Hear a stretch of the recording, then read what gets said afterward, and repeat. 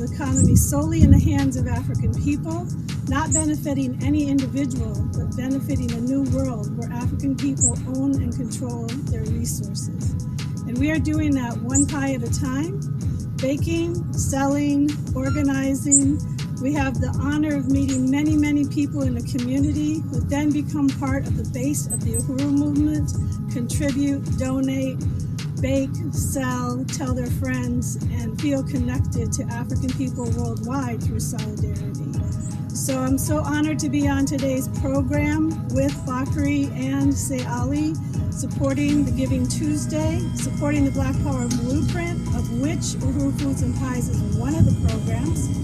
And our mission right now in Uhuru Foods and Pies is to raise the resources and create the plans to build the Uhuru G-Club Kitchen out in St. Louis.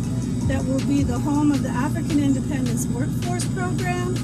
It will be the home of Uhuru Foods and Pies, and it will be a beautiful cafe bringing African food to North St. Louis, a Black community that has been being renovated through the Black Power Blueprint Project. So we're going to take you inside the kitchen today. We're going to show you what it looks like to bake pies, to lay out dough, and what it looks like to go out and sell pies later today. And I want to call on everybody, donate, donate, donate generously to the Black Power Blueprint. Looks like our chocolate burger pecan pies are ready.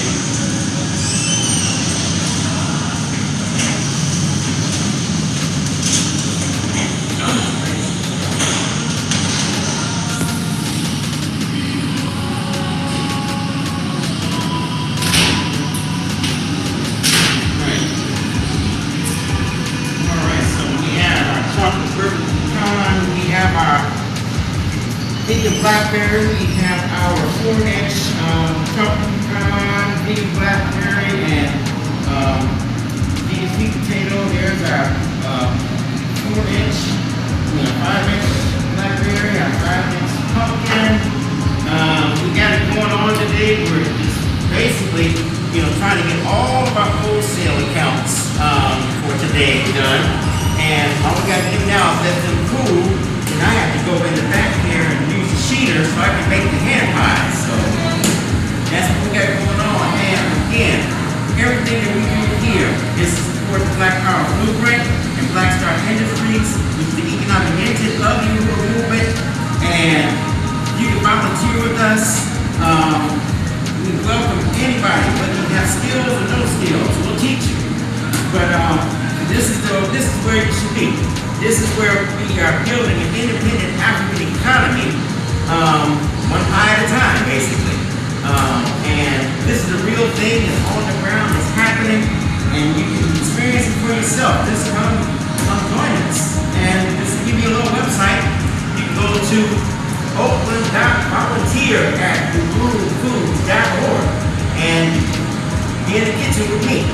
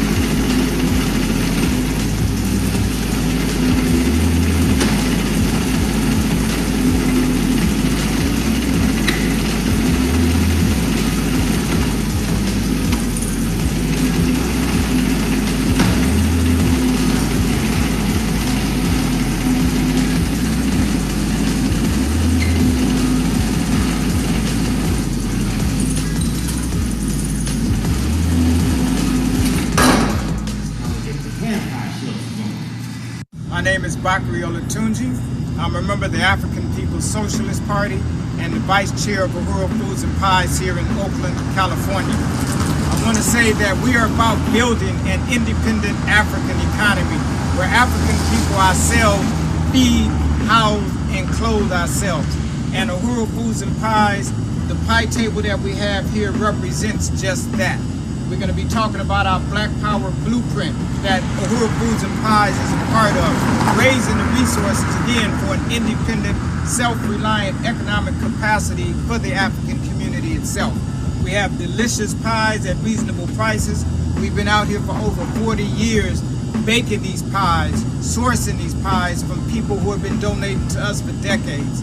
We come to this kitchen, this place here in Oakland, where we bring volunteers, we bring families, we bring individuals here to come to the kitchen, to volunteer, to unite with the African working class, to have our own ability to sustain ourselves economically. Not only do they bake in the kitchen, they staff tables like this as well. And it's so important because before pies get to this table, someone has to go to the farm to get the potatoes. Someone has to go to the farms to get the eggs that go here and get the butter. And we have to build this from the ground up. So it is so important for people to know what Uhuru Foods and Pies represents and who benefits from it. And we want to talk about selling pies at this pie table. This is where we engage people on the ground, talking to people about the Black Power blueprint, talking to people about the 40 years that we've been on the ground talking about building an independent African economy. And it is so important not only for that, but the people to taste the pie, to have a stake in it. And not only will they support us, but it is a part of their traditions at home. People are looking for us at locations we're not able to be at now because of COVID-19. People saying, where are you going to be at? I'll come pick the pie up from there when we're not able to be at some of the other locations that we've always been at. And as I just said, the Black Power Blueprint project in St. Louis, Missouri right now is about, just as the sign says, is African community empowerment, ending the gentrification, not only in St. Louis, but wherever African people are located. So it is a powerful, powerful movement. These are powerful pies. They taste as good as they look. And if you think it's good, it's even more powerful than that. So you can't go wrong with Uhuru Foods and Pies. And in St. Louis, we also have our commercial home, future home of our commercial kitchen, Uhuru Jiko. We need people to donate, donate, donate. We got a plan, we have people, we need resources, and we want to call on everybody to donate, donate, donate. Support Uhuru Foods and Pies, support the future home of the African Independence Workforce Program that will be tied to this program, where brothers and sisters coming out of these colonial prisons can have an opportunity to seek employment or to incubate and start their own businesses and have a new start when they come out. Our future is in our hands as the African working class community. So we really want to call on people to donate large, donate big to Uhuru Foods and Pies and to move this project forward. Uhuru.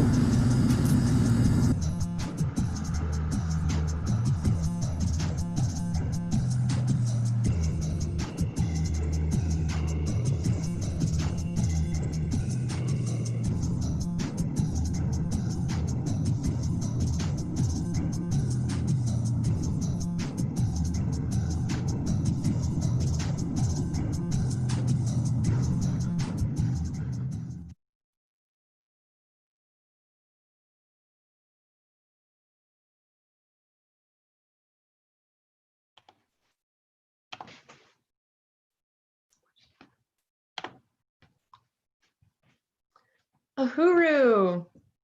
Uhuru, what a wonderful, wonderful organization.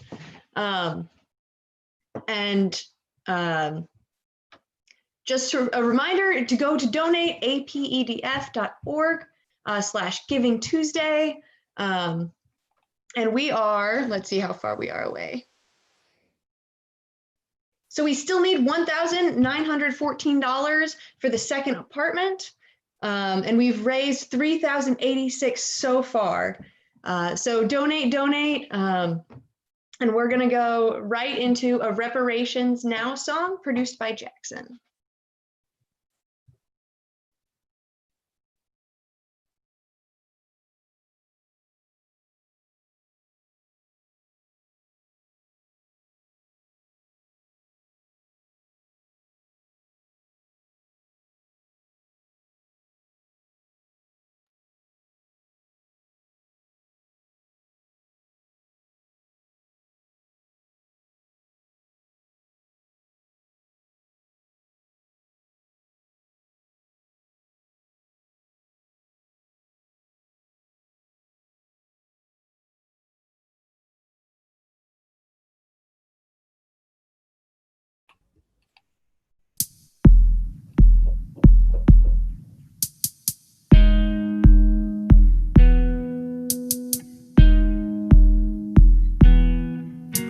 We know that we've been lied to.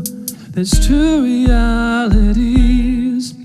There's the one that we've been raised in, and the one we pretend we don't see.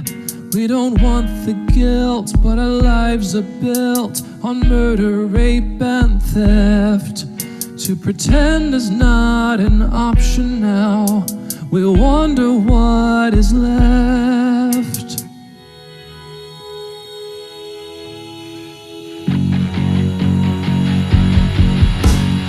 Genocide is raging on without an end in sight.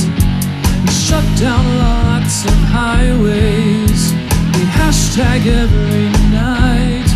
But every 18th hour we see white power kill Africans and go free.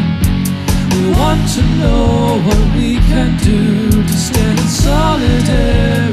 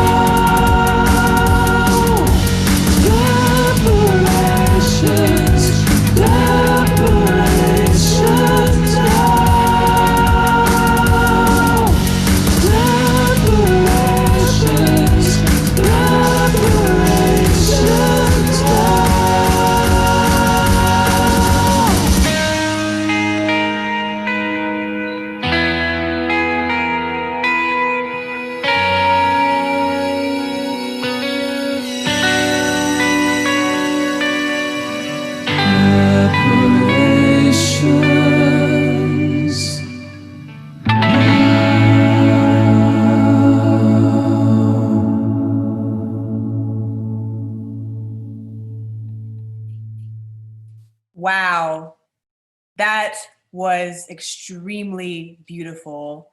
That is the culture of reparations right there. I love that song, and I also wanted to shout out to vocals and production in that song by Morgan Hollingsworth, and the songwriting was by Jackson Hollingsworth. So siblings coming together to create art that means something. The only kind of art that white people should be making, honestly, is about reparations, because it gets to the heart of our material existence as part of the colonizer oppressor nation who have lived off the backs of the rest of humanity for centuries. And enough is enough. We want to join humanity. We want to pay reparations. That's why we organized this 24-hour reparations telethon under the leadership of the African People's Socialist Party, raising resources to the Black Power Blueprint, this incredible anti-colonial, anti-gentrification project that is uplifting and transforming North St. Louis, literally transforming brick by brick, people, like real people. Even the Post-Dispatch had to do a whole article, which it's a local St. Louis media outlet. They did a whole article about this movement and this project. And so we want you to donate today to our $10,000 goal to get furniture and appliances for housing for the African Independence Workforce Program for Black people that are coming out of prison and need a place to stay. So thank you again for that awesome song from Jackson and Morgan, and salute the amazing panel from the Black is Back Coalition. All right, Uhuru, Casey. Yes, that song gave me chills. It was gorgeous. So next up, we would like to bring, I think I'd like to turn it back over to Casey, right? Yeah. Okay. To invite you to the African People's Socialist Party second plenary to the 7th Congress, African Workers of the World Unite and Organize. Uhuru, thanks, Amy. So before I actually talk about the plenary, I wanted to thank a couple donors. I know that Johan gave 25 and he got a shout out earlier, so thank you again. And Mel Q gave a $25. Uhuru to Mel. Be like Mel and go to apedf.org/Giving Tuesday.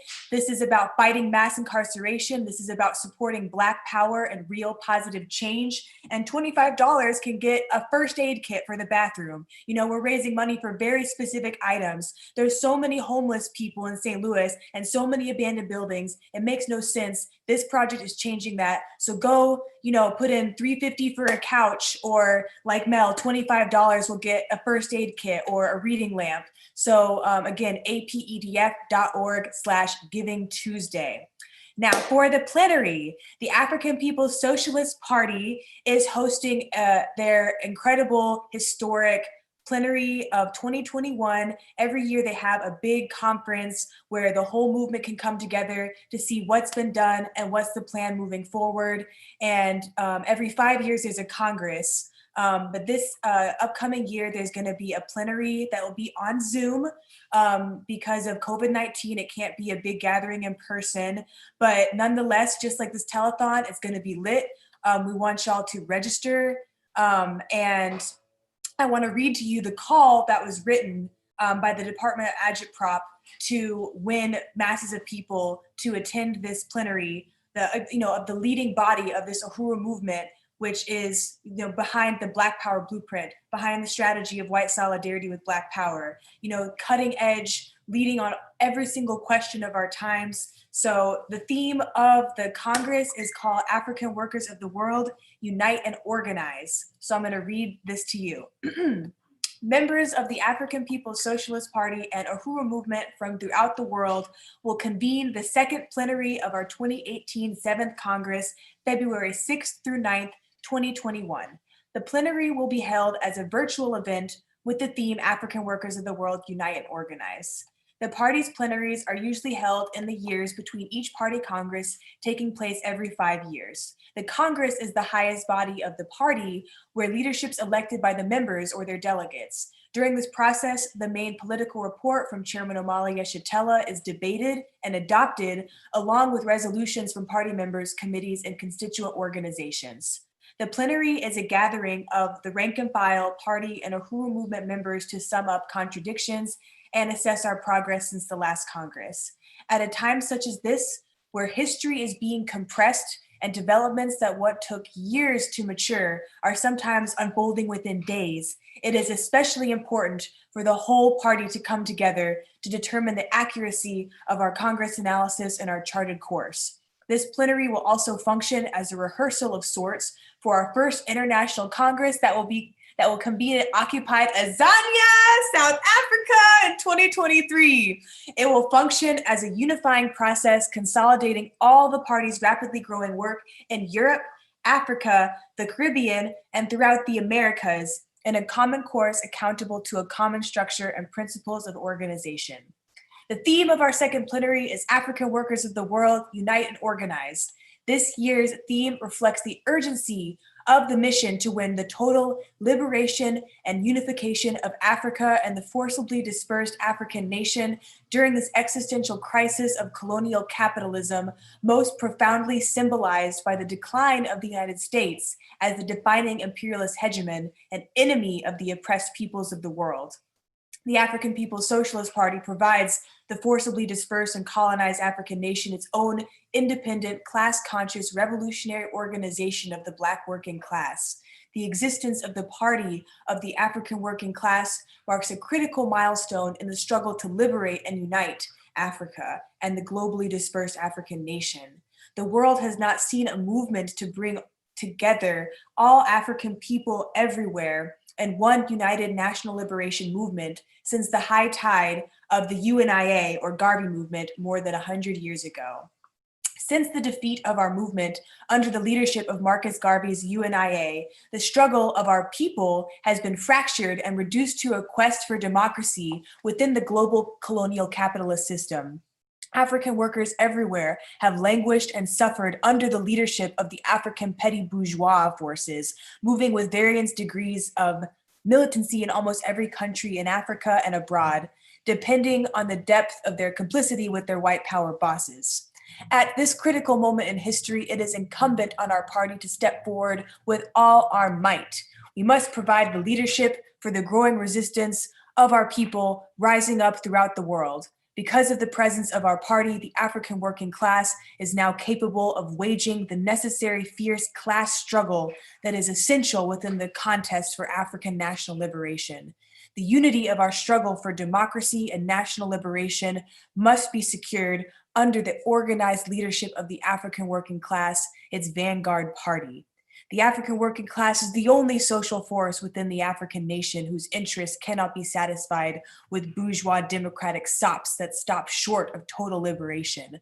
True liberation means consolidation of the proletarian African nation under the leadership of its advanced detachment. Liberation means the destruction of the European imposed borders that separate and exploit our people and material resources in Africa and globally. Liberation means that the actual African working people, the social producers of value in Africa and abroad, achieve social ownership and control of our resources and state power over our lives. Everywhere the party is located, we are preparing to govern.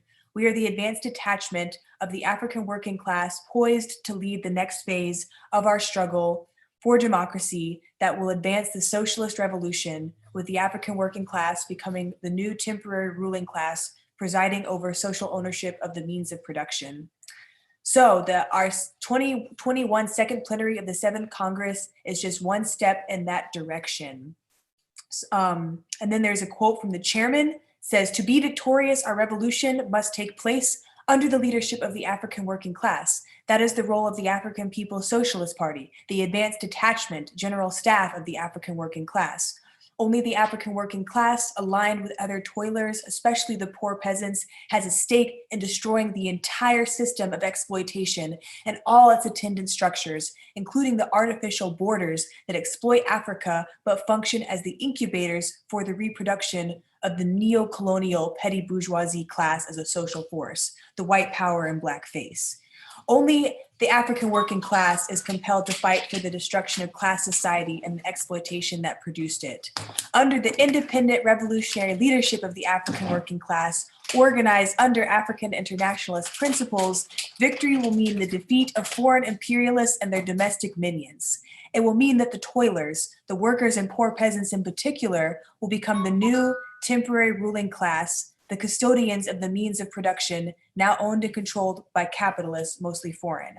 Liberation under the leadership of African internationalist informed workers organized in the African People's Socialist Party will mean the end of economic exploitation, and once the imperialist and African petty bourgeoisie neo-colonialists have been crushed, the end of all exploitation.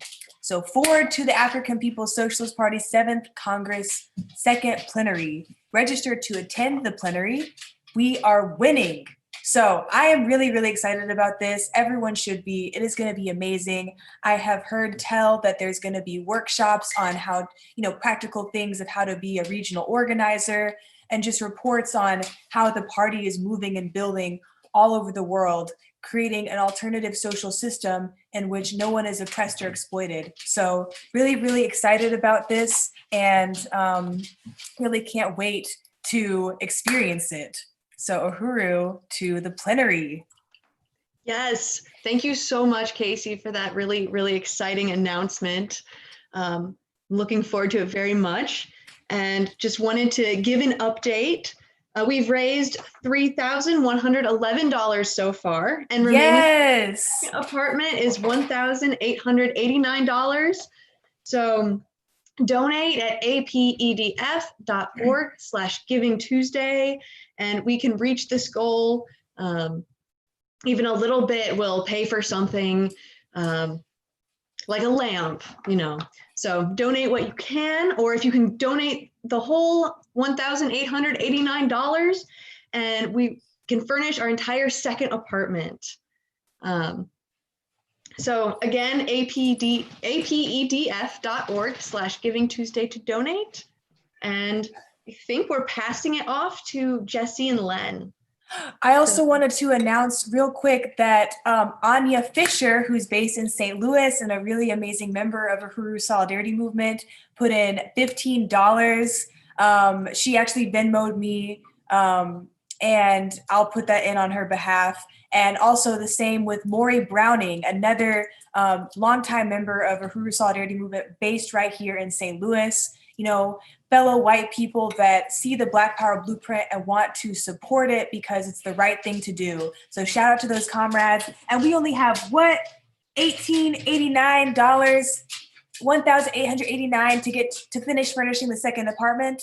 That's nothing. Someone can put that in right now, the full $1,889. So put it in, and let's raise these reparations for this incredible program of the African working class. Uhuru to Jesse and Lynn. Uhuru to Casey and Amy. Uhuru, thank you so much. And Uhuru, Len, good to see you again.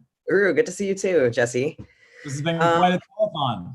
Yeah, definitely. Well, so I just want to remind everybody that, this telethon is a fundraiser for the Black Power Blueprint, the visionary anti-colonial project, acquiring abandoned buildings and initiating a rapid process of restoration and demolition to create Black community-led self-reliance programs. Today, we're going to raise $10,000 and specifically for the African Independence Workforce Program, which is a program within the Black Power Blueprint to bring community members coming out of prison into the struggle for self-determination. This program includes housing and job training. And we're raising resources for the housing renovations of a fourplex apartment on College Ave in North St. Louis, which needs to be furnished and outfitted.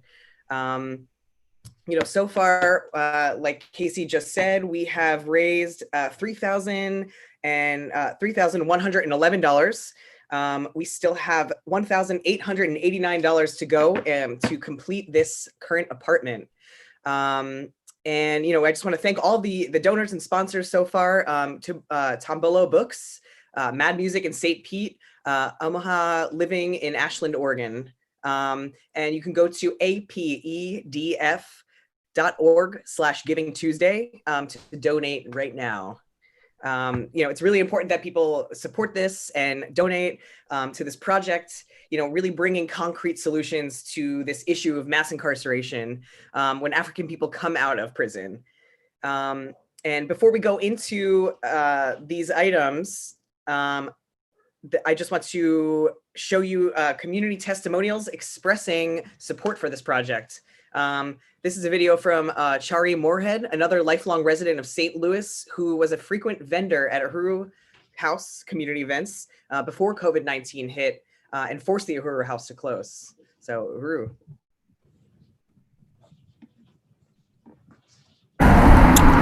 Oh, to me, the Black Power movement is from what I've seen, is a very powerful, positive, and energetic movement. I love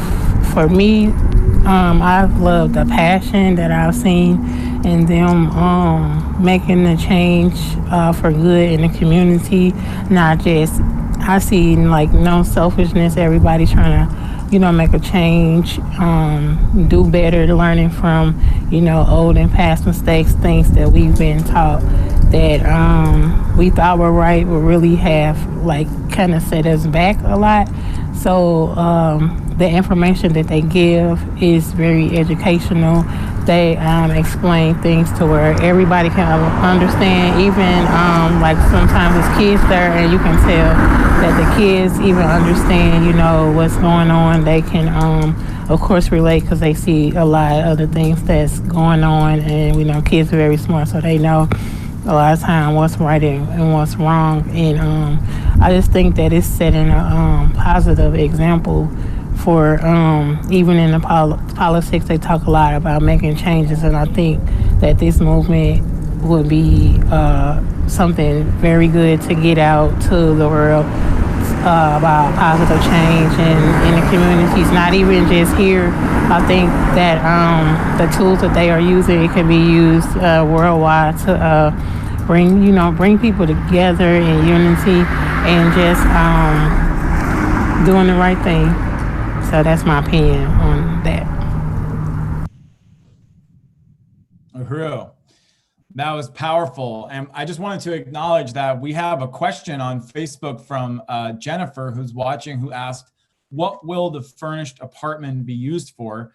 And I really appreciate that question, and we want to answer that question right now. What we are raising resources for on this telethon, Jennifer, and for everybody who's watching, is for a program called the African Independence Workforce Program. This is a Black community-led program that is part of the Black Power Blueprint project, which you can see more about at blackpowerblueprint.org, and which is a community building initiative led by the Black working class community of North St. Louis for political and economic power in the hands of the Black working class. And the African Independence Workforce Program in particular is a program that was created to provide a way for there to be workforce training and development for African people coming out of the prison system, formerly incarcerated Black men and women coming out of the colonial prison system, to be able to have the ability to seek meaningful employment in institutions that benefit their own community, and to be able to build genuine economic advancement for themselves, for their families, and for their community at large. And the housing program of the African Independence Workforce Program is for participants in that particular program. So it's a fourplex apartment. It's one of many properties that the African People's Education and Defense Fund, the Black Power Blueprint, have acquired and are renovating to create Black community-controlled economic development institutions. And this is being worked on by contractors from the community. We talked to some of them earlier. It is a true grassroots community-led project, and contributing to the African Independence Workforce Program is a way that we as white people can take a real stand on the side of the African community that is fighting to repair the damage caused by mass incarceration and the system of colonial oppression and resource extraction that has done so much damage to their lives for the enrichment of white society. We can reject that. We can say, no, we want to stand with the Black community that is fighting to heal the damage that has been done by this brutal and inhumane system. So this is a positive program. This is a positive transformation led by the African working class, and you can be a part of it when you go to apedf.org/Giving Tuesday and contribute whatever you can contribute. Each apartment in the fourplex costs about $2,500 to outfit, furnish, and renovate. We've already raised $2,500 for the first apartment. Now we're working on raising the second $2,500 for the second apartment. And we have so far raised, well, we have 1,874 left to go for the second apartment. So we've raised about $700 for that. So that's very exciting. And we're hoping that you will go right now to apedf.org/Giving Tuesday and put in whatever you can. If you can put in 10,000, go ahead and do it. If you can put in 1,874, go ahead and do it. If you can put in $18, go ahead and do it. Every dollar counts. There is no amount too big, too small to make a difference. So what we want to show you is what the resources are needed for, because this is not some abstract thing. These resources are needed for concrete materials right here, right now. And we also want to show you how we are giving back to you to appreciate the stand that you take when you contribute to the Black Power Blueprint. If you donate today, we will send you a Black Power Blueprint sticker. Any amount, you donate $5, you'll get a Black Power Blueprint sticker, so you can, with pride, take advantage of, a display that you supported this project. If you donate $250 or more, you will get the Black Power Blueprint tote bag. The first 7 to donate $250 will get one of these Tombolo books of your choosing. I think we have 6 left. The first 3 people to donate $500 will get one of these beautiful pieces of art crafted by one of our very own USM members, Santosh Rohit.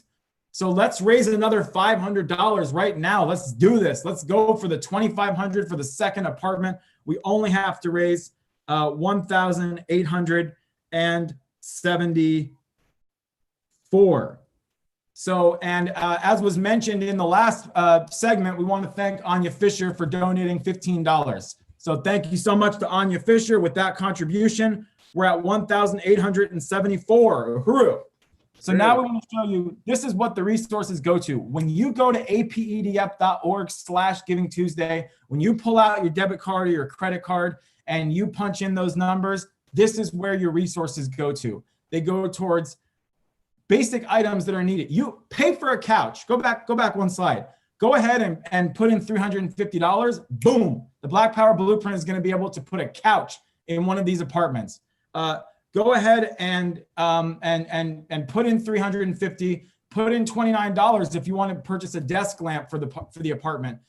Your resources go to these urgently needed materials to furnish, and this is working on a breakneck pace. The African working class doesn't have any time to waste. They are seizing their freedom, they are building their future, and nothing is going to stand in the way. So we got to send those resources over as a stand of reparations. We're talking about, let's see the next slide. We're talking about curtain rods, curtain sets, desk lamps, couches, all the basics of what goes into an apartment. So we're going to wait for more resources to come in and share those testimonials. Before we do that, we're going to share some testimonials from a few donors of this project who are also organizers with the Uhuru Solidarity Movement. So let's hear from comrades Marissa and Josh, both based out of Portland, Oregon.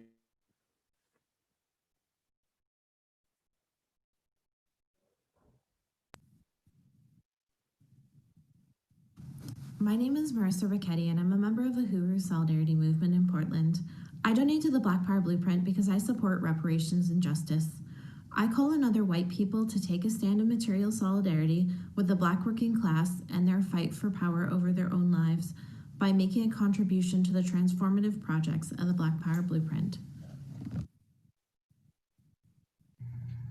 Hey there. My name is Joshua Spencer. I'm from Portland, Oregon, and I'm a member of the Uhuru Solidarity Movement. I'm supporting the Black Power Blueprint this Giving Tuesday because I believe that Black people should be in charge of their own lives, their own communities, and their own resources. And the Black Power Blueprint is doing just that. They have community, economic, and educational initiatives at work to enable their self-determination.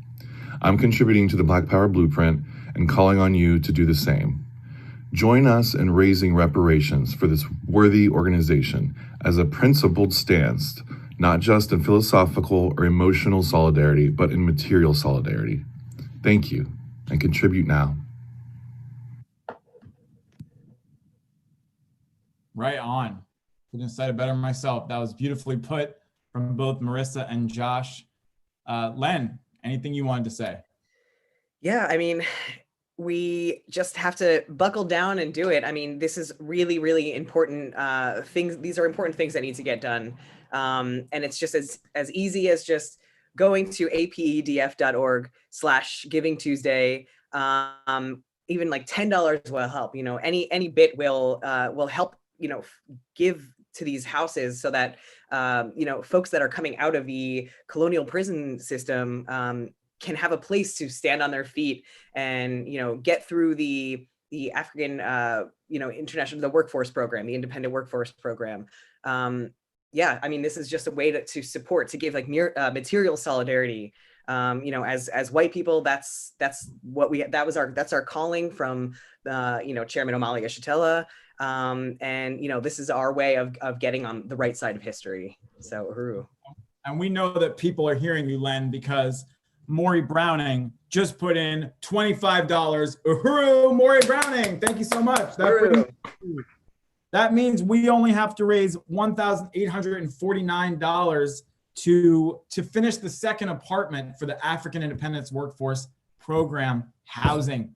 Let's do this. Let's make this happen. Be like Maury, be like Anya, be like all of the incredible donors who have contributed to this project today, who have taken a stand for reparations to African people. This is what the Reparations Telethon is all about. It wouldn't be a Reparations Telethon if we weren't making this call for you to take the stand of reparations every hour for this 24 hours that we're going to be spending with you. So go to apedf.org, A for African, P for peoples, E for education, D for defense, F for fund.org/Giving Tuesday. Today is the global day of giving. So let's turn it into a global day of giving back to African people what belongs to them in the first place. That which has been stolen, repair the damage, return the stolen wealth, take this stand. Reparations now. apedf.org/Giving Tuesday.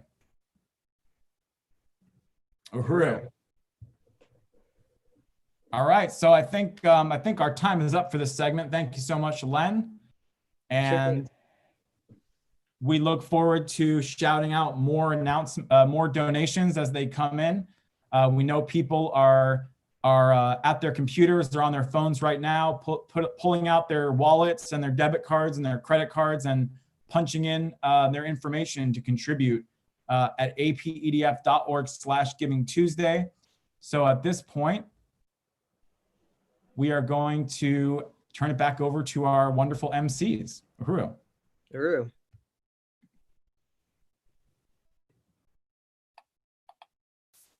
Uhuru. Uhuru, thank you for that powerful call.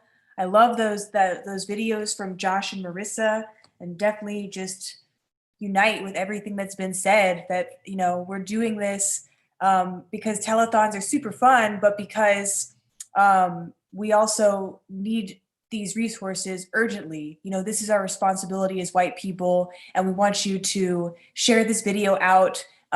Encourage your friends to go to apedf.org/Giving Tuesday. I know I just texted my brother and told him, you know, sent him the YouTube link and said, check it out. I'm emceeing right now, and here's the link to donate. So hope that, you know, anyone new that's watching has seen exactly where your resources will be going and wants to contribute to something really meaningful. So next up on our program, we are going to be listening to some more original music from Alikia Ngoma. I'm super excited. We got to hear her earlier about talking about her history of writing music, making music that's revolutionary, her musical roots from Haiti, where her family is from, and just the power of music in the revolution. So we'll actually get to listen to some more of her original songs as we take a little music break, and we'll come back for more exciting interviews, pitches, talks about the African Independence Workforce Program, and more music. So please stick around, Uhuru, and go to apedf.org/Giving Tuesday.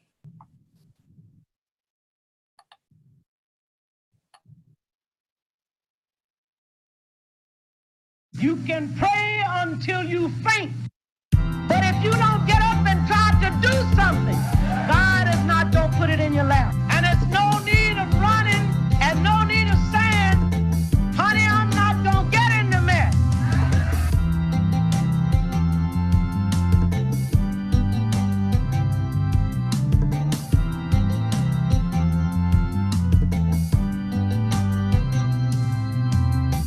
Because if you were born in America with a black face, you were born in the mess.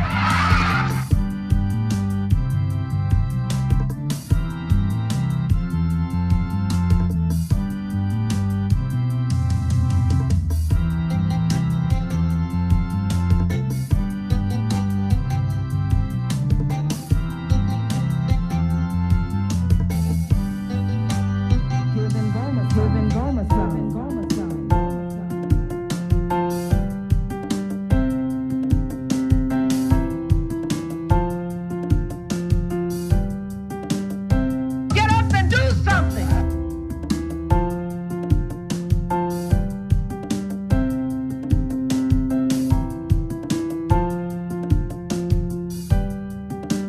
Do something. Do something.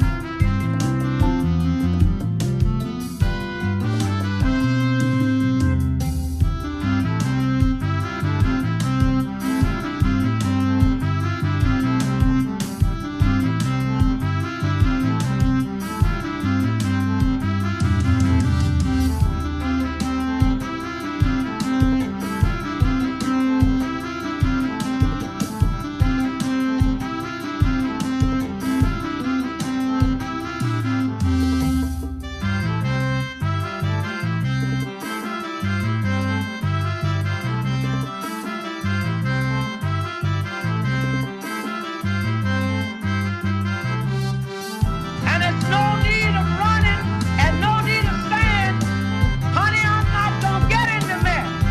Because if you were born in America with a black face, you were born in the mess.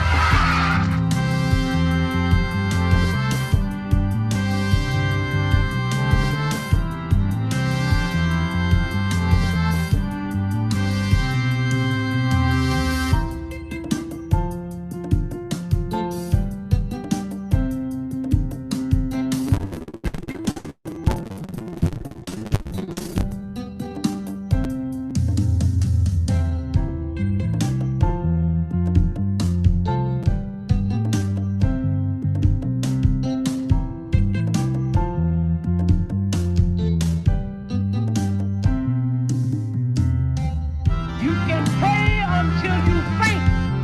But if you don't get up and try to do something, God is not going to put it in your lap. And there's no need of running and no need of saying, honey, I'm not going to get in the mess. Because if you were born in America with a black face, you were born in the mess.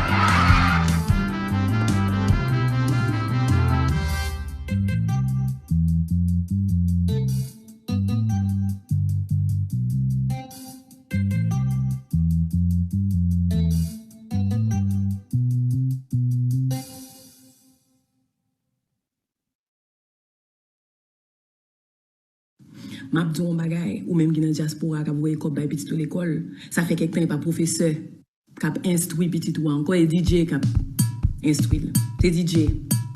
Ça fait quelque temps classe li a pendant l'école encore classe li sous béton li dans la ria. Et là la pas prendre. Et DJ professeur chérie.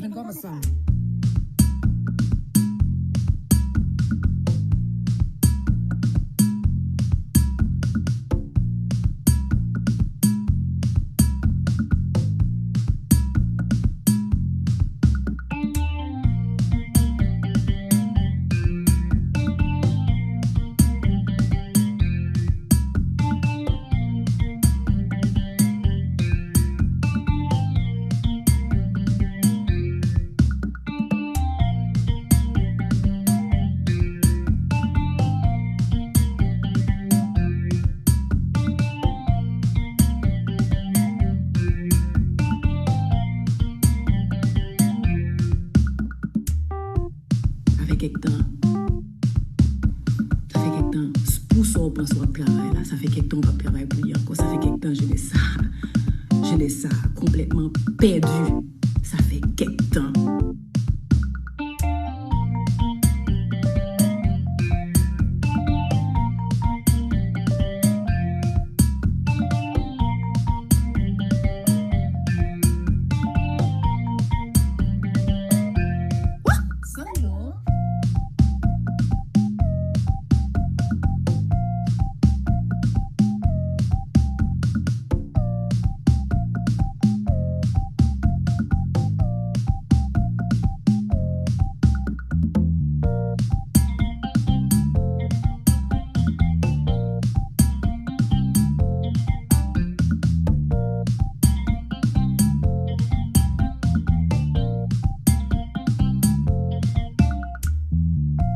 Rien a changé. C'est nous pour lever. C'est nous pour lever.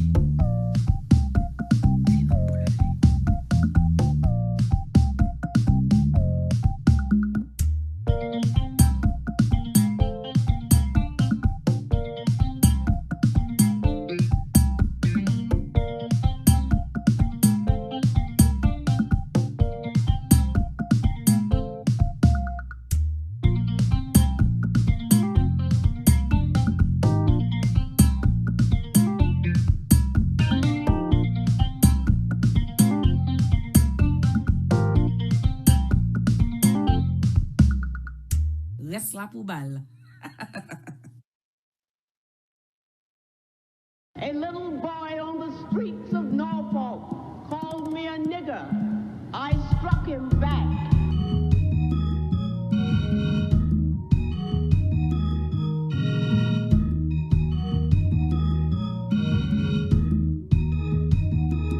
I struck him back.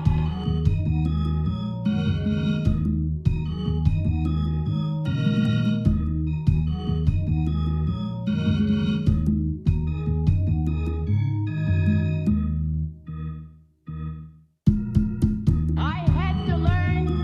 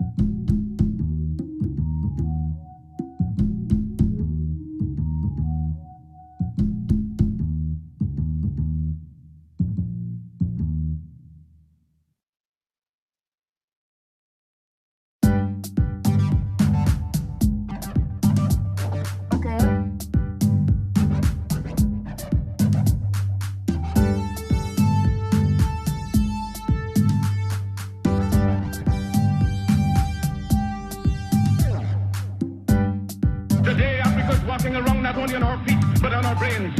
You can enslave us was done for 300 years, the bodies of men. You can shackle the hands of men. You can shackle the feet of men. You can imprison the bodies of men, but you cannot shackle or imprison the minds of men.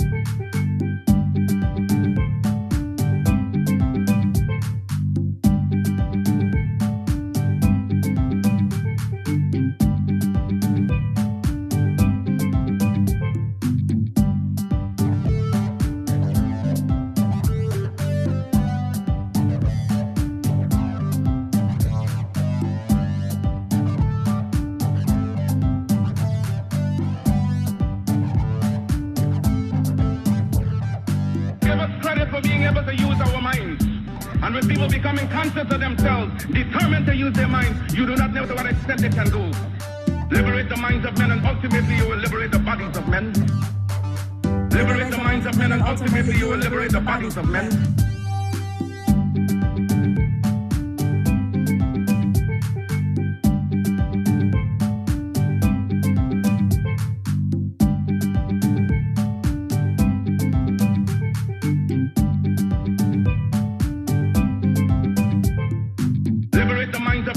Ultimately you will liberate the bodies of men.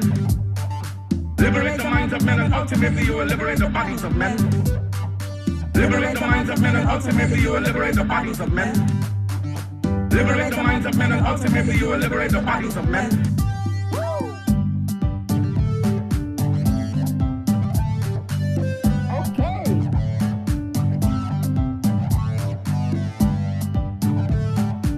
Liberate the minds of men and ultimately you will liberate the bodies of men. Liberate the minds of men and ultimately you will liberate the bodies of men. Liberate the minds of men and ultimately you will liberate the bodies of men. Liberate the minds of men and ultimately you will liberate the bodies of men. Liberate the minds of men and ultimately you will liberate the bodies of men. Liberate the minds of men and ultimately you will liberate the bodies of men. Liberate the minds of men and ultimately you will liberate the bodies of men. Liberate the minds of men and ultimately you will liberate the bodies of men. Liberate the minds of men and ultimately you will liberate the bodies of men. Liberate the minds of men and ultimately you will liberate the bodies of men. Liberate the minds of men and ultimately you will liberate the bodies of men. Liberate the minds of men and ultimately you will liberate the bodies of men. Liberate the minds of men and ultimately you will liberate the bodies of men. Liberate the minds of men and ultimately you will liberate the bodies of men. Liberate the minds of men and ultimately you will liberate the bodies of men. Liberate the minds of men and ultimately you will liberate the bodies of men. Liberate the minds of men and ultimately you will liberate the bodies of men. Liberate the minds of men and ultimately you will liberate the bodies of men. Liberate the minds of men and ultimately you will liberate the bodies of men. Liberate the minds of men and ultimately you will liberate the bodies of men.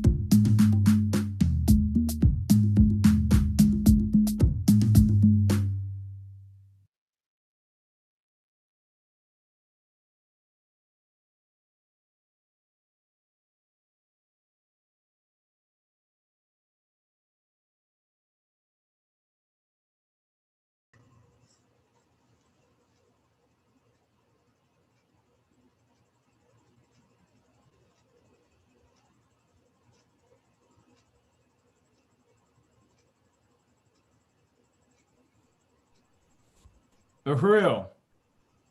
Uhuru. That was a great performance by Alikia and Goma.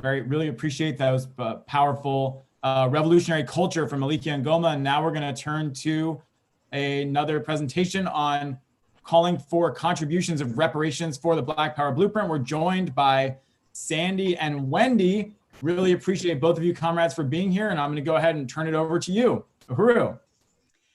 Uhuru, Uhuru. And it's been an excellent program so far. I've been watching and really, really amazed by what's been happening, and want to remind people right now to go to apedf.org. That's African People's Education and Defense Fund, apedf.org/Giving Tuesday, and donate now. My name is Sandra Forrest, and I am a proud member of the African People's Solidarity Committee and of the Uhuru Solidarity Movement that's putting on this 24-hour telethon live stream to raise funds for the Black Power Blueprints workforce housing program. And I wanted to just share, because I joined the Uhuru movement in the early 80s, and I was working at a radio station in the Bay Area at the time. And one of my first projects that I was assigned was to edit audio recordings from the first tribunal on reparations for African people in the US that was held in New York City and that was organized by the African People's Socialist Party. And among those recordings that I was listening to was the testimony of Mafundi Lake, who was a political prisoner who had been incarcerated for many years in Alabama. And I'll never forget his testimony about the conditions that he endured in Atmore Holman and other notorious prisons in Alabama, because we are raising funds now for housing for African people who are getting out of prison. And you can support that by going to apedf.org/Giving Tuesday. But Mafundi Lake testified that he had been held in solitary confinement for 12 years without a book to read. He taught himself to play chess without a board. He was forced to sleep on a concrete slab with no mattress. When it was cold, the guards would come and throw water on the floor of his cell to make it colder, and he would shadow box until he fell out asleep. They would give him 3 squares of toilet tissue each day, and he would place it on his chest and psych himself out that it was a blanket. And after he was released, and he testified at the tribunal, and he organized the first African Liberation Day in Birmingham, Alabama. And after that, seeing that they had not broken him and that he would continue to organize for the freedom of African people, the white colonial state framed him up again, put him back in prison, and he died there nearly 3 years ago now. So, these humane conditions of life faced by African people in prison are not limited to political prisoners. They are endured by more than 1 million African people locked up today in prisons across the US. Africans are the majority of people in prison, and they're not there because their community or their family or their neighbors decided that they should be there. They're there because white society, the white people's state, needed to keep African people contained and to benefit from the free labor that they're forced to carry out inside these prison walls. Most African people are in prison convicted of economic so-called crimes. They try to take back the resources that were stolen from their people, or they participated in a US government imposed drug economy in order to help their mothers put food on the table or pay the rent. So they're locked up in prison, suffering unbearable conditions that are even worse now with the pandemic that is sweeping the prisons, that the feds, the CDC is now talking about prioritizing vaccines, and they're going to vaccinate the guards, but not the prisoners who are in completely close quarters. They don't have any personal protection gear. They don't get health care. So when we donate to the Black Power Blueprints African Independence Workforce Program, and we furnish these 4 apartments, it's really the beginning of a healing, of the beginning of the restoration of human dignity, and it's reparations. We're talking about basics that we take for granted. I mean, a roof over our head, a bed to sleep in, a blankets on us, the basics that any human being should have. And the Black Power Blueprint is creating this program, the African Independence Workforce Program, where Africans who are coming out of prison are welcomed back into the community, have a place to live, will have access to job training. You know, you can't get a job when you get out of prison. I mean, it's just an untenable situation, and the Black Power Blueprint is turning that around. So we're raising money to furnish these apartments, to provide the basics that any human being should have access to. So over the course of this telethon, we are raising $10,000. We have raised $3,366 so far. We have 1,634 left to go to finish the second apartment. So we're basically going apartment by apartment. We've completed one apartment. Uhuru! And we have about 1,600 more to go for the second apartment of that fourplex. We do want to thank our donors and some of the many donors and sponsors, Tombola Book, Mad Music in St. Pete, Omaha Living in Ashland, Oregon. So let's join them. Let's go to apedf.org/Giving Tuesday and donate right now. In this this short period of, in this hour, in this appeal, we want to raise $500. I'm going to put in 100 towards that. And I will do that as soon as I get offline, as soon as I get off the broadcast. And, you know, I donate as often and as much as I can to this movement. That is my reparations. I know what I have can take for granted as a member of white society, where we have access to social wealth. I want to turn that over. I don't want to live, even with the most basics, knowing that it came at the expense of millions and millions of African people all over the world. And that came at the expense of over 1 million African people who are locked up in prison in the US today. So let's definitely donate. And while you are donating, we're going to watch another powerful community testimonial of a business owner who's near to the Black Power Blueprint in St. Louis, Eugene Bickley, the manager at Galaxy Balloons.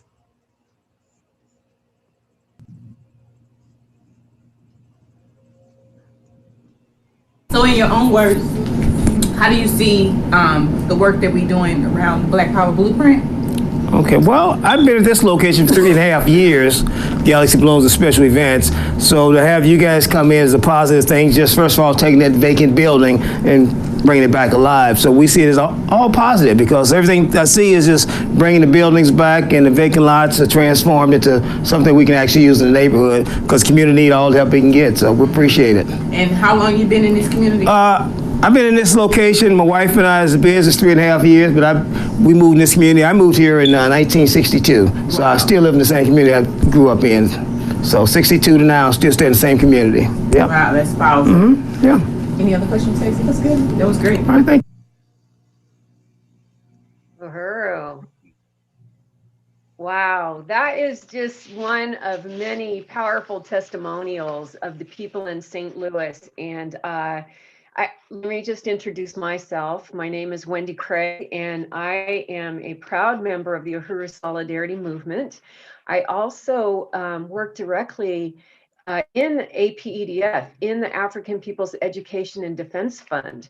And in that, I take on the role as a project manager for our grants team. So that is one other way that I pay reparations. Not only do I provide material solidarity, but I use my skills from many years of working as a college dean and use my grant writing skills to help keep turning over the resources from the white community back to where they belong, in the Black community, and to the Black Power Blueprint, which is such a powerful, powerful program.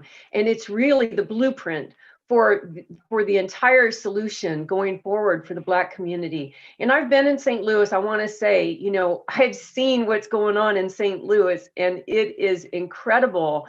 And you see what happens when given the power to do what needs to be done. The Black community will solve every problem. So I just wanted to say that and say, you know, why I am in this movement, because this is the real deal, you guys. So not only can you provide material solidarity and help us raise that, well, with Sandy, we have 1,500 or so left to raise. And I just want to say that I want to put in $100 during this segment as well towards that $1,500 for the next housing unit. So If you donate today, you will receive a Black Power Blueprint sticker.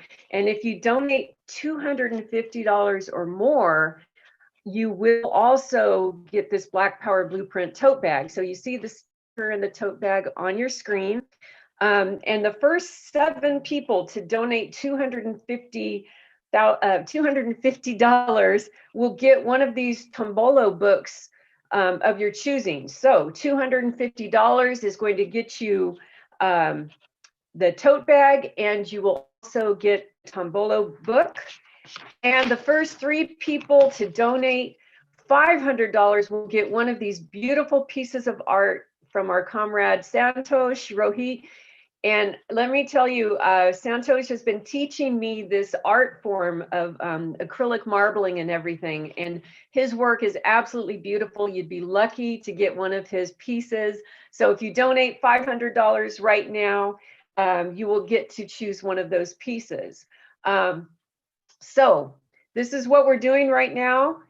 And here's some of the ways that you can support us. If $30 is helps us with the electric kettles for the kitchen, so or for the housing complex. We want to raise all the supplies for the 4 kitchens for the housing complex. So $30 for the electric kettle, extension cords, you know, $10 each. We need 8 extension cords. So if you give $10, you know specifically that you just bought one of the extension cords. It may seem small, but it's big, believe me, because it brings this whole community of people together, buying and purchasing these things that on our own sounds very small, but together it's extremely powerful. For $20, this knife set. Now we can provide this knife set for each kitchen. And also things like spatulas, serving spoons, $10, and we can get some of those. So these are very simple visual ways that you see, okay, this is where my money's going to, because a lot of people ask, well, where's my money going to? So here it is right now. And now while we're waiting for more resources to come in, we're going to have a few testimonials from some of our members of the Uhuru Solidarity Movement. And some of them have donated for today's goal, and they're going to speak about why you should donate too. So first, from San Marcos, Texas, we have Philip Parsons, and then we're going to have Mel from Gainesville, Florida.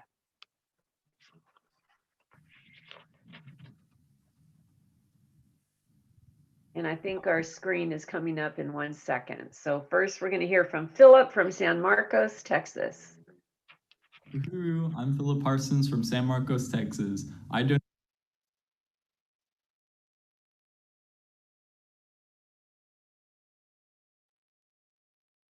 donated to the Black Power Blueprint because Uhuru, I'm Philip Parsons from San Marcos, Texas. I donated to the Black Power Blueprint because it's my moral obligation to help the Black community achieve economic justice through long overdue reparations. If you believe in giving help where it's deserved, I urge you to donate too. Thank you. My name is Mel. I'm a member of Uhuru Solidarity Movement in Gainesville, Florida. This Giving Tuesday, I'm supporting the Black Power Blueprint because the Black Power Blueprint is reversing the tide of gentrification in North St. Louis by empowering the African working class to achieve self-determination through reparations and economic development. Donating to the Black Power Blueprint is the way forward that will lead to the liberation of African and other colonized people, and the way that all people will be able to be in a truly just society. That's why I'm donating today to the Black Power Blueprint, and I hope that you will too. Uhuru.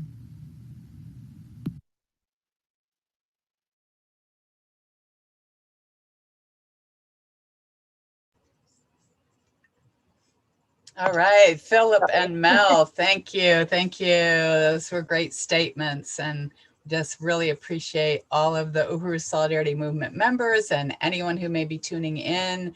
We really want to encourage you to spread the word, you know, pass this along.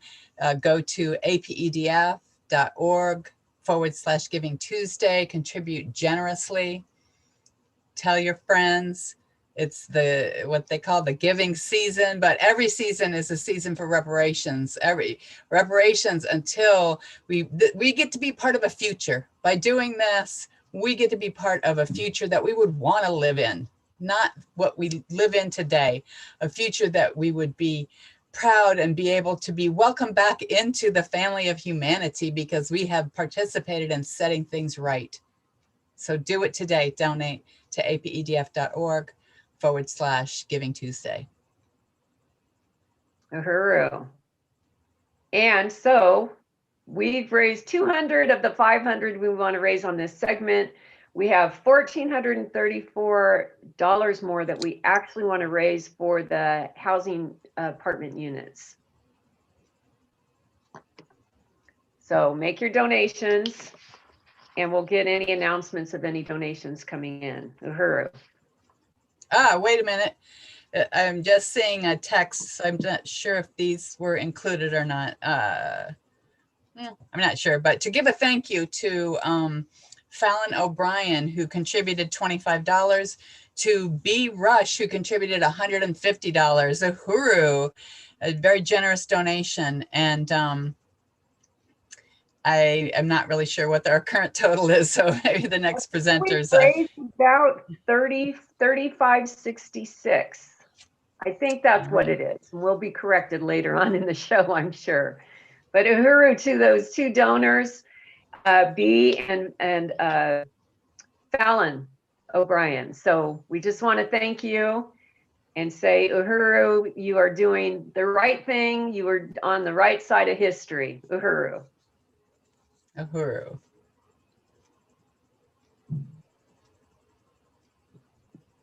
Uhuru.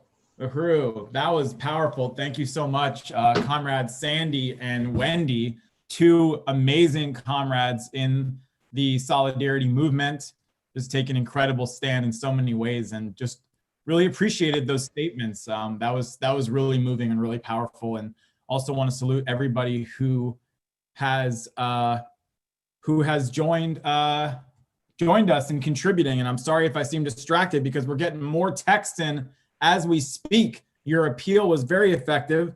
Emily Schlesinger heard what you had to say and put in $75. Uhuru, Emily. And Pete Yarashuk, another longtime comrade there on the West Coast in the Solidarity Movement, put in $30. Uhuru. So that means that today, so far, we've raised a total of $3,571, and we've raised $2,500 towards the first apartment, okay? And we've raised $1,561. Wow. Thank you. That was in my head. Towards the second apartment, which means that 1,429 is left to go. So let's bring it in. Oh, and Wendy is putting in. Okay, Wendy's putting in 100. I think that was included. No, okay. So Wendy Craig is putting in 100. Uhuru, Wendy. Thank you so much. Uhuru. So we want to appreciate these two comrades for that great appeal. And Jamie's back. So we're going to turn it over to Comrade Jamie, our MC. Uhuru. Uhuru, Jesse, thank you so much. Big salute to Wendy and to Sandy for that section.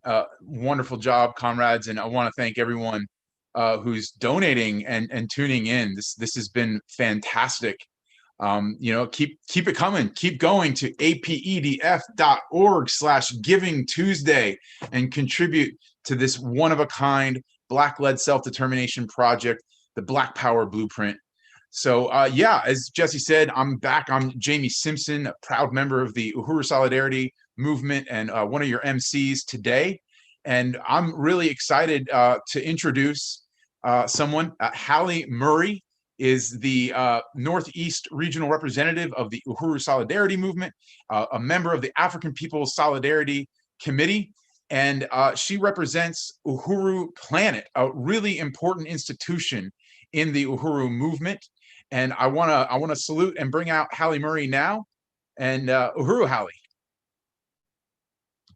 can you talk to us a bit about? I know you're getting unmuted still. Uhuru, comrade.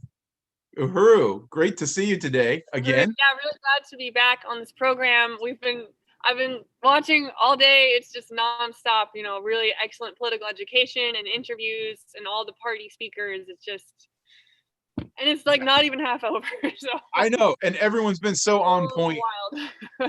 Yeah, it's been such a group effort. It's really so exciting to be a part of this and to talk to everyone. You know, we don't often get this opportunity to have these kinds of in-depth conversations with all the people who make up this incredible movement, this incredible international movement. And quiet as it's kept, you're one of those people, Hallie. And we really want to have an opportunity for you to talk to us about what Uhuru Planet Reparations apparel is.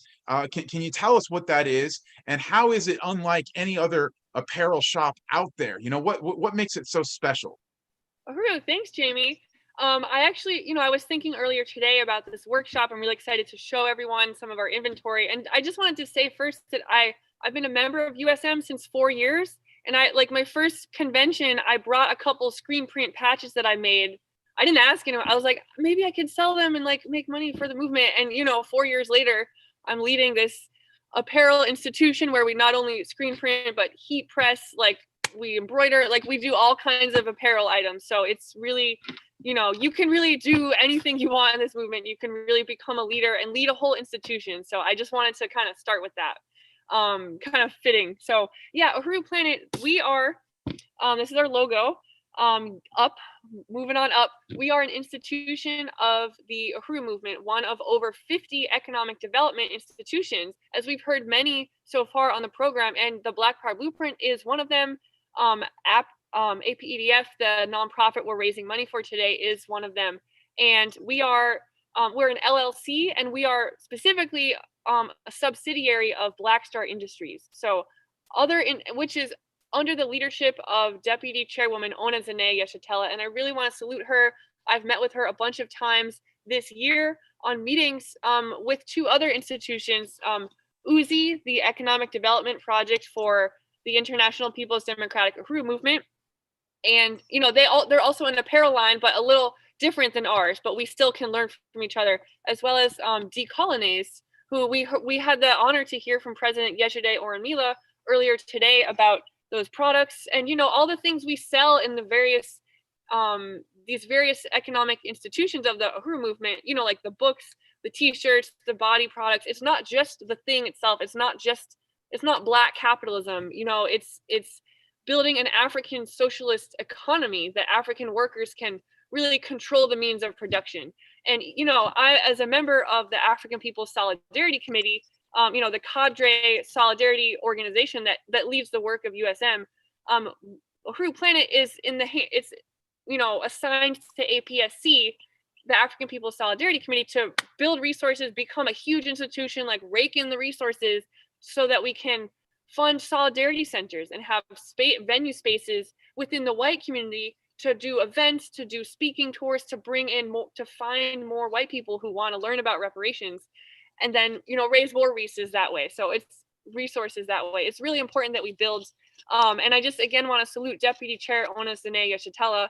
Uhuru Planet Reparations Apparel, we're a store. You can go to uhuruplanet.com. We just had a Buy Black Power Friday sale this past weekend, and and a lot of the other institutions had that sale, you know, because it's like Black Friday, people spend a lot of money, but to reclaim it by saying Buy Black Power, it's not just, you know, like I said, it's not Black capitalism. It's building for a African like socialist collective where the resources made from these stores, from selling our items, goes totally back to the movement to build, you know, in a socialist capacity where everyone benefits from it. So it's really exciting to be part of this this institution.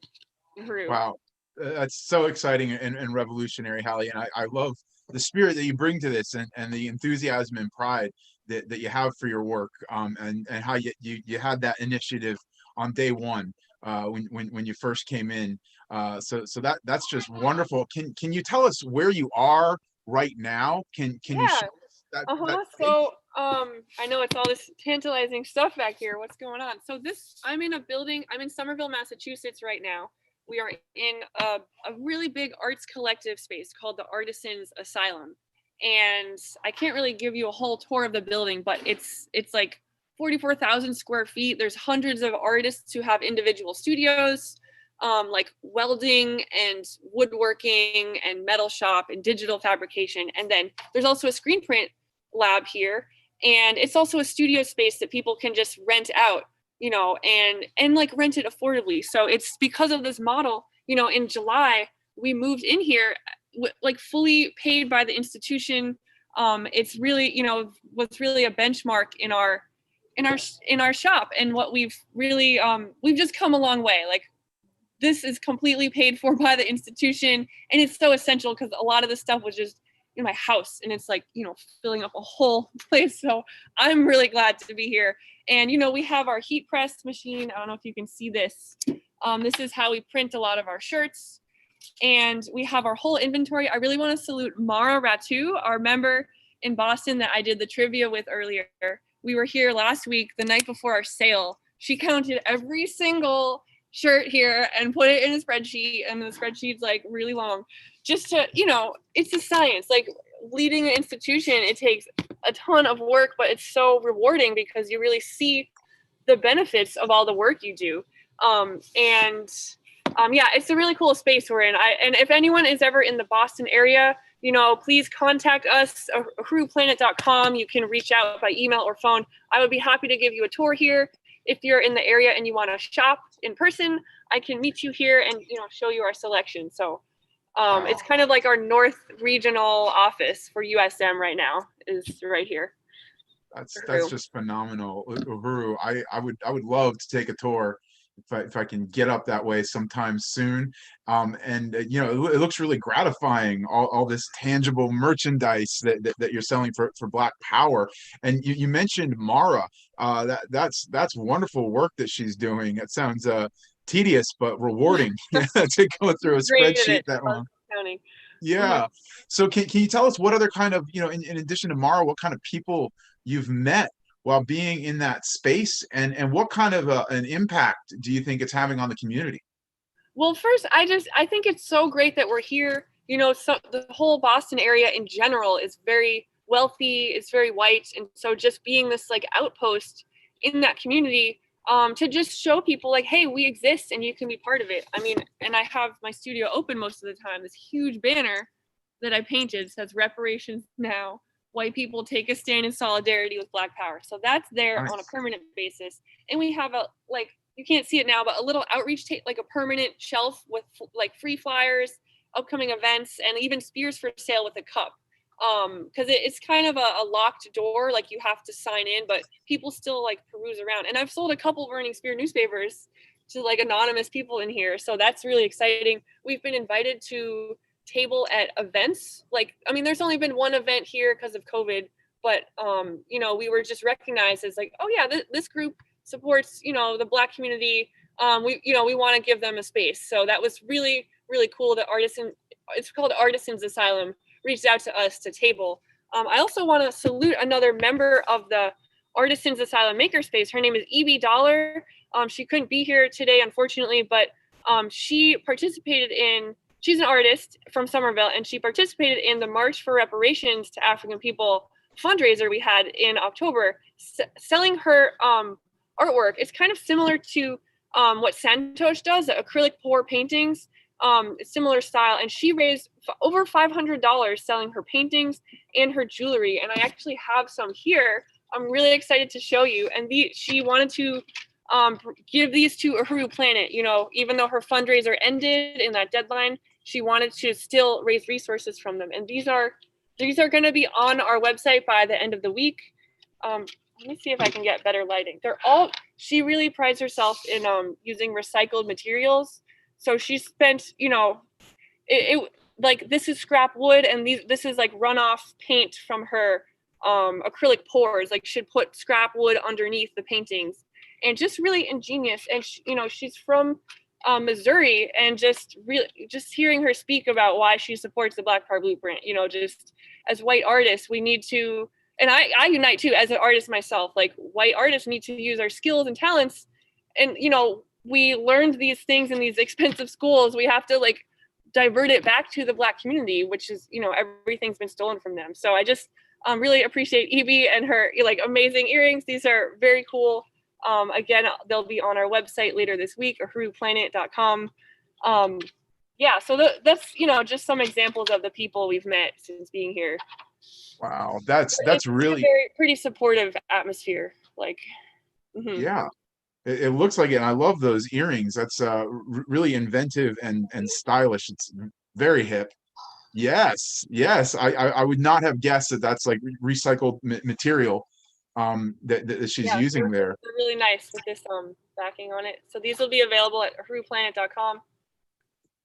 Excellent. So that sounds like you're really having making relationships there on the ground and bringing other people into the process of inventive ways to make reparations a reality. Can you talk about what are some other new products that you might have for sale in the shop right now? So I have this rack here. So here's some these aren't new, but I forgot we had these. I made these a while ago. Just just kind of purple magenta color, just simple screen printed canvas tote bag, only $10. Just reparations now, really powerful. We have newly printed USM shirts. We've had these shirts for years now, but we've upgraded them to really nice quality, next level apparel. T-shirts, we have the USM shirt available in black and white with our slogan on the back, unity through reparations. So if you're a USM member and you don't have your shirt, I don't know what to say. You got to get one right now. And, because all of our, when you purchase from Uhuru Planet, like it's supporting the work of the Black Power Blueprint. It's making that possible in the world. This is actually our newest design. We have this, it just says very simply, I support reparations to African people.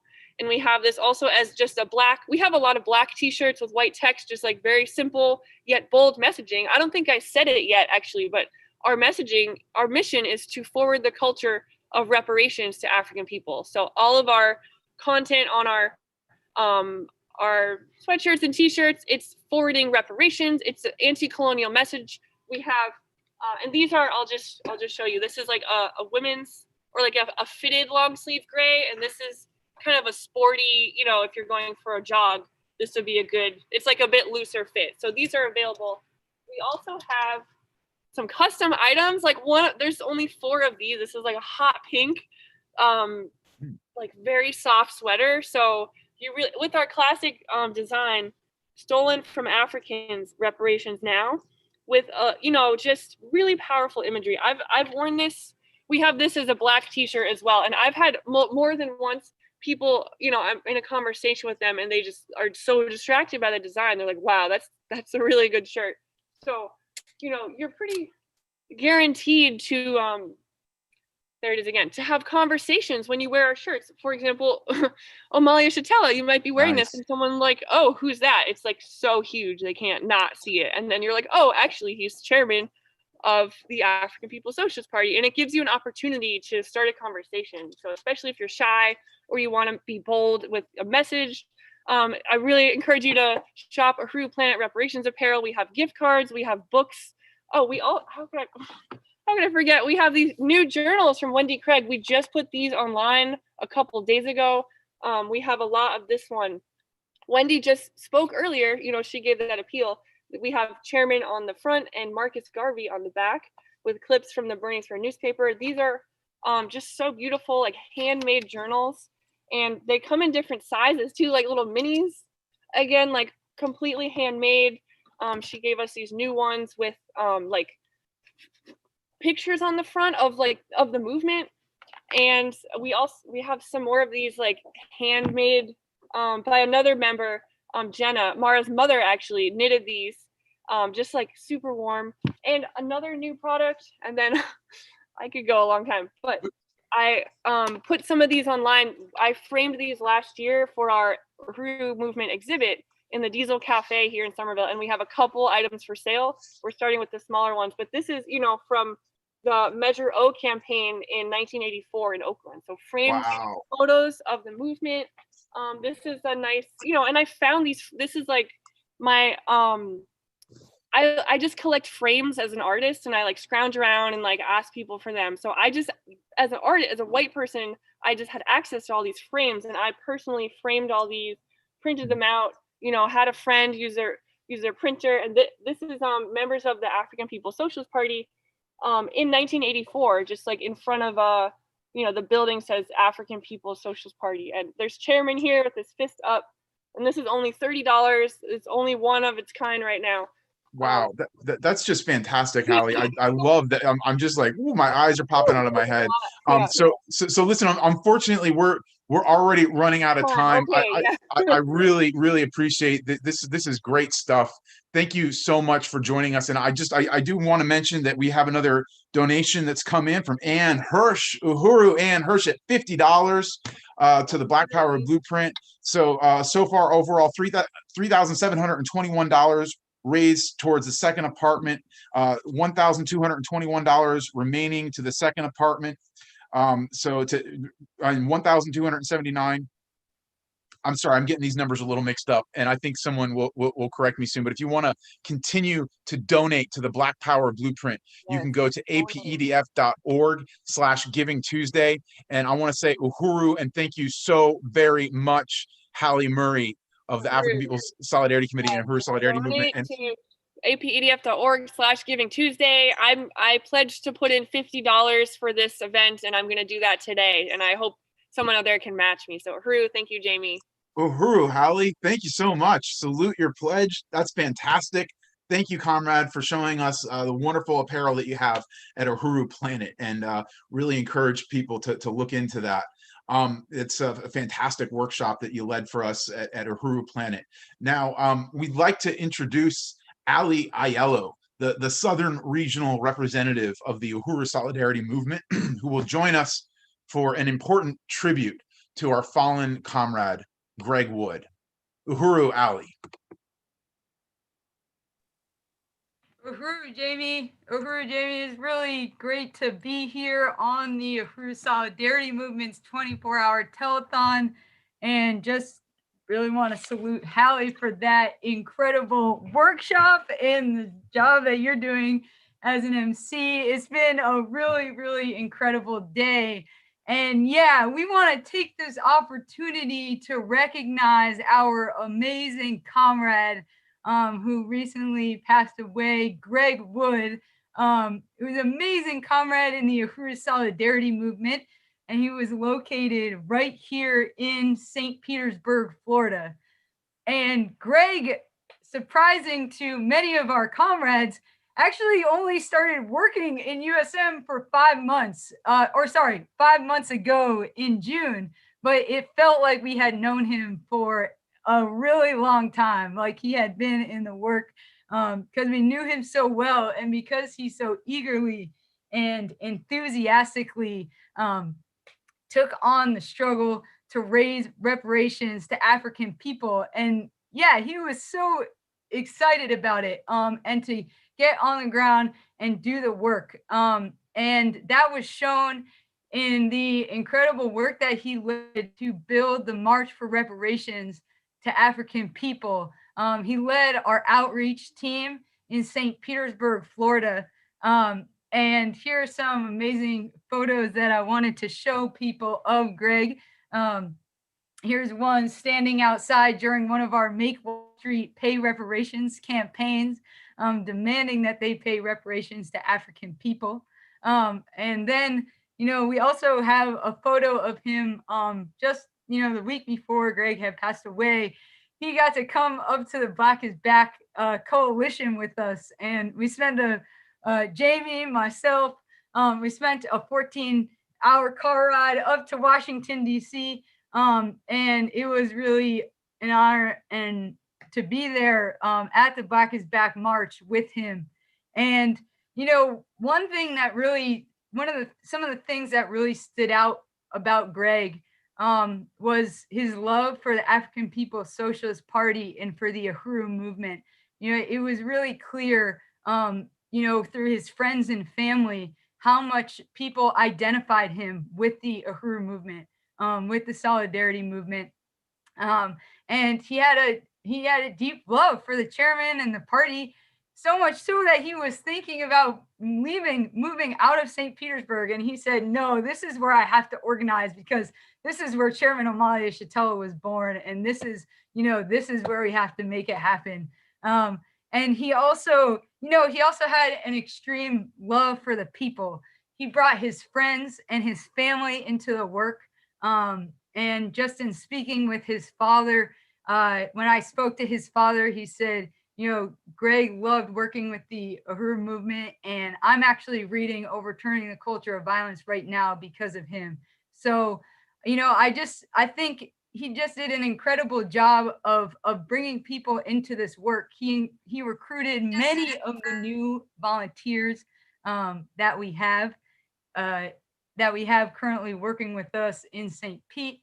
And yeah, I really just want to put forward and salute Greg. And I want to turn it over to Jamie for a statement as well. Uhuru, Jamie. Thank you for that, Ali. I really appreciate your statements about Comrade Greg Wood. This comrade was so thoroughly, genuinely in it for African people. He was in the struggle 100% from the first day that we met him. He really impressed me from, we met him at a Juneteenth event in St. Petersburg, and he came out to these Make Wall Street Pay Reparations to African People demonstrations, and specifically make Bank of America pay reparations to African people. And he was so stalwart, that he was one of only like 4 or 5 of us out there originally at these demonstrations that culminated in the March for Reparations to African People on October 17th. He was just such a trustworthy force who was always out there, and he was exactly like this says, beloved, humble, and a dedicated comrade in the fight for reparations to African people. He was absolutely humble, but he didn't hold back. He wasn't falsely humble. I will never forget that journey that we took to Washington, D.C., when he already was a seasoned comrade. He was already someone who seemed like he had been with us for years in the stance that he took. He was the outreach coordinator for the Uhuru Solidarity movement here in St. Petersburg. And I remember him calling me, every Wednesday, like clockwork. I could count on Greg Wood calling me saying, Jamie, you got any calls for me? You got anything for me to report? What's the deal? What are the numbers? And it was really impressive to see someone just come in like that and take what was like a cadre stand for reparations to African people so sincerely and with no fanfare, but he gave it his all. He gave it his entire personality, which I gotta say, this comrade had one heck of a personality. He was hilarious, and he had razor sharp wit and insight, and he wasn't the kind of person that had to put himself in the center, but he always had a really appropriate comment that would just kind of go above and beyond.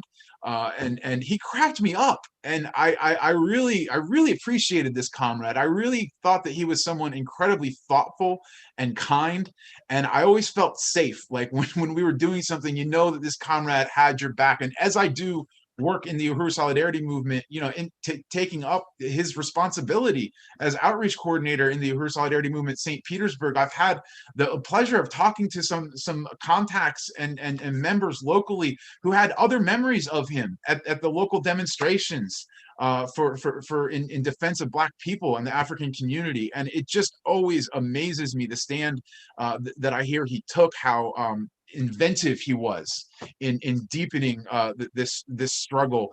And he did things like a sidewalk chalk campaign of pro Black community control of the police statements on the sidewalk. And wow, he's definitely gone way too soon. This comrade will be deeply missed, but I really unite with just how moving it is that he took this stand to everyone that he knows, right? He has become synonymous with the Uhuru movement. People have a hard time getting their heads around his death having been a natural cause, because he was such a giant in the struggle for reparations to African people. You look at these pictures, and yeah, Comrade Greg was the real deal. He was a true humble warrior for reparations to African people. He was going to be in it for the long haul, and I know that his family and his friends are going to follow suit. You know, already I'm hearing from people who are like us, are grieving for the loss of Greg, and they're saying, you know, because of Greg, whatever we can do for the Uhuru movement, whatever we can do for the African community, that's what we're going to do, because we know that's what Greg would have wanted us to do. So I want to say, long live Greg Wood. And Uhuru, long live Greg Wood. And if you live in St. Petersburg, we're going to be doing a tribute to him, a memorial for him this upcoming weekend, this Saturday. So stay tuned. We'll be putting that out to all of our contacts and supporters and members and friends and family of Greg. So long live Greg Wood, Uhuru. And now I want to turn it over to Jamie and Jesse to launch the prime time hour of our USM 24-hour telethon. Uhuru. Uhuru. Uhuru. Long live Greg Wood. Uhuru. Long live. Thank you so much, comrades. That was a great tribute to our comrade. And I just want to join in saluting and memorializing this incredible person who we had the honor and the joy of getting to know for 5 months, and just express our deep condolences to his family, who in many ways have become part of our revolutionary family, just like he was. So we embrace them, and we look forward to being able to really sum up what Greg meant to us and to the community this Saturday when we hold our service. So just want to salute Greg Wood. Uhuru. Uhuru. And now, Jamie, the time has come. We are at prime time. So before we jump into the moment we've all been waiting for, the moment that we have been anticipating for the last, how long has it been? 10 hours that we've been on the air of our 24 hour.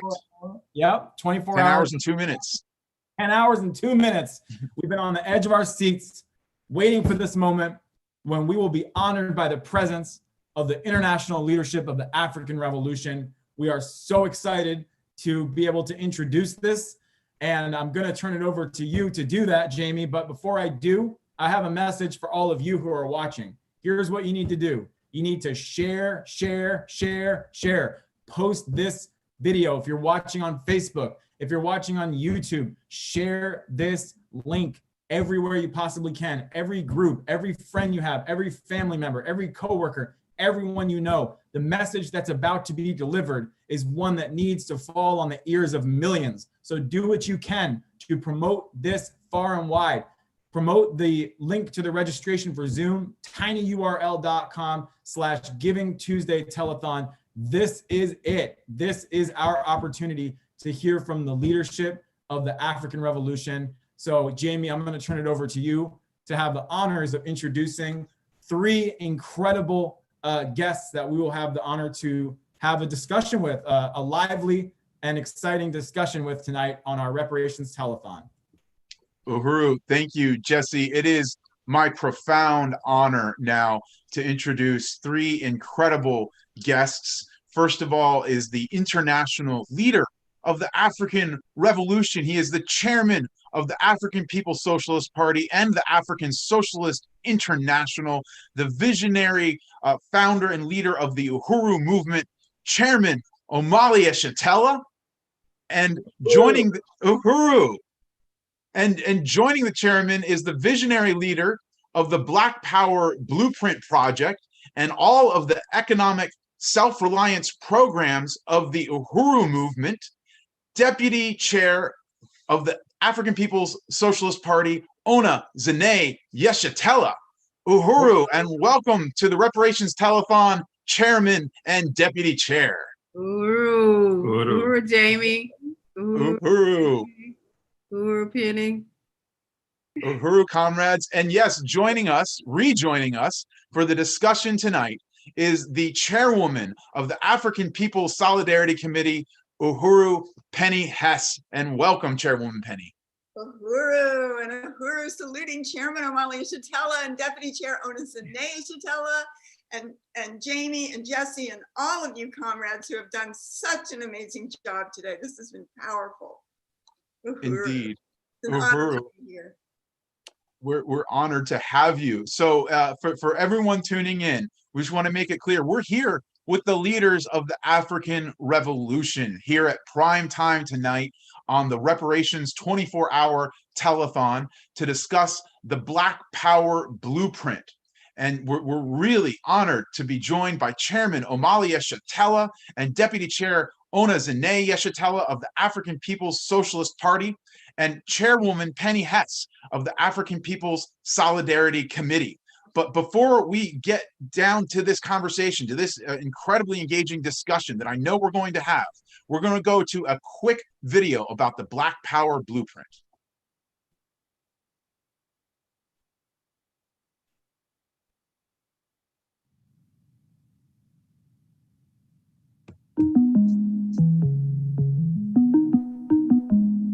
My name is Abdullah Alexander.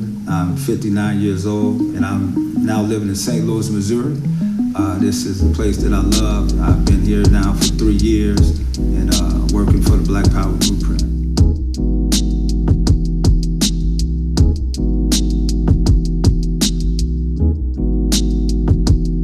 After we purchased the building, we just went right into renovation mode. There were 2 stores down the street that, had no food. It was like a food desert, no economic development or job opportunities within the community. And the community, I felt, was demoralized. 3 years later, we have acquired all these different properties and also programs within the African community. The Black Power Blueprint organically just grew out of the process of APDF coming into St. Louis and finding the Uhuru House. The community is just glad that we got these dilapidated buildings taken down and that we are bringing economics to the community. And that's the bottom line. We have to revitalize this community economically. My name is Kay, Chris. Most people in the neighborhood just call me Kay. And I work at Young Auto. And we've been in the neighborhood since 1977. There's not a lot of decent halls. So those type of things give more action to just the words. That red, black, and green flag unites us all, regardless of what ward you're from, what set you claim, what block you from. We all see that flag and we see that we're united. We understand that we are one people.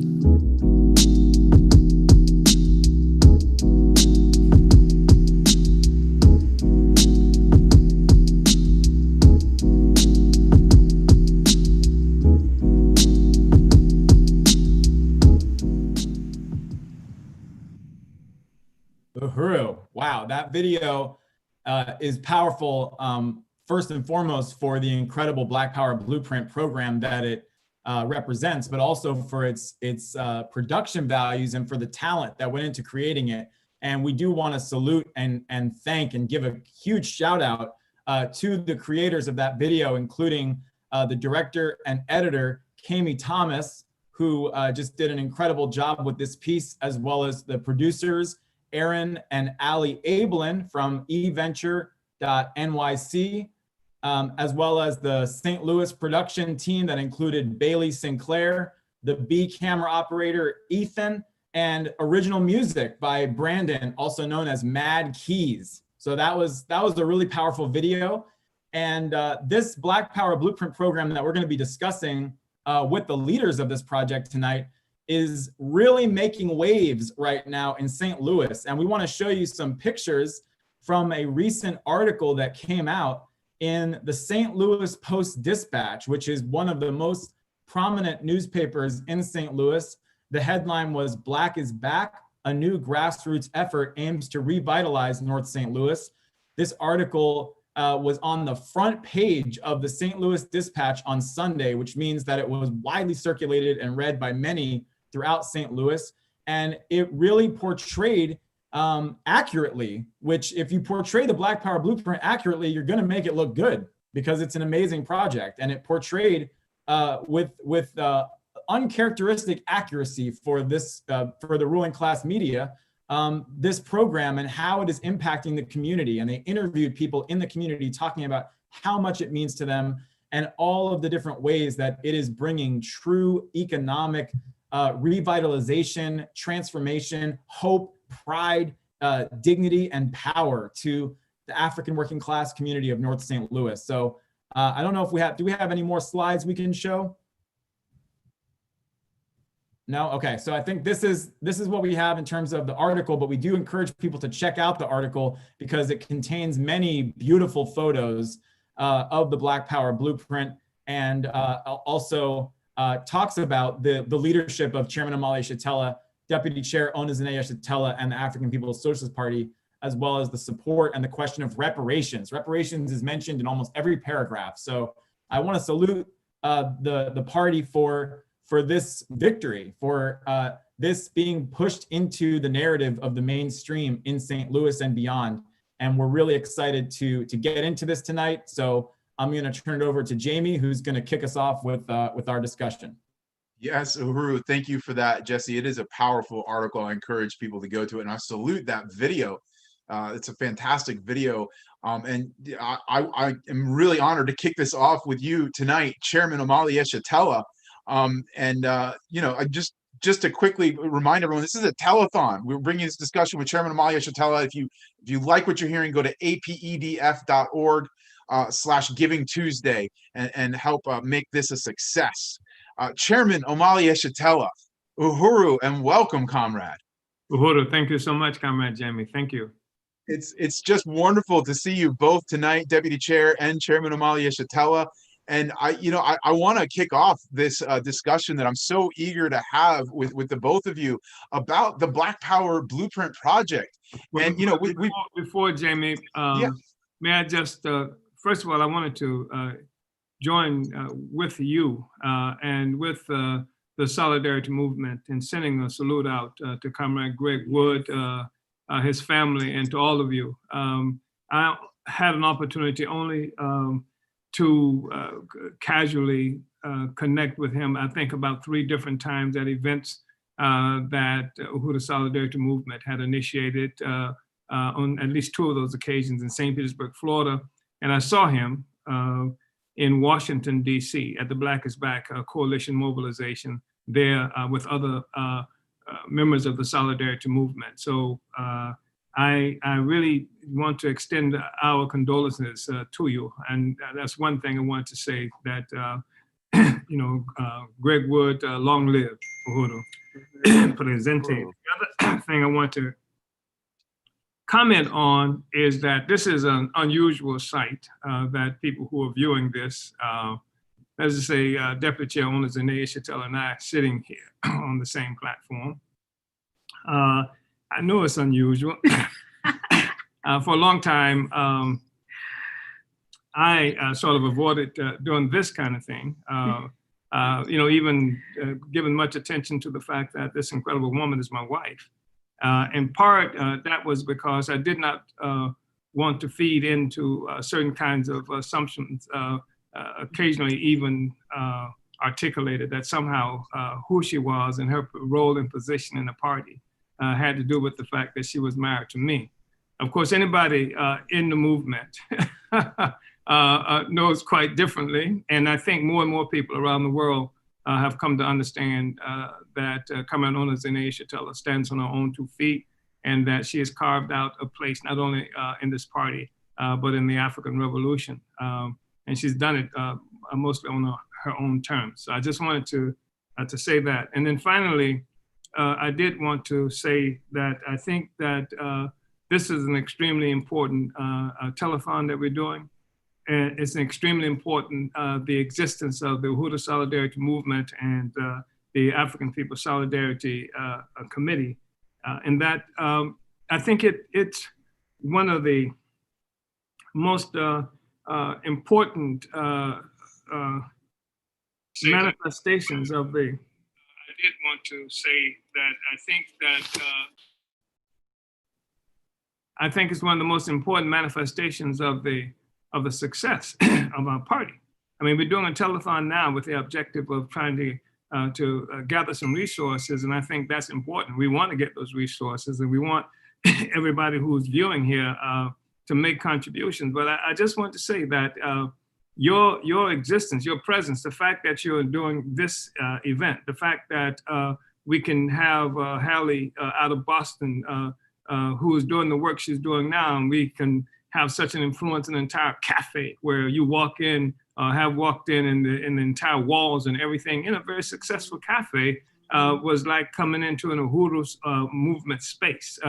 And the work that we do in so many different places is just further evidence of the success of the work of the African People's Socialist Party. This is the solidarity front of our party that's not just there in some abstract and general terms, but waging some of the most important political and ideological struggles of this time.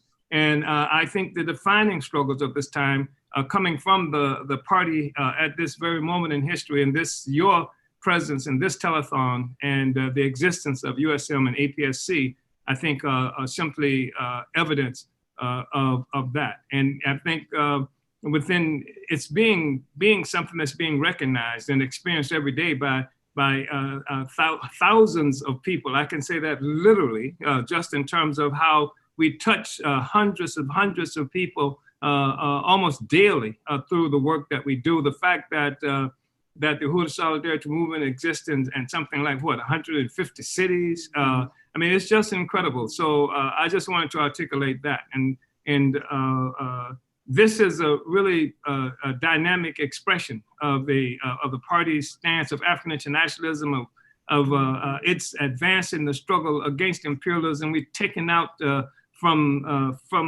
under it all of the foundation, the thing that holds it up. And even as people can recognize Donald Trump's success in polarizing a large sector of the population here and pulling so many white people into a practical political opposition to colonized and oppressed peoples around the world, the truth of the matter is that the existence of the Solidarity Movement, the Solidarity Front of the African People's Socialist Party is the evidence of having fractured forever the absolute solidarity of the colonial population, the colonized population in this country, and it reverberates in places outside of the country as well. So I know I interrupted where you were going with that, Jamie, but I thought it was really important to make at least a couple of those points.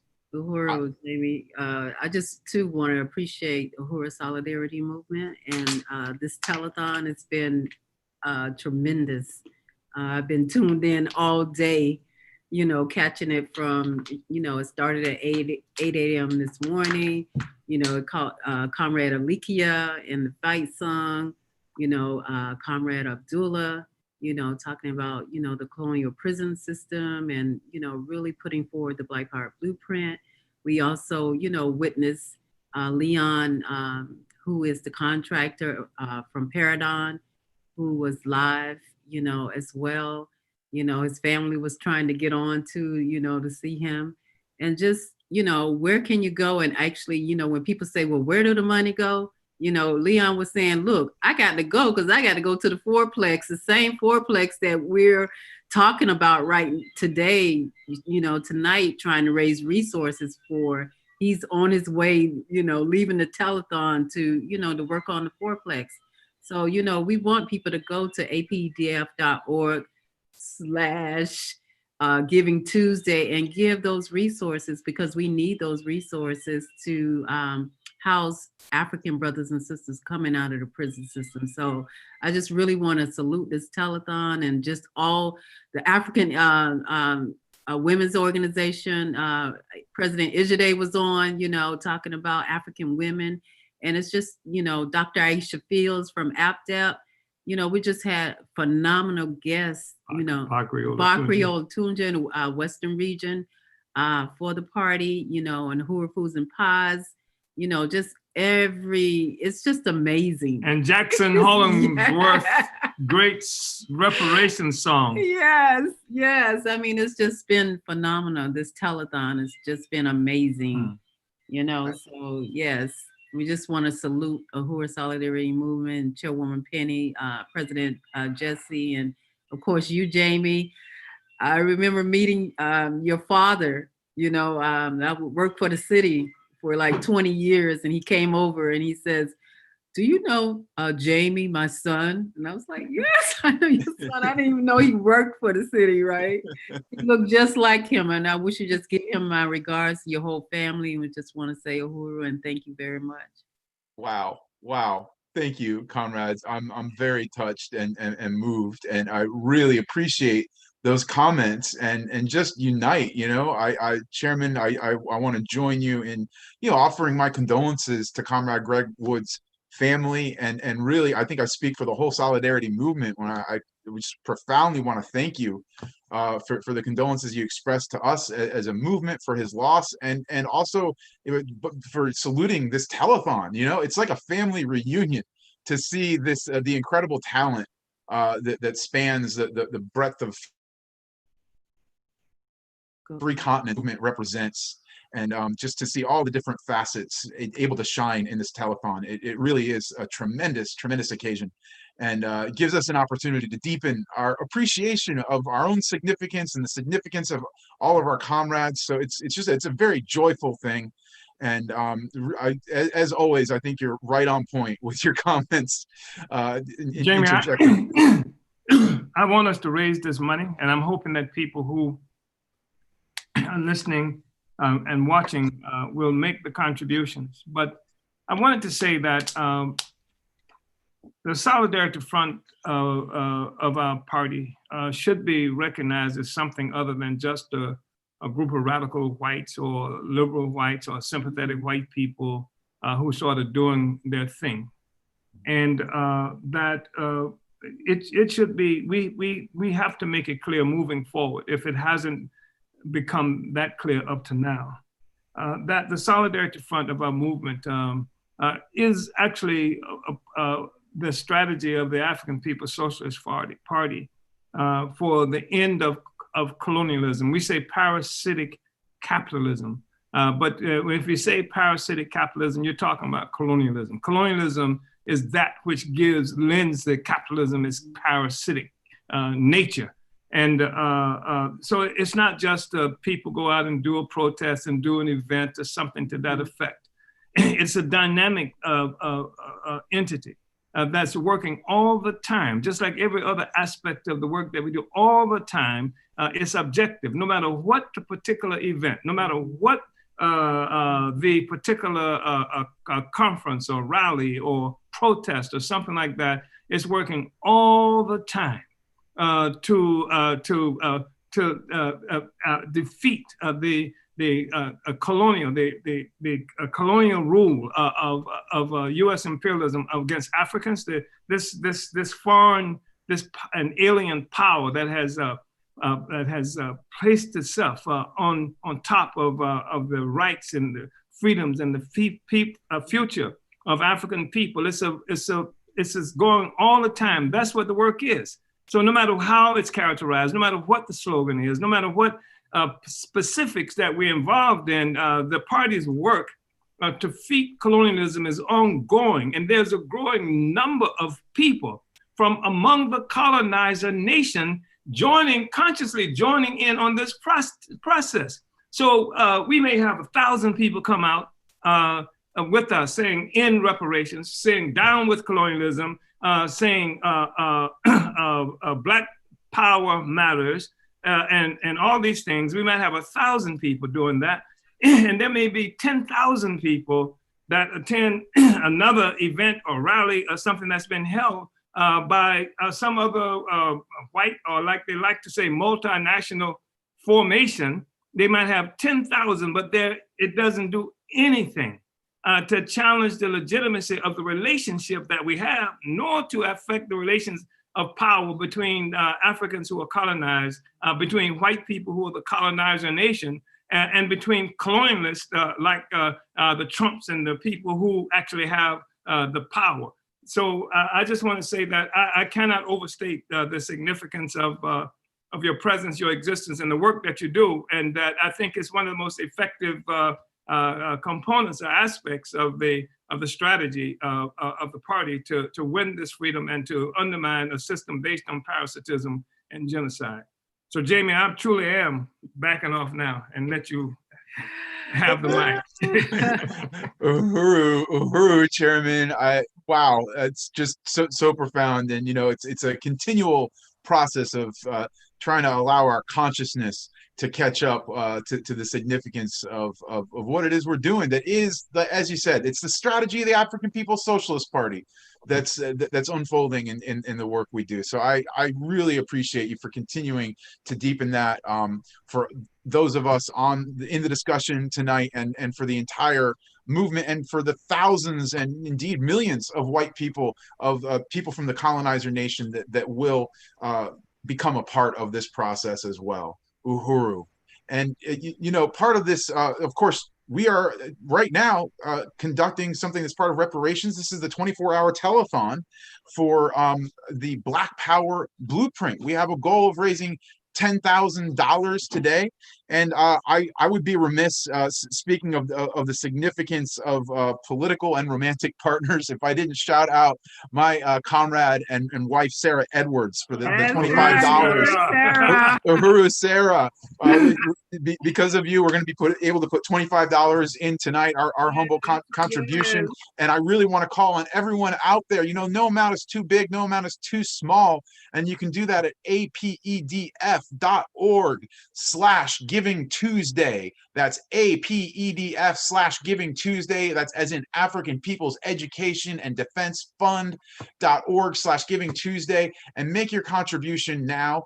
And that's going directly to the Black Power Blueprint. And Chairman, I wanted to ask you, could you tell us, how is the Black Power Blueprint different than anything else out there? One, as we've been saying all day, it is absolutely unique. We'd like you to speak to that. And if you could sum up the significance and the impact of the Black Power Blueprint, and its impact not only on the north side of St. Louis, but in African communities everywhere.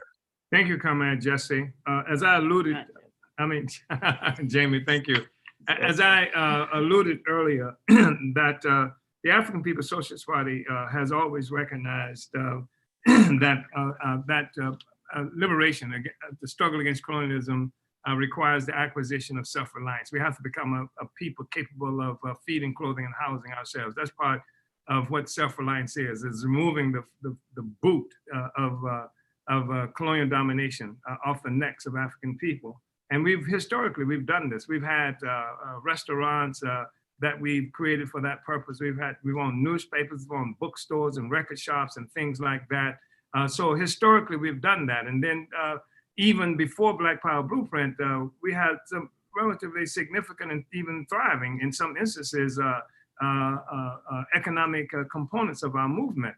But one of the things that makes the big difference with the Black Power Blueprint, excuse me, one of the things is that it is something that was created in the heat of struggle. And by which I mean that the government has succeeded in crushing the African liberation movement. Many of the things that we've done subsequent to that was done without that kind of consciousness of struggle that the people who lived in the communities where we established our ventures, our institutions were located. Certainly not like what we have now, where subsequent to we came into St. Louis with the murder of Mike Brown by the domestic colonial military force called the police, and the uprisings that came as a consequence of that. And it was in this process of organizing and fighting against the opportunists that came from every place that you can imagine, that the Black Power Blueprint was put in motion. And it was put in motion, Comrade Deputy Chair Onazine Ishatella, it became her baby, her project. I mean, she even as we were building a political organization, it was she who went into St. Louis to stay for a week and ended up being there for 2 years. Oh, okay. Okay, I'm not supposed to tell that part.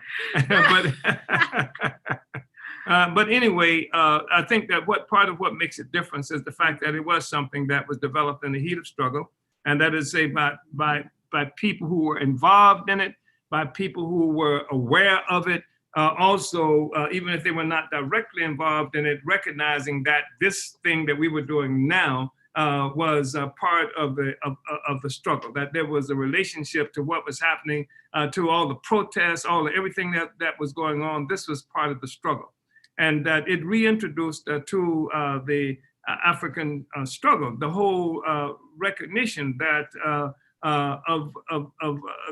there is politics is nothing but concentrated economics, that the politics of self-determination requires the economy of self-reliance.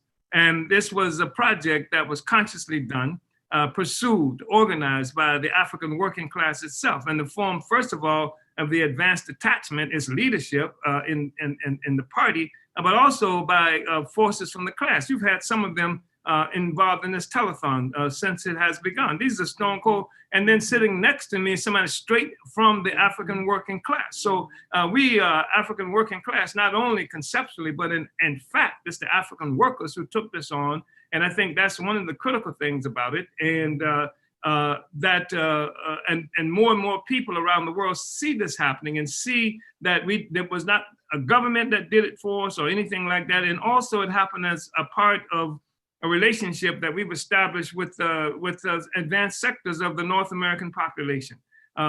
We talk about, obviously, USM, APSC, but I'm talking about all those other white people who are not members, perhaps, of APSC and USM, who were able to consciously say, I want to support reparations. I want to see this as a part of a self-criticism from white people. I want to see this as the essential means by which I, as a white person, can engage in class struggle, and real class struggle against my own ruling class. So I think this is part of what really made it so significant. And it is a manifestation of the party's success also in achieving reparations. For us, it's not an idea that we hope to realize on some day or another. It's happening right now. In reparations, we see, when we look at the Black Power blueprint, part of what we're looking at is a physical, practical, material manifestation of the success of the party in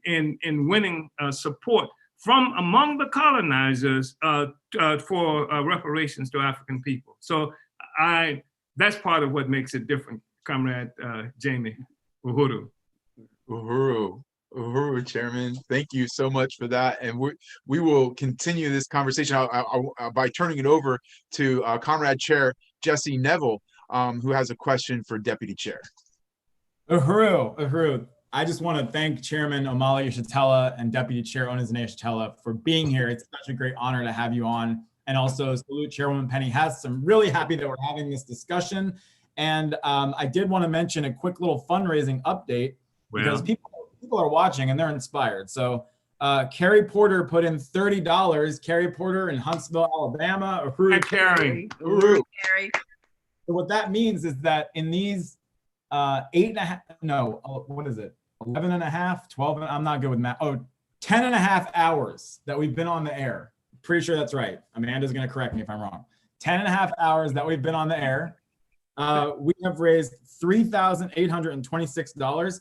And guess what? We have a $1,000 matching fund for this segment. So everything that you contribute between now and the next few hours goes towards that, will be matched with that matching fund. So every dollar you donate is $2. So go ahead and put in your contribution. We only have 1,174 to go to raise the resources needed for the second apartment of the fourplex. We're going one by one. So let's knock out the second apartment and let's just get it done. And there's a matching fund. So every dollar you put in counts for $2. So I just wanted to mention that. And Deputy Chair, your name has been mentioned quite a few times throughout the day today. As President Yejide Orinmila said it perfectly earlier, one cannot speak of the Black Power Blueprint without saying the name Deputy Chair Onizane Yeshitela. And the chairman just sort of hinted at this. Talk to us about how this all went down. We know the legendary tale. You went there for a week and ended up there for a year. What happened when you went to St. Louis, and how did it become what it is today with the Black Power Blueprint? I think it was almost close to 2 years I was there, Jesse, not a year. But yeah, the chairman, when the murder of Mike Brown happened in 2014, the chairman came to St. Louis, and I think I came in 2016 with the Black Power Blueprint, with the Black is Back Coalition. They were having a conference there. And at the end of 2016, the chairman called a meeting with the forces on the ground in St. Louis for us to start, looking for an Uhuru house. So in 2017 was my visit there in January of 2017 with the comrades there to start searching, for an Uhuru house. And let me just say that we went everywhere. We were on the north side, the south side, the east side. We traveled, different places. But one of the first places that we traveled was the Uhuru house that we actually end up getting on West Florissant. So that was the first building that we got. And when I when we closed on the Uhuru house there, I picked up the phone and I called the chairman and I said, look, if I leave now, with all the responsibilities that I have all over, in Oakland and Philly, in St. Petersburg, everywhere that the party has economic development institutions, I travel there, throughout the year. So I said, if I leave here now, I probably won't be able to come and get start on these renovations for at least 2 years. So I said, I really want to stay, I wasn't planning on staying for almost 2 years. I said, let me just stay, and secure the building and start planning, how we were gonna, really take this on. And when I saw the conditions of the community, that was also another factor for me because, we had, people, living in the Uhuru house that we had just purchased and, they had nowhere to go, Squatters. Well, yeah. Yeah, that's what they characterize. Yeah. We had streetwalkers that were living in the building as well. We just saw this, community that really, really needed the African People's Education and Defense Fund. So I decided that it was very important for me to stay. So, at that time, I was supposed to be there for a week and I was actually living with a comrade, Fofi. I was living at her house and she only expected me to be there for a week. And I ended up staying at her house for at least almost 2 months. And I called the chairman. I said, we need to find a place to live, and so we ended up buying a what they call a 2-family flat there. And, we stayed, it wasn't in no condition, it was almost like the Uhuru house. It had no heat, no air, no nothing, but, I just, felt that, this would be something that, that would put the imprint of our movement on the ground and that it needed to be done. So we started that process immediately. We renovated the Uhuru house in 10 months. We interviewed Kitty and I interviewed probably at least 20 to 25 contractors, electricians, plumbers, HVAC people, carpenters, roofers, it was a whole process that took place and happened. And also we built relationships in the community. We went to neighborhood association meetings, city council meetings, board of aldermen meetings. We held our own meetings at the Uhuru house. We just really, got down to building those relationships because we knew that it was going to be important moving forward with building what we know now is the Black Power Blueprint.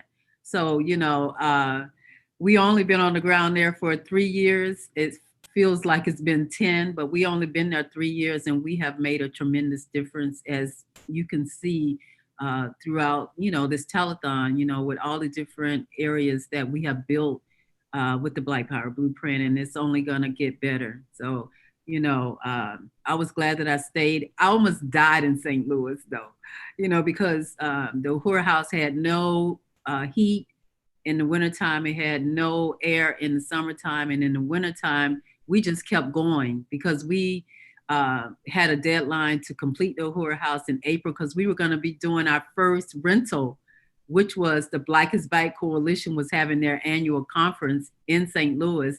And I think it was USM was having their national conference a week later. So we were on a deadline, you know, to get the Uhuru House done. And it's so beautiful. It's the state of the art, Aquaba Hall, you know, it's 3 stories and in a basement. You know, we've done a tremendous job. I just really want to appreciate all of our donors, our supporters, our volunteers from all over the world that has contributed and came and supported the Black Power Blueprint and APDF. So, you know, yeah, it's just, you know, I'm looking forward to, the legacy campaign that you were saying, you know, what would be your legacy, you know, and I know this will be part of my legacy when I'm no longer here. So, yeah. Uhuru, that is such a great and inspiring story. Thank you so much, Deputy Chair. And can't wait to have our next USM convention back in Aquaba Hall. All this damn pandemic is, you know, virus. We just can't wait to be back there. It's such a beautiful hall, and it was so historic to have our convention there. And your story has inspired some donors. I just wanted to let you know about that. Alistair Stein put in $25. So Alistair and Sarah Ritterspa, who recently became a part of the Reparations Legacy Project Committee, put in $50. Uhuru, Sarah. And Diane Tournay, a longtime organizer in Gainesville, Florida, put in $50. Uhuru. So is that double? That's double. That's double. So how much is we? Oh, good question. Good question. Here we go. The calculator. I know you're looking at Amanda, right? That looks like 125 times 2, right? So 250? Yeah. All right, Jamie wins. That's phenomenal. Great. That's great. Uhuru, Alistair Stein, Sarah Ritterspa, and Diane Tournay. That's great. Keep it coming, everyone. We really appreciate you tuning in. Keep going to apedf.org/Giving Tuesday. That's apedf.org/Giving Tuesday, and make your contribution to this telethon, to the Black Power Blueprint Project that is it's changing lives. It's an incredibly real thing and a dynamic thing that you can be a part of. And Chairman Amalia Shatella, I wanted to ask you a question around, there was this article that came out recently in the St. Louis Dispatch, or is it the St. Louis Post Dispatch? I'm not entirely sure. I'm here in St. Petersburg. Maybe you can clarify for me, but it's a major newspaper in St. Louis that indicates in this article the depth of the impact that the Black Power Blueprint Project is having in St. Louis. Can you address that? Yeah, I think that's absolutely correct, Comrade Jamie. The St. Louis Post Dispatch is the colonial publication. It's the bourgeois colonial publication in St. Louis. And I think that part of what has happened is that the work that we've been doing there for all these years, I think we've seen the cumulative amount of work that we've done has made it so visible to everybody. I mean, we've transformed almost an entire community. I mean, and Comrade Jamie, I know many people won't have a full appreciation what I mean when I say we transformed it. And we're talking about a situation in St. Louis where thousands of African people have been pushed out of their homes, out of the city itself.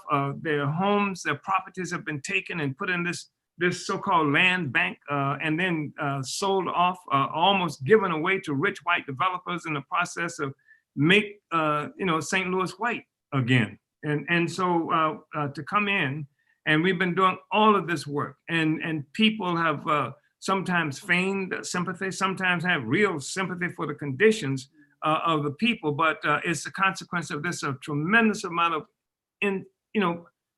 consistent, persistent work, political work that we've been doing since we got there in August of 2014.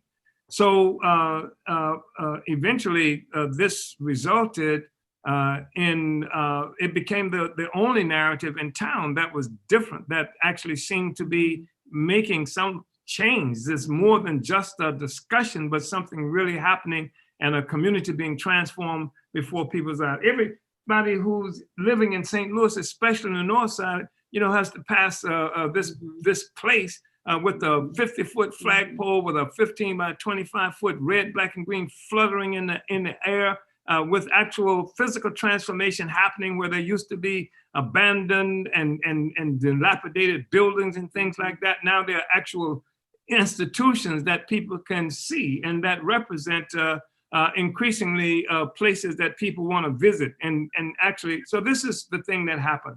This is something that that was really significant. And the fact that we were talking to anti-colonial politics, I think played a really important role in this process as well, because the whole anti-racism claptrap is run into a dead end. I mean, you know, what in the hell does that mean? And one thing, because people can't help being who they are in terms of the so-called race, that's that invention of race. So it traps people in a certain way. But when you say that the struggle is against colonialism, it meant that anybody of any quote unquote race could join in the struggle to change these circumstances. And then sympathy means more than saying black is back and putting up a black, what do you call it? Black Lives Matter, and putting up your little sign in your business window. It actually could translate into something, and people wanted it to translate into something. So this is something that was important too, because the reporter who covered the article, covered our situation, came out to, I think, an announcement of candidacy of Comrade T'Challa Masimba, who's running for alderperson in the 21st Ward, and then got a hint from that, listening to T'Challa, what we stood for, and then wanted to see how does that look in the real world beyond the discussion, and saw it and was blown away by it. When I say blown away, I mean was able to see that this was meaningful, this was different, this was concrete, and anybody who wanted to could come and give support to this. And they didn't have to like reggae music or anything like that. They could give support to this. And I think that that was really powerful, really important. And then it was important to read an article and have to know that there are thousands of other people who read an article who said that this is happening. They're fighting against colonialism. They're not talking about racism, that they are talking about the rehabilitation of the entire African community, part of a worldwide movement of Black people who are fighting to end colonialism, and said that, and there are these white people who are there who are talking about reparations too, and they're participating in the struggle to make reparations happen. That was incredible, that was different, and I think that's a reflection of where we are now in the whole world in terms of moving the struggle of the revolutionary struggle, the struggle of African people, the real struggle for socialism beyond this caricature that has existed since the US government successfully murdered Malcolm and killed Che and killed so many other forces around the world who were trying to make these changes. This is how revolutionary transformation looks in the 21st century. That's what people are beginning to see. And it's no coincidence that even with all of this stuff happening and how imperialism is wreaking havoc around the world, there are some elements of the bourgeoisie who still know they can make money selling Che Guevara t-shirts. And they can do that because this represented a time where there was a movement with integrity. And that's different from hustlers who run from city to city every time an African gets killed and hold a press conference and try to raise money and things like that. It's different. And I think even the reporter could see that that was different. And I think that people who are in St. Louis and every place they get an opportunity to experience that article will see the same thing. Uhuru. Uhuru. Uhuru, Chairman, I just want to salute you for that analysis and just unite. It was really a moving article. I encourage people to check it out. It really I of course appreciate the Black Power blueprint, but just seeing it laid out like that in a major mainstream news article really drove it home even more for me. So I know it's going to be meaningful for all the folks out there that are tuning in, to share it with your friends, your family, share it online, because it's clear that the mainstream has been forced to acknowledge the significance and the vision of the Black Power blueprint, and just like you said, the integrity of absolutely everybody involved, the voices of the volunteers and the leaders of the Black Power blueprint that come through in that article. It really, really is moving. So please check that out, and thank you so much. This has just been an amazing discussion, and I want to turn it over now to Chair Jesse, who has a question for Chairwoman Penny Hess. Uhuru. Yes, I'm really appreciate this whole discussion, and I realize I forgot to mention earlier that the place where all of these people are going to donate is apedf.org/Giving Tuesday. So I just wanted to make sure people knew that, and you can continue to contribute. And I really appreciate this discussion about that powerful article. And this is a question for Chairwoman Penny Hess, who's joining us, the chairwoman of the African People's Solidarity Committee. In the article, in the St. Louis Post-Dispatch, there was a line that said, quote, "Not waiting for a top-down windfall from the government, reparations are already helping fund nearby development, mainly in the form of direct donations from white people who are fed up with the city being divided." So Chairwoman Penny Hess plays a very important role in all of this as the chair of APSC under the party's leadership. Can you talk to us about this? The significance, not just of this overall strategy, but as it relates to the Black Power blueprint in St. Louis. Uhuru, and Chairman and Deputy Chair, it is such an honor to be here and to work under your leadership in the African People's Solidarity Committee with the mandate to go behind enemy lines as Black Power in whiteface. And everything that you've just laid out it's just so brilliant. I'm really excited to be able to be part of this discussion. And I think that the way it is stated in that article is an articulation of the party. It is something that he really got, because the chairman says in one of the political reports that the African Revolution will never be beholden to the promise of white solidarity on our own, something like that. And the fact is that this whole question of reparations as defined by the African People's Socialist Party is tied to what the chairman just talked about, the question of colonialism, not racism. And there's no way that a white person or I could ever guarantee that I could unlearn my racism. But why would the party want to wait for that? It's so backwards. It's so crazy to say that the problem is racism and it's up to white people to cure it. And I mean, that just doesn't make sense in any way. And I think that when we talk about colonialism, then it means that I don't know if I could ever, I'm a white person, so how can I unlearn, I can't get rid of racism, but I can be an accountable African internationalist, organized and held accountable by the leadership of Deputy Chair Onisene Shatella, Chairman Omali Shatella, the African People's Socialist Party, that holds me accountable and any of us accountable to what it is that we have to do. And our mission, it is so clear, is go in to the white population where all the resources are amassed because they've been stolen from African people and turn them back over as a revolutionary stand, not a favor, not, oh, I'm going to buy you a drink or I'm going to buy you a dinner. It's nothing like that whatsoever. It is returning the true wealth of the world, which must be in the hands of the true working class of the world, which you, Chairman, have defined as being centered in the colonial contradiction, as you say, inside the colonies, because all white people sit on this pedestal of the oppression of African people.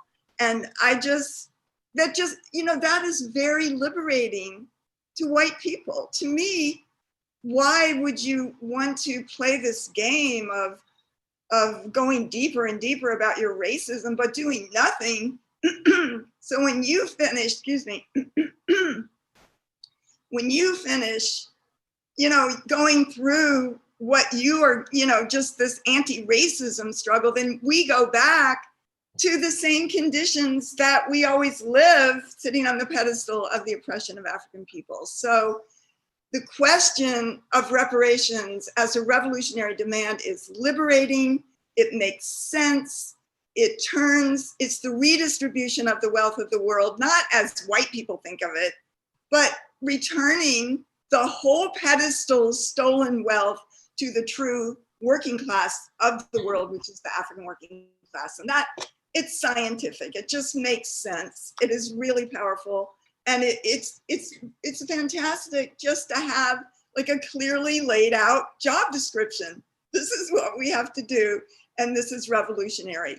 And, anything else is some kind of unity with imperialism or trying to make capitalism better, kinder, gentler, really. And there is nothing else. And I also know that the African working class, from working under the leadership of the party for so many years, the African working class is incredibly brilliant, has integrity, is fighting for all of humanity. White people, we don't even have this in our DNA. This doesn't exist, and it is such an honor to be in the African People's Solidarity Committee, Chairman and Deputy Chair. And, I just salute the leadership and this obvious earthquake of history that's going on right now through the leadership of the African working class for the entire world,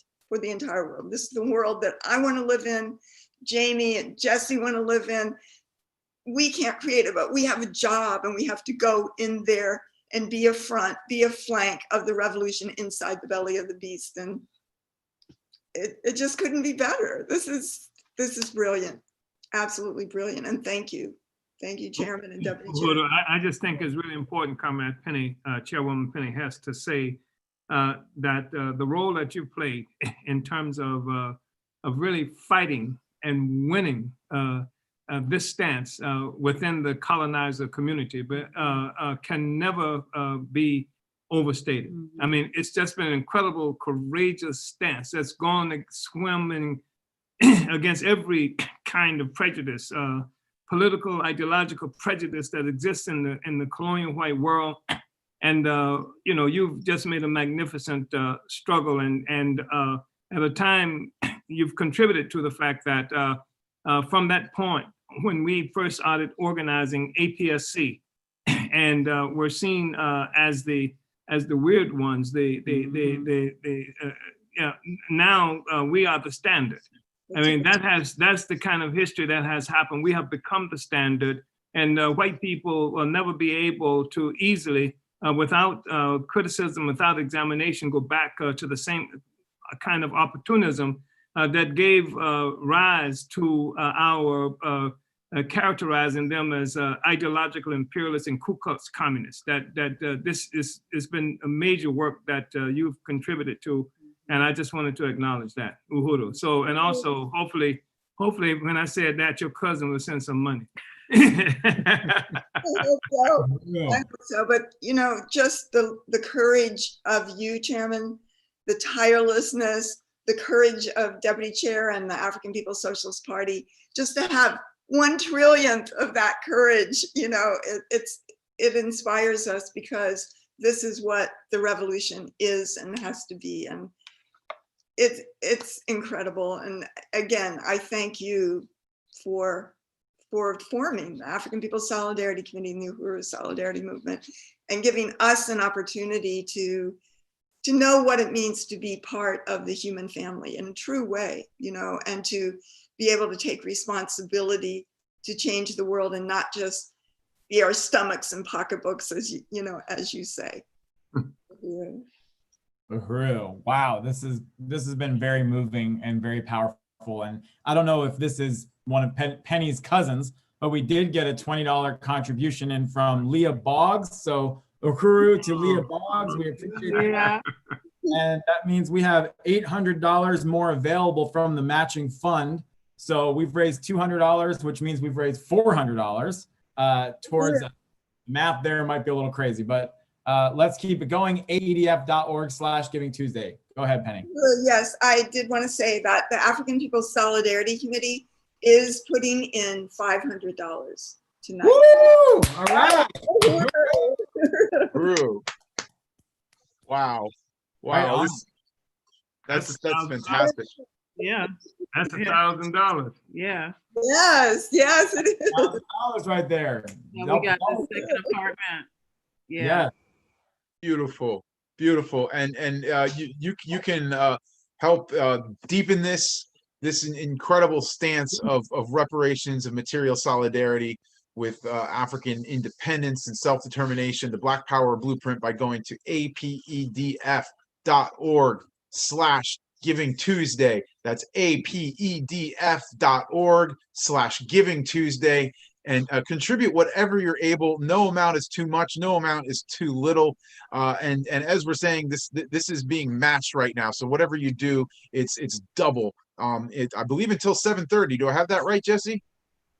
Yeah. And the matching fund might get all used up by then because people are donating so fast. But I just want to acknowledge something Deputy Chair just said real quick, and we moved right on from it. But it's kind of a big deal. We just closed out the fundraising for apartment number 2. So, congratulations, comrades! That's reparations. Two down, 2 to go. 2 down, 2 to go. Let's. We're done. The first floor. There's 2 apartments on it.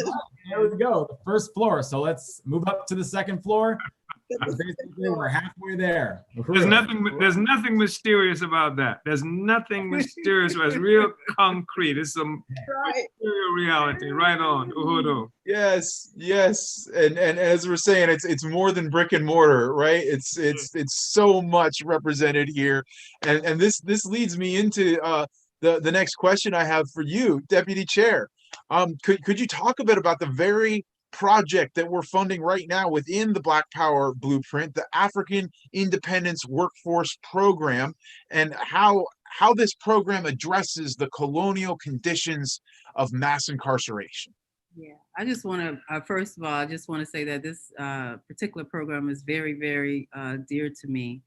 I have 5 brothers. Well, I had 5 brothers. 3 of them are deceased now, but, and I can remember as a teenager, having to deal with at the time I didn't know it was the colonial prison, that I was dealing with. I was 16 years old and I was, going to see them in prison, traveling the road, being searched, when you go inside the prison and, it's just a horrible, horrible thing. And so this African Independence Program is very, very dear to my heart. So in the upcoming year, the African People's Education and Defense Fund and Black Star Industries are creating the African Independence Workforce Program as part of our vision for economic sufficiency and self-reliance for our people under the slogan, "Our labor, our future," which was actually coined by Western Region Bakri Al-Matunje. He came up with that tagline for this program. It's designed to reverse the negative economic impact of prison for their entire community. We will be creating opportunities for formerly incarcerated African men and women to receive training, gain employment, and become stakeholders in a prosperous economy for our entire community. The Black community also has been in prison at disproportionate rates. We have 13% of the US population, but we are more than 40% of the prison population. 1 in 3 Black men and 1 in 18 Black women will go to prison in our lifetime, especially in California, where we have launched, we were gonna launch this program in Oakland, California. 4,378 of every 100,000 white men, according to the public policy, institution of California, 488, it's only white men. So in 5 years, in the late 1980s, the incarceration rate of African women in the US increased by 828%. Today, as an African woman, is 8 times more likely than a white woman to be in prison, mostly for nonviolent drug or property related offenses. So you're talking about African women, maybe when I looked this up, they probably wrote a bad check because they were trying to, get groceries, for their kids. These are the nonviolent violations that they're talking about that they arrest them for and hold them, anywhere from 2 to 5 years for, something like that. So our communities are already plagued by poverty, lack of skills, and economic powerlessness due to colonial domination. The resources we generate are extracted by the absentee landlords, outside businesses, corporations, and of course, we know the state. Then prisons remove men and women of prime employment age from our communities. Once released from incarceration, we are less likely, if ever, to find meaningful employment. I worked in city government in HR, and when they had 9/11, the application used to say, "Have you ever been convicted of a felony in the last 7 years?" But once 9/11 happened, they asked, "Has you ever been convicted of a felony?" So that increases your chances of not being employed because they're going back to the whole history of any incarceration that you may have. So the African Independence Workforce Program, in conjunction with the Uhuru Foods and Pies, will be, offering a training in baking, cooking, management, and planning and skills in resume writing and successful interviewing. One of the dynamic institutions of Black Star Industries, Uhuru Foods and Pies, has been more than 35 years experience in the food production. So, we've, been in this field for a very, very long time. And we know that we have the expertise and the knowledge to be able to take on on a program like this. And I'm very, very excited. So now the vision is to grow Uhuru Foods and Pies into a massive food production and distribution company that would employ hundreds of African people. Unlike the workforce development programs that focus on individual success, our program is designed to create economic development for our entire community. Graduates of this program would not need to leave their community to find meaningful employment. They can be employed at Uhuru Foods and Pies. They can be employed in other institutions in our organization, the furniture stores, the Uhuru News and Radio, the One Africa, One Nation Marketplace. They can partner with other organizations, the African Independent Women's Organization, APDEP, and Zenzele Consignment. We have all these institutions that can employ African men and women coming out of colonial prison. So this is just, one step in launching this program with completing the fourplex.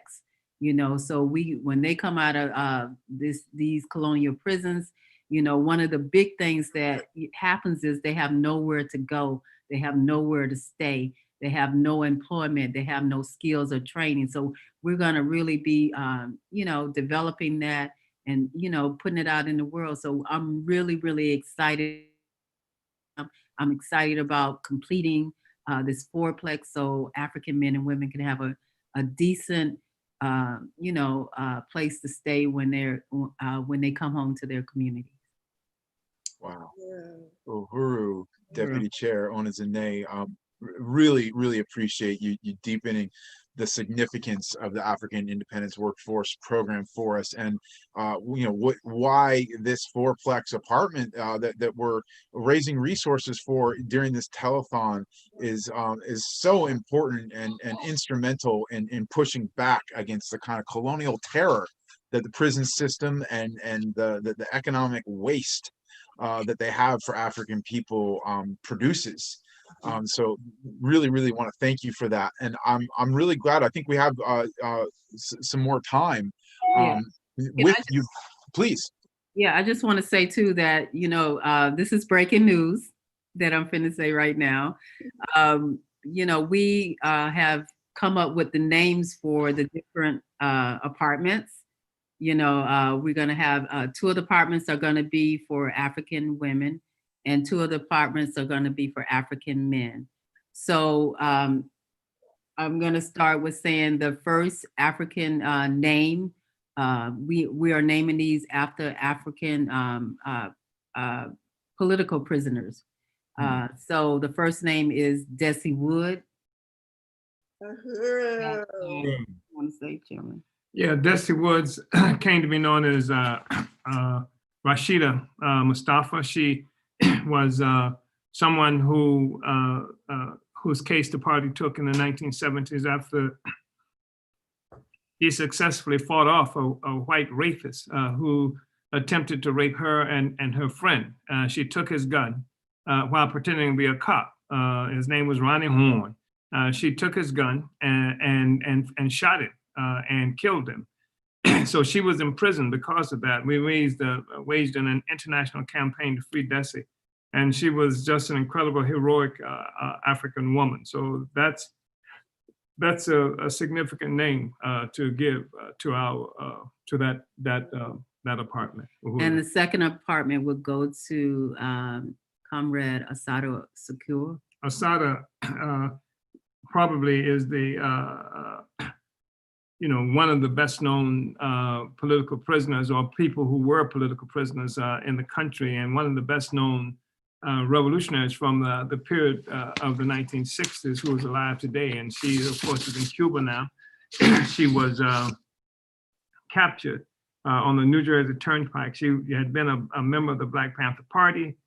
She became a part of its what developed as an armed expression of the politics that the Panthers and much of the world was involved in at the time. And in the Black Liberation Army. And she was captured, she was shot on the New Jersey Turnpike with her hands up. And Comrade Sundiata Acoli, who we'll be talking about momentarily, is the one who actually fought the police on that turnpike. I was able, after successfully doing that, to take Asada, wounded Asada, put her in the car with him and drive off. And he left her on the side of the highway because she would have died, just traveling with him so that she could be rescued. So Asada is right now in Cuba. The New Jersey government put a $1 million bounty on her head for capture, and Barack Hussein Obama's Justice Department added another $1 million, so putting a $2 million bounty on her head for her capture. So even while in Cuba, obviously she has to be extremely careful, because as we see what the Zionist state of Israel just did in murdering, with the US complicity, murdering scientists in Iran, the US government is quite capable of snatching her as well. So, those 2 apartments will have, pictures and history written around these 2 African women throughout their apartment. So people who are, are in that apartment can learn about them as well. And if you want to announce the men. Well, the men are Sundiata Acoli. I just mentioned that Sundiata was the person who fought the police. And he's been in prison now for something like 49, 50 years after his capture.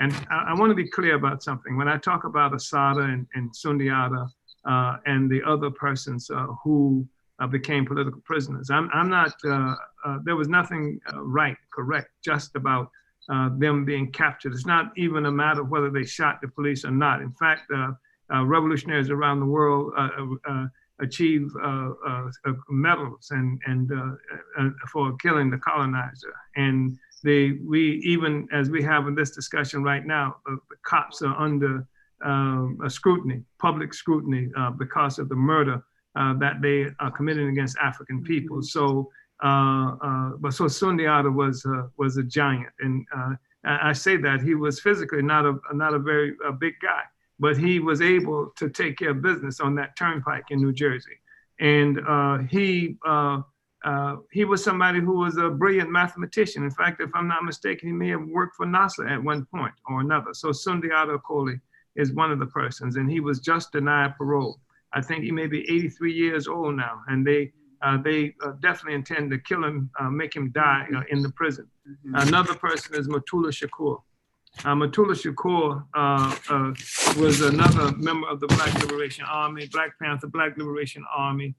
He was somebody who at one juncture was married to Afeni Shakur, who was a dear comrade, and was the mother of Tupac Shakur. And I mentioned that because I think that it's a statement of who he was, the fact that they were married. That in the 1970s, he created, or late 60s, 1970s, this program. He participated in a program and then developed a national a kind of acupuncture, African acupuncture program.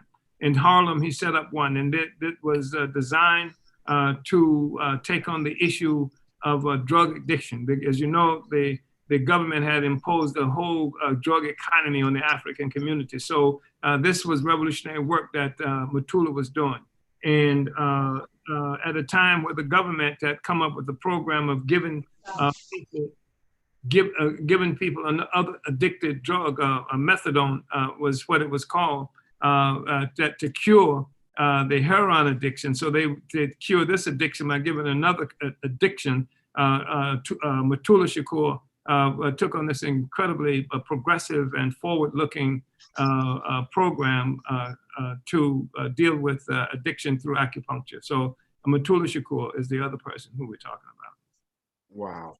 Wow. Uhuru, I really want to salute this naming, this dedication of the complex, of the 4 apartments units to Assata Shakur, to Desi Woods, to Sundiata Acoli, and to Mutulu Shakur. That's really profound, and I'm really honored that you've unveiled this here and now.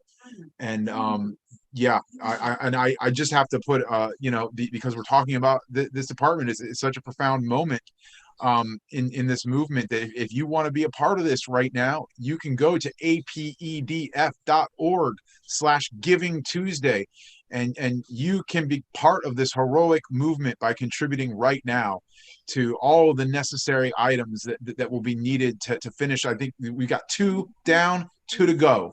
So we're at the halfway point here, if I'm not mistaken, and stand up and become a part of this legacy. Make reparations and African liberation your legacy in this world. It's a truly liberating thing to do. That's apedf.org/Giving Tuesday. So let's really get this done tonight, everyone. And thank you so much to Chairman Omali Yeshitela and DC Ona for joining us.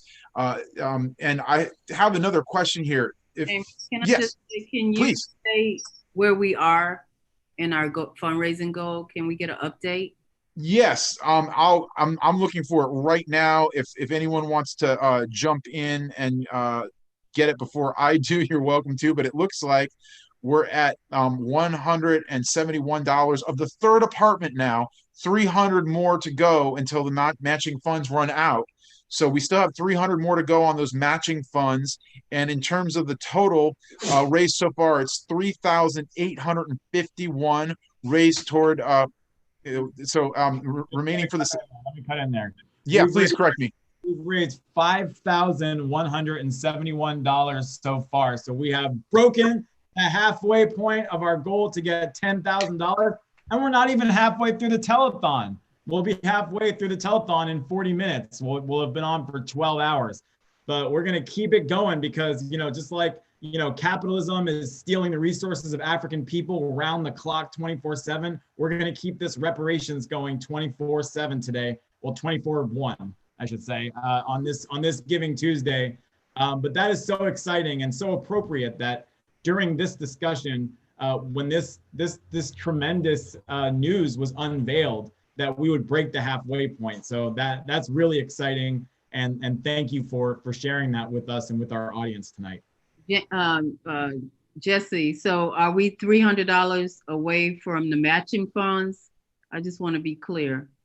Yes, that is correct. Amanda is giving 2 thumbs up over here. Yes. Okay, so the chairman and I would do the 300.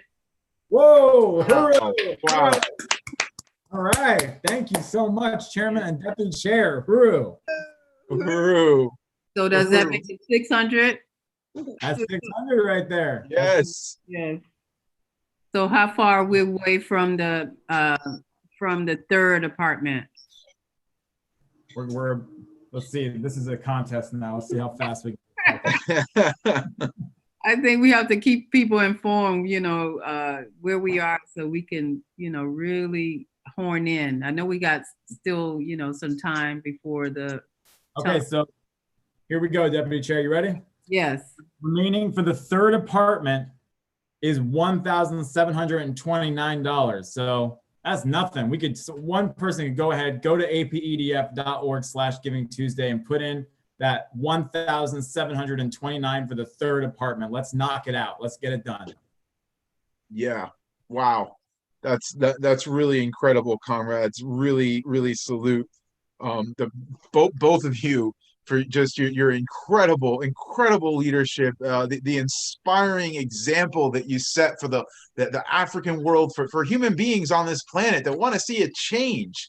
And I really want to salute everyone who's made this telethon possible, and everyone who's tuning in, everyone who's gone to apedf.org/Giving Tuesday, because you want to see a different kind of world, because you want to see a different legacy for yourselves. You don't want to give over a world to your children where people are living at the expense of other people, where there's homelessness that's so concentrated in the Black community on the one hand, and there's abandoned empty buildings on the other.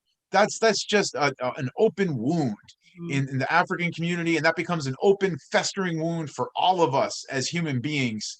And we can do something about that tonight. And Chairman Omali Yeshitela and Deputy Chair Onezine Yeshitela, you are making that possible with this incredible leadership and these incredibly dynamic projects. And it's just so concrete. It's so refreshing to have something so concrete to be able to give to on Giving Tuesday as an act of reparations. But James, it's concrete enough that I think we want to give another $200. Wow. Wow. Wow. Wow. So that means there's only $1,529 to raise for the third apartment.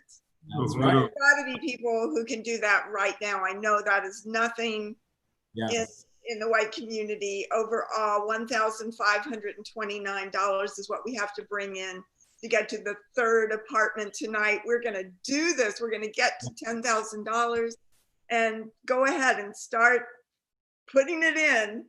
Go ahead and start putting it in to apedf.org/Giving Tuesday. Let's get to 7,500 is what we would be at, right?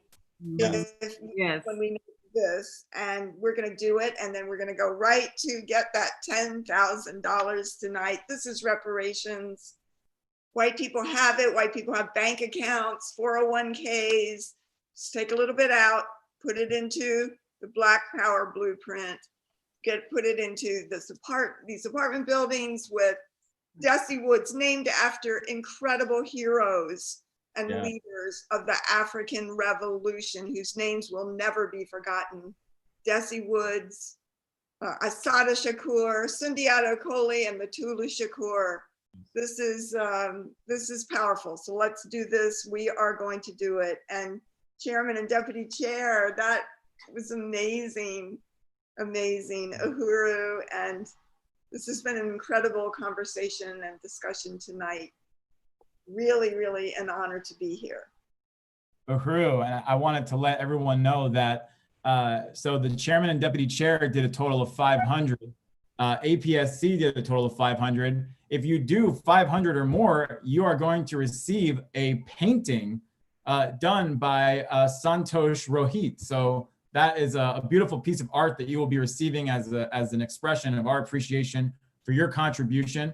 So I want to call on, are there 3 people watching this right now who can match the chairman and deputy chair at 500? Go ahead and put in $500 and you will receive that painting and you will get us closer to our goal. It looks like Penny wants to chime in. I'm just looking, Janice can't put in another $100 tonight. Janice. So tonight we have raised $6,071 so far. Yeah. So we have under $4,000 to go. Beautiful. So, right? Yes. Right, that's right, yes. For the second apartment, we need 1,429. Wow.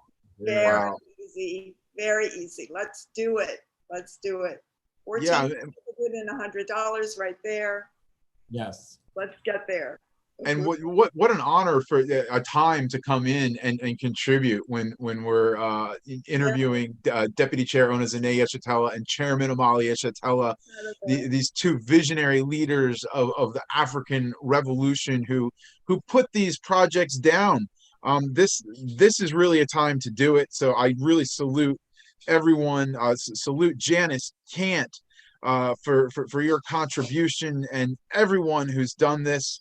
We're on the 3rd apartment now. We are. So it's really fantastic of 4 apartments, and to my mind, if we get to $10,000 tonight, we're going to go right past and continue raising reparations. This is just the start. It's so symbolic, this 4-plex apartment, but there's so much more that needs to be done for the African working class in the hands of the African working class, and that's exactly what the Black Power Blueprint Project does. You can continue to go to apedf.org/Giving Tuesday and make your contributions. And we have just a few minutes left in this really powerful section with Chairman Omali Yeshitela and Deputy Chair Ona Zane Yeshitela. So I wanted to just leave it open and ask if either of you have any closing remarks that you would like to make tonight. Uhuru, I just want to thank your comrades again for this very important event, and also to thank all of the people who are participating from wherever you're located around the country and throughout the world. I'm very proud that our movement and our party have given the people an opportunity to take a real concrete stance in solidarity with the struggle of our people for total freedom, for total liberation, that you have been able to distinguish yourselves by doing that. This represents just an entirely different era. And our movement actually defines what this era looks like in terms of the struggle against poverty, struggle against the destruction of the environment, the struggle against the oppression of human beings, the struggle against ruling class and colonial ruling class oppression of the peoples of the world. It takes it out of this an abstract issue of fighting against what they call racism, which is about white people. It has nothing to do with the oppressed African people or anything like that, because it revolves around the assumption that the struggle is about how white people feel and think about other people, when the real question is the one that we're dealing with now. It's the question of people being able to have our own power, and it gives this extraordinary opportunity for white people of the colonizer nation to actually engage in class struggle, and to remove this nonsense that somehow fighting to get Joe Biden to take the right position, or just fighting against Donald Trump is representative of a real struggle against capitalism. I just want to say this struggle is the struggle, is the class struggle, and the people who are participating, who contributing to this reparations are engaged in genuine class struggle within the North American population against imperialism that's rests upon the foundation of colonialism. Uhuru. Uhuru. Reparations, the true class struggle. Uhuru. Uhuru. Uhuru. Tons of people have put in, and this is really exciting. I know Jamie's going to read it, but I do want people, the solidarity forces, all the people who are on this Zoom call tonight, to recognize that this is history being made to see the Black Power blueprint. And as somebody raised this morning, it is a blueprint, and we're going to see it everywhere, replicated by the African Revolution, the African Socialist International. It is, the party is winning. It is winning, and it's so powerful to be on the winning side. And paying reparations is our ability to join that. So I want to salute Chairman Omali Shatella and Deputy Chair Onisene Shatella, and just the incredible leadership that is absolutely changing the world. And yes, this is our class struggle, reparations under the leadership of the African working class. Absolutely. Uhuru. Uhuru, Chairwoman Penny Hudson, I want to salute you for your incredible legacy, just blazing a trail for the rest of us white people in this movement who want to take a stand for reparations. And thank you for the incredible work that you do every single day. And along the lines of reparations, I want to salute Kitty Riley, who's doing $100. I want to salute Leah Fifield, who's done $100. And I want to salute Ann Hirsch with $30. Claudette Yavram with $25. What a showing of solidarity here in the last couple moments of this really powerful section. I want to salute Deputy Chair Onisene Shatella and Chairman Omali Shatella for this fantastic presentation, your presence on this telethon tonight. I just can't overstate how significant it is and how much we all appreciate it. Uhuru, and thank you for everything you do. And raised so far for the third apartment is 1,326. Remaining is 1,174. Come on, we could do it. Yes, we can. Yes, we can. Yes, this is powerful. We're getting there. Very exciting. I really want to thank everyone who has contributed tonight. Yes. All day long, just incredible comrades and others and people from around the country and Canada and other different places. This is very exciting.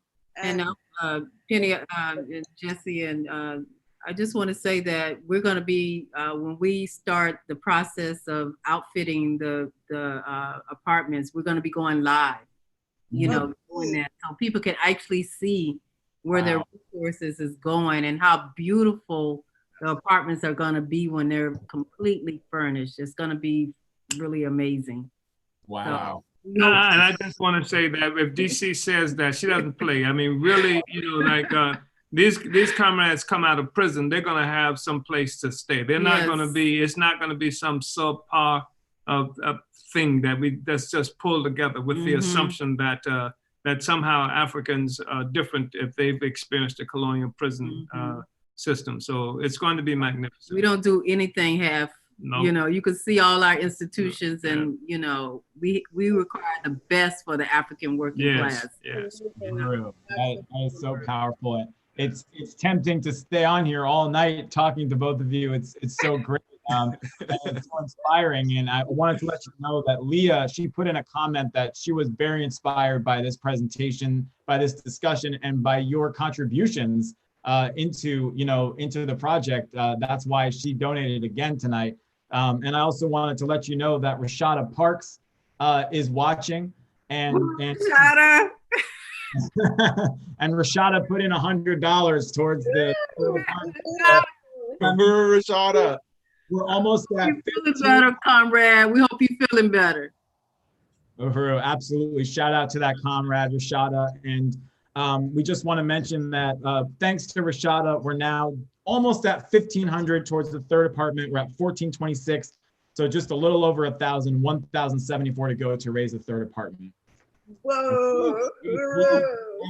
.org/Giving Tuesday. Yes, yes. We are winning. We are indeed. Thank Wow. you so much, Chairman Omali Shatella and Deputy Chair Ona Zane Shatella. Thank you so much for being on and for leading this incredible, incredible revolutionary project. Such an honor. Uhuru. Uhuru. Uhuru has been, comrades. Thank you, comrades. Thank you. Uhuru. And thank you, Chairwoman Penny, and thank you, Chair Jesse Neville, for this incredible section of our telethon. I think I'm gonna call you Jamie the Voice. And the hair. Right on. You know, you can be anything in this movement. I like your whole look, Jamie. Yeah, that's pretty cool. Yeah, you look cool. It's very cool. Very cool. Thank you, comrades. Well, I like Jesse said, I could stay on all night talking to you, but we got to turn it over. Mr. Peters there. Yeah, having trouble getting on for a while, I think. Yeah. We'll tune in. Yeah. All right. All right. Uhuru, comrades. Now we're going to turn it over.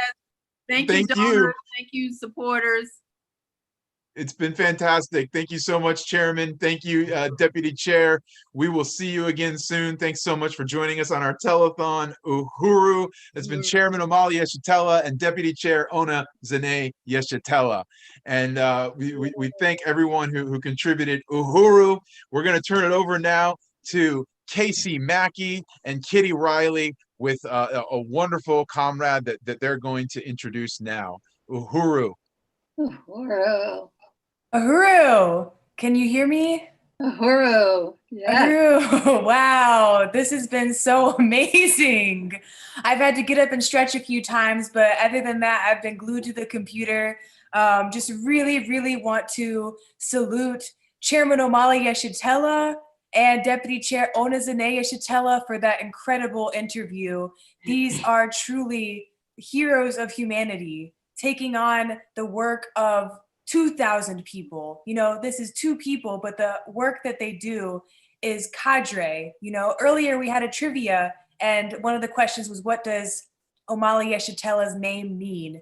And it's umbrella for 1,000 people. And I can't think of anything more fitting, because I remember when it was their shared birthday, and people that volunteer for the Black Power Blueprint, people that volunteer in the movement's furniture stores, party members who are new, party members who are old, people in the solidarity movement, everyone was just expressing that we wouldn't know what we'd be doing right now without the chairman and deputy chair's vision for a better world, because they just make it so simple and clear. You know, a liberated African economy that will destroy the pedestal of colonialism, free the African working class with their full participation and leadership, and as a consequence, free all of humanity, because the colonial system was built on the oppression of African people and will be overturned with the liberation of African people. So this is in our deepest interest. And like the chairman said, this whole question of reparations and solidarity with Black power is the struggle against colonialism.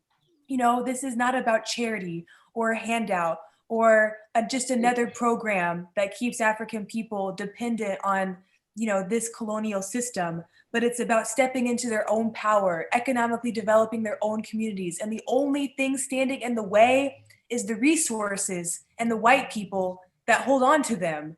But when we join with the struggle of African people and we unite with reparations, we see those resources turn into something beautiful. And the Black Power Blueprint is the modern day example of that, of what the world can look like when Black people have control over their own lives, resources, and destinies. And the story of Deputy Chair and, you know, all the work she did on the ground here was just incredible. So I just really want to appreciate our leadership, without whom none of us would be here today, raising these reparations towards such a worthy cause. So I just again want to salute Chairman and Deputy Chair, and, you know, just say that the Black Power Blueprint has accomplished more for the community in 3 years that the city of St. Louis and corrupt politicians have ever done. And the local Black Power Blueprint steering committee, I want to salute, some of the members of that, including Mr. Gary Brooks, who was there when Deputy Chair first arrived, supporting her every step of the way, and has led the garden committee and kept building the garden through COVID-19. Sam McGowan lives right down the street from the Uhuru House and has his own community center. Will Washington has been a longtime friend of the previous Director of Economic Development, Tacharo Masimba, who will be coordinating the One Africa, One Nation Marketplace. Helen Hunt, who is on the Garden Club Committee, who we've seen some of her statements, throughout this program expressing that this is a great work, doing what everybody talks about doing, but this is the project making it happen. And of course, Penny Hess, who is the chair of the Reparations Committee, Jessie Lynn, who's a local a USM member who is the secretary for the local committee, and of course, Kitty Riley, who is the projects director and who's here with me today, and she will be joining me and making a pitch to raise another $3,000 during this segment following the most I was about to curse, following the most dynamic program of the whole 24-hour telethon, because we want to finish raising resources for the third apartment and then start raising the last 2,500 for the last apartment. So I'm really glad that I'm gonna have Kitty here to help raise these resources. And I also want to introduce Zanlile and Pico, who is born and raised in St. Louis, grew up on the North Side, and has been a volunteer for the Black Power Blueprint since day one. If you go to the old Black Power Blueprint live videos, you'll see her in the very beginning, working in the kitchen. Tacharo would be explaining something about the need for economic development, and then she'd break it down in layman terms, and incredible volunteers. So I think we have a great crew here tonight, me, Kitty, and Zanlile, telling you, supporters, freedom-loving people, and white people in particular who want to take a stand of reparations, to go to apedf.org/Black Power Blueprint. So I wanted to turn it over to Kitty and Zanlile to say a few words each about why they support this project and why they donate. And then we're going to watch a video that was made just for Giving Tuesday. So Uhuru, Kitty. Uhuru Casey, thank you so much for that overview. I just am still so moved by the workshop that preceded us, and want to give the most just warmest greetings to the true leaders of the world right now. Chairman Omali Yeshitela and Deputy Chair Onizane Yeshitela, and to salute and greet APSC Chairwoman Penny Hess for that profound workshop, and just express so much deep appreciation. I mean, the party often says we can regain our humanity, in this whole process, of reparations to the African working class and the right of African people to be free and self-determining and to have their own revolution, their own life, to overturn the social system of colonialism. And that is really, really what is happening. And before I even just say more, I got to tell you that Johan Bedingfield's dad, John, who we know so well, donated $100 since we last summed up. And then Maureen Wagner from APSC in Oakland donated $500. And then Gina Carlson, whom I do not know but salute, donated $100. And these are profound donations, which means we only have $374 to go to complete apartment 3 and get down with finishing the 4 apartments. Yes. I just want to say that. And I mean, there's just so much more. I know this is just an introductory part. I do want to sum up. I have had the honor, under the leadership of Deputy Chair Onizane Yeshitela, assigned to do the Black Power Blueprint Projects Committee. 250. Wow. We have 124 more. John Basie just gave $250. John Bracey. Wow. So far, we've raised $7,376. We've raised the third apartment. Oh my God. That's it. For the $2 in. 1, 2, 3. She said, now, my accountant, our fabulous revolutionary accountant, Amanda, said we have to raise 124 more for the third apartment. So I can't count. I can't count straight. But John Bracey, you brought us so close to it. That's really profound. Really appreciate it. $124. apedf.org. Go to APEDF. Let's get it done. .org/Giving Tuesday. Giving Tuesday. Sorry, I messed it up earlier. Don't listen to me. Yeah. apedf.org/Giving Tuesday. /Giving Tuesday. We have to have a home to elevate the incredible proposed political prisoners that were named by chairman and deputy chair for these apartments. We have to have a home for them that becomes the home that represents the future of African people under mass incarceration. And people know, I mean, somebody could do the whole Desi Woods apartment. That has been the history of the Solidarity Movement. How APSC started was the campaign to free Desi Woods and smash colonial violence. Somebody can do a Sundiata Akole's been in prison the entire time I've been in the movement. The whole life I've had in the movement for 42 years, he's been in prison. And it was Desi Woods' poster and Sundiata Akola's poster that the party made, the first posters I ever saw that the party had made.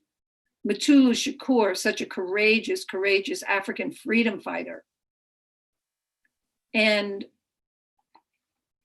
Assata Shakur. I remember the day the chairman announced at the beginning of a Solidarity conference in Oakland, California, November 2nd, must have been 1979. And the chairman opened the conference by saying, Assata Shakur is free. She had been liberated the night before from that Clinton, New Jersey men's prison. And she'd already been tortured in the hospital and everything before they had her there. That was profound, you know, freedom fighting. This is the movement that was crushed. And this is the party fighting all these years to bring back the African working class into political life. And that's what you see with the Black Power Blueprint, as well as so many other projects. So go to apedf.org now. We got $124 and we've got $2,500. So we have $2,674. In this workshop. 500. We want refrigerators. We need the stoves. This is real. These are the big ticket items and we need them. They're like about 500 each. We'll see more. We'll keep going. Thank you, Casey. Ahuru. Sure. Thank you, Kitty. And Zanlile, looking amazing. Why should someone go and donate that last $124 at apedf.org/Giving Tuesday? Because look at all the profound work. And before I even get started, I just really, really love to appreciate Uhuru Solidarity Movement and Chairman Omali Yeshitela, Ona Janae Yeshitela, for the profound work that they have been doing in St. Louis. It is massive work. It hasn't been going on that long, and the reason why they need to donate is because it hasn't been going on that long. And look at all the projects that we have accomplished in less than 3 years. I mean, come on now. We're trying to develop economical growth and foundation in our neighborhood. So donating that last amount is profound for people who are leaving the colonial system, prison system, who needs a home, who needs a place to stay in their own neighborhood. I mean, honestly, if it was a system that worked for the African poor working class, then we wouldn't have a continuous overpacked, overcrowded prison that is benefiting off the prisoners that it steals labor from, and repeatedly continues to put them into a colonial cycle that they can't climb out of. No jobs, nowhere to live, constantly going back and forth to judicial court for petty crimes. This program is profound. Our institutions up under APEDF is profound just because it's right there in St. Louis. I mean, honestly, I like to say that this is we Black Power Blueprint, we are the blueprint for freedom, for liberating our Africans in their own neighborhood. We are the standard. So maybe we can probably take that standard blueprint and share it with the world, and you can donate everything that you see and have heard. You can donate to apedf.org/Giving Tuesday. I said it right. Because this, I mean, just in a few months, like Deputy Chair said, in less than 10 months, we had the Uhuru House up. So just think about less than 10 months, we had the Uhuru House up. What do you think is going to happen in the next 6 months? The chairman already said that we have affected over 1,000 people. We are affecting our neighborhood. The neighborhood has been reformed. The post-dispatch colonial post-dispatch has already pointed their finger at the Black Power Blueprint. Everyone around the country and around the world see what we're doing right in St. Louis. And I guarantee you, we need 100 more of us in every poor, povertized neighborhood that is being deprived of the resources and being deprived everything that it needs to grow. Look at our alleyways. If you just in the neighborhood, if you just walk through the neighborhood and you can see the change that Black Power Blueprint has done, the work that they're putting in. These people are putting in, the neighborhood is donating their hard-earned time because they believe in what is going on with APEDF and the Black Power Blueprint. So we need your donations. I mean, what did you say, Casey? How far along do we have before we get done with the third apartment? I think it's like, what, $123, I think? 124. I was off $1. That's okay. We need that $124 because we have prisoners. We have people that are coming out of that process, and they need your support so they don't go back into that process again. We are offering them jobs, stability. Everything that you need is right in the neighborhood. So go ahead and donate. apedf.org/Giving Tuesday. Come on, $10. Are we still matching? Yes. No, still matching. No, I think we released the matching funds. Regardless. Donate because we need that. We need you. We need you to help continue to help build with us. We are building a legacy here that no one else is doing. You cannot find this anywhere else. The spotlight is on North St. Louis. We are the Black Power Blueprint. We're changing lives. Uhuru, thank you so much, Zanlile and Kitty. Now we're going to be pitching more and explaining more. For anyone that might be on the fence, don't worry. We have a lot more appeal left for you. But we're going to take a short break and watch this beautiful video that was made by a group called Adventure NYC. And it was directed by Aaron Ablin and sorry, just making sure I get the names right. But this was a video that was made just for Giving Tuesday, and it's extremely powerful. We're going to show the shorter version since we showed the longer one right before the chairman came on. But okay, so I want to give a shout out to Aaron Ablin and Ali Ablin from Adventure NYC who produced and donated this video. And also director Cammie Thomas, an incredible African videographer who shot and edited the video, as well as Mad Keys, a local St. Louis producer who made original music for this, and the camera operator Ethan, and the production was done by Bailey Sinclair. So we want to just shout out the whole team and show you the minute-long version of this video that expresses more why the Black Power Blueprint is unlike any other nonprofit out there that you find for Giving Tuesday. Uhuru.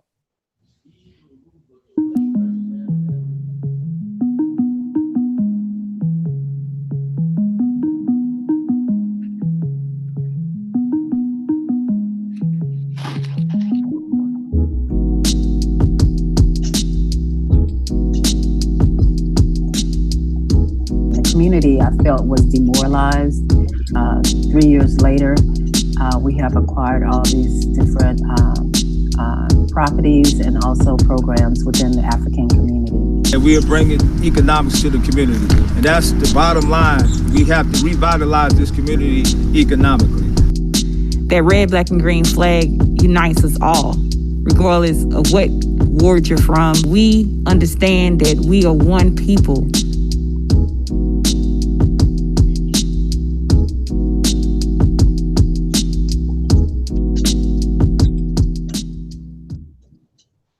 Uhuru, what an amazing video.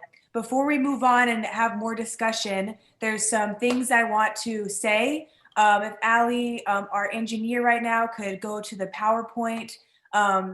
We have some givebacks that we want to share with the people. If you donate today, I'm sorry, just checking my notes real quick. The givebacks include, I think, the paintings by Santosh. If you donate over $500, right? Yeah. And if you donate over $250 or more, you will get the Black Power Blueprint tote bag. That is a beautiful tote bag. Look at that beautiful logo. Definitely walking around and people will see you and ask what it's about, and you'll tell them all about it. And they'll be like, oh my God, that's amazing. How do I get involved? It's walking propaganda. It's a walking advertisement. You feed two birds with one stone. You look cool and you will expose more people to the positive future that the Black Power Blueprint is building. So that's one of the givebacks. We also, every donation, even if you donate $1 or donate, the final $2,500 for that last apartment, you will get a sticker. So decorate your laptop, put it on your water bottle. Everybody loves, again, free advertisement for the Black Power Blueprint. And again, we also have the books from Tumbelo Books in St. Pete that donated these incredible hard copy books that will be given away to any other person that donates $250. I think we have, how many books do we have left? If someone could send me that in the chat and let me know how many books of those 7 that we have left. Regardless though, we want you to donate. 4 books left. 4 books left, all right. All of Santosh's paintings have now been claimed.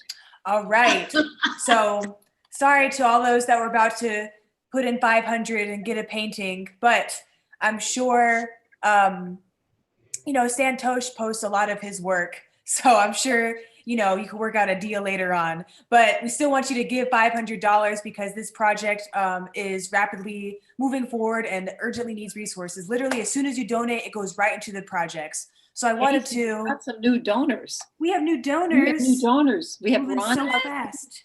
Ron Hudson donated $50. One of the birthday fundraisers. Virginia Wilson from Louisville.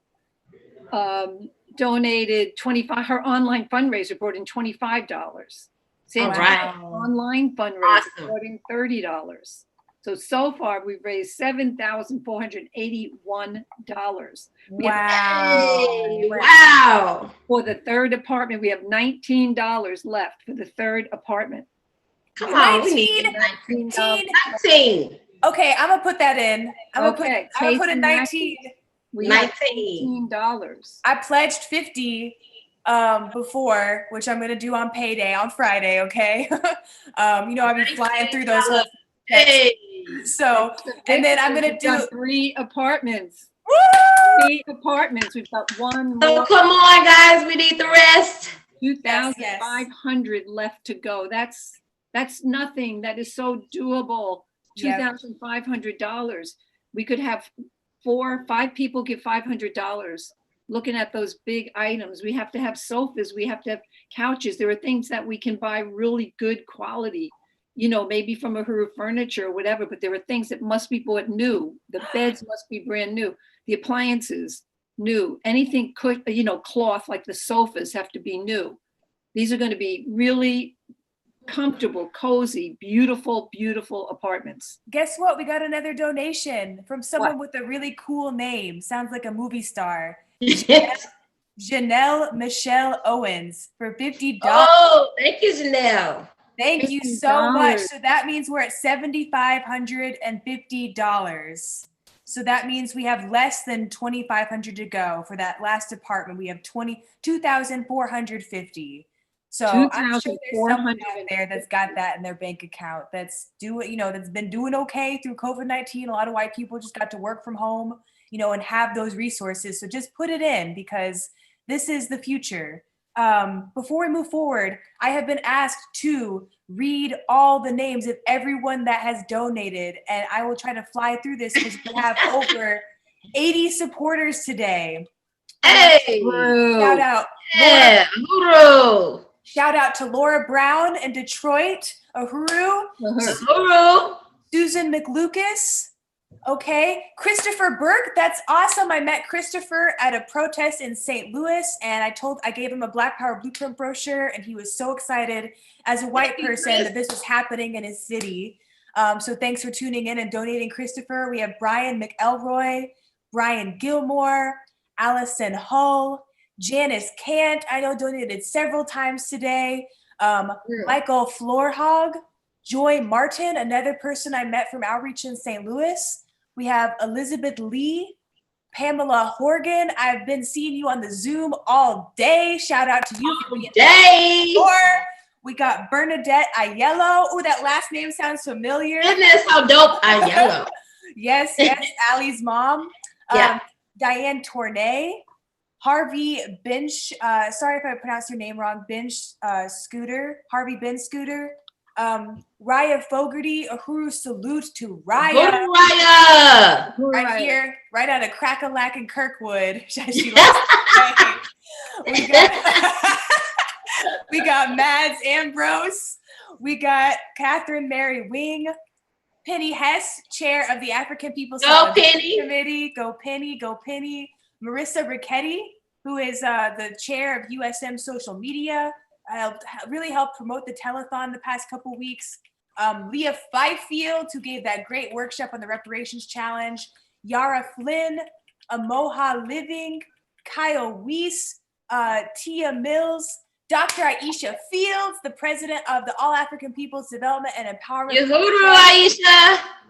Claudette Yavrum out in San Diego, Ron Hudson from Seattle, Adriana Christensen, Mara Ratu, who matched with her mom, Michelle Lipman, Joseph Moen out in Minneapolis. I haven't heard from that man in a little minute. Thank you, Joseph. Aaron O'Reilly, President Yejide Oronmila, who did a dynamic presentation on the webinar about the African National Women's Organization. Dana M. Shepherd, Sarah Lintz, Johan Bedingfield, Mel Q, two St. Louis comrades out here, Anya Fisher and Maury Browning, Uhuru, Fallon O'Brien, who I remember in Boston, who let USM have her own radio TV station at the radio TV station where she worked. B Rush, my mother, donated earlier when I texted her. I was about to not text her because I think I've been getting on her nerves, and like when you get on your parents' nerves and then you reach out to them asking for money. But she donated $150, so thank you, Mom. Hey. That's in lieu of my Christmas present, I'm sure, and that's all I wanted anyway. So text your mom because you'd be surprised. She might donate $150 too. We got Sandy Forrest, Uhuru Sandy in APSC, also in APSC, Pete Yarashuk, Emily Schlesinger, Wendy Craig, Ann Hirsch, Hallie Murray, Sarah Edwards, and Jamie Simpson. Jamie Simpson's one of our great MCs today. Carrie Porter, Alistair Stein, Sarah Rittersbach, Diane Tournay, Leah Boggs, also the African People's Solidarity Committee as an organization pledged $500. Hey, okay. Of course, Deputy Chair and Chairman gave $500. Uhuru, Kitty Riley. We got some repeats, I think. We also have Rashada Parks, Johan Bedingfield, Gina Carlson, Maureen Wagner from Uhuru Foods and Pies, John Bracey, and Jesse Neville.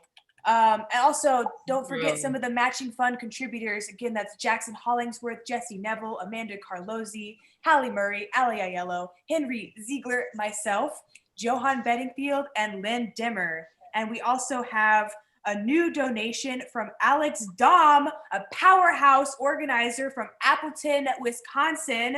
Hey. $200. So we have only $2,150 left to go. And man, we got Hey, hooroo, we knocked some off, okay, but keep donating. We need donating. We need that. Okay. We need to create that, yes. Okay, Kitty and Zalile, on the count of 3, we're gonna tell people where to go, okay? Yes. Ready? Yes. 1, 2, 3. APEDF.org/Giving Tuesday. The end was right. You know. Okay. It was right. That was great. Yeah, I'm sure. yeah. Kitty and I probably messed it up because white people don't have that much rhythm. No, but you know what? We have the rhythm of reparations tonight and today's telethon, and we want you to keep going to apedf.org/Giving Tuesday. Hey, but the rhythm of reparations is what we need. We need people to donate, and contribute to the Black Power Blueprint. Just give for Giving Tuesday and build our neighborhoods in the African community for the best. Uhuru. And I really want to unite with what the chairman was summing up, that, the party is leading real class struggle, real class struggle. Yes. And I'm only going to even say St. Louis. The Black Power Blueprint is an anti-colonial project. Yes. And the Black Power Blueprint in St. Louis is up against the local city. It's taking battles with the LRA. And I will say Deputy Chair Ona Zane, who leads this whole project, generously went to the entire city and every economic development entity, neighborhood associations, all the Uhuru movement members, party members went to the neighborhood association, community organizations. Many have come forward, and a lot took their own stand because they want to line up with white developers or become developers themselves. So this battle has been going on a long time. And even where the fourplex is on College Avenue in West Florissant, right next door is where the basketball court is going to go. And on that block, they've taken down 4 out of 5 houses in the past few weeks, because once the National Geospatial Intelligence Agency broke ground to bring the Spy Center into St. Louis, taking up over 1,097 acres of land and pushing the African community out in a concerted effort over years to build this Pentagon of the West, then all of a sudden, boom, eyes are on developing the North Side. They want the housing, they want the neighborhoods, they want the historic homes. And so the party, step by step, that is why it takes the party to lead something like this activity, because it isn't just the brick and mortar. It's winning a community to its own power, and it's winning reparations from the whole south side of the city. It's raising up all the political and ideological questions. And it's like, as white people don't go to the North Side because, like most African communities, there's nothing there. It's not like you go there to go to a movie, or you go there to go shopping, or you go there to go to Walgreens or anything. There's no economy there. There's no activity there, and the party's bringing it, and it's uplifting the entire community. And for white people that hate the division, and the alienation, we have a reason to be able to now contribute. That's reparations. That's how we express the class struggle. Don't you want to fight? Don't you want to fight, white people? It can't be enough to say, okay, now Biden got in instead of Trump. It can't be enough. We have to fight this social system that we hate. Even to hear Deputy Chair tell the story of her brothers, that is the African family, and that is not our family. And we know people in our family would have been incarcerated for many things that they lay out, that one gets incarcerated for. We do not see that. We don't experience that. So you hate that social system. You want social justice. We got to fight. We got to fund, we got to do reparations and fund the Black Power Blueprint. We're in a hurry. We got to raise this money. This is like, what is it we are? We're like, somebody did Jesse's donation of 100. The recent one was that announced. We got 2,150 to go. We got to move on. We got to get the fourplex done. There's other things that have to happen. This is a battle. It's a battle with the local politicians, and we have real fighters that are positioned running for office. This whole political movement is what is transforming the north side of St. Louis. And we've just got to keep moving.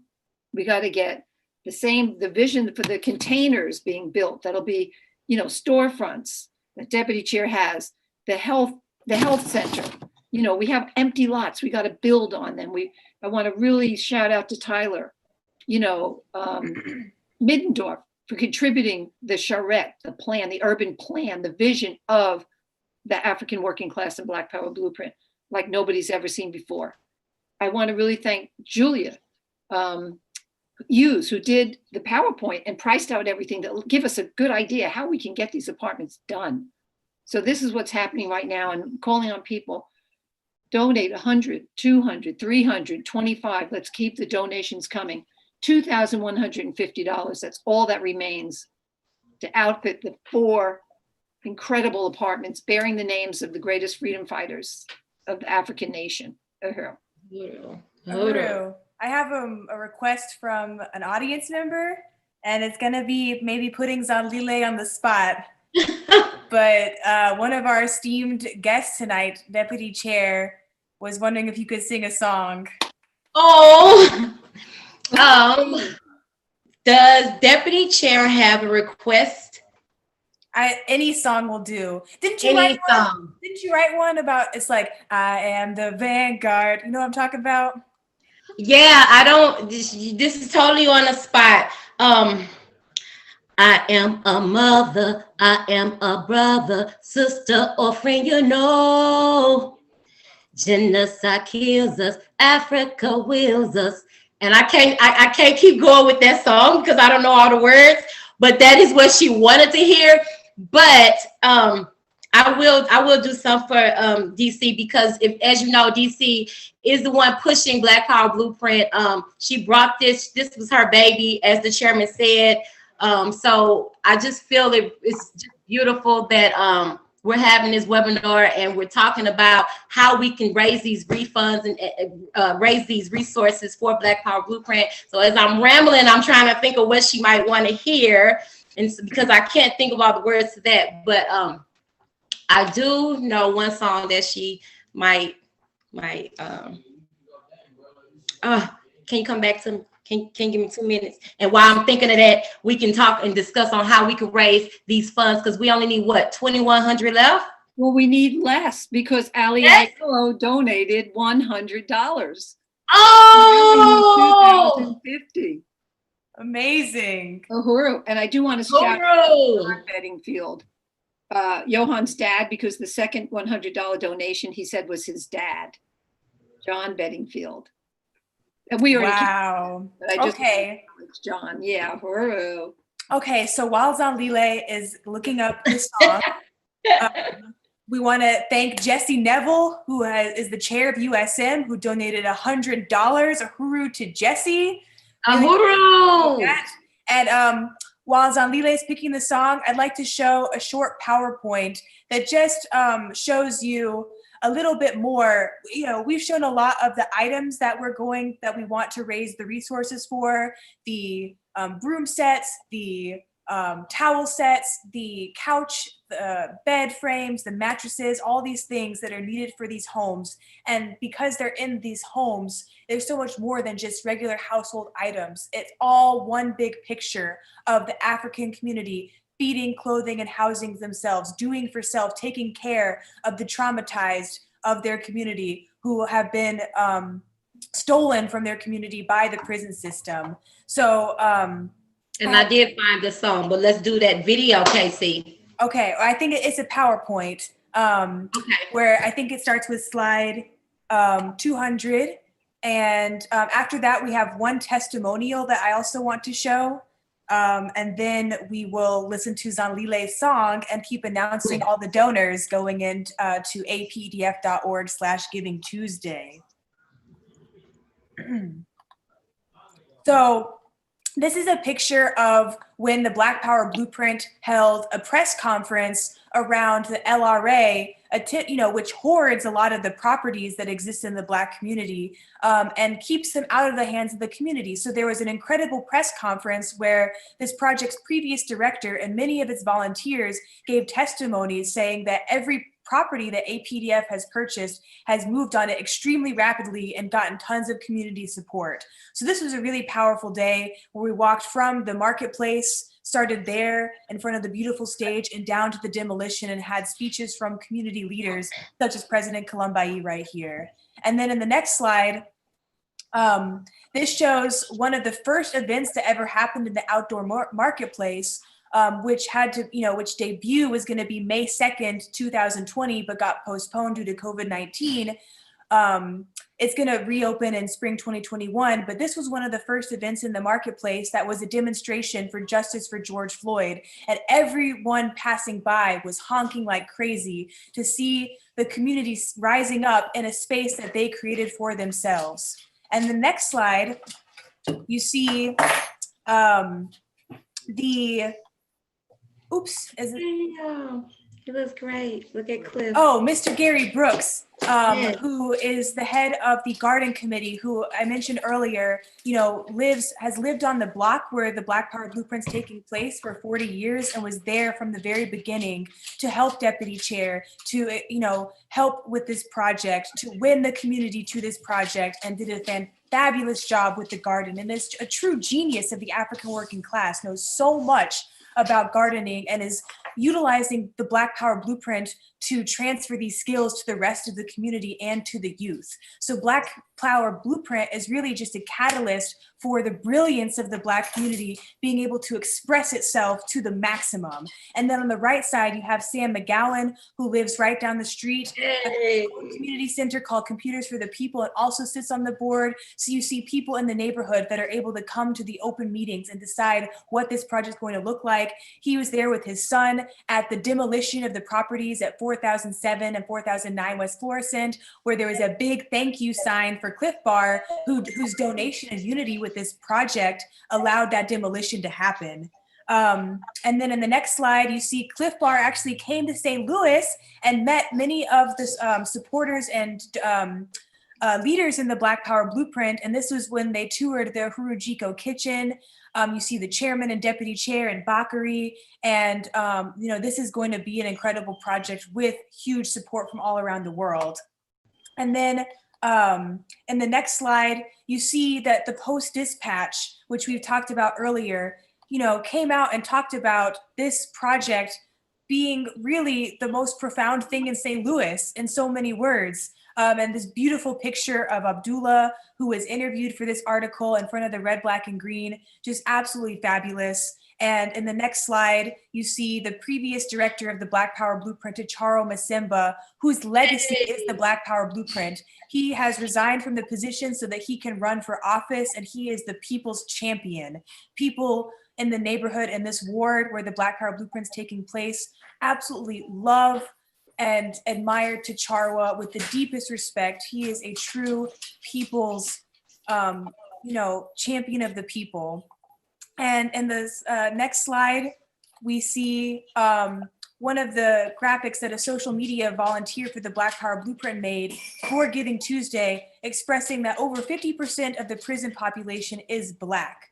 This is a huge problem. And as Zanlile was saying, the prisons attack and steal and destroy Black communities. So in the next slide, you see that the Black Power Blueprint's taking it on by renovating this apartment for housing for the African Independence Workforce Program, so that African people coming out of prison that don't have a place to go will get not just housing, but a beautiful home that has been furnished by your donations, and also job training.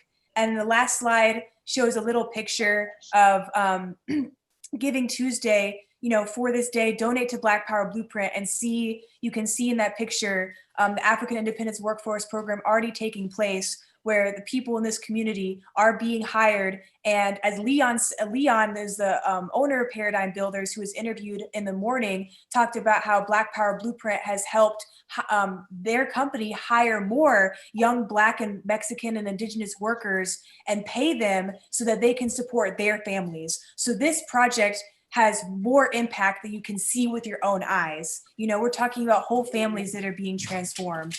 So with that being said, we want you to keep going to apedf.org/giving Tuesday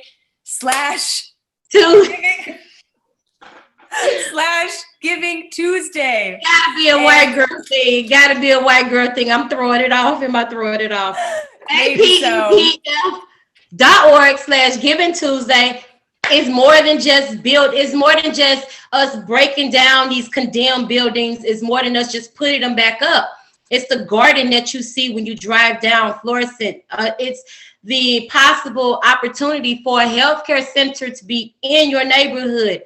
When you think about the endless possibilities that can be, that our neighborhood can become, you must donate. You must give to this. So, I mean, come on, give. We got what left? Less than $2,000. Hopefully. That's what I'm going with. I'm going with less than 2,000. So we want Zalile, you to sing your song.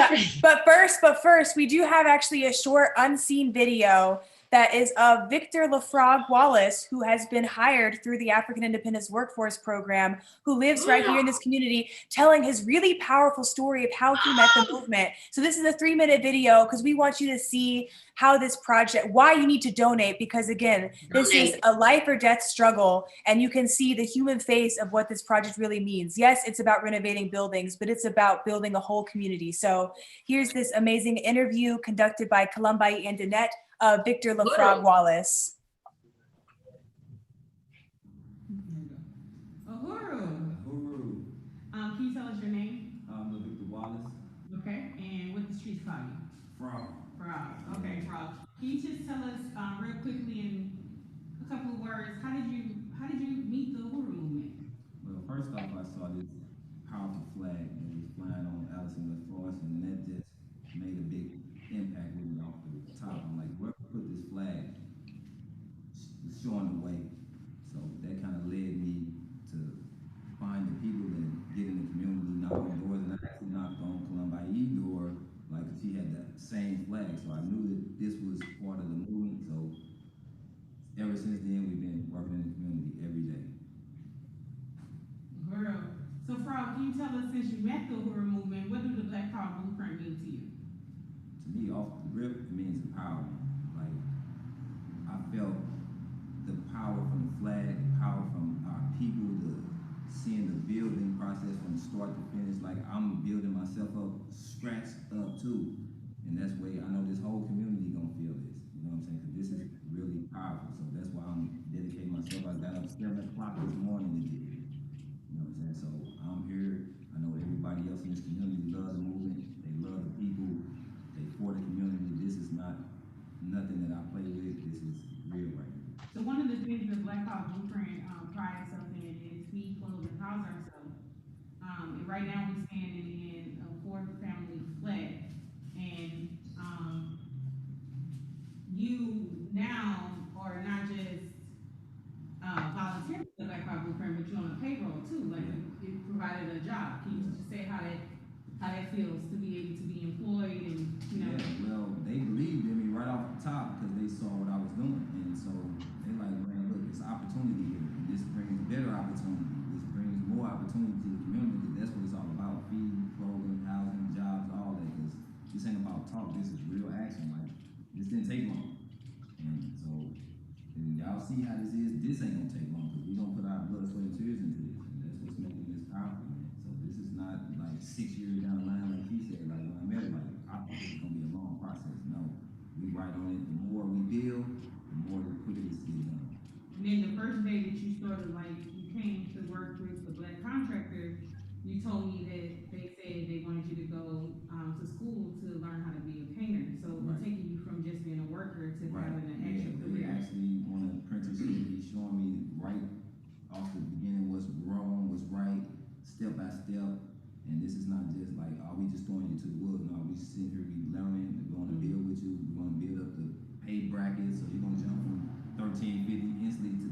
know what I'm saying? It's up to you. When did you come out of the prison system? How long ago had it been? I haven't even been out a year yet. I got out Wow. this is September. So I ain't been out a year. Yeah. Wow. So what? Wow. Wow. Wow. So Really powerful. tell everyone to go to apedf.org. If you are moved, you must be moved by that. Giving lives down the street from the fourplex. This is a street. It is the street, the actual street where the children, NPDM President Kalambaye and Ward 3 candidate, would see all the children with those broken plastic hoops that you can roll out onto the street to play basketball, and the police always pulling up and telling them to get it out of the street. Of course, there's no cars coming down the street. There's 9 boarded up houses on that street. Broken, boarded up houses. That's the economy there. This is the project that's happening. This is the project that's uplifting the entire neighborhood and the entire community. Come on, we've got the resources. We've got $2,050 more to go. Reparations is the only way that we can form this principled relationship to the African community and join in the struggle, the actual total liberation struggle, the anti-colonial struggle. The only way we can participate is through reparations to right the historic wrongs. This is a very liberating, incredible, human family we can be part of. We don't have to be isolated from the human family. We have resources. People have. And that neighborhood been like that. That neighborhood been like since I was a kid. Wow. It wasn't until the Black, and this is a true statement, and I can say this with conviction. It wasn't until the Black Power Blueprint came into that neighborhood 3 years ago and changed the dynamics of the Black Africans that live there. Created a foundation, start tearing down that raggedy, condemned buildings. All the city wants to do with those buildings is remove them and take the bricks and sell them and make money. Black Power Blueprint changed that. I grew up on Warney Avenue, a block over from the fourplex. I was there when there was absolutely nothing. Those buildings that sit directly across the street from the Hoover House, they have been there. I'm 42 years old. Yes, I know, I look good. 42 years old. And at 42 years old, I'm standing in the middle of a neighborhood that I grew up with when I was just 12, where I was being bussed out of my neighborhood to way in Chesterfield, or like KC Mackey said, Crackerland or whatever, or Kirkland or whatever. I was bussed out of my neighborhood. I had to get up at 5 in the morning to catch an hour and 15-minute bus ride. I was 12 because there are no schools in my neighborhood. And even when I come home, what do we have? You go straight home. You don't have grocery stores. There's nowhere for you to exert the energy as a child in a Black African community where the parents are working and the father's not there and there's no food and you're broke. You need to exert that energy. And where do we go? Like Kitty said, play in the street. No cars were coming, but is that safe? We need these donations. We need this to build this community, to start Black Power Blueprint here in St. Louis and continue this work all across, all over the place, period. We need, this is our blueprint, North St. Louis. I get a little upset because the fact is the conditions we live up under in our own neighborhood is just, it's not right.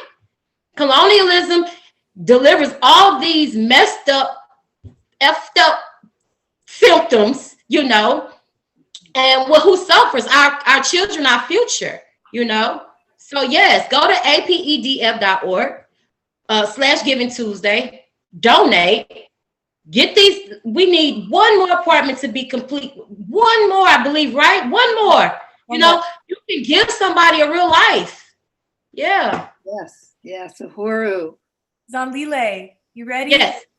Oh, yeah, girl, I get mad when we talking about the conditions of colonialism and the crap. Okay, so this song is called Vanguard. I wrote this song. It's about being pissed, I am a strong man. I am the children. I am the woman. I am identity, African blood in me, foundation of all things. Yes, they lied on me, use the sweat of me. This cannot happen.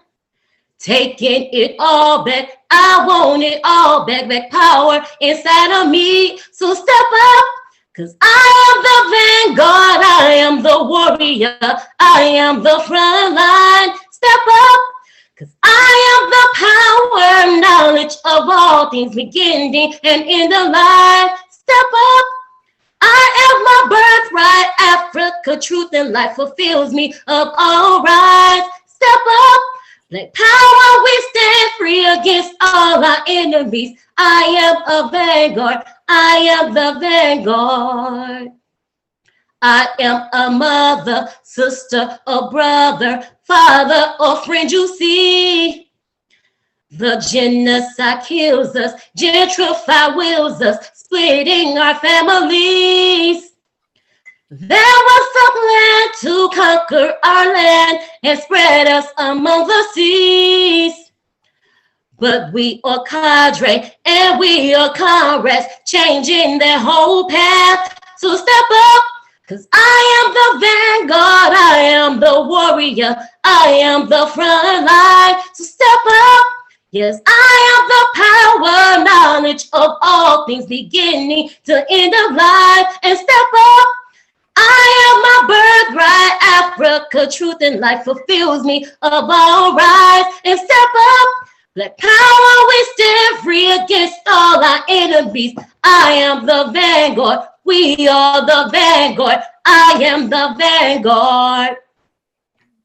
Wow. Whoa. Wow. That was profound. What's the vanguard? Do anybody know? What's the vanguard? Leaders, the leadership. Those who step up. Yeah. Get in front of the line. And when I look at that young man who Columbi candidate for the 3rd ward was talking to, interviewing, it makes me think of people like he is the that's our vanguard. He understands that one touch all. We need to unite, organize, and build our neighborhoods. People are grateful, but they are, even like he said, they didn't look at me, they ain't looking at me funny. They trusted me. They trusted my work. That's what the vanguard is. We trust the vanguard. Trust the vanguard and donate. apedf.org/GivingTuesday. Yes. apedf.org/GivingTuesday. Say it fast 3 times. Okay, wait. This is the what's the word? Like the rhythm. We'll go apedf.org/GivingTuesday. Ready? So, okay. 1, 2, 3. apedf.org/GivingTuesday. Yes. I'm sounding like the white girl here. I'm all beat. You have to create the cultural vibrancy of the Black blueprint. People, you have to be jealous that we live in St. Louis. And even though Zanlile is not in St. Louis this very moment, she comes back and forth. And we have the benefit of just being part of that. And that's why we have to pay reparations. Everyone listening, we've got to give reparations. We've got to help fulfill the mission of the Black Power blueprint. Yes. It just tears your heart out to hear. This comes right from the spirit of the African working class and the experience and the leadership of the African working class. And we can't just listen and enjoy it. We have to know that reparations are needed, are due. The conditions change when the African working class is empowered, breaks that economic quarantine. And part of reparations is us breaking the economic quarantine that the state and the ruling class and white power has on the African working class. They are breaking it by winning reparations from us. Yes. And we got it. And I don't know. I thought I got some new texts. If you're out there listening and haven't donated yet, even $5 makes a difference. $10. $5. I know a lot of $2. so-called broke white people. For us, broke is meaning slightly less comfortable existence, honestly, because a lot of us grow up with pretty much everything we need at our disposal. Yes, there are a few exceptions, but we all have the social wealth and we all live on the pedestal of colonialism. And this puts us in a material relationship, like Joshua Spencer said in his testimony, that it's not a philosophical or emotional solidarity. It No. has to be material.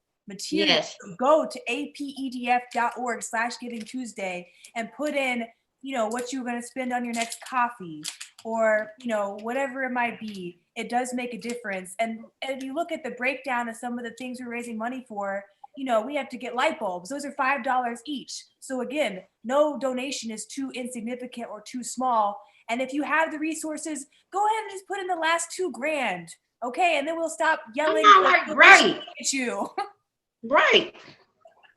Make that apedf.org/Giving Tuesday. Uhuru, we're coming to the end of our workshop. We're at the end. Can we have any moving words from Casey and Zamlile? Uhuru. So, do we have a total for where we are at? We still have the 2,050 remaining to raise. All right. We have about we have less than 12 hours for this webinar. So that's plenty of time to raise the last $2,000. So we want to just wrap up. We want to stay on time with the rest of the program. We will continue to announce your donations as we keep going. Kitty and Zamlile, do you have any less than a minute statements to close out before we move on to the next part of the telethon? I just would like to say that donate to apedf.org. Black Power Blueprint has been in North St. Louis right now, little 3 years or so, and the work is profound. The neighborhood is showing overwhelming love. All I know is if I had an opportunity, to just donate thousands, if I had that, I would do that. I would give, because our youth, our families, they live in these neighborhoods. You live in these neighborhoods, right around the corner, down the street. Half of you that are listening are right across the street from your Hooter house. Donate to apedf.org/Giving Tuesday today. Thank you so much. Uhuru. And Casey, I just want to appreciate all the donors. I want to appreciate Zamlile and you for this workshop. Appreciate all the donors, that donated during this period and all throughout the entire day. And just to say that under the leadership of the African working class, the world is changing, and that reparations for us in the North American community and the white community is the class struggle. And like you, I want to fight. This African liberation is going to liberate the world. Let's get these apartments done. Yes. Kitty and Zamlile. Now we are going to turn it over to the next part of the program. And who is coming on? That was powerful. Uhuru comrades, Zamlile, that was magnificent. Wow. You all were awesome. Uhuru. Uhuru.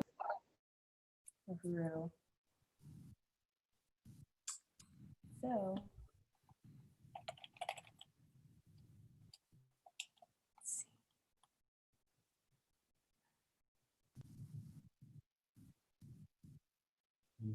Ici, n'importe les parler d'Haïti. More pour more, you see Haiti, the poorest country in the Western Hemisphere. Haïti, pays qui plus pauvre dans l'Amérique, c'est son legend you can see too, right? The poorest country in the Americas.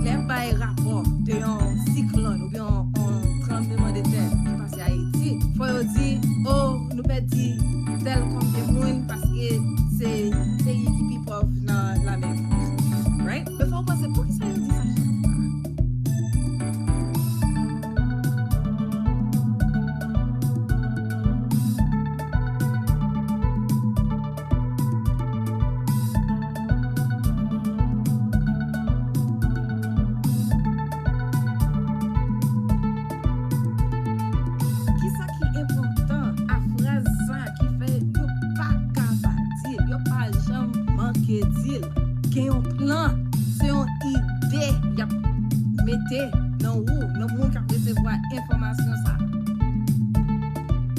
Oh yeah.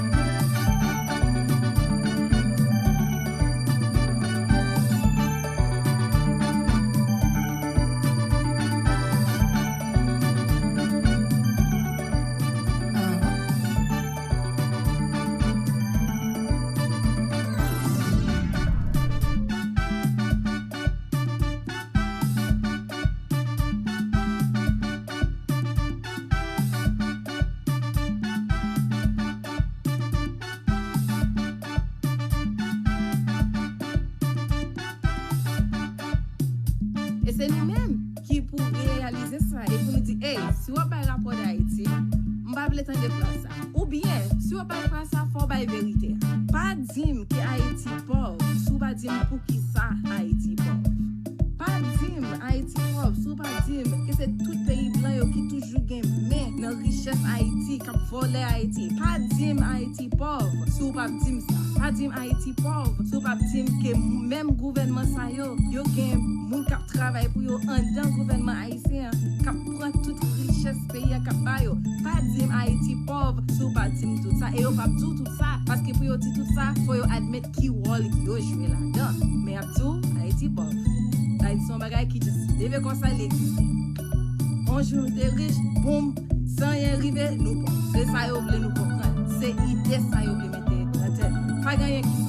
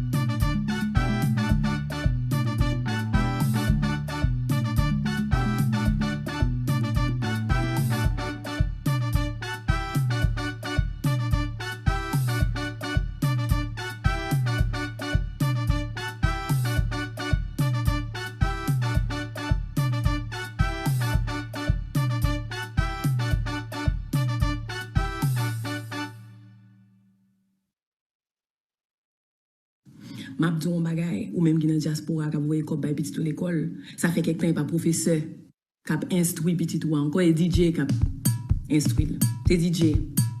Ça fait quelque temps, classe li a pendant l'école, encore classe est sous béton li dans la ria. Et là, la pas prendre. Et DJ professeur chéri.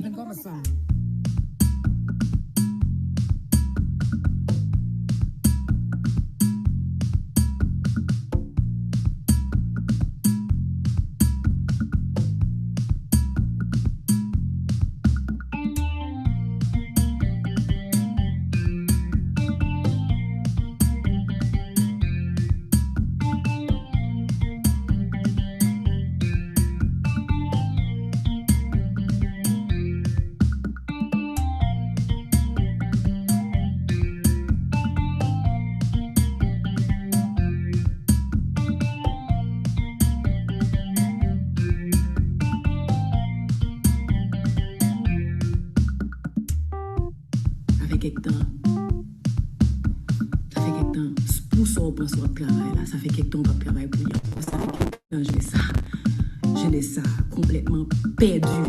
Ça fait quelques temps.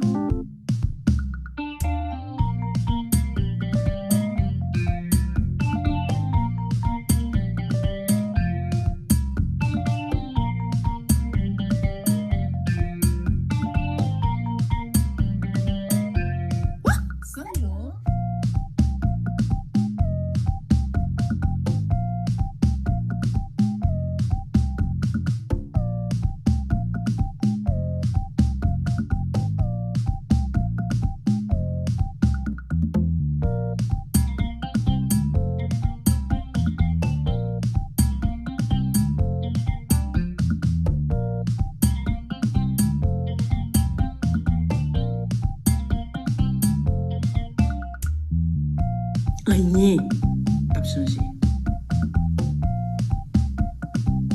C'est nous pour lever. C'est nous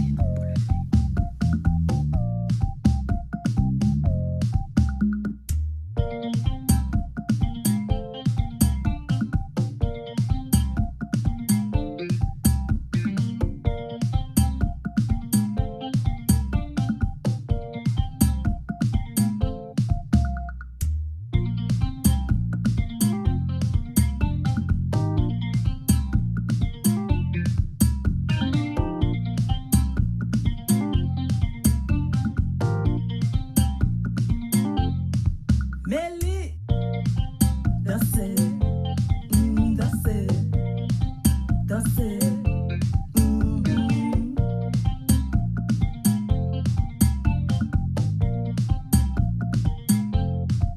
Here we go.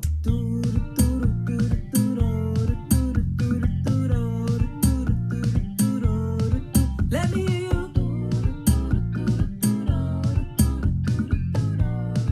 You're sounding good. I like that. That's it. That's it. That's it. Bon. Comme c'est rabodé bagalaye. Let's have some fun. Everybody. À gauche, à droite. À gauche, à droite. À gauche, à droite. À gauche, à droite. I say left, right. Left, right. I say left, right. Left, right. Woo! Musique là douce, c'est vrai. Mais s'il vous plaît, pas oublier prendre sens parole, c'est pas n'importe parole qui sont à parler. OK? M'a salé Jessica Genet sur track ça. Vegas. Et vous connaissez vous dans nos musiques qui bon comme ça, qu'a fort danser, qu'a fort penser, on seul monde est capable, OK? Et li que boilia, en comment yeah.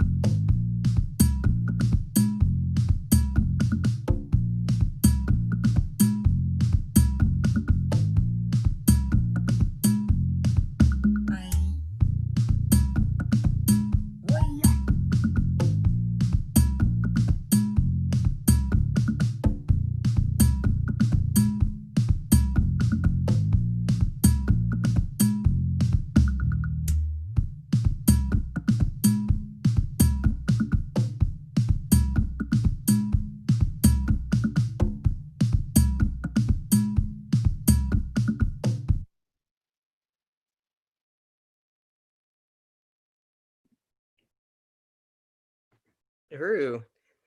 Thank you so much. I just want to salute this party member and her revolutionary music. That was just really, really awesome. Thank you so much, Alikia and Goma. That was really great.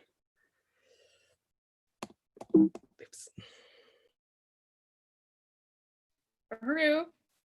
Yeah, thank you so much, Alikia. I really love your music, and we are moving right along now in our program. I'd like to bring up our chair of Uhuru Solidarity Movement, Jesse Neville. He's been on a lot of times today, and we're here again he's going to talk to you about the Reparations Legacy Project and bringing on the full committee. We also have just introduced us right now, Laura Spalding, and Jamie Simpson. So Uhuru, Jesse. Uhuru. Had to take the hat off for this one. This has been quite a day. Wow. I think, what are we in the 13th hour now? I don't know, but that was an amazing appeal. I mean, that was just awesome. And then of course the workshop with Chairman O'Malley Chatella and the chair. You want to come on? We can't see you. Okay. Yes, I'm going to come on. Okay. Uhuru. Uhuru, comrades. Wow, that was just amazing. It was. Amazing, so amazing to have the chairman on and deputy chair, and wow. And we're getting there. Are we just about under $2,000 now? So this is it. And we have an incredible program coming up. The West Coast is coming online now. All right, they're finally waking up. Yep. It's gonna be great. Uhuru.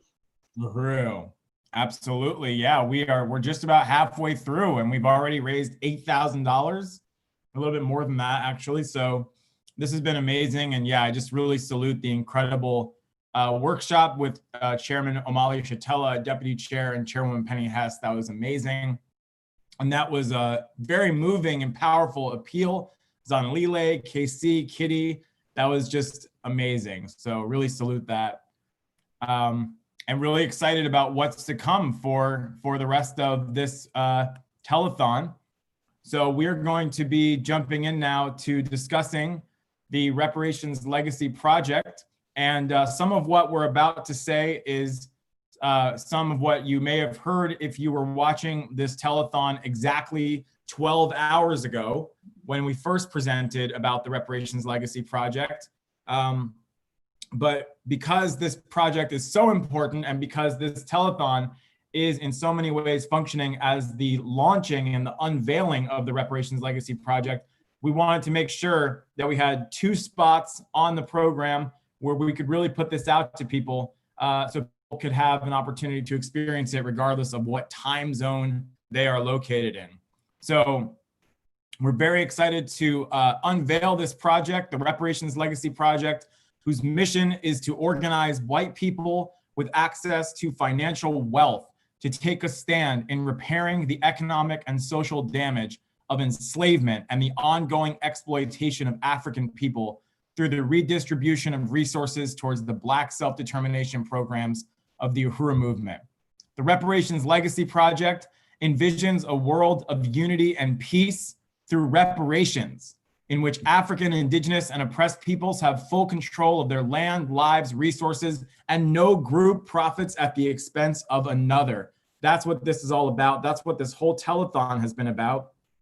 And I'm just getting word that our current total is 7,950. So please don't take a break from donating. All throughout this presentation, continue going to apedf.org/givingtuesday. Let's raise the last $2,000. Let's do it before midnight at the very latest.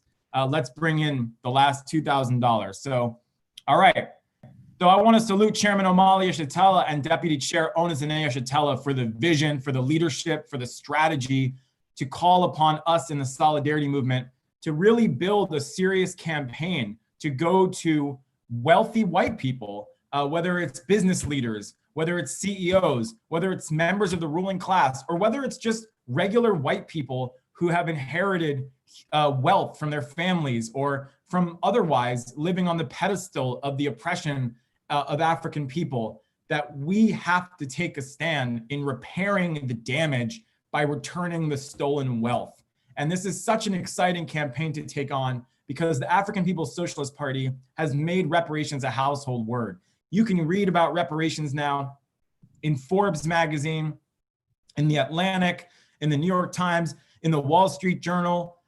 You can hear mainstream presidential candidates talking about reparations because reparations has been forced onto the agenda by the struggle of the African working class and the African People's Socialist Party. But what Chairman Omali Yeshitela has said is that reparations will be defined by African people themselves, and that reparations from white people is solidarity with African self-determination and economic development. So while there are some bankers and corporations that have, even Lloyd's of London in the UK, that came forward and said that they were going to pay, quote, reparations by funding this or that charity program, what the Reparations Legacy Project is built on is the fact that white people don't get to define what reparations looks like.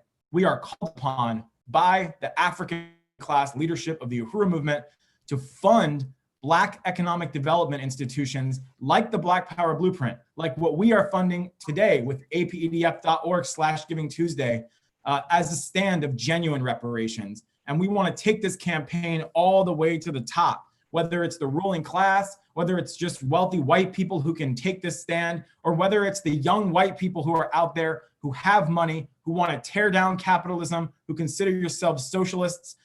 This is the place to be, to do it. This is the struggle, as Chairman Yeshitela said. It's white people who are in their 60s and who remember the struggle of the 1960s, who want to see what was begun then taken to its logical conclusion. The Reparations Legacy Project is the place to be. And we have seen the outpouring of the awakening of the consciousness of millions of white people in the world who want to take a stand after the uprisings in response to the murder, the brutal, vicious colonial lynching of George Floyd. And we have to take this opportunity. We have to seize this moment to go out there and bring in millions of dollars. Our goal by 2023 is to raise $1 million for the work of the Uhuru movement through the Reparations Legacy Project. We want to work up to that. Next year, we want to raise $250,000. The year after that, $500,000, and the year after that, $1 million. But we are not going to limit ourselves, because we know that if we do this work correctly, and if you join us, and if you help to make it real, we could raise $1 million before the end of 2020, because the money is out there and it belongs to African people, and we must do the work to return the stolen wealth, to repair the damage. So we want to talk about why reparations, the case for reparations to African people, and the answer, the question that we have to answer: what will our legacy be as white people? We showed this 12 hours ago. We're going to show it again now. This is a short clip of Chairman Omali Yeshitela speaking in the early 90s to a white audience on this very question. So let's take a look.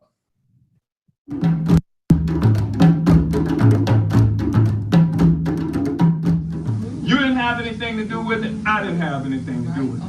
Slavery is both our legacies. It's mine and it's yours. You inherited the wealth of slavery, and I inherited the poverty of slavery.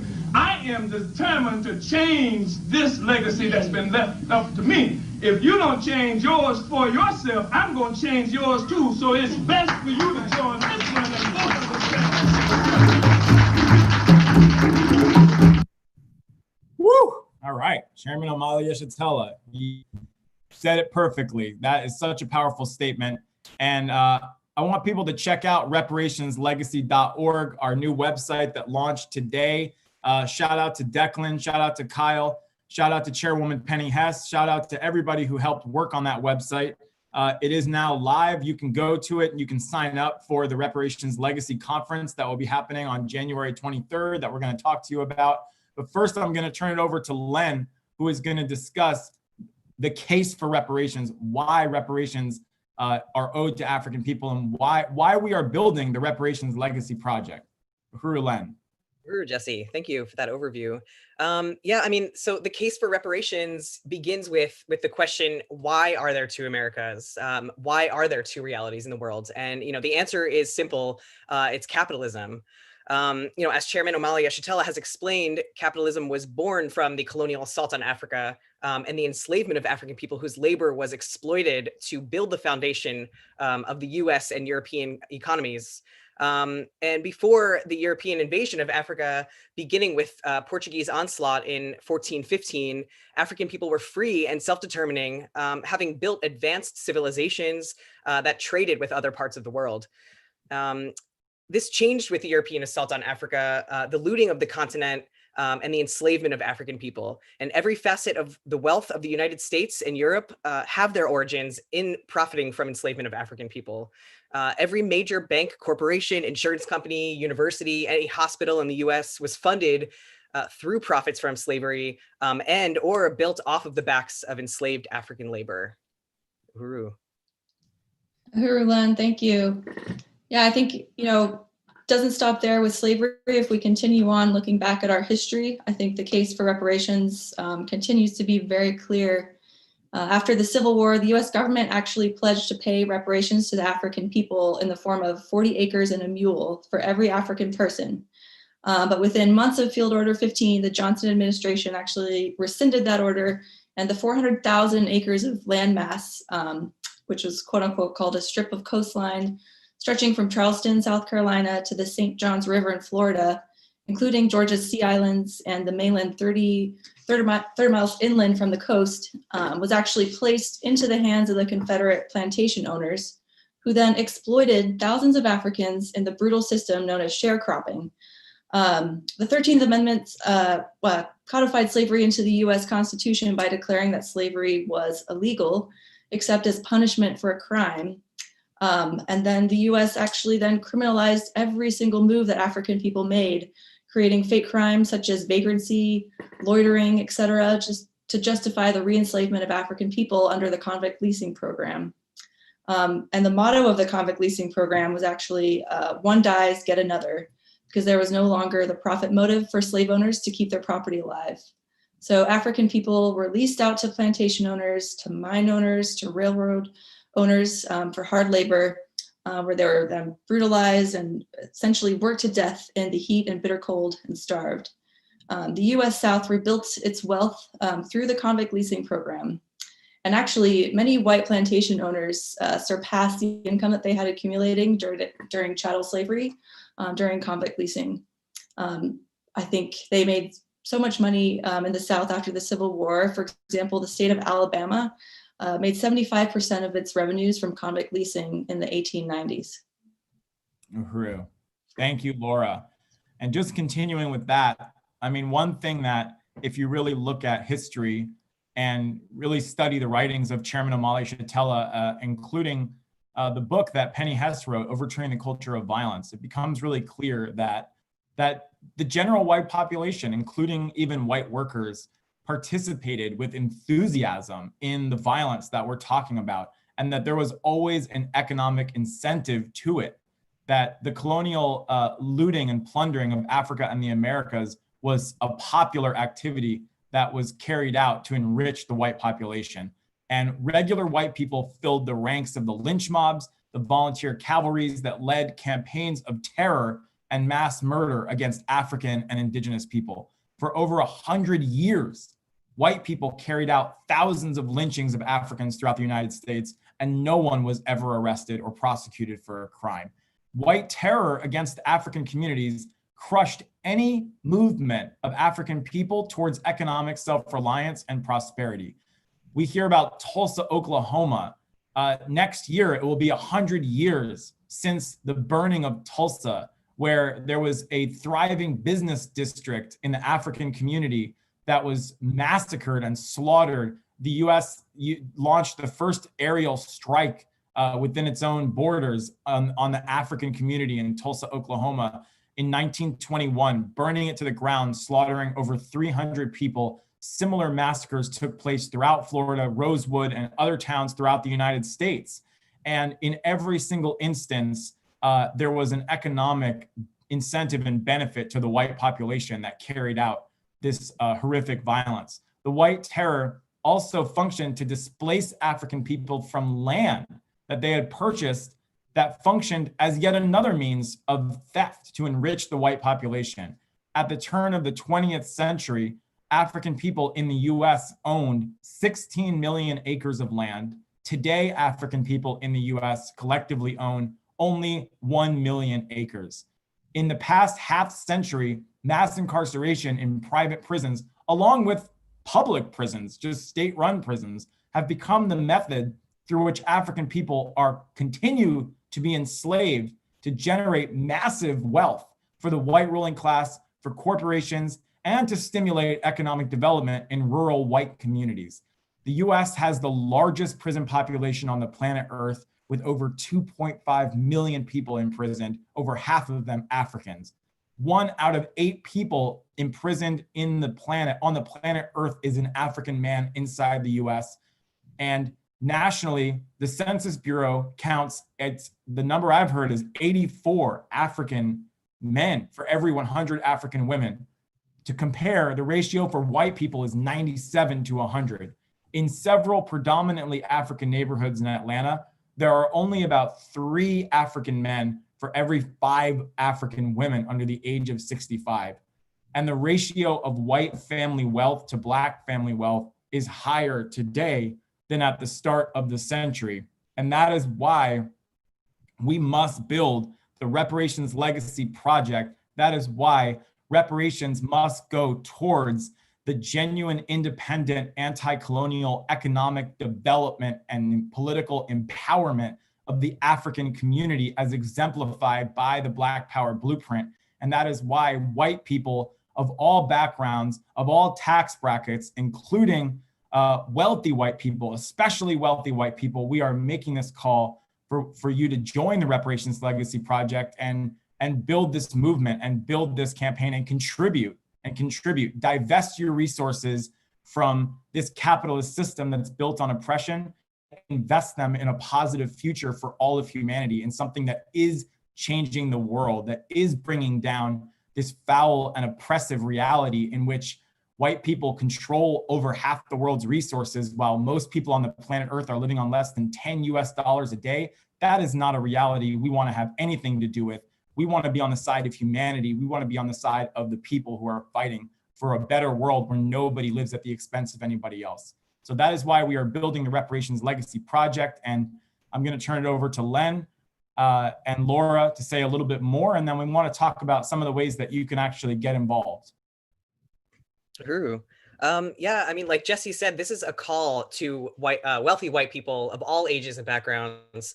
Whether you're a business owner, a CEO, or even inherited wealth in your family, or just a regular white person, that has access to social wealth, who's looking for a way to return the stolen wealth and repair the damage, join the Reparations Legacy Project.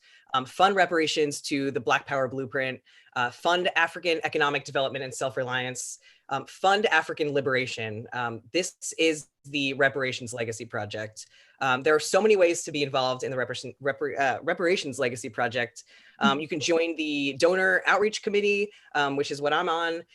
Graphic designers, we are looking for web developers and researchers. Any of these things will be helpful. Yeah, so I guess I'll turn it back over to Jesse. Well, yeah, Jamie's not here. We had a little part that he was going to say, but I'm going to just glide over that because I covered some of that already and just go straight to Kamarora. Uhuru, thank you. Yeah, I think, as you mentioned, Len, it's so important that these reparations go towards the Black Power Blueprint Project. And that's exactly what we are building the Reparations Legacy Project for. Tangible results, immediate impact, and it's so exciting to be part of this effort. And I think wanted to make sure that we mention for those of you watching and want to get involved as well, please save the date for a conference that we are going to be having on January 23rd, 2021. This conference will feature presentations from leaders of the Uhuru movement and the African People's Socialist Party. So we invite any white person looking for a way to access a way to use your access to wealth and change the world through reparations to come to this conference and get involved. So as Chair Jesse mentioned earlier, our new website that launched today, reparationslegacy.org. Check it out and sign up for the conference there and get involved. We're really excited. Uhuru.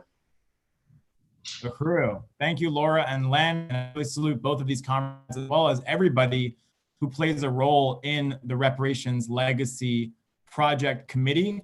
And if you are interested in joining that committee, I encourage you to sign up, go to our website and go to reparationslegacy.org and go to the contact form and sign up, and we will get in touch with you and bring you into this process. And it is a powerful committee. We have a lot of great comrades who are playing important roles, including Amanda Carlozzi, who's the vice chair, Laura Brown here, who plays the role of the project director, Kyle Weiss, who's over promotions, Len Demmer over donor outreach and development. We have our regional coordinators, Hallie Murray over the north, Mads Ambrose over the west, Ali Aiello over the south, and Casey Mackey over the Midwest. Johan Bedingfield, who is the endorsements coordinator, and some amazing forces who play a role on the donor outreach team, including Sarah Ritterspa, Jamie Simpson, Eva Conrad, Valerie Henderson, and there are others that I'm probably forgetting. So it's a great committee. We want to salute everybody who is a part of it, and we want to encourage people to get involved in building the Reparations Legacy Project, because this is going to be a major front, and it is tied to the work that we are doing with the Make Wall Street Pay Reparations campaign to really escalate the political struggle to win reparations from the ruling class. These projects worked hand in hand as part of the strategy of Chairman Amalia Shatella to win reparations in the millions, in the billions, ultimately. So we have about 4 minutes before we close out on this segment. I do see Chairwoman Penny is still on. Not to put you on the spot, Chairwoman Penny, but if there's anything you wanted to add, we would love to hear it. Uhuru, I'm really looking forward to the conference on January 23rd. And I really salute all of you comrades in putting this together. The website is very powerful. And this is going to be an incredible new level of the work of Uhuru Solidarity Movement to not only win the masses or the general population of white people to the stand of reparations, but to see that, as the chairman just said, as our class struggle, that we take this to our ruling class as our interest in unleashing and forcing them to let go of those stolen resources and the billions and literally trillions of dollars that must be turned over to the struggle and the organization that is leading the African working class for the liberation of Africa and African people everywhere. And I just want to say that the other day, you know, Secretary General of the African Socialists International had an event that Jesse and I had the honor of working on, participating in, that was addressing the situation in Congo. And Secretary General Awezi was born in Congo and lives in exile in Europe.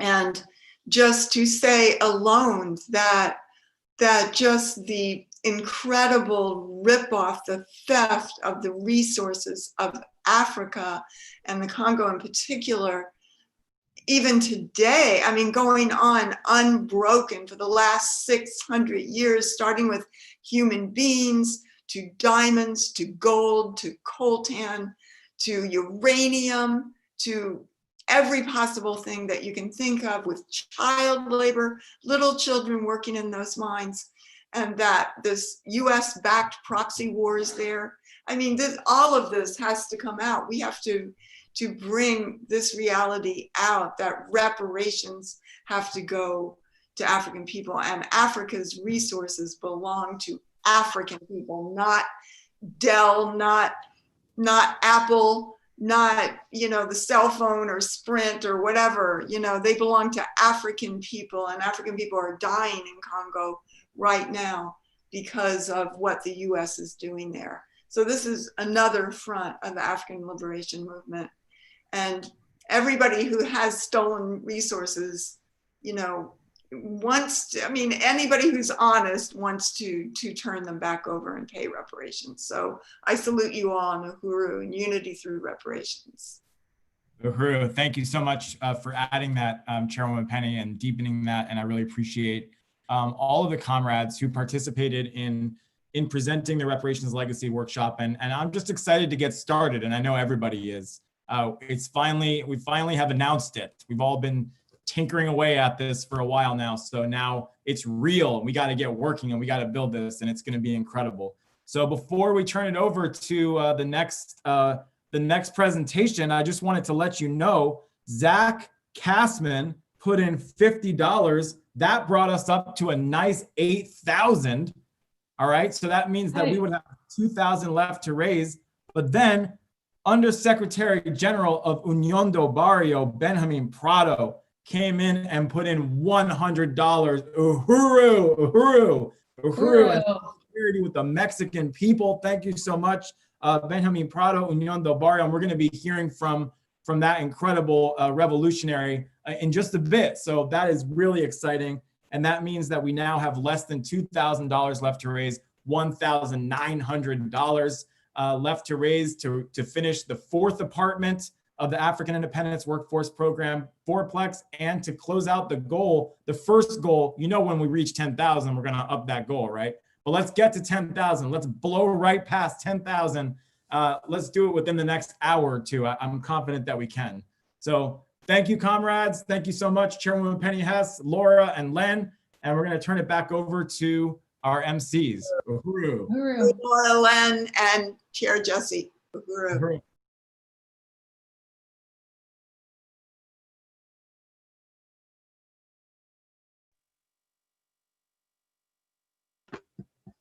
Uhuru. Ooh, thanks for that. So I just want to introduce, coming up next, we have Jackson and Ali Aiello.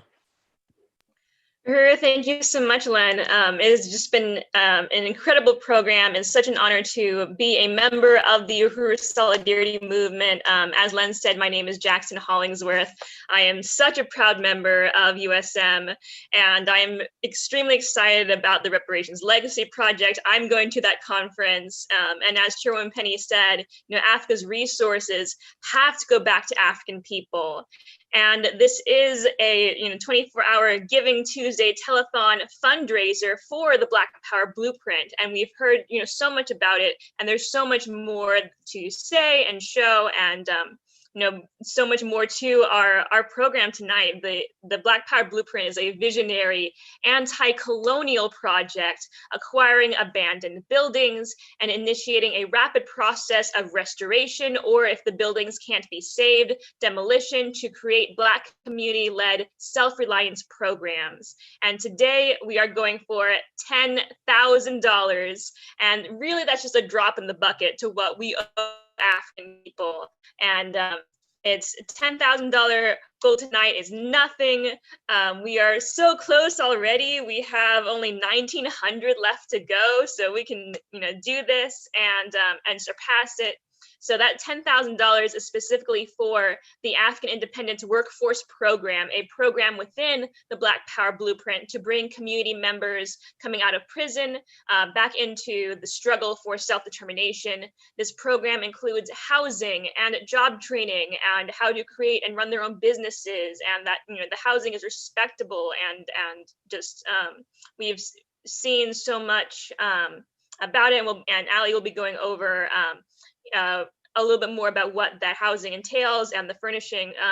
So we are raising resources for the housing renovation of a 4plex apartment on College Avenue in North St. Louis, which needs to be furnished and outfitted. So as I said, we have raised, actually I didn't say it actually. Okay, we have 1,900 left to raise. So we have raised $8,100, and I just want to really appreciate everyone who has made that happen, and thank all of our donors, including, as Chair Jesse mentioned, Benjamin Prado. I am so looking forward to hearing Benjamin speak later on in the program.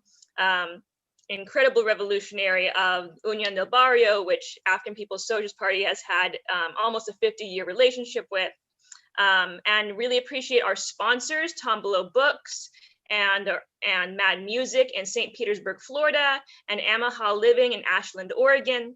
And I just want to encourage everyone to go to apedf.org/givingtuesday. That's A as in African, P as in peoples, E education, D defense, and F fund. So apedf.org/givingtuesday and donate right now. Let's bring in the next 1900s. We can finish the last of the 4 apartments of this apartment building for the African Liberation Workforce Program. And as you check your accounts to see the highest possible amount that you can donate, or if you can donate a second time or third time, we love you and appreciate you. A number of people have already donated, I believe, a few times. So shout out to those comrades. So as you see what you can do, we're going to show you the next set of specific items that need to be purchased with the resources raised from today's telethon. These are, really upfront, transparent. This is what is needed. This is what the money is going to.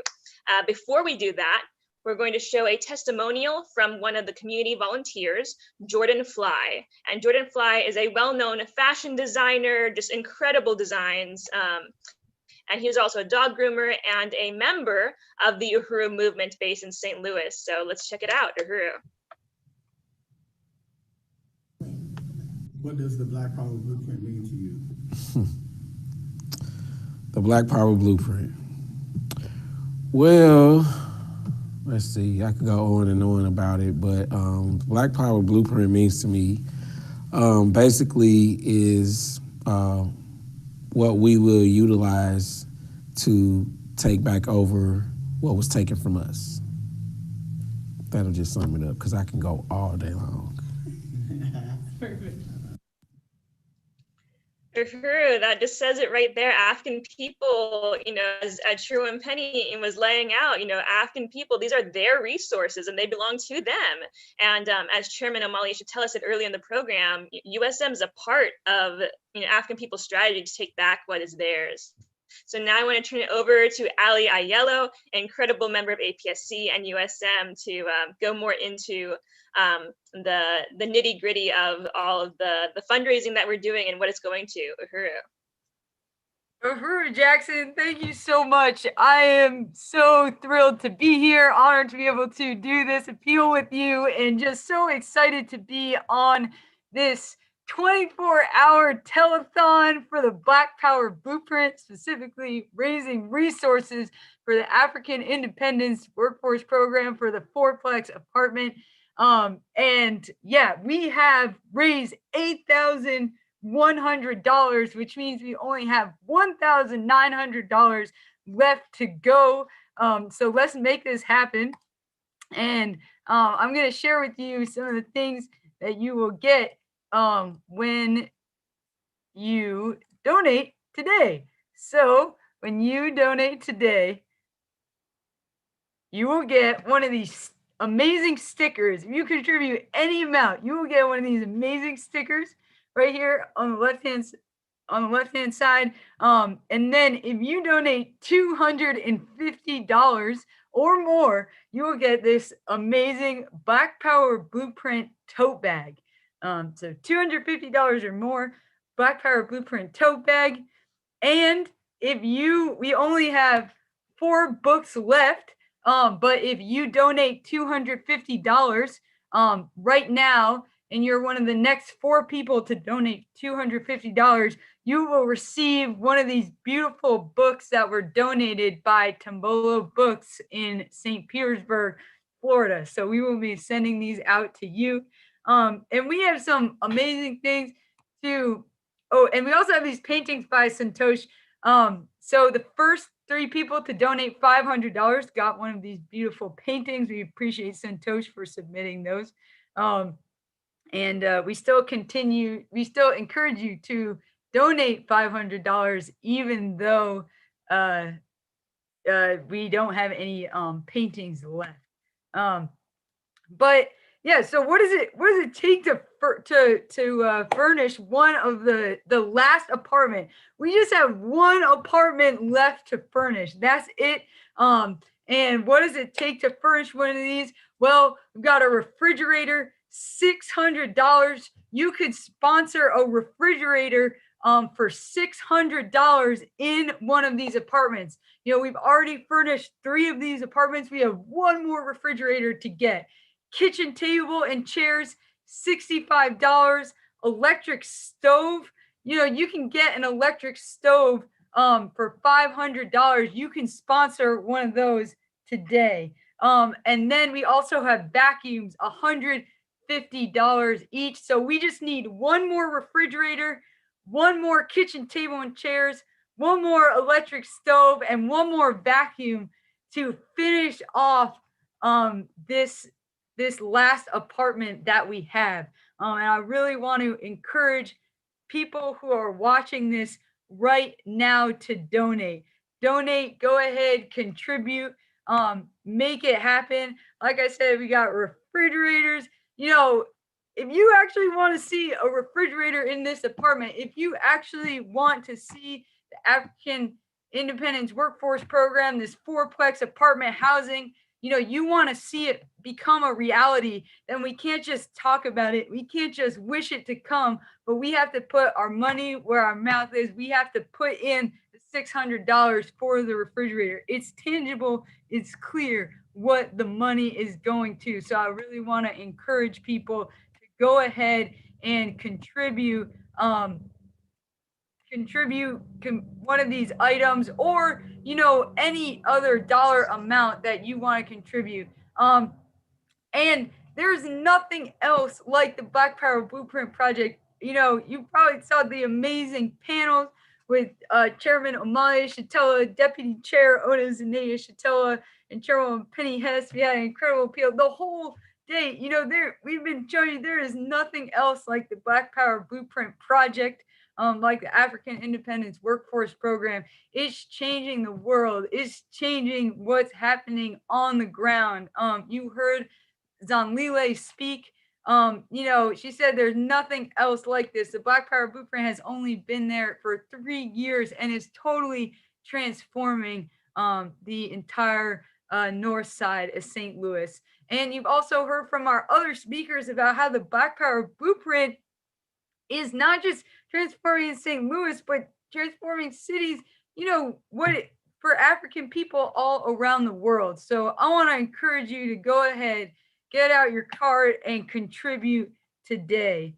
I see something coming up in the chat.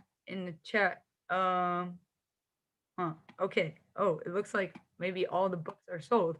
Okay, well, no more books, but you should still go ahead and contribute. So that being said, while you're getting out your card and getting ready to go contribute, I want to share with you some videos that our comrades in the Uhuru Solidarity Movement, we have comrades, longtime comrade, member supporter out in Spokane, Washington, Paul Kessler. We have a video you know, from him on why he supports the Black Power Blueprint and why you should too, as well as from an amazing comrade in Huntsville, Alabama, Carrie Porter. So I'm going to go ahead and share those videos with you.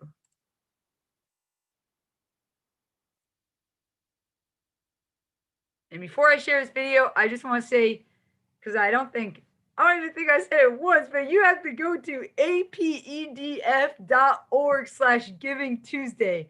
apedf.org/Giving Tuesday. You got to go there now. That's how you can contribute. That's how you can make it happen. So I'm going to show these 2 videos. Hi, my name is Paul Kessler, and I support the Black Power Blueprint because Black Power, which is really political, economic, and social power in the hands of African working class community, is the way forward to a future of happiness and well-being for African and all other oppressed people. I've had the privilege of working under the leadership of the Black-led Uhuru movement for over 30 years, contributing my skills as a carpenter and woodworker and in the food service. And I've really come to understand the importance that unity of a sound political theory and practice that is of African internationalism, can have in the world. I've seen and been a part of the programs for political, economic, and social transformation that the Uhuru movement has put on the ground. And I gotta say that it's reparations from us, from white people, that is the highest expression of unity with this struggle. I support this movement because I cannot live in a system that forever perpetuates stark disparities in wealth and opportunity for white people versus everyone else. I cannot tolerate that these disparities are a direct result of the oppression of 80% of the world's people whose natural and cultural wealth flows to us. I really urge you to support the Black Power Blueprint this Giving Tuesday and become a part of the brilliant fight back against the decades-old policies of economic embargo, redlining, gentrification, police containment and brutality, criminalization, massive incarceration of the African, Mexican, and indigenous people here and around the world. Please contribute generously. Thanks for your support.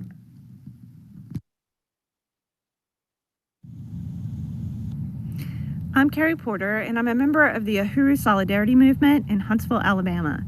I support the Black Power Blueprint because I believe in Black self-determination. The Black Power Blueprint is transforming North St. Louis and putting power into the hands of the Black working class. I'm calling on all white people to support the independent economic institutions of the Black Power Blueprint by taking a stance of material solidarity.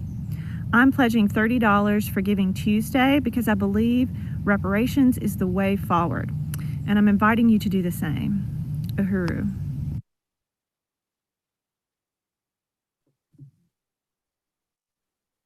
Uhuru. So you heard it there. Go to apedf.org/Giving Tuesday. Make a contribution today. We only have we got a donation, Jackson. We got a donation. Uhuru. Ooh, Kristen Forthen. Uhuru. We got a $25 donation from Kristen Forthen. Uhuru, Kristen. All right. It's so great to have you on this program. So that puts us at $8,125 raised. So left to raise till we reach our $10,000 goal, till we complete furnishing this last apartment. We've already furnished 3 apartments.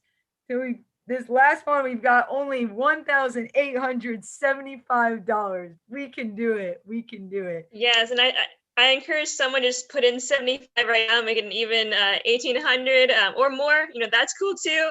Earlier, I did $100, and I'm not, and I'm not the most wealthy person, and that's, what I could do. So I encourage you that, if to dig deep in your pocket, contribute if you can. We heard amazing statements from Paul Kessler and Carrie Porter on why they support this, and I encourage everyone watching to support as much as you can. Uhuru. Thank you, Jackson, and I want to unite with that. Go to apedf.org/Giving Tuesday. Uhuru. And now turn it back to our MCs, Len and Hallie.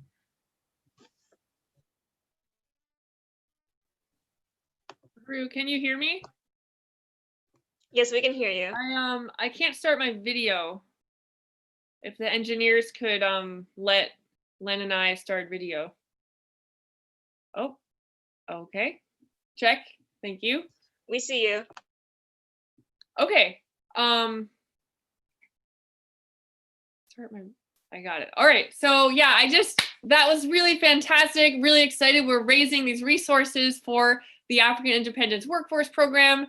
Thank you so much, Allie and Jackson, for that really mobilizing appeal. And again, to USM Chair Jesse Neville for leading that really exciting panel on the Reparations Legacy Project, which just launched today. That website is really bomb. You got to check it out, reparationslegacy.org. And yeah, I'm just really looking forward to the rest of this program. Ooh, yeah. Let's move on now to an interview with the director of the African People's Socialist Party Department of Agitation and Propaganda, Akile Anai, and she will be speaking with Jamie Simpson. Ooh, welcome.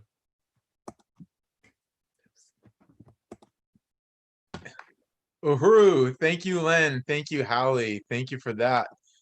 Really thrilled to be here, and really just incredibly honored to welcome with us Director of the African People's Socialist Party's Department of Agitation and Propaganda, or Agitprop, Comrade Director Akile Anai. Uhuru, and welcome, Director Akile.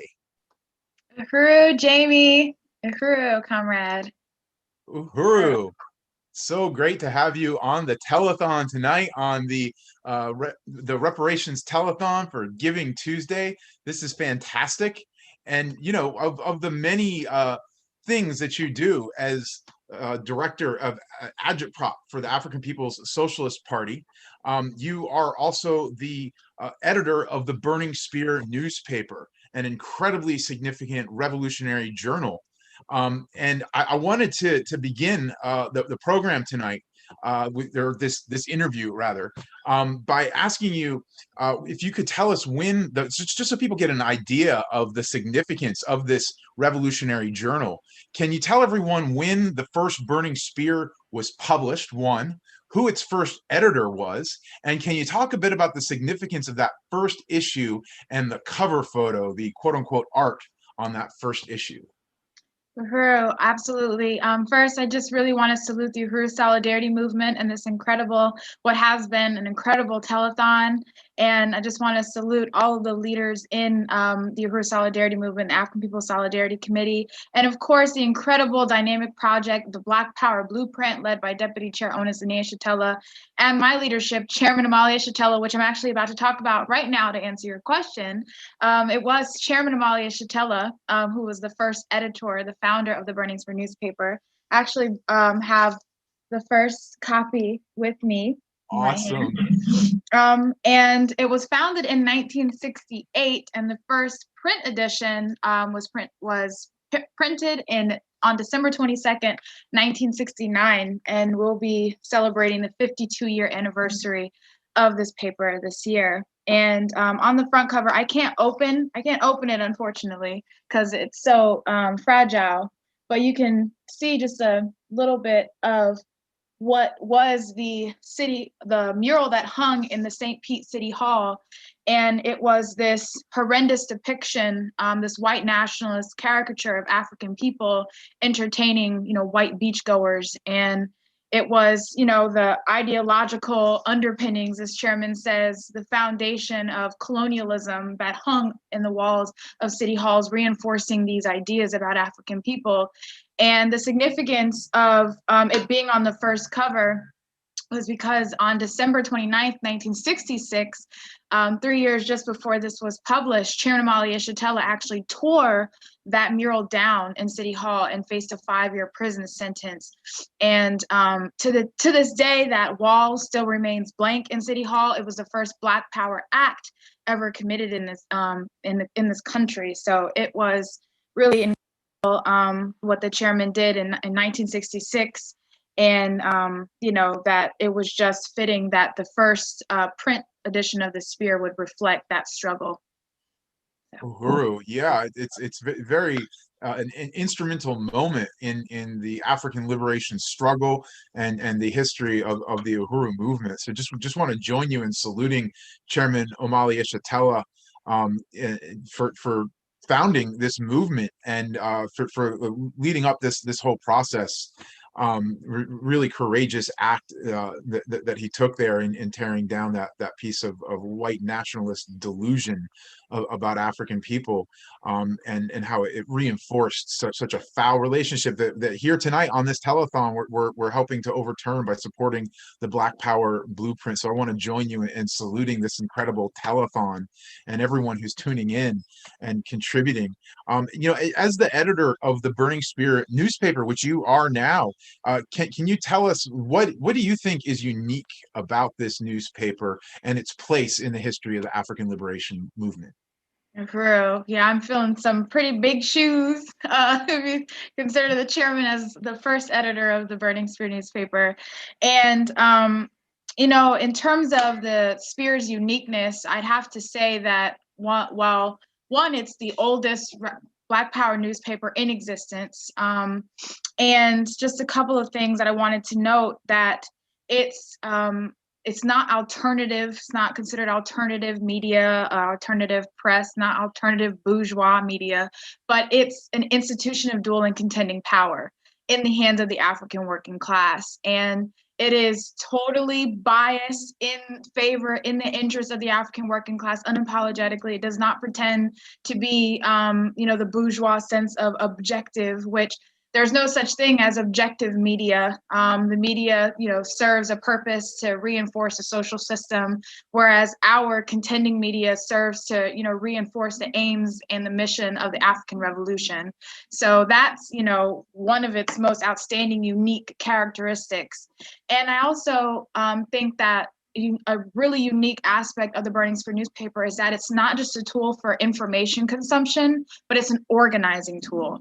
It's a tool that we use in the African People's Socialist Party to organize our communities, to distribute African internationalism, those ideas through articles, through our 14-point platform, through just saying who the African People's Socialist Party is, through the point of the spear, which is the column written by the chairman. So all of these things are used to organize our communities rather than just to take in and be consumers of information. But it's one of those things where we go beyond just talking and going beyond just studying, but implementing the ideas of African internationalism by selling the Burning Spear. And the last thing I would want to note about it is that it's documenting the living, breathing history of the African liberation movement. So it's not just, reporting on events that have happened in the past or anything, but it is a part of capturing the revolutionary movement that's being led by the African People's Socialist Party today.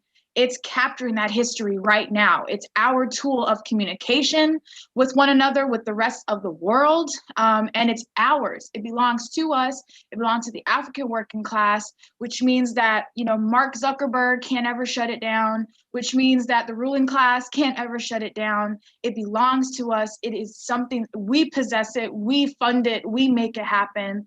And so those are some of the incredible and unique characteristics of the Burning Spear newspaper. There's no other paper, I'm confident in saying that, no other paper like it in the world. Wow, that's just a terrific response, comrade.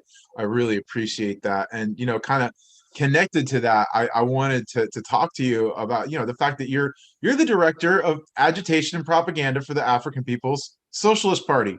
Just kind of want to let that sink in for a minute for everyone. So I wanted to ask how you come to terms with, by which I mean, how do you get your head around the significance, the magnitude of your responsibility to lead and shape the narrative of the global struggle for self-determination, peace, and happiness for African people. And, especially at a time when we're seeing the colonial virus, as Chairman Omali Yeshitela has called it, or the COVID-19 pandemic has so many people overwhelmed and demoralized, that is disproportionately killing African people.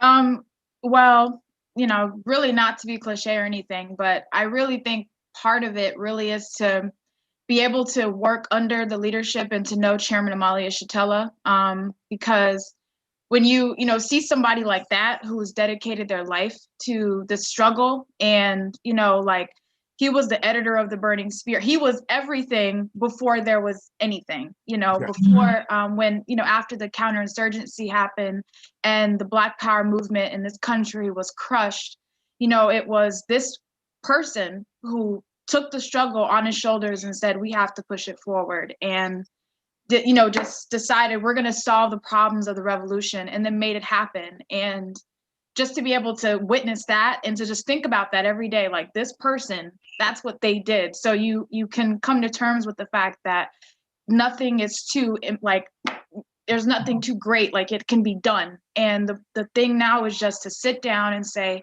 how to make this happen. And you've seen, you know, so you just see that, and that if that's your example, then it's really, you know, again, it's really easy to try to, not easy, but you know, you really just strive to take that on and to emulate, to be like that. And so that's definitely a huge aspect of it.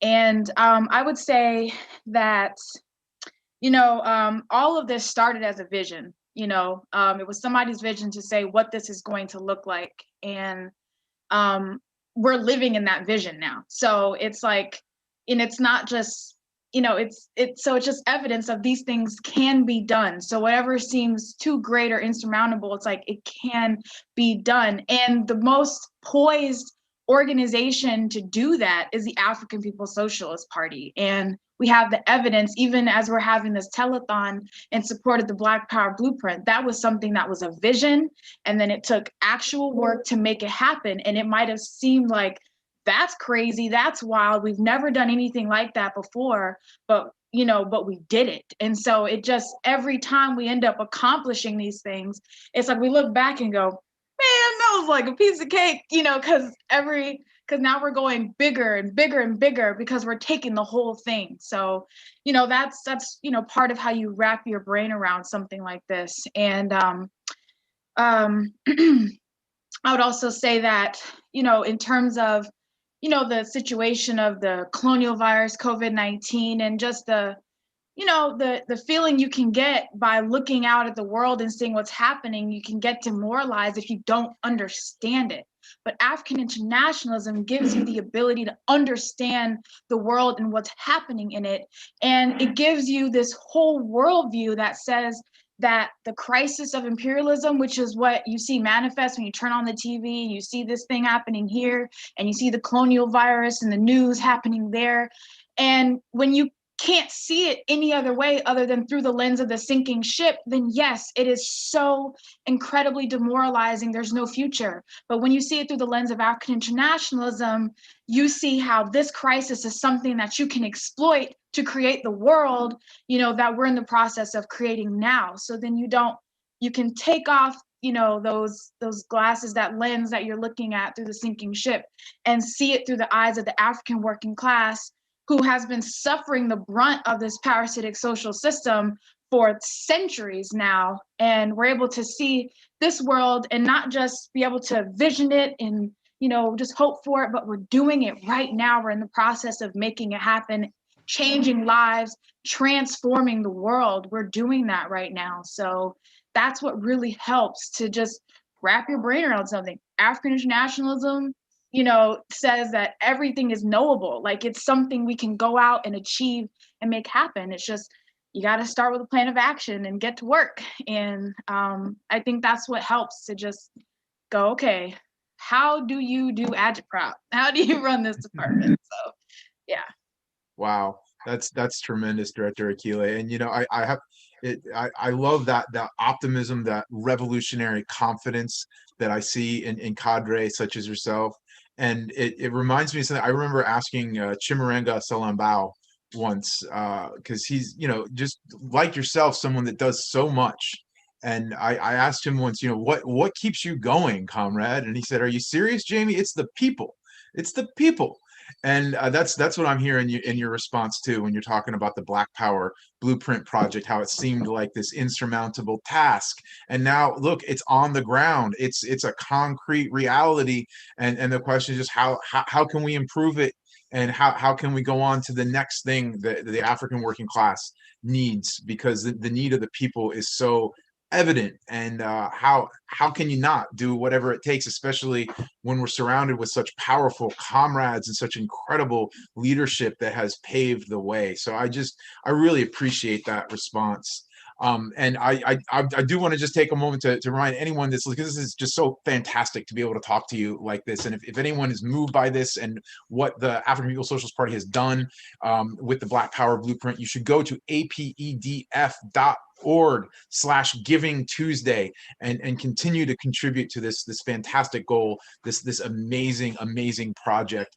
And we're talking, of course, with Director Akile Anayi of the African People's Socialist Party. She is a director of Agitprop for the party. And Director Akile, I know that you're someone who has grown up in the Uhuru movement.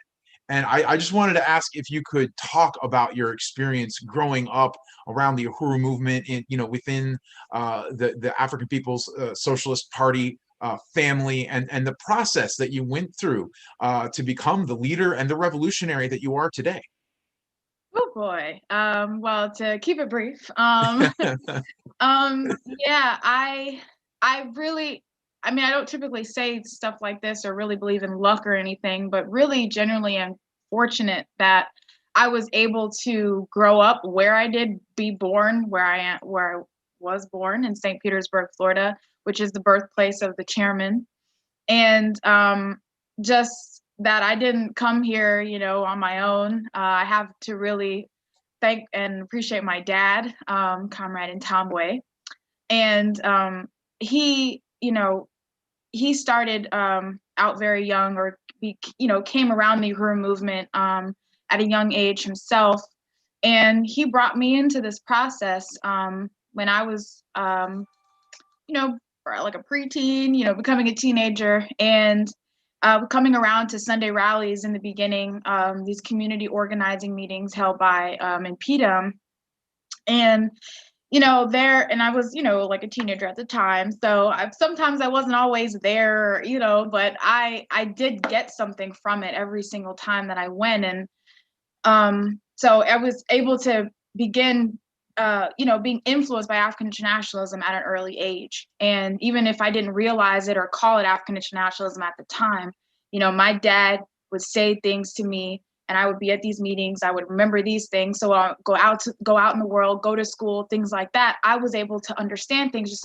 so differently than, most people that would be around me at that time. And I think just because of that, it was just like a natural gravitation, towards it. So, as I got older, and particularly when I was graduating high school, that was, when I decided to take my commitment to the next level and join the African People's Socialist Party. And that was when I was 18 in 2015. So, and, I didn't know what it meant to be in the African People's Socialist Party, to be a revolutionary. I just know that I wanted to commit myself to the struggle and to do what it took, and to be what I needed to be in order to, be able to participate in this process. And that came with, leading campaigns in Impedum, struggle for justice for 3 teenage girls that were drowned and murdered here by the Pinellas County Sheriff's Department. That looked like running for office in 2017 as one of the first reparations candidates. And then it became a leader in the party as the director of agitation and propaganda. So yeah, that's been the journey. And also to mention, it was born 2 days before the murder of 18-year-old Tyron Lewis in St. Petersburg, Florida, which sparked these incredible rebellions by the African working class community here, where the Uhuru movement had a lot of ideological influence on the direction of that struggle. So, just kind of, if you believe in fate and all that kind of stuff, it just kind of like the stars were aligned in a certain kind of way for me to be here today. So that's what it was like. And like I said, very fortunate to have been able to have been introduced to the Uhuru movement at such a young age. And yeah. Uhuru. Well, I salute those stars, and I salute your father, Comrade Ntambwe. And I remember, of course, when Tyrone Lewis was murdered. That was my entry into this movement. That's when I first heard about the Uhuru movement. And that's I think for a lot of folks that's our entry point. And just salute the stance that you've taken in the African People's Socialist Party since you first came into this movement. You've been a leader from my perception from day one. And Director Akile, you have recently also published a book of poetry titled This Is For You. And I just think that is fantastic. I wanted to ask you, how long have you known that you were a poet? And what would you say is the meaning of that title? And do you think there's a natural connection between poetry, the arts, and revolution? Well, I can't say I knew at any point that I was a poet, and still, I don't know if I'd consider myself that. I just like to write poetry, but it's actually funny because when we talk about growing up in the Uhuru movement, I think that's where I really got my start. I was performing at Sunday rallies, poetry. And in fact, I still have like laminated this poem that I read at this event called Black Sunday. It was called Red, Black, and Green. So that's like where I got my start. But yeah, I've been writing poetry for a while now. And I taking it more seriously, I guess. I was logging it anyway over like the last couple of years. And this year I decided, why not? Let's just publish it. Let's just put it out in the world. So that's what I did. And This Is For You. I like to think that it's just like pretty almost self-explanatory. It's just I gave it that title because the objective is for somebody to find at least one piece in there that speaks to them, and for them to go, yeah, this one is for me. This one spoke to me on a deeper level. So that was the basis for the title. And in terms of culture and revolution, they're absolutely connected. And culture is another aspect of the war of ideas, of propaganda. And you look at different examples of revolution throughout history, and you just see how much culture plays a role in, the waging a revolution, and the significance of cultural workers, singers, dancers, poets, storytellers, all of these types of cultural workers that contribute to the revolution. And there's an absolute direct connection to it, because this is, you're able to meet somebody where they are politically through the different forms of culture that there are. And that's why we have culture in all of our programs and things like that, because we recognize its significance. The bourgeoisie recognizes the significance of culture. So in every pop song and in every music video and everything like that you see, it's all a part of upholding and continuing to push out these ideas that uphold this system. And whereas the culture of the revolution are all forms of culture that uplift the revolutionaries and uplift the revolution and paint the picture of the world that a revolutionary is trying to create, and also depicts destroying the current social system. And motivating and really getting people off their behinds and going to do something. And that's, revolutionary culture. So it's absolutely necessary. Because what else can you, as a revolutionary, as an African internationalist, void of any culture, what else are you going to listen to? What else is going to get you really motivated, hyped up, and, ready to win this thing? So yeah, it's a part of the war of ideas. Culture is so, and it's played like I said, a very significant role in revolutions past and present. Ooh, well said. It is a part of the war of ideas, isn't it?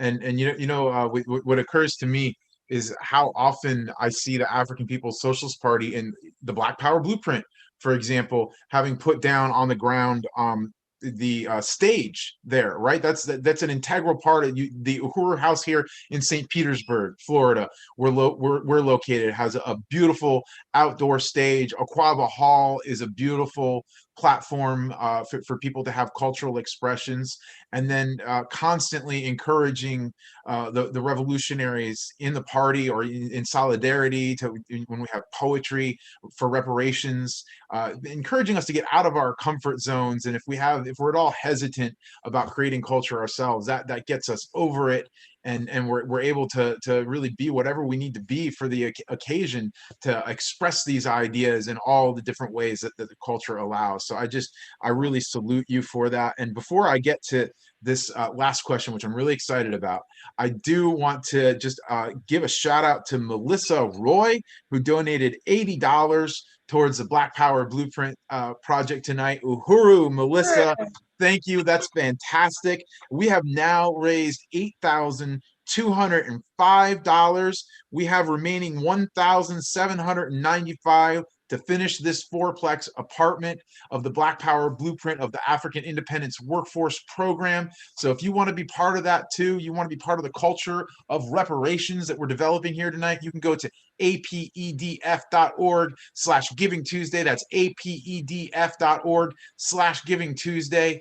And if you've already given, maybe you can reach out to a family member, reach out to a friend, someone that wants to be part of this incredibly heroic project that's giving so much hope to the African working class who refuse to be victims anymore, who are warriors and masters of their own destiny, and organizers and leaders like Director Akile, and in addition, poets, actors, singers.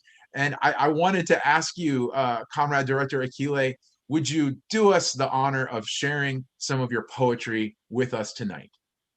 Uhuru, well, I really appreciate it. It really is an honor to be able to present this for people. So I have my book here, right here. This is for you.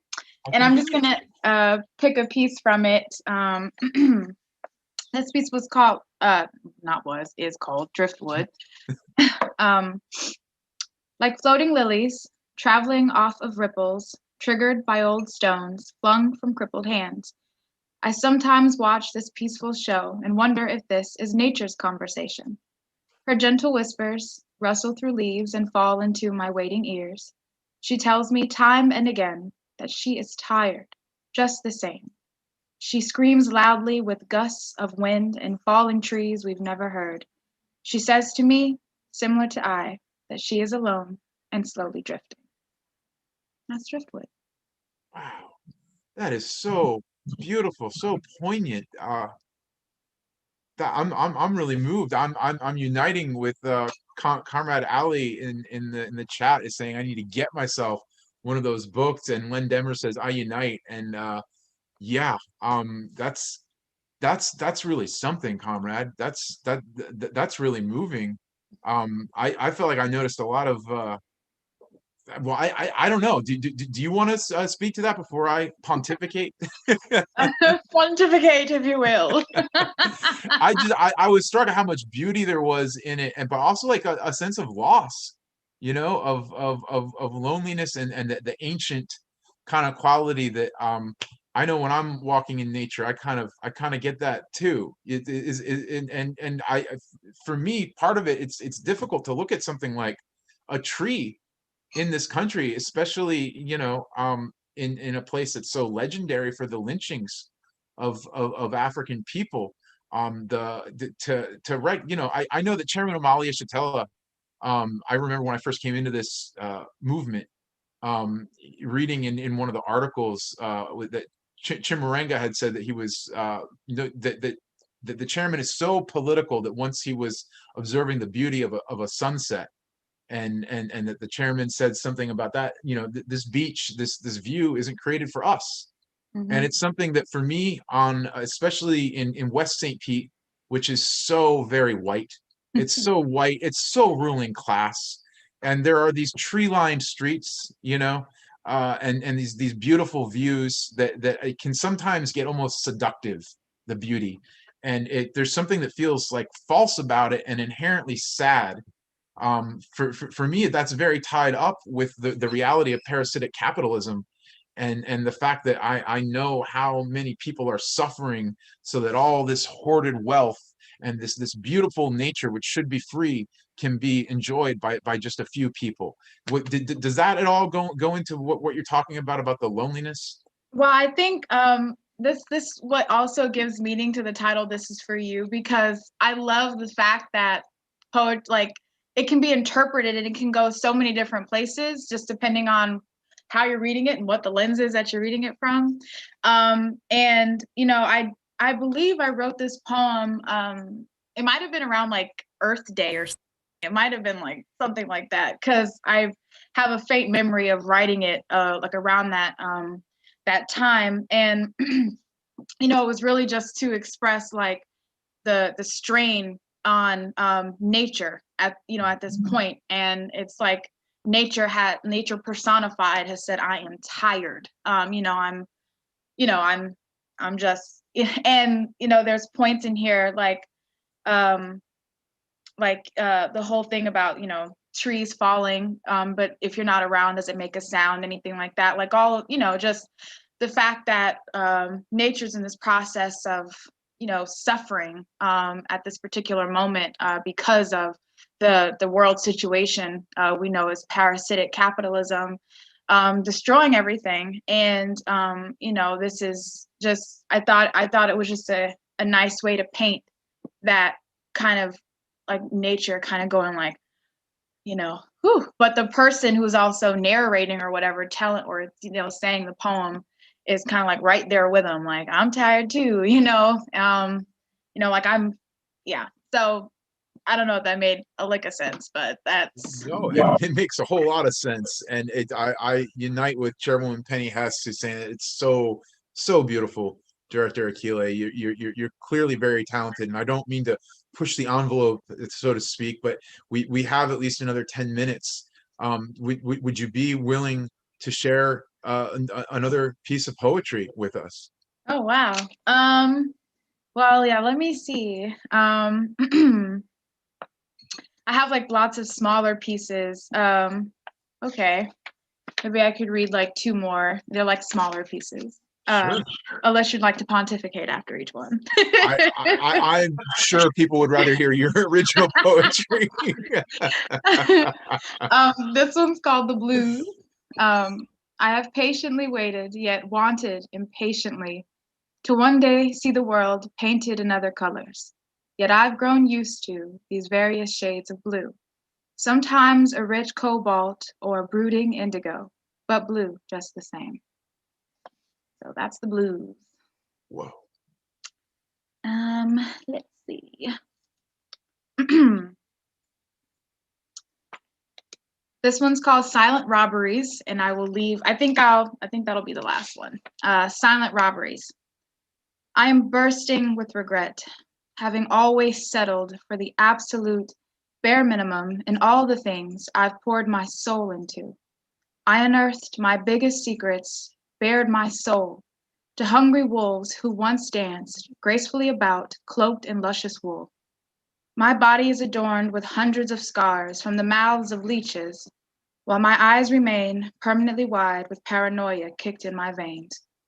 How long have I lived this way, purely for others, who would barely notice, or would take everything I had to offer, while I received nothing in return? Seems all my encounters have been silent robberies, and all that's left is regret that keeps me from being totally empty-handed. Can you repeat the title of that one? Silent Robberies. Silent Robberies. Wow. Just gorgeous, Director Akile. Just amazing work you've done with this book of poetry. Why don't I ask you if you can tell folks where we can get a copy of your amazing poetry? Oh, yes, actually at my website, my little artist name, Akile, spelled AHKEYLAE.com. And yeah, guys can get your copy there. Excellent. That's AHKEYLEAE. I'm sorry, LAE.com. That's Akile, AHKEYLAE.com. And I know I'm going to get one tonight, and I encourage other people to get your book of poetry. Thank you so much for sharing that with us tonight.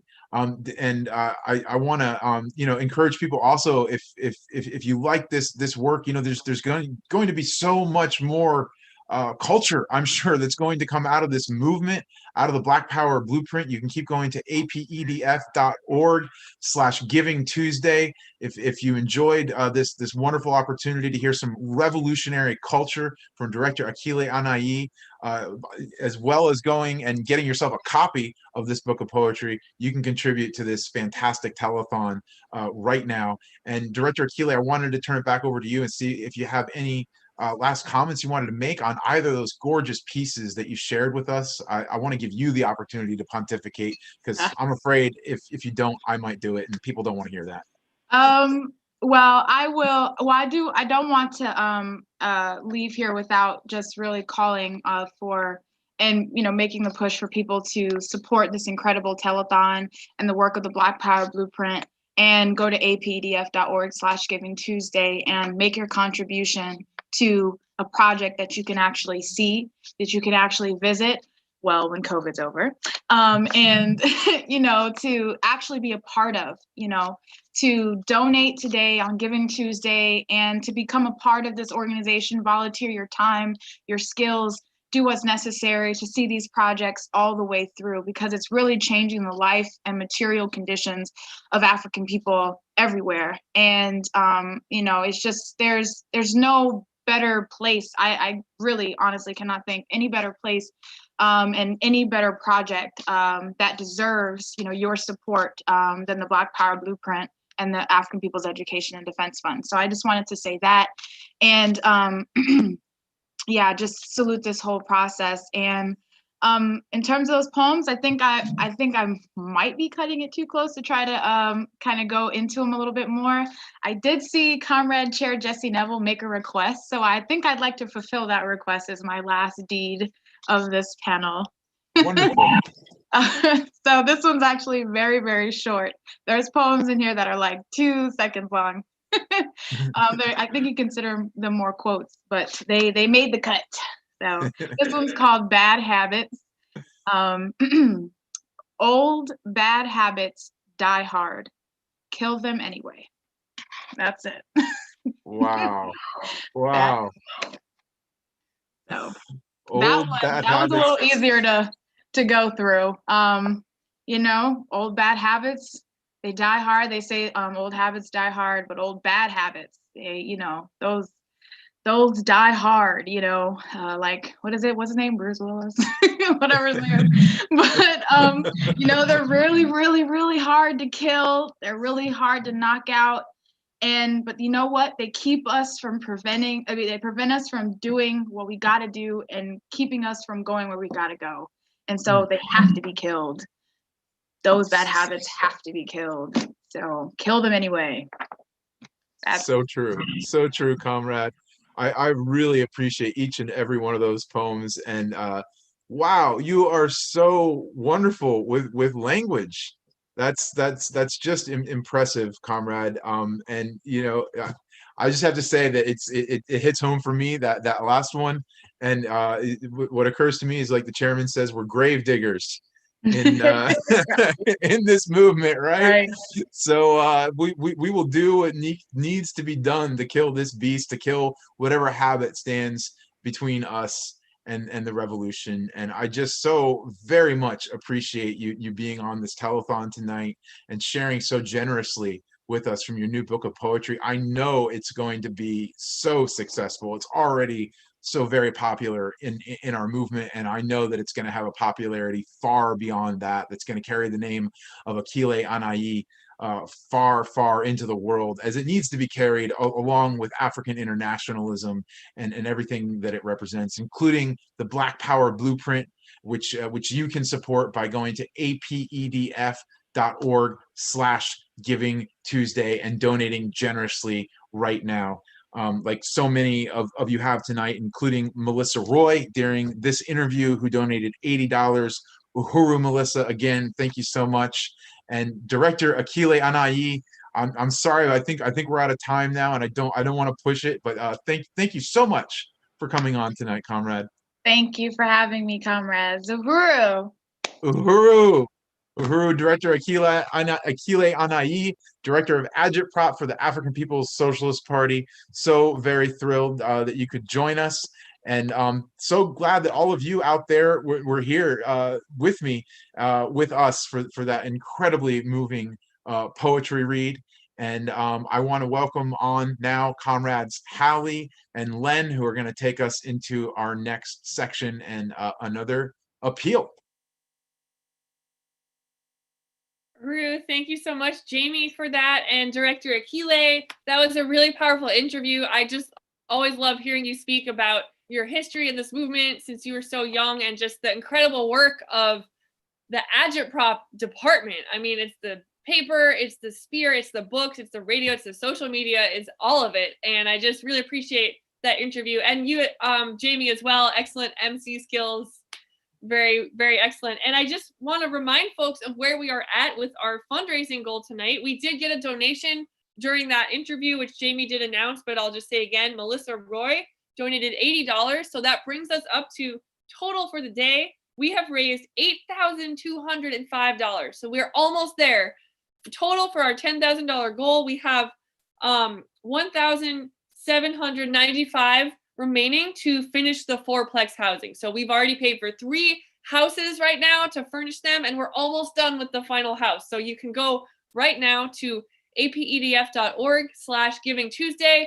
Help us reach that goal. Just anything you can submit right now to help us finish furnishing all these 4 houses. So yeah, reminder, this is a fundraiser for the Black Power Blueprint. This is a visionary anti-colonial project that is acquiring abandoned buildings and initiating a rapid process of restoring them, refurbishing them. And the fourplex, it's in the final stage of adding all the furniture and the nice things to make this house a home for the Black community, for people who are being released from these colonial prisons. This is their chance to have a safe home to get to. So we really need you to go to apedf.org/givingtuesday to put in your donation right now. We will give you a shout out when you put your donation in. So I really want to get those notifications to see when you're helping us to reach our goal for $10,000. We're almost there.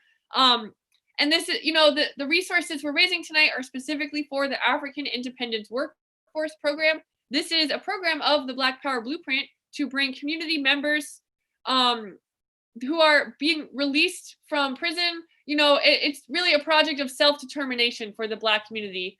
This includes housing as well as job training, and we're raising resources for the housing renovations of this fourplex apartment on College Avenue in North St. Louis, Missouri, which needs to be furnished and outfitted tonight by 8:00 a.m. Eastern. We are going to have met this goal. And again, please go to apedf.org to donate. We want to thank our previous sponsors and donors who've contributed so far: Tombolo Books, Mad Music in St. Petersburg, Florida, and Omaha Living in Ashland, Oregon, which I just want to say that's my sister, Gianna Murray. She makes CBD infused body butters. They're all organic. They're great. And I just really appreciate my sister for showing her support for the Black Power Blueprint from the small business that she runs. So thank you, Gianna. And just, if you're out there, if you've been inspired by what you've heard tonight, please go to apedf.com/givingtuesday to put in your donation today. So let's raise $500 right now to the Black Power Blueprint. Let's do it right now, specifically for these supplies needed for the fourplex housing being renovated. And we want to show you a short video that was made just for Giving Tuesday. And this is really, it's such a high quality video, even though it's only a few minutes. There was a whole production team that went behind this. And this was, this was a donation. Their incredible skills, their knowledge of wealth about video editing and interview skills. So we really appreciate the whole team. Aaron Oblin and Ali Oblin from adventure.nyc were the producers. They produced this video. We salute director Cammie Thomas, who is an incredible African videographer who filmed and edited the whole video. And we also appreciate Brandon Madkeys, who wrote the original music. So really everything about this is just original content. And we just appreciate everyone who played a role in this powerful project. So let's check out this video now, or Haru.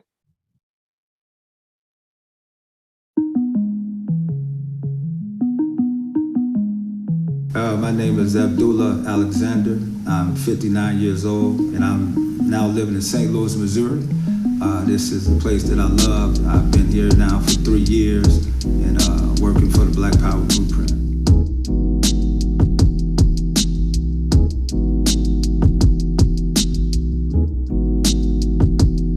After we purchased the building, we just went right into renovation mode.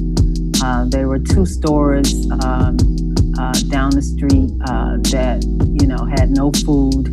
It was like a food desert, no economic development or job opportunities within the community. And the community, I felt, was demoralized. 3 years later, we have acquired all these different properties and also programs within the African community. The Black Power Blueprint organically just grew out of the process of APDF coming into St. Louis and finding the Uhuru House. The community is just glad that we got these dilapidated buildings taken down and that we are bringing economics to the community. And that's the bottom line. We have to revitalize this community economically. My name is Kay, Chris. Most people in the neighborhood just call me Kay. And I work at Young Auto. And we've been in the neighborhood since 1977. There's not a lot of decent halls. So those type of things give more action to just the words. That red, black, and green flag unites us all, regardless of what ward you're from, what set you claim, what block you from. We all see that flag and we see that we're united. We understand that we are one people.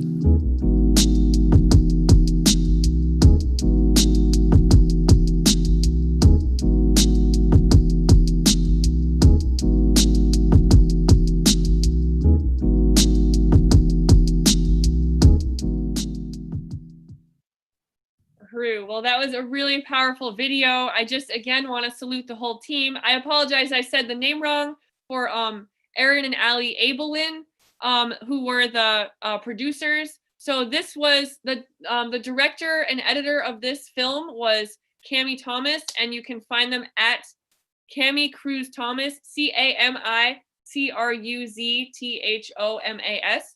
The producers were Aaron Abelin and Ali Abelin. You can find them at eventure.nyc. That's EVENTURE.NYC. That's their handle on social media.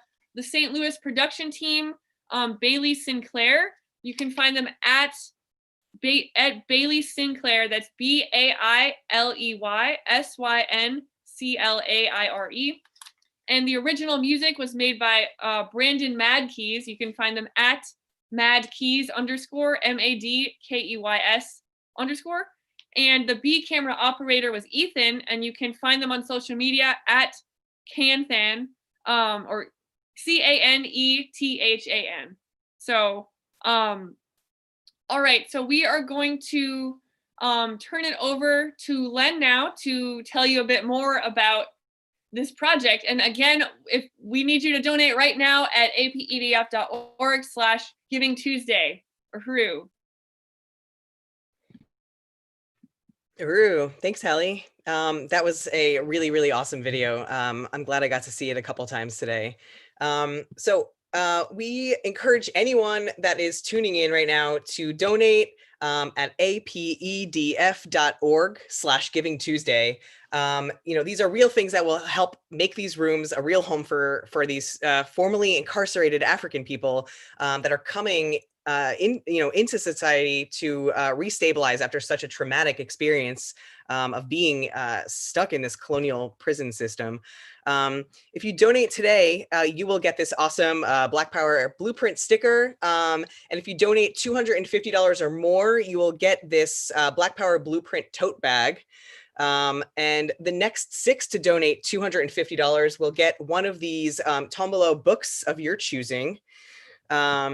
The first 3 people to donate $500 will get one of these. Oh, well, no, never mind. I forgot that Santosha's art is already gone because it's so awesome and everybody gave so much money.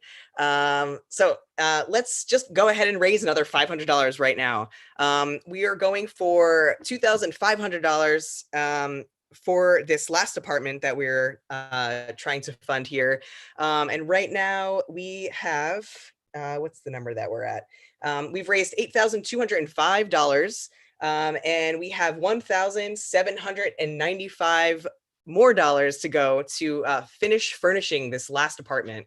So anybody that can just put in some money right now, go to apedf.org/Giving Tuesday to fund this house, fund this apartment for these Africans that have had this, traumatic experience. So here are some of the things that that are needed to furnish this apartment. And, don't forget to donate, apedf.org/Giving Tuesday.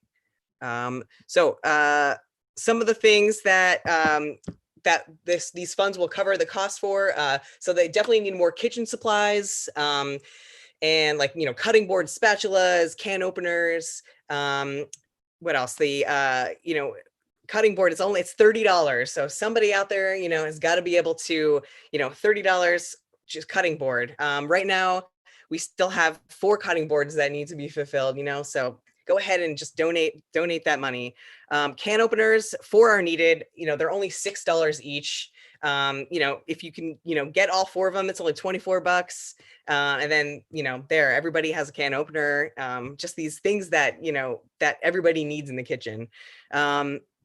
Oh, and it looks like, let's see, Wendy Craig said, I will donate $30 for a cutting board. Uhuru, thank you, Wendy. Awesome. Be like Wendy, donate some of that money that you have. Spatula, $10 for a spatula. 4 people can do 10, and then, those spatulas will be in their new home, ready to use to flip some, pancakes or something. So while we're actually waiting for more resources to come in, we would like to share a couple statements from some Black Power Blueprint donors. Comrades Henry Ziegler and James Prifty. So let's take a look.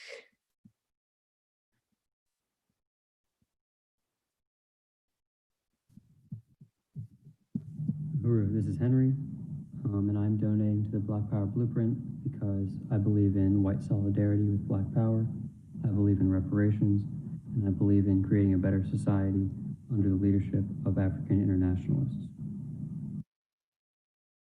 My name is Alia Yellow. Uhuru, my name is James Prifty. I'm a member of the Uhuru Solidarity Movement of St. Louis, Missouri. I'm giving to the Black Power Blueprint on this Giving Tuesday because I believe in reparations for the African working class, and because economic control, stability, and growth should be in the hands of one's community. The Black Power Blueprint in North St. Louis is creating these community-generated self-reliance programs that uplift the community socially, politically, and economically. Join me in my pledge to give to the Black Power Blueprint this Tuesday, December 1st, Giving Tuesday. Uhuru. Uhuru, thank you so much, Henry and James, for those really powerful statements, and Len for giving our appeal tonight. So yeah, again, please go to apedf.org/Giving Tuesday. Help us meet our final goal. We are so close. I just appreciate Wendy for sponsoring one of the cutting boards in this 4-plex housing unit. And again, this is not just any old house. This is for African people being released from these colonial prison systems to have a landing place, a safe place they can call home while they get back on their feet and be part of the African Independence Workforce Program of the Black Power Blueprint, which is providing housing and job training specifically for people coming out of these prison systems. So I just really appreciate everyone who's been part of this whole telethon. Again, go to apedf.org/Giving Tuesday. And so we have raised $8,235 all day today, and we only have left $1,765. So if anyone can help us reach our goal tonight, please join us in reaching our goal. This is for the 4th house. Every $2,500, that's how much it took to fill one apartment with couches, beds, mattresses, just all the things you need to have a home. So please go to apedf.org/Giving Tuesday. We got to make our goal tonight. We can't go another day unfurnished. These people need homes yesterday. They need it now. So we have to furnish this house. And with that, I'd like to bring on our next comrades here, Mads Ambrose and Wendy Craig, representing the Western region of the Uhuru Solidarity Movement.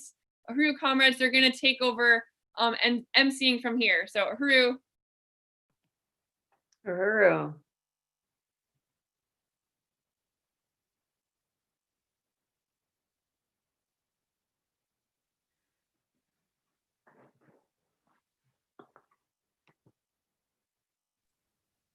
Mads, we can't hear you.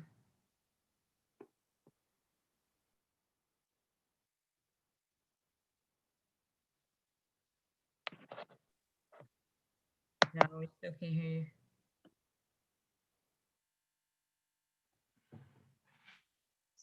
So if Mads is going to work on her audio, I can start the introduction.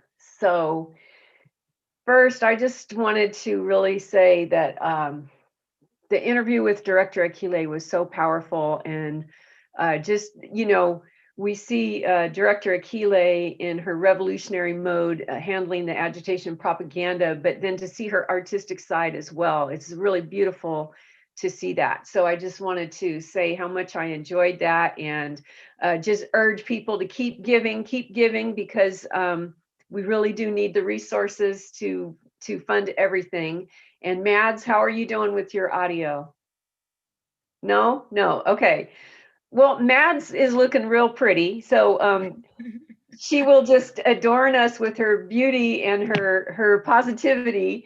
And I'm going to introduce our very, very special guest today.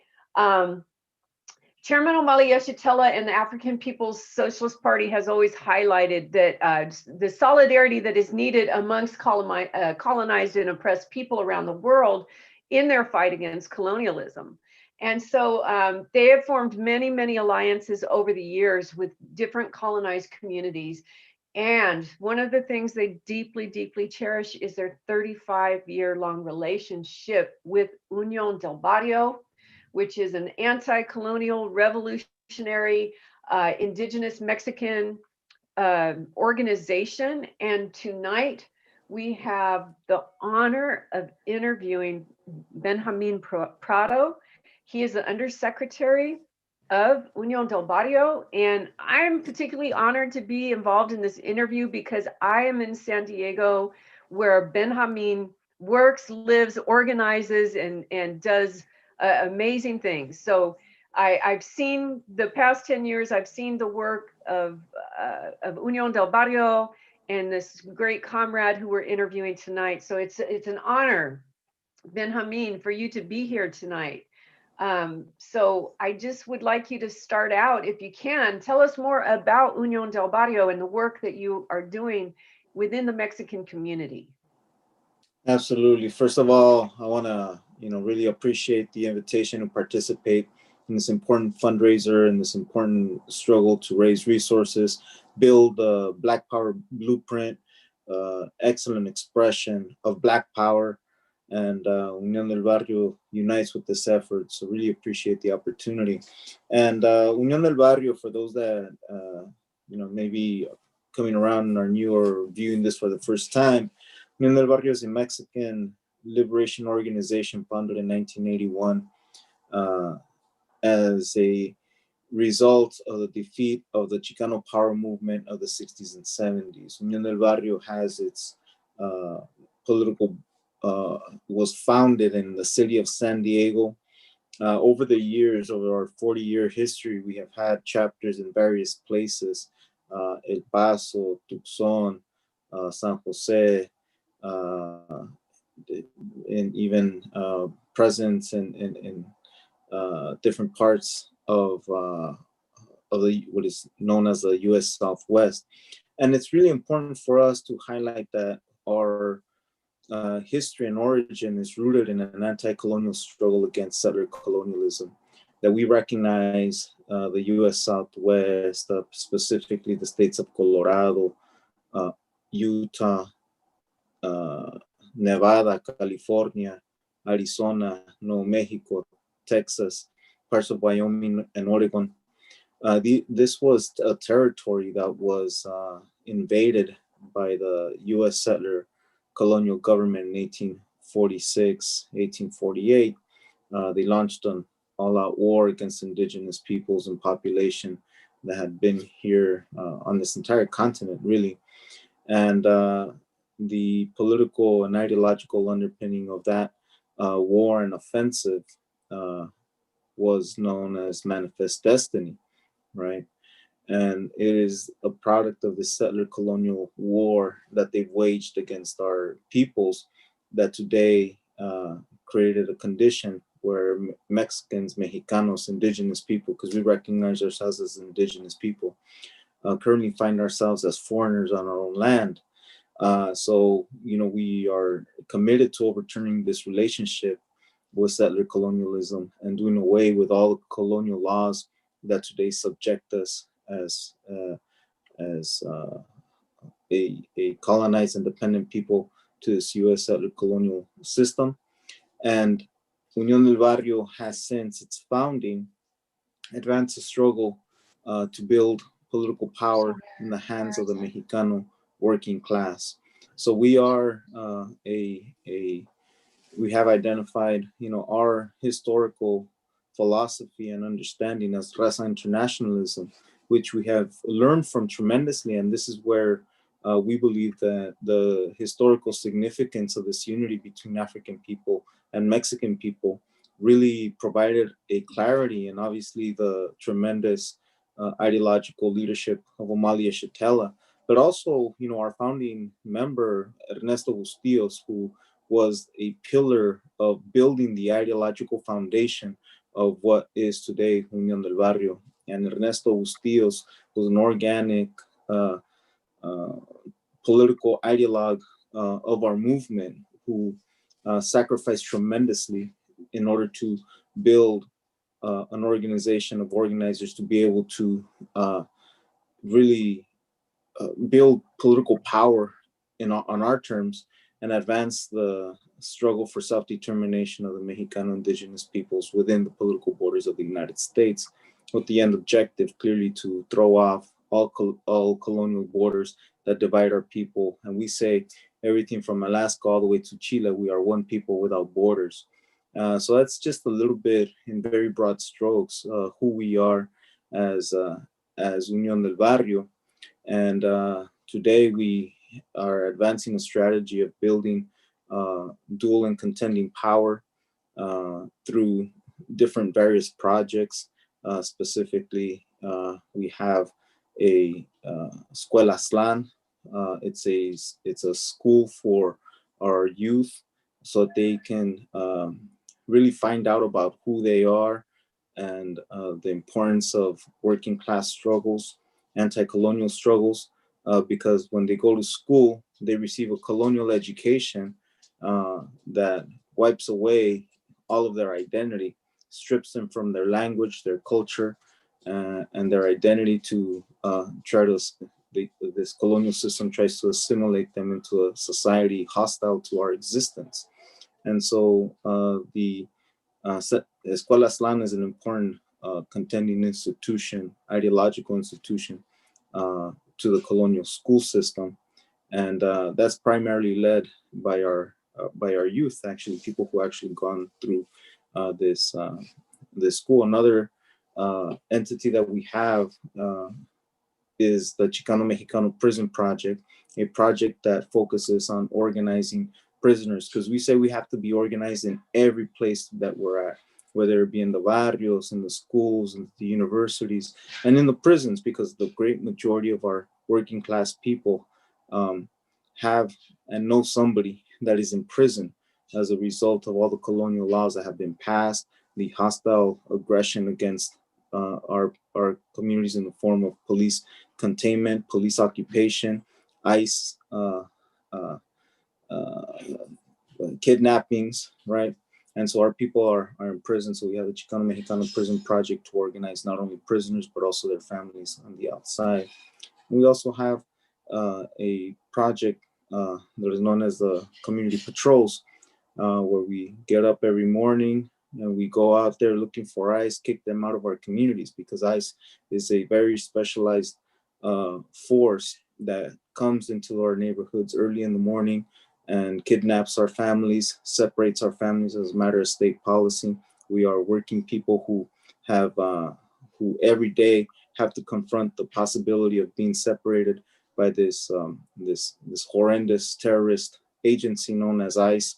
And we monitor our own communities. We keep an eye on our barrios and our working class neighborhoods to identify them, expose them, and kick them out of our neighborhoods before they make a detention. We did that today in the city of Escondido, where we found a team of 7 ICE agents.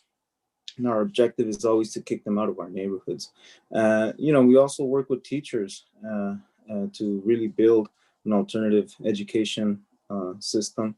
It works in line with our Escuelas Plan as well.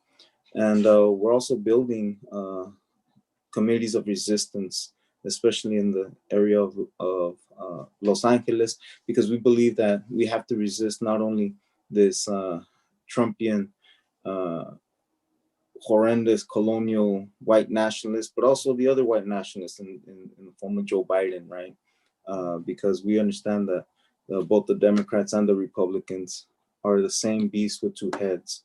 So, in the very broad strokes, right, that's a little bit of who we are as Unión del Barrio, and really want to appreciate, the historical trajectory that the APSB has allowed us to grow and build, even our own ideological understanding, our worldview as raza internationalists, again, uniting with African internationalism as a theory for liberation. Uhuru, thank you so much.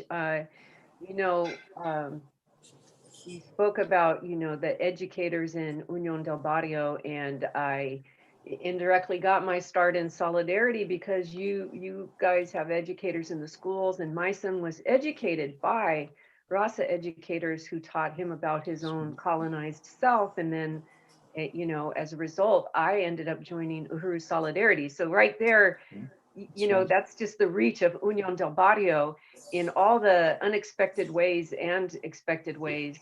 And so you spoke, about this unity between African and Indigenous and Mexican people.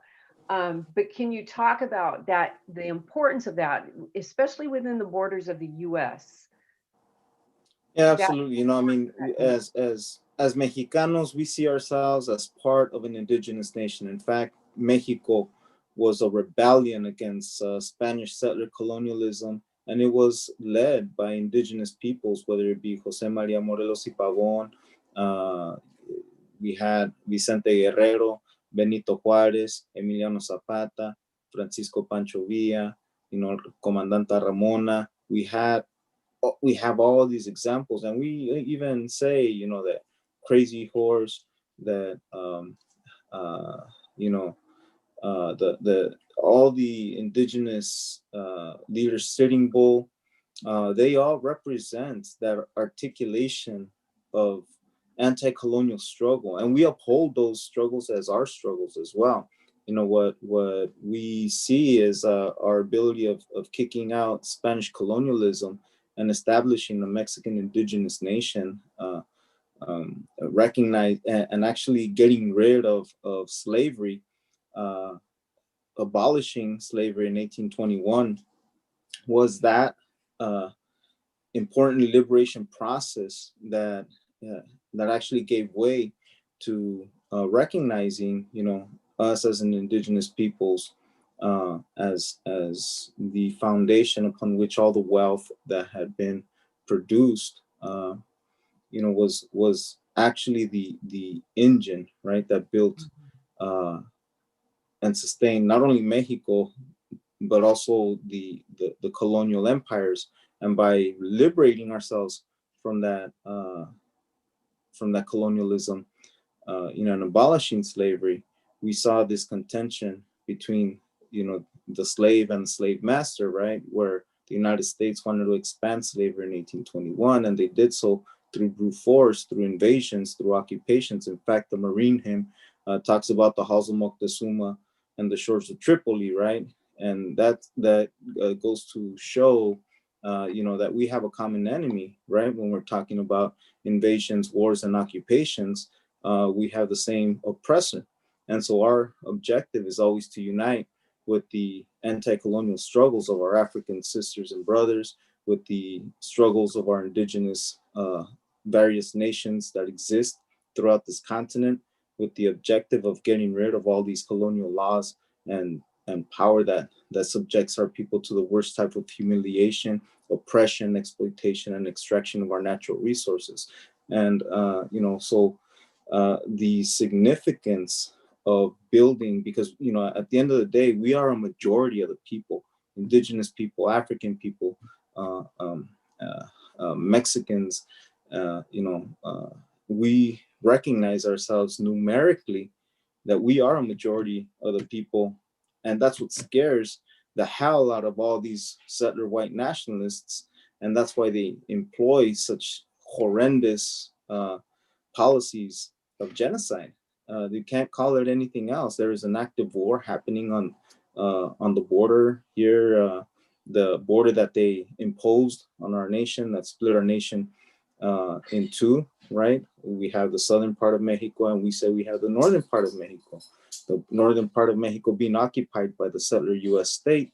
And today we have that struggle of building that unity with African people, with our indigenous brothers and sisters, with our Asian brothers and sisters, and even our Arab brothers and sisters, because even the Palestinian struggle to us is one struggle against settler colonialism.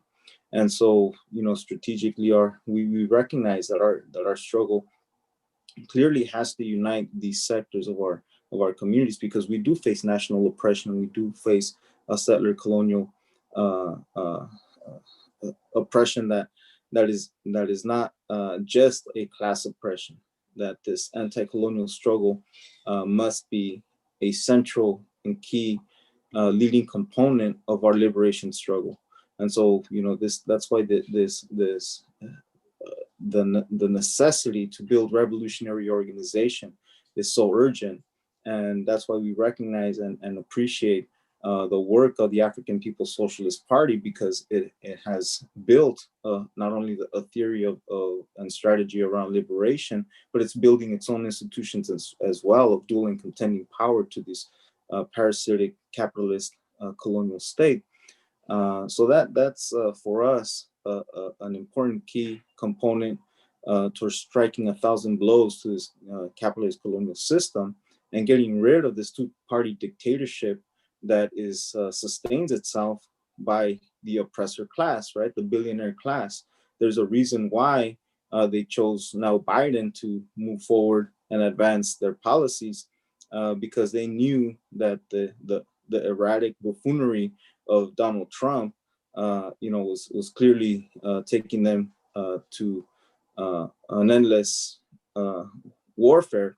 And we know that the only way to really do away and get rid of this two-party dictatorship is by building our own political parties and building our own capacity, even to participate and contend in all spheres of political struggle. And so it's really important and significant that we build this alliance with the African People's Socialist Party. Uhuru. I'm glad you mentioned Biden, because all these white liberals are celebrating that Biden, defeated Trump, and Trump was such a horrible person. And of course, we know the horrors of what he did at the borders with Mexicans and children in cages and all of that. But we also know, and that was part of his platform, but we also know that Obama deported more Mexican people, since the theft of the land of Mexico, half of Mexico, in 1850. And so here comes Biden coming in, and it's just like you said, it's part and parcel of the same ruling class. So how does Unión del Barrio see the struggle for Mexican liberation now within this new Biden administration, within that context? Yeah, that's really important and key that we recognize, right, as political people engage in political struggle to advance our self-determination is that in relative terms, it's the same, right? The reality is that the Biden administration is in fact, we will see them, right, move towards Trumpism and all the horrendous policies that were not even created by Trump, that in fact were put in place in previous administrations. We could go back all the way to Reagan in terms of the neoliberal parasitic capitalist system.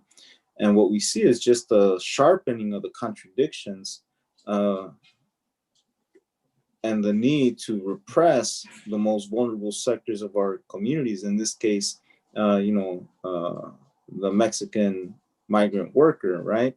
And we say Mexican because we think that it's really critical and clear that the majority of migrant workers in this country are Mexicans. But they have, the liberals and the white ruling class have a real issue about recognizing our existence and our numeric, the number of Mexicans that are here, that we are on our own land, because then they would have to confront that question of the Mexican on our own land, right? And they don't want to deal with that. In fact, they just want to deal with the immigrant.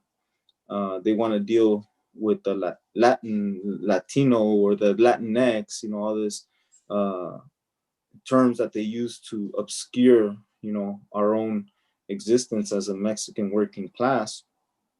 And they do that with the objective really to continue to stratify and create all these differences that really don't amount to much, except to say that there is a reactionary sector of the what can be considered Latinos or Latin Americans, right? We're talking about the reactionary Cubans, we're talking about the reactionary Venezuelans, Nicaraguans, who are part of the same ruling class as Trump, as Biden, and as all those people in Wall Street, right? And it's important to say that the people that went out in record numbers to vote didn't vote for Biden.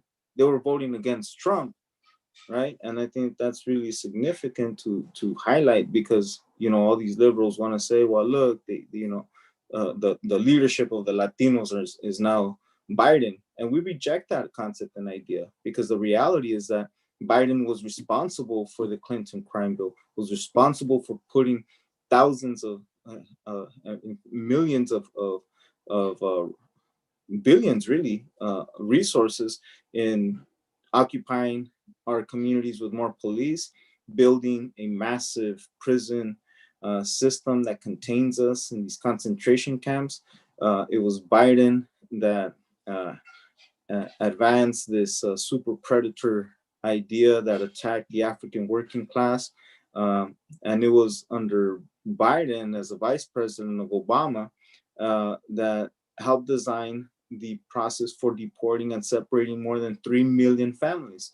And when you think about and consider what family separation represents to a family from one day to the next, being separated, being thrown into these for-profit detention centers, parasitic to its core, the most grotesque kind of relationship that anybody can have, not even to production, but as parasites, living off of a system of repression, people profiting off of people's detention, and then the corporations that make money off of phone calls, the many of the parasitic lawyers that extract all kinds of wealth from poor working class families to try to families who are desperate to try to cancel their deportations.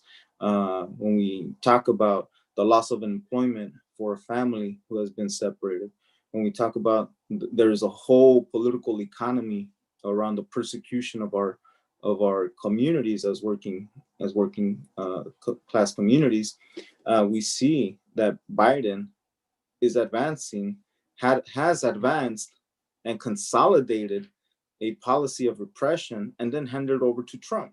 That he was part of the problem. He was, in fact, during the debates, it was interesting to watch how Trump, really told Biden a lot of his truths, right? They say, I'm not good at these sayings, but they say that a broken clock is right twice a day, right?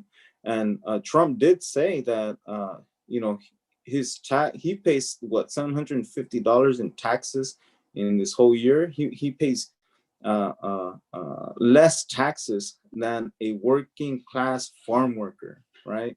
I mean that's ridiculous, right?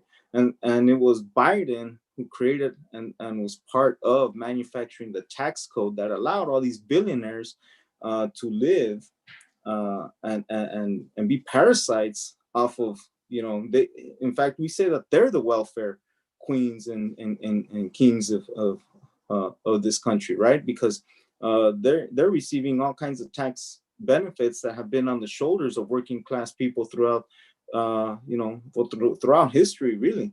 And so, for us, it was really telling how Biden, can even come off as somehow representing the interest of Mexicans, Africans, or any other working class families, because he represents the exact same people in power that put him there, right? All the billionaires. How much? $14 billion that was used in this past election. 14 billion. I mean that there's never been an election so expensive, right?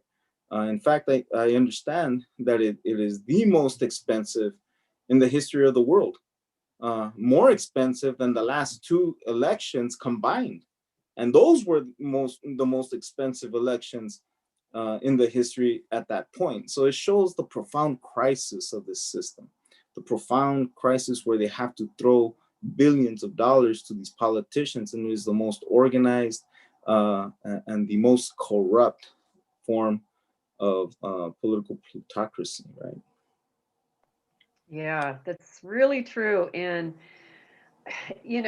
I think that's one of the best things about being an African internationalist is you can do this analysis. You can see that Trump is Biden and Biden is Trump. Biden's more quiet about it. Trump says it really out loud. And so, for us as African nationalists, this is really a period of great optimism for the points you said. This is the deepening crisis of imperialism, and we see it falling. So I really appreciate your analysis on that. And then, tonight, Uhuru, Matt Okay, is here. I'm back. Go ahead, Wendy. No, I was about to ask the next question, but I think that you should. Okay, yeah. Well, I'm self-critical for those tech issues.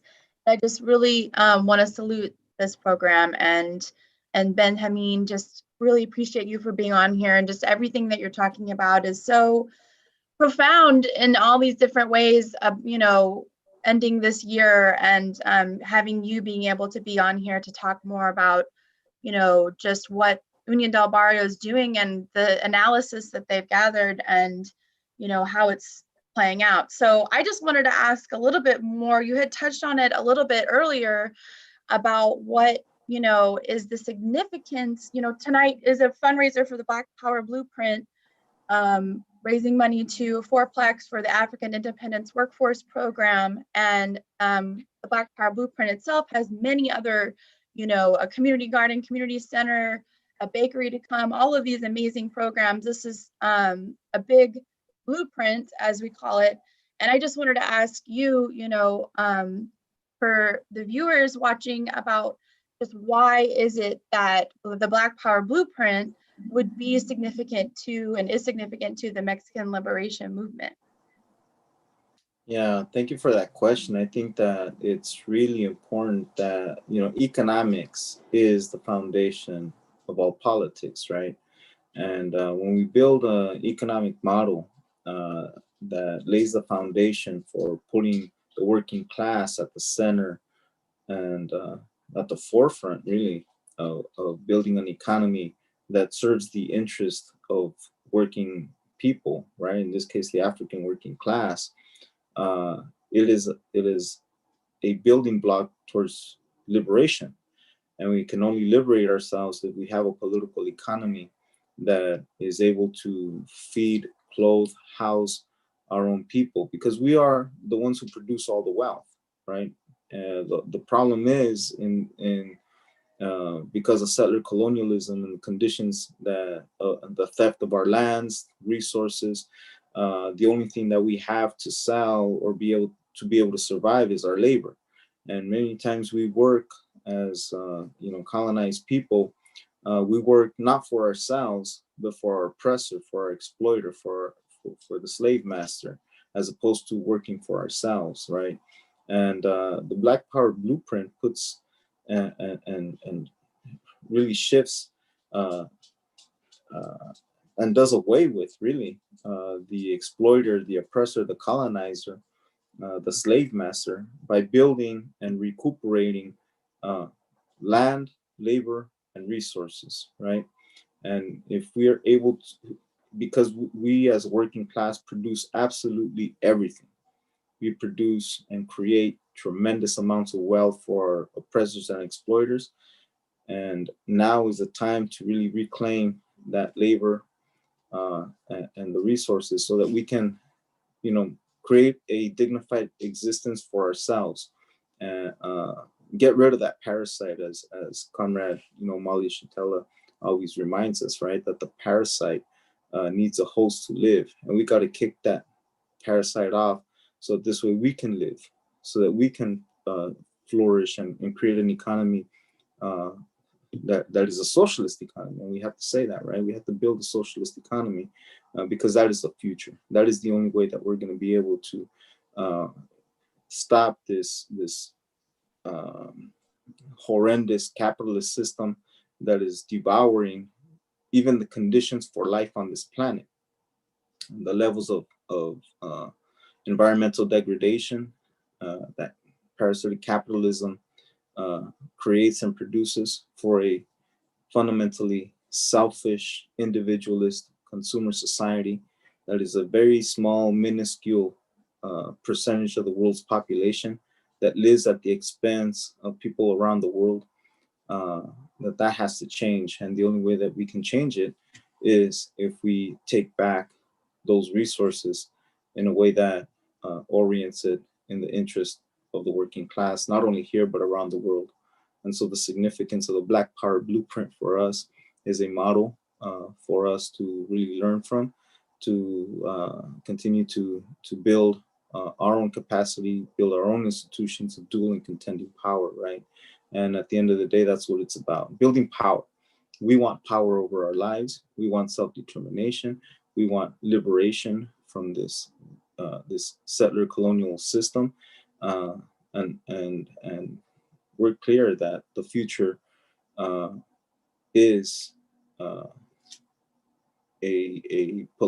economy that is based on workers. And so for us, socialism is that path, and the Black Power blueprint is an expression of that. Uhuru. So let me ask you about any upcoming events or actions that Del Barrio having. Yeah, we have every week we're doing, if not we're doing one thing, we're doing another, right? Unión del Barrio right now has a plan to build these committees of resistance. This Saturday is going to be a continuation of that work, especially around the Los Angeles area. And again, we're living in a moment where our families are under intense warfare. And everything that warfare represents, right? In terms of, we have our dead, whether it be at the border, at the concentration camps at the border, whether it be in the streets in the barrios, being shot and killed by all these military occupying armies. We have a situation where our families are detained in concentration camps. we have the destruction of our family units, we have economic extraction. So warfare is very much a reality for our communities. Even though people may understand warfare differently, but to one degree or another, the conditions are the same. So we say we have to build organized communities everywhere we're at, right? And so these communities of resistance have the objective of building neighborhood community networks so that we can count on each other whenever we have ICE coming into our neighborhoods, trying to, kidnap our people, snatch our people off the streets, whether we have police terror, killing our young people, or just our people in general, or who want to capture us and warehouse us in their concentration camps known as prisons. So we have to build networks of support, especially networks of solidarity, because what we see today in terms of COVID, we're not, and the tremendous economic contradictions that our people are faced with, whether it be lack of food, whether it be lack of healthcare, and even housing, right? We see many people getting kicked out of their homes because of all this economic strain that they're going through. We have to build networks of support to be able to provide solidarity. And for us, solidarity is the key component of uniting with working class people. And so this Saturday is going to be a meeting for people in the Los Angeles area to build and consolidate these committees of resistance. We also have Escuela Slan. Again, it's every week. Every week there is a schedule. Unfortunately, I don't have it in front of me, but there is a schedule that we have.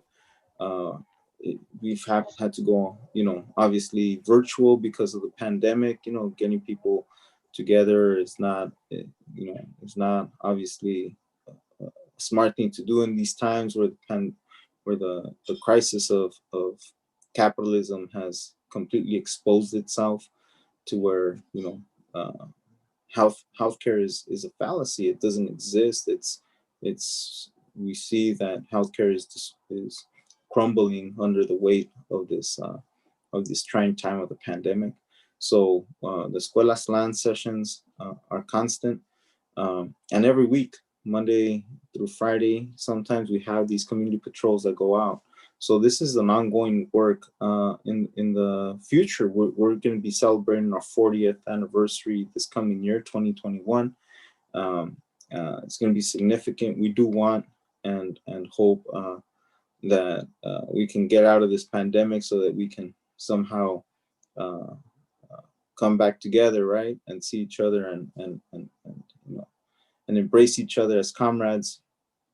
But that's in the works for this coming year, 2021, and eventually our Congress. We are going to be nearing the time to hold our Congress and ratify and renew our leadership to be able to take on the challenges that will come as a result of capitalism, colonialism crisis.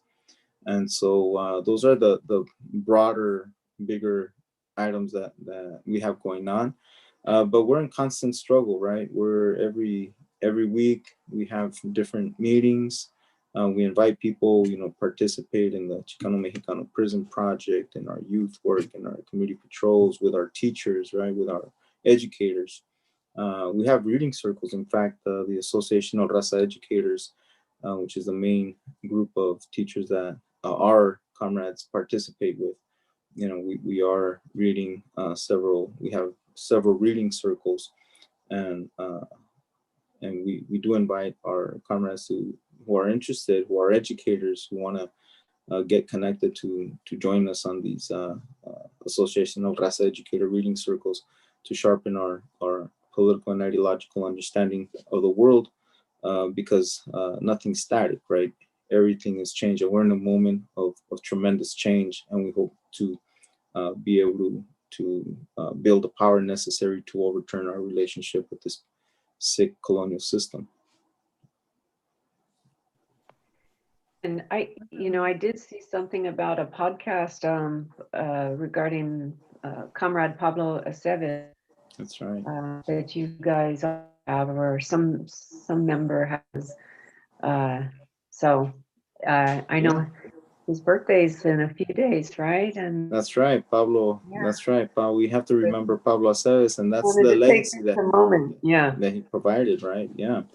And so, we do have the Pablo Aceves podcast, and I do believe that's coming out every other week, right? And so they're interviewing, our comrades, so that many times, and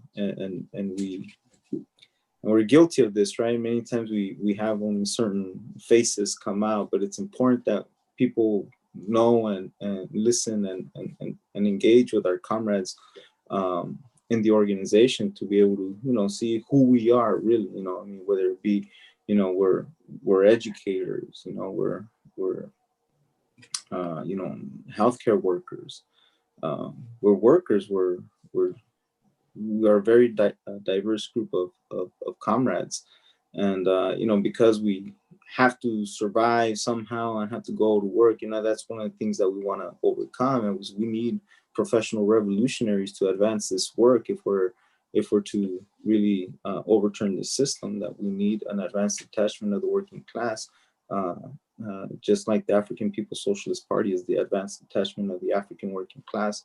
We need our advanced detachment of the Mexican working class, and so that's part of the struggle, right? We have to build those institutions, and that's one of them, right? We have to communicate to our communities, who we are, the people that participate, and the podcast is a way to engage our communities in that. And so thank you for bringing it up, and people can go on our Facebook at Unión del Barrio and be able to look at the podcast. Yeah, I just wanted to mention that, and I think we're hitting our time, maybe a little bit over, so I think Mads is going to close us out here. Yeah, I just really want to again appreciate Benjamin. I mean, just hearing about all the things that Unión del Barrio is doing, has been doing, is just really incredible, and I hope people can get involved. And just I had the honor, and that you're building for your Congress, because it made me think of how I had the honor to go to the African People's Socialist Party 7th Congress, and I had heard about, the relationship that the African People's Socialist Party had with Unión del Barrio, but to see it was just, life-changing when you see the unity that the indigenous Mexican people have with African people, and that, and this unity is not new. It's been going on since, the assault on Africa, since the assault on, indigenous land. And I just really salute Benjamin in this program, in this interview. And I salute you, Wendy Craig, for holding it down, and really great to see you. And I just appreciate all the work that you do as well in San Diego. And I know you've had the honor of working directly with Unión del Barrio. So I really appreciate you for being on and putting your perspective into this program. And I think that's when we're saying goodbye to Wendy for now, and then bringing on Claudette, who is another comrade. Is there anything else you wanted to add, Wendy? No, I just want to say, Benjamin, it's such an honor to be able to be part of this interview with you, because I'm in San Diego. I've seen your work. You guys are tremendous, and we are winning. So I just wanted to say, uhuru. Thank you. Thank you. Uhuru. Thank you. And just, if I could real quick, yes, when you talk about the Congress, I think the African People's Socialist Party, we've seen firsthand, that tremendous work that has gone into building the Blue Power Blueprint in St. Louis, because that's where the Congress was held, right? And the tremendous dignity that you can stand, on your land, with you know the green, black, and green, right? The flag out there, the red, black, and green flag. The tremendous power that it has, you know, on the psychological and physical reality of the African working class community. That beautiful building that they built, that is the expression of Black power, putting, you know, our energy into building institutions that serve the people. And so that was really impressive and powerful for us this past time that we had the opportunity to participate in the 7th Congress. So thank you. Uhuru. Yes. Uhuru. Yes, thank you for putting that perspective on it. Absolutely. You know, what we're raising funds for tonight is the Black Power Blueprint, and like Benjamin was saying, just the way that it changes people who come and see that, you know, the big flag, the red, black, and green flag is flying, and this is liberated territory. You know, that's how that's what it is. And so just appreciate that perspective. And anything else before we move on? And is Claudette on for our next segment? Uhuru. Claudette. Uhuru. Uhuru Benjamin, thank you so Uhuru. much. Thank you. Take care. And Claudette has also had the honor of working with Union del Barrio in San Diego. Yes. And so I just really Yes. appreciate you, Conrad, for being on. It's so good to see you. And Same. I just want to pass it over to you, Uhuru. Thank you so much. Uhuru, thank you. Yes, pleasure to be here. Honored to be here. I want to salute, first of all, our leadership, the legendary Omali Yashitela. None of this would be happening without him. Onizine for the Black Power Blueprint leadership, and of course, all the Uhuru Solidarity Movement leadership, all the leadership, and also the Union del Barrio, like the beauty to see the unity, like it's true beauty, like that's what it is, humans uniting. Anti-colonial AF, yes. So I'll start out with our little segment is going to be starting off with a reminder that this telethon is a fundraiser for the Black Power Blueprint, the visionary anti-colonial project acquiring abandoned buildings, initiating a rapid process of restoration to create Black community-led self-reliance programs. Black Power matters. Today, we're going for $10,000, specifically for the African Independence Workforce Program, a program within the Black Power Blueprint to bring community members coming out of prison into the struggle for self-determination, somewhere where they can be safe and regather themselves. It includes not only housing, but job training. It's raising resources for the housing renovations of a 4-plex apartment on College Avenue in North St. Louis, which is to be furnished and outfitted, which is part of a blueprint for African and other oppressed communities to use. That's why this is so important. You can go to apedf.org/Giving Tuesday and donate right now. So A for African, P for peoples, E for education, D for defense, and F for funds. apedf.org/Giving Tuesday. You can donate and be a part of history, also a part of humanity. We're going to show another video. It's really significant. It shows that this is more than just money being contributed once, you know, for a job or for a building. It's actually contributing to African self-determination, economic and political development on their own terms, and power in their own hands, justice. So it is so inspiring to see, like Comrade Benjamin was saying, the power of the flag, the power it brings to people, the liberation it brings to the spirit and the mind, the unity that can bring to people. And especially in their own communities. So this is why this next video is significant. It's bringing people into political life, or also certain people back in, gives a platform to speak against the injustices faced by the North Side and Black communities all over the world. So what we're talking about specifically is, for example, it was just 2 years ago in 2018, the Black Power Blueprint demolished buildings and installed a 50-foot flagpole with, guess what? A 25 by 15 red, black, and green flag. Yes. Uhuru, African internationalism is the cure. African internationalism is the cure. The beloved, it's a beloved community gem and symbol of hope, pride, and unity. So on July 4th of this year, guess who did what? The white nationalists stole the flag. Yes, they did. So the community response was, of course, amazing, because this community that the African People's Socialist Party has uniting is amazing. It's more than that. There's no words to describe. All this is beautiful. They immediately raised a resource to get a new flag, and we're gonna watch our African leadership, who's actually running in the colonial system against their so fearless Uhuru. Thank you to Charwa and Kalambai. Yes, and go to apedf.org/Giving Tuesday and donate right now. We're gonna see them in this video. My name is Tashara Masimba, and I'm the Economic Development Director of the Black Power Blueprint, and I'm here with Kalambai Internet, and I'm the International President of the International People's Democratic Uhuru Movement.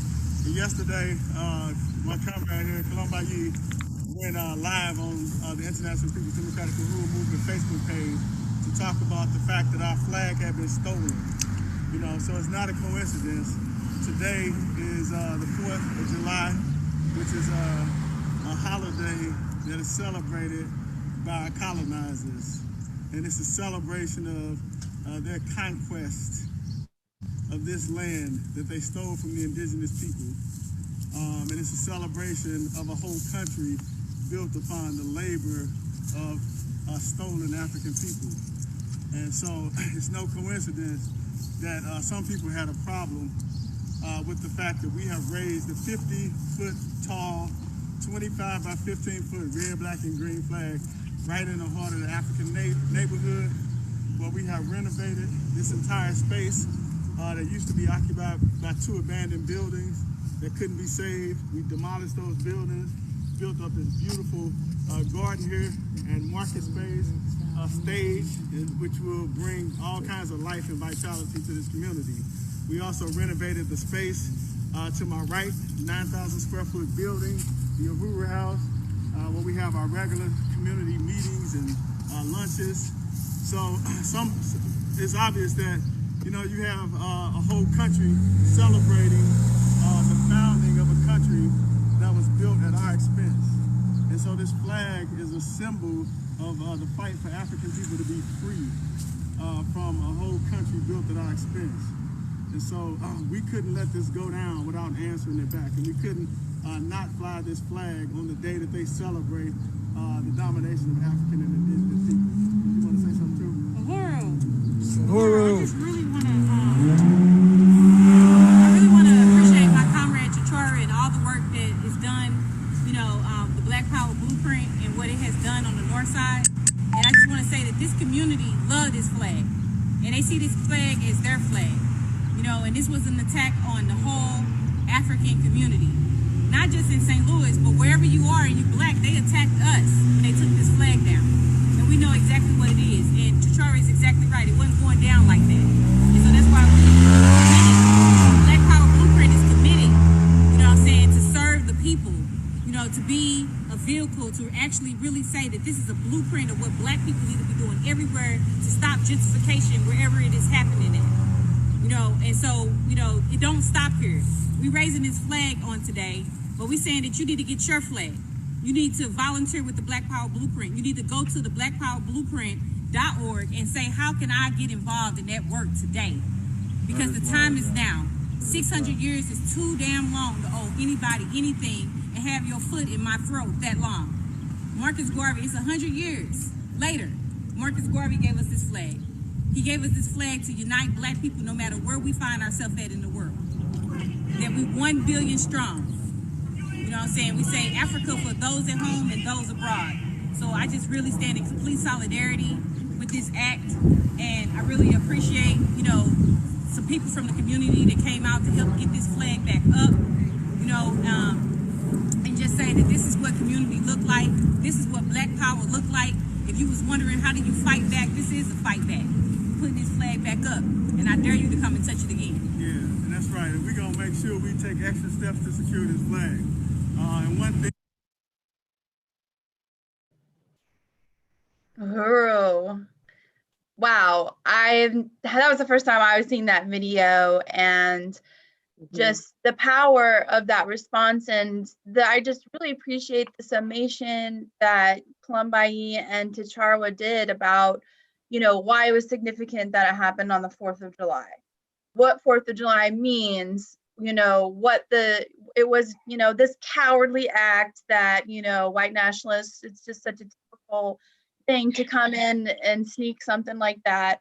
But it, you know, the way that they're able to show that how the community works. And like I said, I was able to go to St. Louis a few times now to see the Black Power Blueprint, to see that flag. And it's true that it is beloved by the community. I mean, it'll be the middle of a day on a Tuesday and people are raising their fists as they pass and screaming Black Power and, you know, Uhuru, and that flag represents a lot for the community. So to think that they could come and steal something and it would stay down for even a second. And yeah, I just really appreciate that video. And I really encourage everybody watching that if you know, unite with this message that, you know, Black people get to build things like the Black Power Blueprint for themselves. And you don't want to be on the side of these people who are stealing the flag. You want to be on the side of the people who are raising the red, black, and green flag, the flag of the African nation, of the African Revolution. Then go to apdf.org/GivingTuesday. They need to put up more flags and more items. And and if you donate today, you will get the Black Power Blueprint sticker. If you donate $250, you will get this Black Power Blueprint tote bag. So some really significant pieces that you can carry around and you know, show your solidarity with the Black Power Blueprint. And the first 7 to donate $250 will get one of these Tone Below books of your choosing, and there are only 4 left. So I do want to salute, we do have some donations that have come in, and I just really appreciate, we have a goal of $10,000 today. We're so close to the end. And I know we're going to surpass it because there's many hours to this 24-hour telethon left.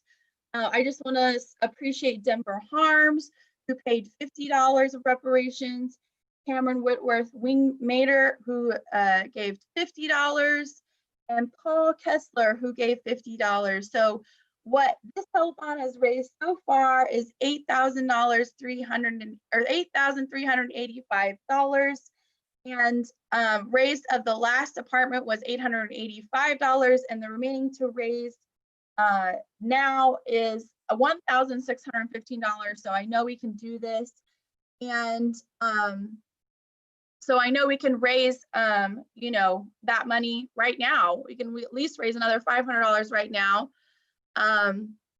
And so we are also raising money for these items that you can see on the screen.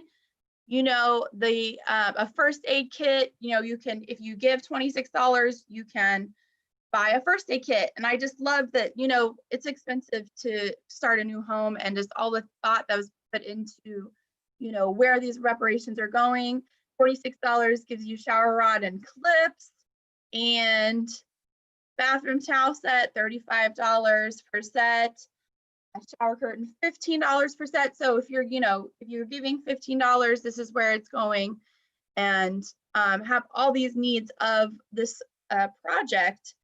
You know, this, like I've been, you know, discussing, this project is so important not only to African Indigenous people, it's important to us as white people. You know, this is our chance to not only pay reparations, but to see a brighter world, to see a brighter future.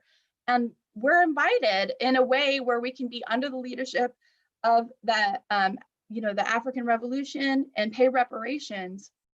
And so I just really also want to salute the chairman for making a way for us as white people to pay reparations and, you know, fight against, we can fight in unity and real principled solidarity. And the first step is, you know, paying reparations and being part of this telethon. So I just really appreciate everybody who I named and everybody who's going to give tonight and make this goal. I just think it's important. This, you know, spot in St. Louis, these, you know, they're buying more and more properties that are going to be able to be developed for and owned by, you know, the community and owned by Black working class. This is going to continue. And, you know, I just want to keep supporting it. And so again, go to apedf.org/Giving Tuesday and donate now. We have $10,000 goal by 7 a.m. Central tomorrow morning. So I know we can do this and raise the money for all these, you know, specific items for the fourplex. So the fourplex, if I didn't describe this before, is for housing for the African Independence Workforce Program, which is taking, you know, African prisoners coming out of the prison system, and, you know, they have nothing. You know, they've been, you know, locked up for God knows how many years, and, you know, it's difficult to get, you know, employment. And so they're gonna and have housing, and all of these things are going to be, these needs will be met by the Black working class to rehabilitate and to create people who don't then get back into the system and get back into the colonial system. They'll have a way out. And I want to say that the place where, you know, this African Independence Workforce Program will be held is in a bakery, and, you know, and to just have these things like a business and a community garden and this workforce program is just, you know, something that is just so needed, because we in the white community, we take granted for all these things that we have.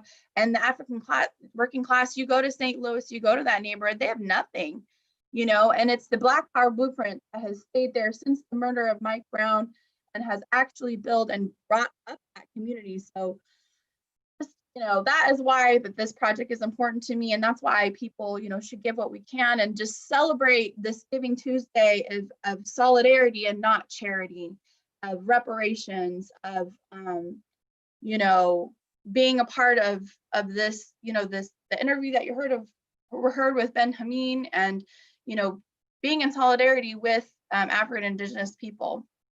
So let's get to raising that money. Go to apdf.org/Giving Tuesday. And while we're waiting for more resources to come in, I'd like to share we'd like to share a couple of segments from the Black Power Blueprint donors. Comrades Monica Quixote in Portland, that's where I am too, Uhuru, and Amy Simmel in St. Louis.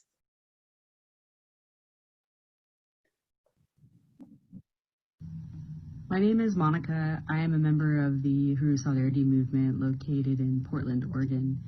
And I'm choosing to give to the Black Power Blueprint this Giving Tuesday because I believe in putting resources into the Black-led self-determination projects that are not only addressing the disparities that the community faces, but are providing long-term concrete change to those conditions. So I invite you to also take this stance of solidarity and take this opportunity to be in right relationship with the people and the land this Giving Tuesday. Uhuru, my name is Amy, and I am a member of the Uhuru Solidarity Movement, and I support the Black Power Blueprint because it is a one-of-a-kind project up in North City that's bringing real economic and community power and self-determination to the North Side. And the hope it brings and the joy it brings is unparalleled. So go support the Black Power Blueprint today. Uhuru. Thank you, Monica and Amy. Those were really awesome, powerful statements of our comrades who continuously give and raise reparations to the Black Power Blueprint. Just really want to thank all of our donors today. I listened to some of the telethon this morning, and then I came back on to do this segment after a long day at work. And I was like, oh no, how much money are we going to have raised? Oh Lord. So I'm just so ecstatic to know that we're so close to our goal and we've got hours and hours and hours to go. But wouldn't it be great if we met our goal right now and we just kept going, because we all know that $10,000 is a drop of the bucket. We all know that renovating a house and building these institutions are going to take more than $10,000. We know that our debt to working class African Indigenous people is too deep in that. And that's the thing, is I really do encourage people to dig deep. Really, if you're saving for some eventual vacation that you want to take after COVID, or your parents are going to give you $500 for Christmas. This is stuff that we're used to in the white community. Hand it over. Just hand it over to the Black working class. It's owed, and it's a really great way to be a part of a new future where, and this whole holiday thing, I'm working retail for the first time in a long time. This whole, holiday thing of us just buying more and more and eating more and more, and all this just,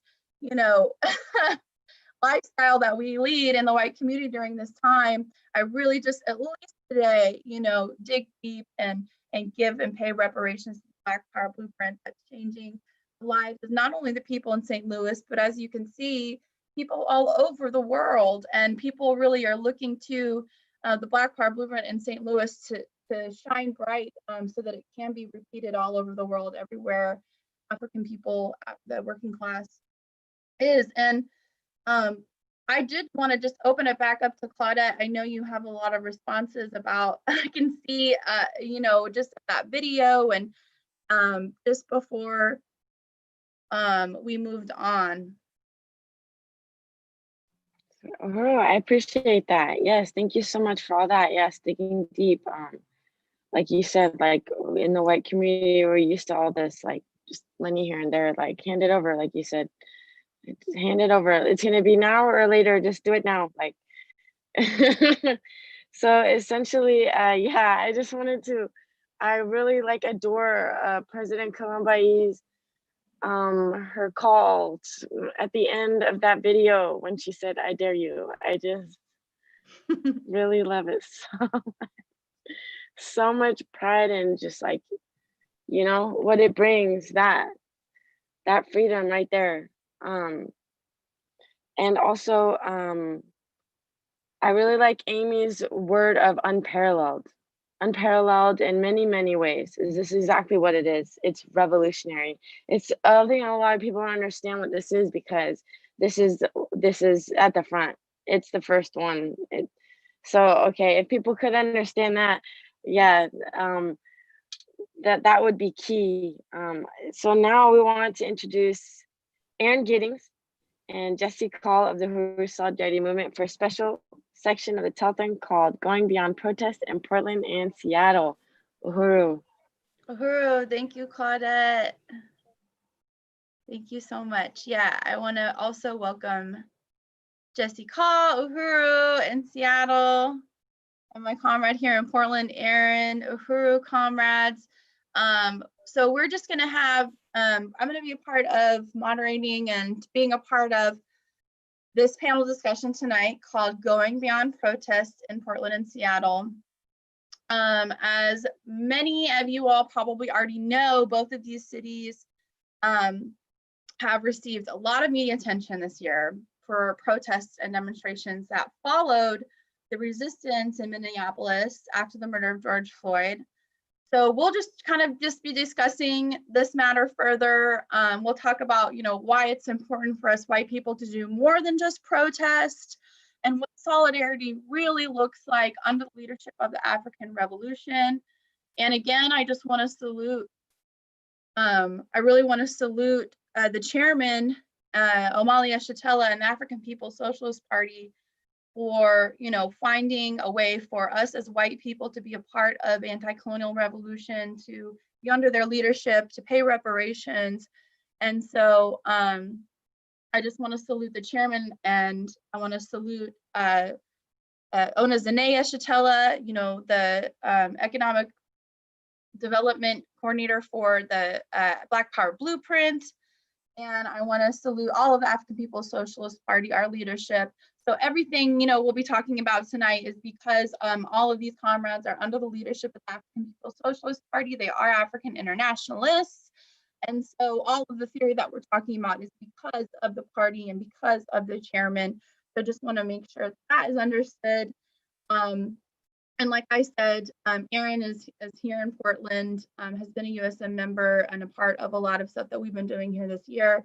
And Jesse Call in Seattle, who's been a longtime member and supporter of the Uhuru movement and USM member and held many roles. So I just want to salute you all for being here.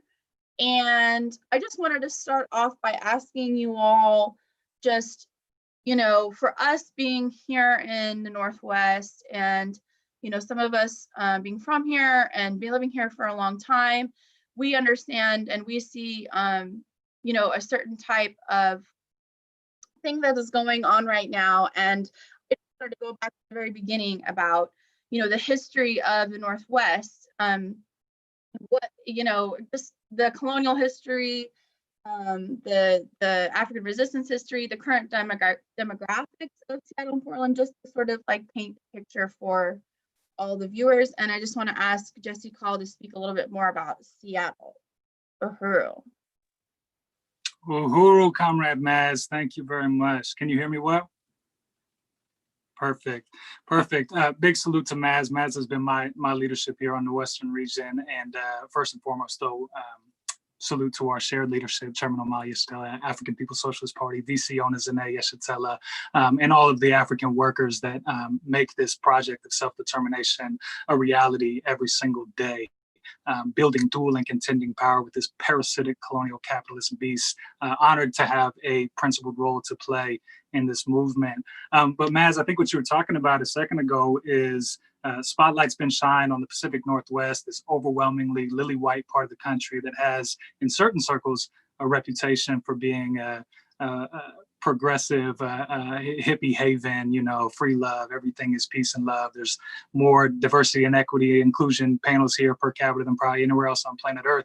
But the conditions are just as violent as they are anywhere else. And I think what you were speaking about is opportunism, which is time-honored American tradition, right? Violent opportunism, whether it takes the form of stealing entire continents or whether it takes the form of being a benevolent colonizer who creates charities to mask and repackage the colonial project that we started. Real quick history on Seattle. It's set in, you know, of course, it's occupied Duwamish land, indigenous people who are not even recognized by this illegitimate federal government. Coast Salish peoples in general took care of this land for quite some time before the Europeans, our ancestors, ever decided to come and steal it from them. You know, this city is sitting in a state named after one of the original architects of this imperial project known as America, George Washington. And so, of course, it follows in his footsteps. So Seattle, overwhelmingly white place. Africans got here much in the same way that they got anywhere in the Western Hemisphere after the 15th century. It was through forced migration. And that migration might have taken place from fleeing the terror of Jim Crow South, or it might have taken place more recently from freeing the terror of AFRICOM on the continent of Africa itself. But regardless, it was through forced migration. And when Africans ended up here, they found themselves I guess what I would say, like under the same imperial boot, but with different laces. You know, it's just, you got here still boxed out of being able to own homes. And I think it's really critical that we focus on homes since we're talking about one of the solutions to the colonial prison system being adequate housing when formerly incarcerated Africans get a taste of freedom again. So one of the ways that Africans were boxed out of getting homes in Seattle was similar to any other city in the country: redlining, not being able to live in certain sections of the city, the majority of the city, and being corralled into parts of the town that were seen as undesirable. In Seattle, those places are called the Central District and the South End. These are primarily the places that where Africans were forced to live. And you can actually go to the University of Washington's website. There's something called Segregated Seattle, and you can look at all those old racial covenants to see how the city's makeup was up until the 90s and the early 2000s. And to give you a snapshot of where it's at now, the city's about 70% white, but it's got a top 10 median household income. So it's a very specific wealth is hoarded and concentrated in this section of the white population. And it's only about 5 to 7% African, depending upon what statistics you look at. So overwhelmingly white, overwhelmingly wealthy. And that wealth gap for an average white family here, $456,000 they have to their name. Average African family, $23,000. And most of that is rooted in home ownership. Home prices here are astronomical. So if you look at the average wealth of homeowners versus renters, homeowners have $900,000 to the name. And we know what home ownership looks like in the African community. And that is not just a product of redlining, but if you know the story of Levittown or the origin of the American suburb, you know that Africans were boxed out from accessing anything that would allow them to own homes. And so that's the brief, if I can be brief, that's the brief backdrop of Africans being here. But I have to point out, even though Black people ended up here through forced migration, always found a way to tap into their brilliance. They always found a way to make those seemingly undesirable parts of the city the most beautiful, vibrant, creative places in town. They always found ways to rely upon each other and build community. And gentrification, which was not by accident, by design, sought to destroy what good elements were created in those parts of town, and to initiate a new phase of forced migration, which was, again, a violent process. And in Seattle, that process was through a program called Weed and Seed, which is coded white liberal language for we're going to weed out the bad criminal elements, aka we're going to get rid of African people, whether it's through the prison system or whether it's through actual hot murder. And we're going to seed in the good elements, which means business and productivity. But what they really mean is we're going to get some white folks in there to raise the property values. We're going to boot all the Africans out. And then we're going to become that meme that Seattle is so widely known for, which is the $2.5 million home with the Black Lives Matter sign in the front yard. Meanwhile, that same white family just called the pigs for 5 years straight so that those Africans could get kicked out of that community. So I think that is like a quick backdrop of where Seattle's at. And then I'll let Aaron give a portrait of Portland. We can talk about what that backdrop looks like in the context of these protests since the George Floyd rebellion began earlier this year. Uhuru. Uhuru. Yeah, I mean, I just appreciate what you're saying because, I'm not originally from this area. And in fact, I first lived in Olympia, Washington, which is really close to Seattle. And it was like this haven and of hippie, weirdness and whatever. And then once I became a member of the Uhuru Solidarity Movement and saw it through the eyes of the colonized, of how violent it still is to the African working class, the indigenous peoples. And so I just really appreciate the party for putting that forth and just the theory of African internationalism. And I also just wanted to remind people that we are raising money for the Black Power Blueprint. So please go to apedf.org/Giving Tuesday to donate right now. If you're liking the program, if you're liking what you're hearing, you're from Portland or Seattle or not, or whatever, please go to apedf.org/Giving Tuesday and donate right now to the Black Power Blueprint, pay reparations. But yeah, I mean, and the fact that like white people, us as white people, even have a place, as queer people, as trans people, as just weird white people or whatever, atheist or hippie or whatever, that we have a place that we feel safe in. I always talk about how, there's nowhere on this planet Earth that the African people are safe because of colonialism. So I just appreciate that overview so far of, what it's really like here in the Northwest in Seattle and so forth. And yeah, I want to open it up, bring it on Aaron to talk more about Portland specifically. Uhuru.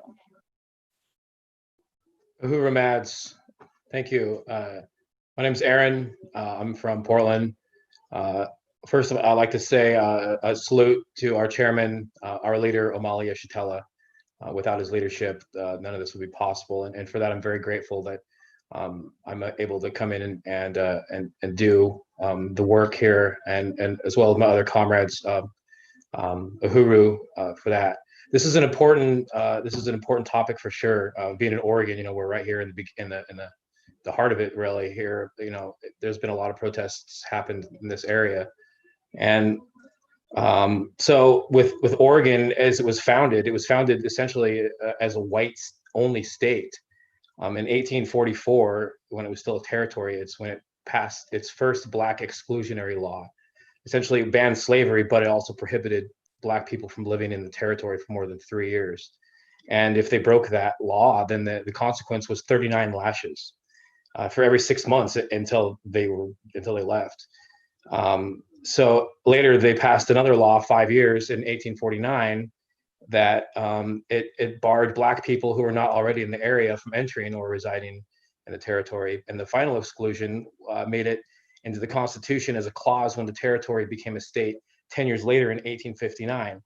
And this clause, it went further than just telling them they couldn't be there, but also that they prohibited Black people from owning property as well as making any kind of contracts. So essentially, it speaks very clearly to the ways that this place, Oregon, was founded. It was founded to center whiteness, and it was through the exclusion and brutalization of African people.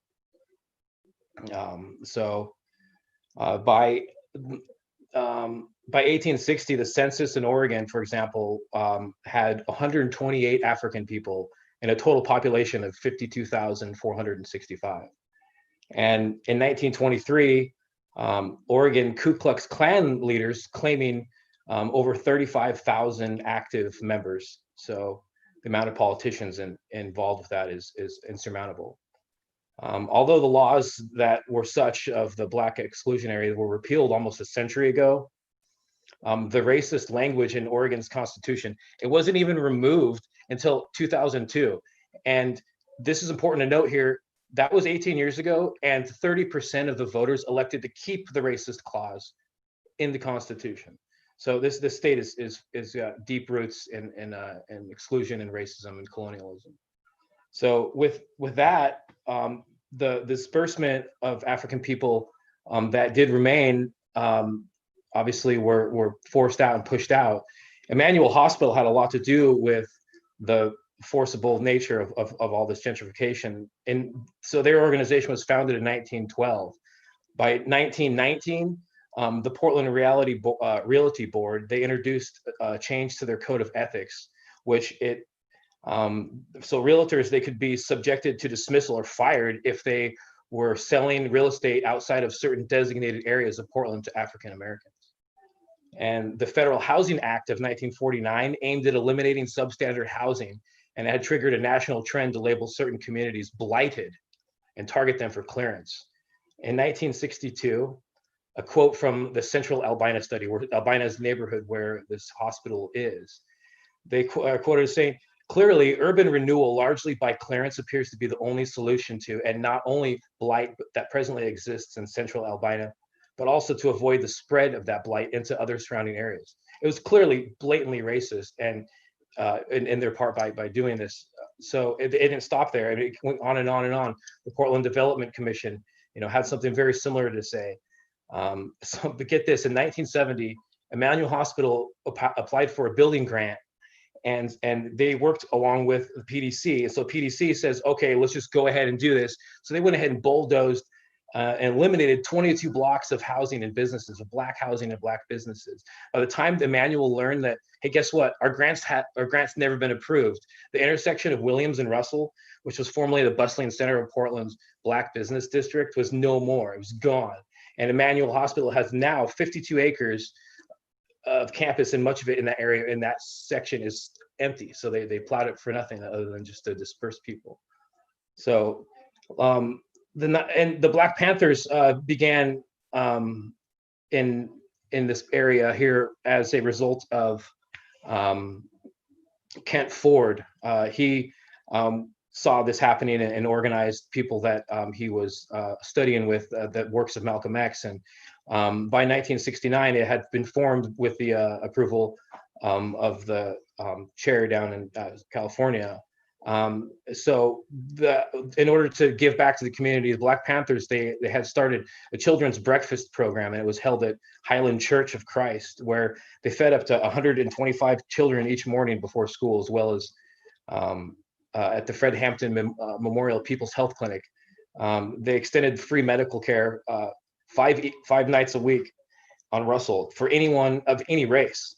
And then February 1970, the Black Power opened up a dental clinic as well. So Kent Ford, he was head of this region's chapter. He was active 69 to 79. He was asked if he thought it was possible that the PDC was driving the entire effort to bulldoze Elliott south of Russell Street. And he said, of course, it was just more of this urban removal, just like the Coliseum. And when they moved all of those blacks out there, there's another word for that. It's called ethnic cleansing. So yeah, it's led to some very devastating numbers across the country. It's not just here, but I mean, it's obviously it's everywhere. And that's why it's important to recognize these atrocities committed by the white community and donate to the Black Power Blueprint. The city of Portland, as of last year, had 654,741 people in its city limits.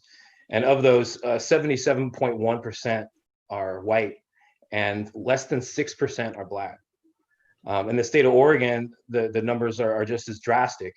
The population of the entire state is 4.217 million, and nearly 87% are white, and with a black population just over 2%.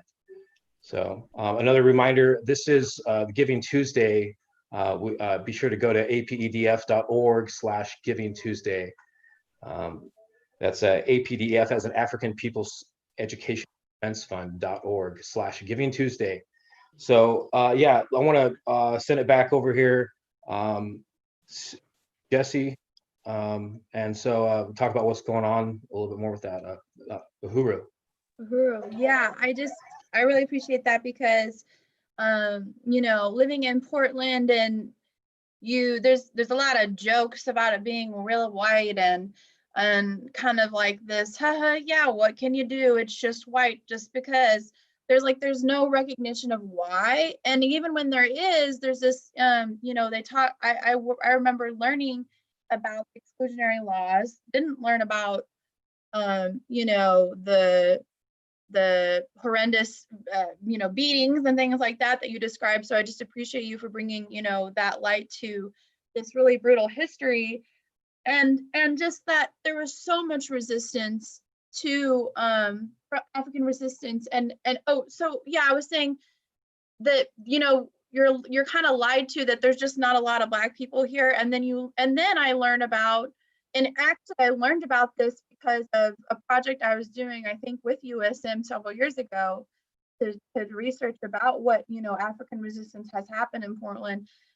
There was just, I mean, and this was not that long ago. This is in the 50s and 60s, where the African community was huge. It had an economic hub of they owned markets, they owned grocery stores, they owned clubs, they owned all the places that they go to and have commerce with each other. And you know, you go into Portland now, and just hearing what you were saying about Emmanuel Hospital and those blocks and blocks that are empty, and they're still empty, like there's still nothing there. And you know, what used to be there were houses and businesses that were owned by Black community. So it's just that history. I just really appreciate you explaining all of that. And really talking about how much African resistance has been in these areas, and that time and time again, like Jesse was talking about, like us being that meme of those houses with $3 million house with the Black Lives Matter sign outside, and maybe that's you watching right now. And if that's the case, go to apdf.org/givingtuesday and pay reparations now. There is a way for us to move forward and be a part of undoing colonialism by paying reparations under the leadership of the African Revolution. And please, again, go to apedf.org/givingtuesday. We're only $1,565 to go to raise the funds for the last department in the African Independence Workforce Housing. And I think we have I think I haven't mentioned that Ron Hudson. I just want to salute one of the donors tonight. Ron Hudson gave $50. So just want to salute my comrade before we move forward, Ron, for that.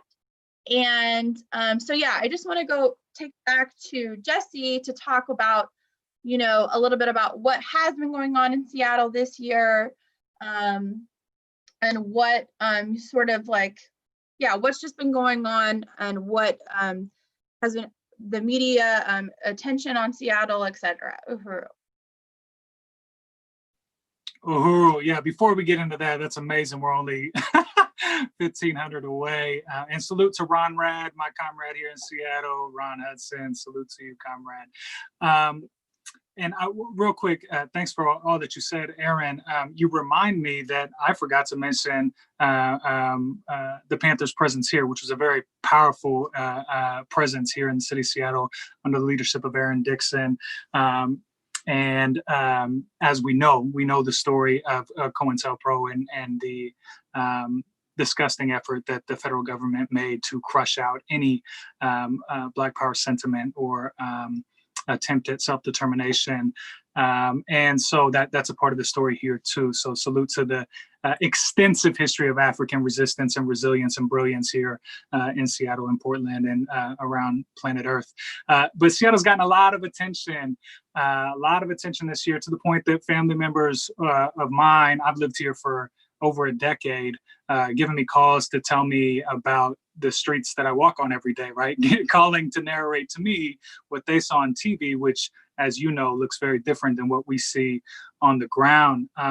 It's been a kind of a peculiar experience. On the one hand, it's amazing because you get to see this polite genocide, as some people call it, the blue MAGA, the racism where they the colonialism where they stab you in the spine versus stabbing you in the chest. You get to see that on full display when cities like Minneapolis are the source of the uprising, these white liberal towns with extreme colonial violence. Some place like Seattle and Portland gets exposed for that too, right? But it's been really convoluted in the media because you'll have someone like the mayor of Seattle, Jenny Durkin, portrayed as this Antifa adjacent friend of the people. Meanwhile, on the ground, nobody here worth their salt that's organizing would have anything positive to say about that colonizer. So the story that you get from any African worker on the ground, or frankly, a lot of the white folks on the ground trying to be in solidarity with African resistance, none of them would echo the national sentiments that you're seeing. But yeah, so what's taking place in Seattle? Gentrification has been disgustingly effective here, and a lot of that's been fueled by big tech money. And so one of the sites you probably saw a lot of back in June was this area called CHAZ or CHOP, Capitol Hill Autonomous Zone, or Capitol Hill Occupy Protest, or there was a couple different names for each of the acronyms. But regardless, you probably saw this area of Seattle on Capitol Hill that was showcased as, in some places, a war zone, and in other places, that same hippie haven that we talked about in Olympia. It was one or the other. Is it a festival or is it an absolute terror site? And the media couldn't make up their mind on which narrative they wanted to run with. But the reality was that it was just as messy as the reality is here on the ground.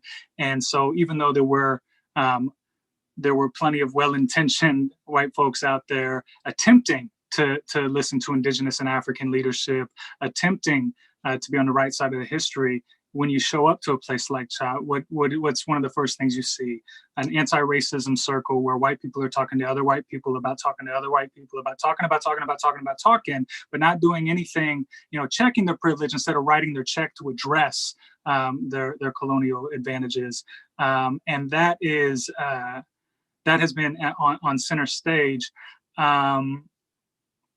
So I don't want to write off the fact there's been plenty of African organizers and Indigenous organizers who have been attempting to help their brothers, sisters, and siblings in between who are struggling with houselessness, who are struggling with substance use disorder,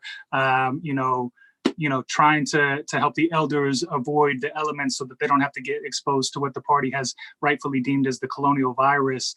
There's been plenty of that, but this is an overwhelmingly white city. And what happens in an overwhelmingly white city is overwhelming opportunism.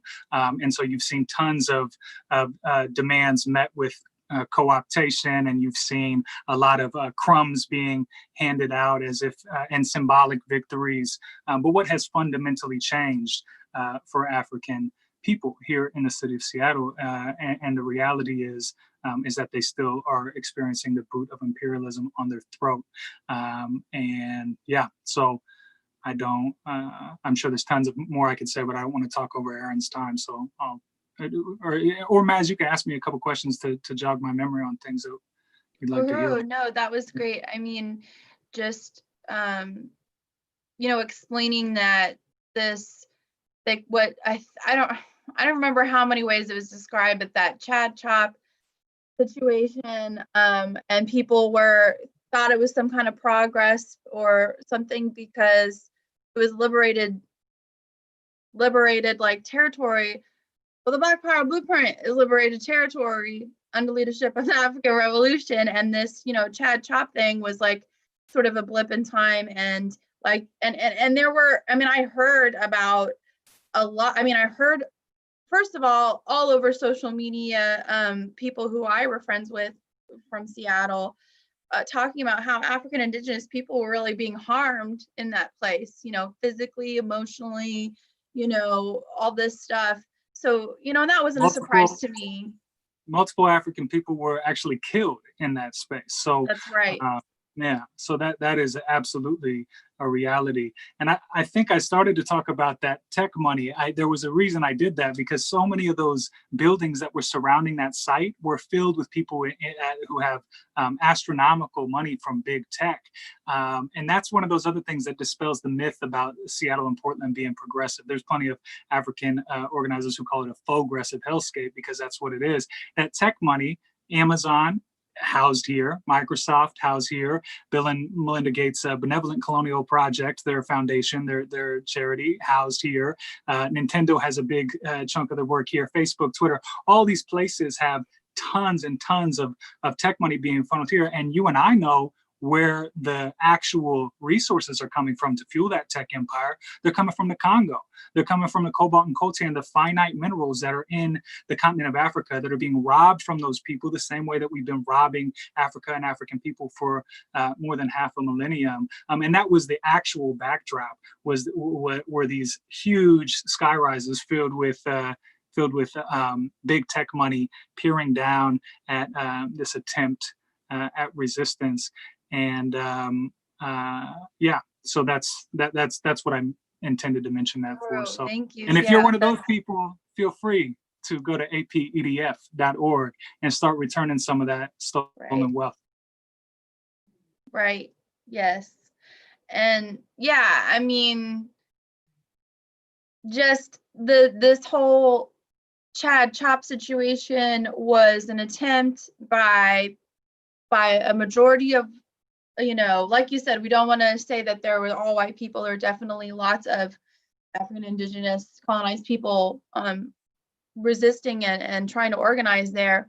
But this attempt of white people to just do this, you know, organizing and stuff without being under the leadership, you know, that's just so key to who we are in USM, the Uhuru Solidarity Movement, and just who we are as white people who want to be in solidarity with, you know, the murder, you know, being angry and upset about the murder of George Floyd. And you know, that's why people are out there doing these things.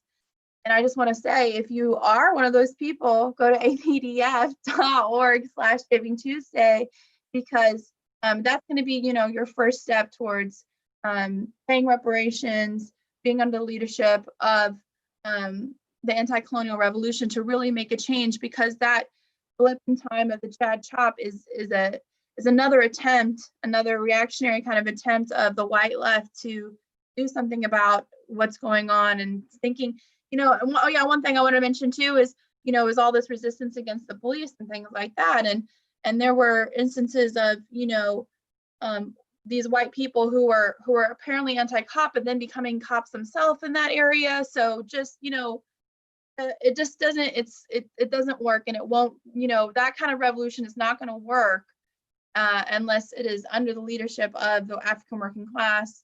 So yeah, I just appreciate that. And like what you were saying, like people, you know, thinking that the Northwest is progressive, and like, you know, maybe in the last year or two, people are starting to hear about these, not only, you know, what happened after the murder of George Floyd, but for a while, you know, we would just have these like battles and head to heads with white nationalist groups that would come into, well, these groups are in Portland and Seattle, but, you know, it come into the middle of the downtown area and have these sort of head-offs with Antifa and other, you know, white leftist entities.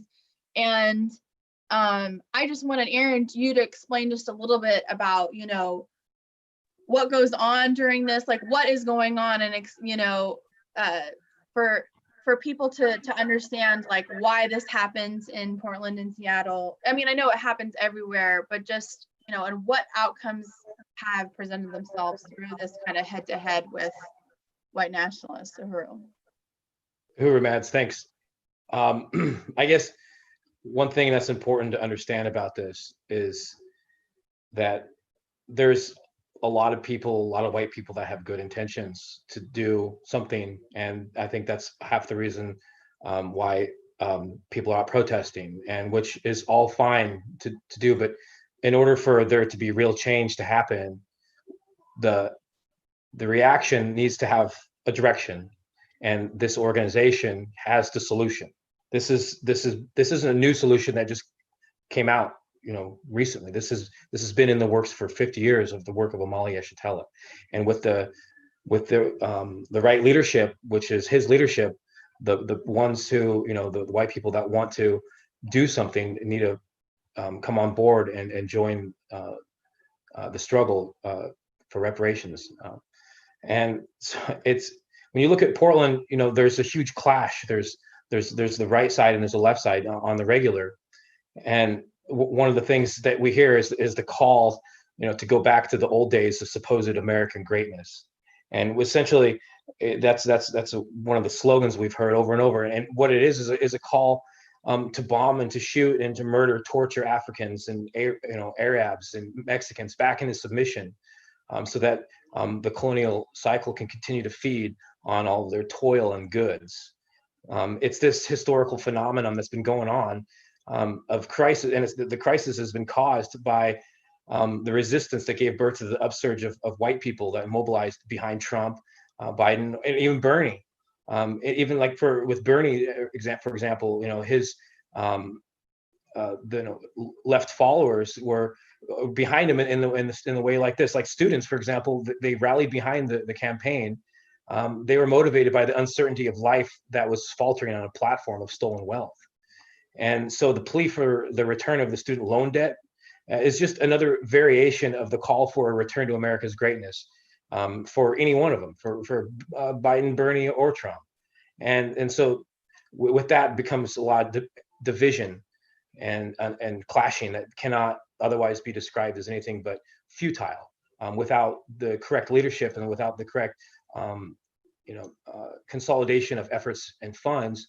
The right thing must be done, and that's to represent the Black Power blueprint, the African People's Socialist Party, in a way that power is put back into the hands of the colonized people. And so Uhuru. We actually are we're actually just a few minutes out of this segment. I know we had a lot more that we wanted to get to, but I just wanted to make sure that I wanted to read one quote from the chairman kind of to sum up this panel discussion, about what's going on in Portland and Seattle, and what it means to go beyond protest. And really, we want to make a call to people, not just Portland and Seattle, but people who have, been all over the place rising up since the murder of George Floyd, to pay reparations. Go to apedf.org/Giving Tuesday to pay reparations today. And this is what the chairman says about, going beyond protests. We appreciate the protests because they destabilize the system that oppresses us, but we have to go beyond protests because we have to make revolution. We must answer the question, to what end? If white people want fundamental change, they have to unite under the leadership of the essential workers, the African working class, and its advanced detachment, the African People's Socialist Party. Also one of his quotes that says, U.S. imperialism cannot survive a successful struggle for reparations. So again, I just want to make a call for people to go to apedf.org/Giving Tuesday.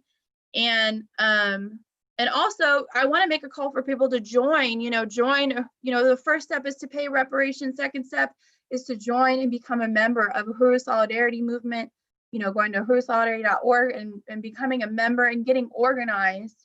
The organization is key to this revolution. We're not just out here protesting, like the chairman says, to one end, to be organized under the leadership of the African working class and make this happen, make this revolution happen under their leadership. Is there anything else that you all want to, I know we didn't get to a lot, but any last words from Aaron or Jesse before we move on from this segment?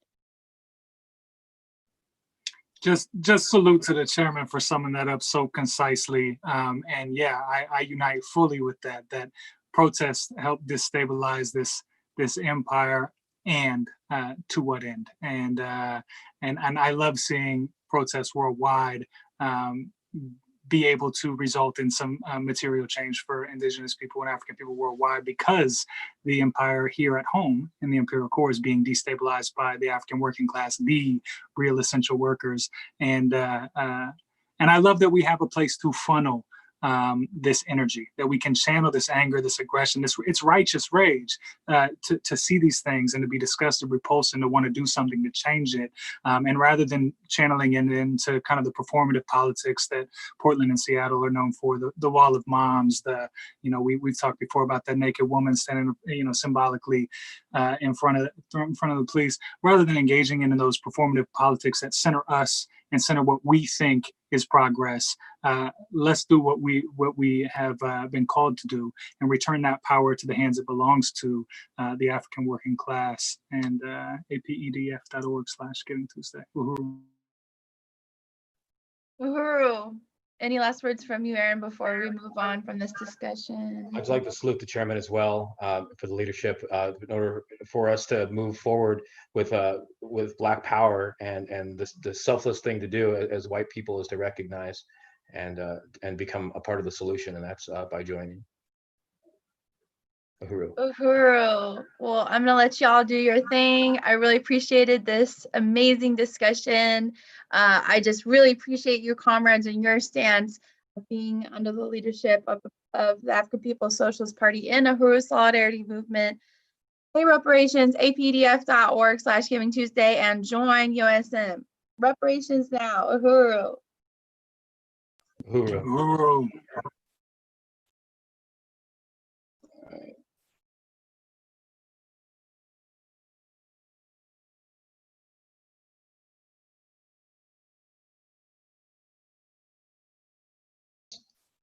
Am I frozen? No, you're not. You're up, Jesse Cole. Oh, cool. I'm sorry, I was muted. Okay. All right, y'all. Now we're to putting our money where our mouth is. Just a reminder that this is indeed a telethon. It's a telethon. I'm sorry. It's a fundraiser for the Black Power Blueprint, the visionary anti-colonial project, acquiring abandoned buildings and initiating a rapid process of restoration or demolition to create Black community-led self-reliance programs. As Comrade Mads was correctly stating earlier, this is the real deal liberation of territory here on this occupied Turtle Island. Today we're going for $10,000, and I know we're super close to that. I don't have the exact amount, but I know we were within 1,500 earlier. You can contribute right now at apedf.org/Giving Tuesday. APEDF stands for African People's Education and Defense Fund.org/Giving Tuesday. And this 10K is going specifically to the African Independence Workforce Program. This is for African people who have been enslaved by these prison plantations, returning to the hellscape that is North St. Louis, or that used to be and will someday not be. But right now it is a economically starved corner of a predominantly Black city. And this is a way to put power in the hands of people who have had their freedom stripped from them for far too long. And it's to bring community members coming out of prison into the struggle for self-determination. So we are raising resources for housing renovations of a fourplex apartment that's on College Avenue in North St. Louis, very close to the Uhuru House. And let's see here. Looks like we've got donations coming in right now, reparations coming in right now, contributions to the Black Power Blueprint coming in right now. Let me switch over here real quick. I want to give a quick thanks to some of our sponsors, Tombolo Book, Mad Music in St. Petersburg, Florida, Amoha Living in Ashland, Oregon, and to any of you that are donating right now. I'm just going to say, as soon as I hang up from this Zoom call, I'm going to throw in 100. So feel free to add that to our goal, whoever is doing the calculating right now. Just going to give a little bit of background about St. Louis. We talked about Seattle, we talked about Portland, we talked about how that mirrors so many other cities in the country. I will say, having grown up in Kansas City, Missouri, which is in some ways a mirror image of St. Louis on the opposite side of the state, I thought I knew what abject poverty looked like in Kansas City, and I was wrong because what has been done to the African population, the African people in North St. Louis is genocide. It is absolute genocide. And you've probably heard of this term if you've been watching this telethon, or if you're familiar with St. Louis, or if you're familiar with segregation in the modern day in the US, you probably heard of the Delmar Divide, where on one side of a street, housing prices are $300,000. On the other side of the street, housing prices are, over $230,000 less than that. More than a third of the north side of St. Louis lives on an average of $5 a day. This is comparable to the nations that the U.S. occupies with its imperial military force abroad, which is why the chairman correctly sums up that Africans exist as a colonized nation within this imperial project. There are more than 25,000 abandoned buildings in North St. Louis, or in St. Louis, I'm sorry, and nearly half of those properties are being kept in the possession of this city entity that's called the Land Reutilization Authority. African people are not allowed to have access to that land or jobs, and they're forced to live off that meager $5 a day, which of course forces them to have to participate in what's called the informal economy and end up right back in that prison plantation that we were talking about. And that's by design. So this movement, under the brilliant leadership of Chairman Omali Yeshitela and the architect that is DC, Onezene Yeshitela, they created this project called the Black Power Blueprint. And we are actually going to look at a short video that shows an overall look at what's been done thus far, what will be done in the near future through this program. And while we're watching that video, I would like to encourage any of you who has felt something during this presentation, felt called to act, to go beyond protest, go to apedf.org/Giving Tuesday and contribute what you can to a brighter future for African people, power in their own hands, self-determination in the hands of the African working class. Uhuru.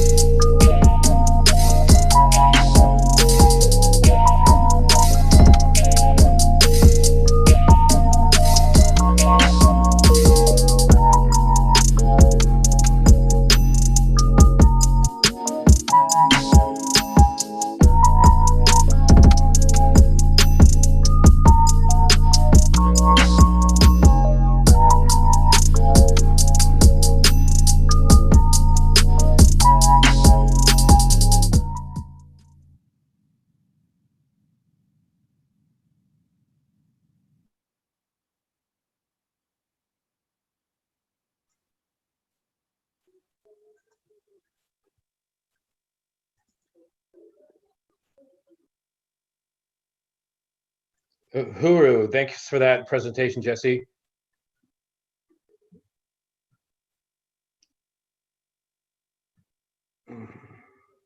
So essentially, that's the project in a nutshell. There was another video that we have,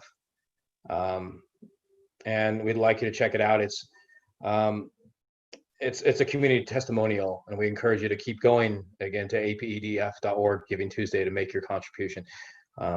This is Dahadi Kennedy, a cultural worker in St. Louis. Roll that video. Your name, spell it, the title that you want to go by, and then what the Black Power Blueprint means to you. Okay. My name is Thadi Kennedy, or Thadi Majaliwa Kennedy.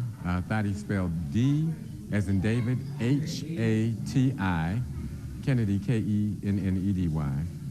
I've been a cultural worker and an activist in the St. Louis area for many years. In fact, I don't even see a difference between the two with the kind of art that I've done.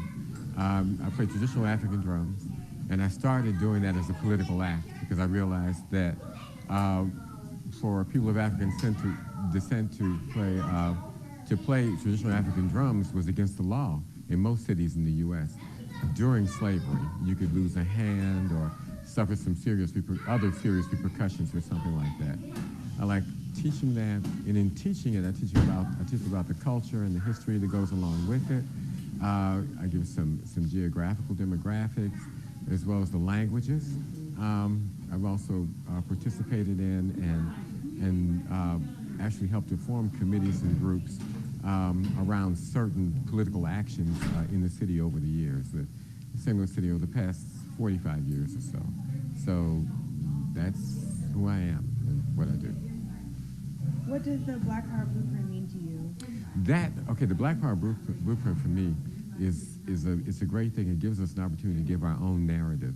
Too often we watch, the media today isn't always our friend. And it hasn't been our friend for a long, long time at the beginning. When we have a voice in our own lives and say what is what, rather than someone else outside of our community saying what is what and how they think things are, it's better for all of us. It's better for them as well, because they get to learn some truths that they didn't know before. And the Black Power Blueprint for me is really good in that area. It gives us a voice. Period.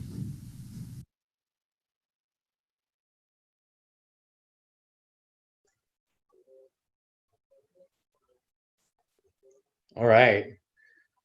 So if you donate today, we have a Black Power Blueprint sticker, for example. If you donate for more than $250, this is a bag, and this is available as well. We need a donation of $500 or more right now, and it's simple to do. If you just go to apedf.org/Giving Tuesday and donate right now, you can be a part of this this movement that is critical and very important. So I think I'm good. Can I have a glass for this Chardonnay that I brought? And if you want one too.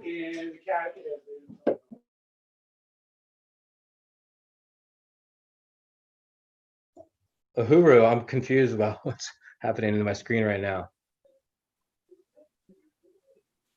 So let's keep carrying on here. Yeah, we're looking for donations right now. We need you to go to apedf.org/Giving Tuesday and donate right now. There's bound to be something that you've heard about, what's happening in the world today, and how you can be a part of the solution here.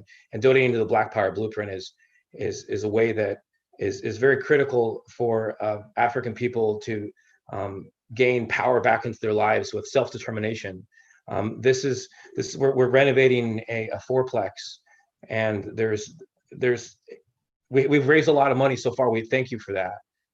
We have a little bit ways to go here, and there's things that just basic needs, we need to furnish, a mirror, $60 for a mirror, and we need bed frames, mattresses. The bed frame's $179 a unit.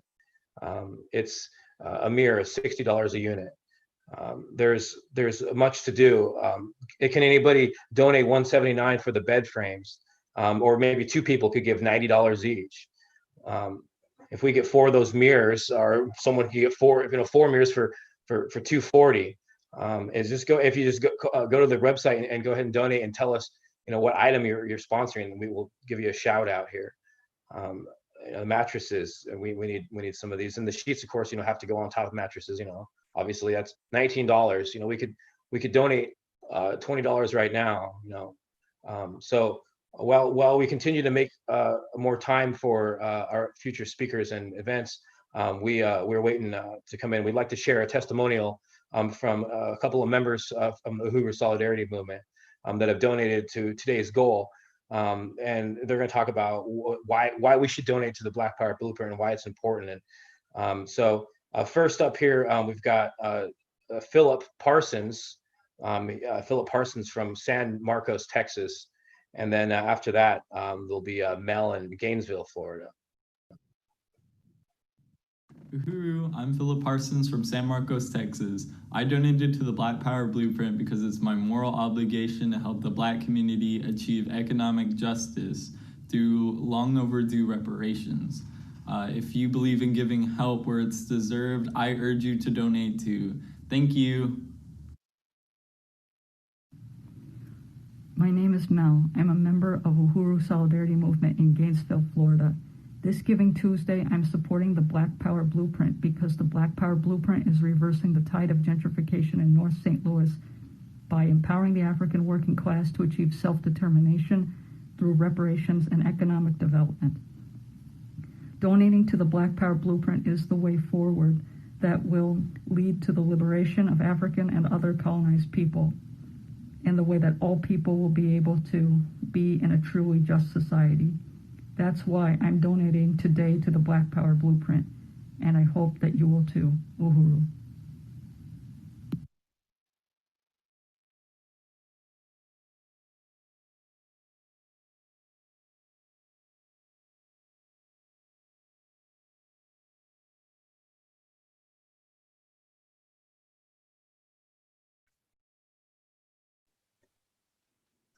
Uhuru, we want to thank you again for your contributions to apedef.org. That's the African People's Education and Defense Fund .org/Giving Tuesday. The donors I'd like to announce right now. We've got Jesse Call, who's just on. Thank you, comrade. $100. And Monica Chody, that's $15 for that. Thank you, comrade. So far, we've got $8,550 raised already today. So thank you everyone for this. This is amazing. We've got Just $1,450 to go. We're very close. Please, these videos that's out here, share this video, invite, people that you know, some friends, your family, and just keep the conversation going and talk about why it's important, and share the link to apedf.org/Giving Tuesday. Uhuru.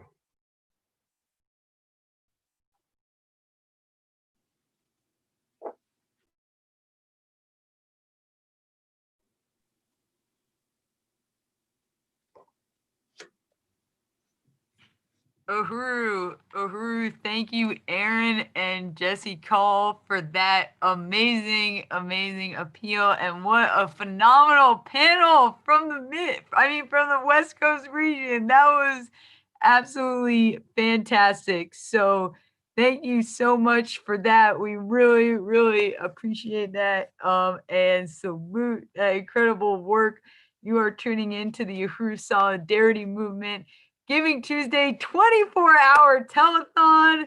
And so far we have raised $8,550. Left to go is only $1,450 till we finish the fourth apartment and reach our $10,000 goal. And you can keep going with that at apedf.org/Giving Tuesday. So now I'd like to turn it over to two amazing DJs from St. Louis. I'd like to turn it over to Bass Ninja and our Uhuru Solidarity Movement's very own DJ Reparations. Uhuru. Before we do that, we want to thank Janet Van Fleet, who put in $50 towards our goal tonight. Uhuru. And I'm just making a surprise appearance here to also appreciate that amazing panel. Aaron, Jesse, Mads, that was unbelievable. Great job, comrades. Thank you so much for everything you brought to this telethon. Uhuru. Uhuru. Uhuru. All right, so Bass Ninja, we are ready when you are.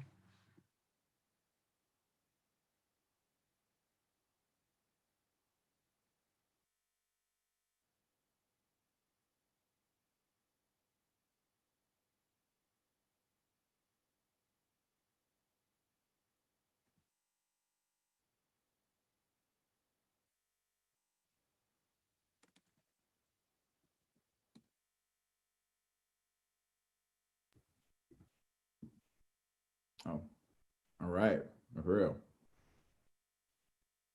Let's get out of here.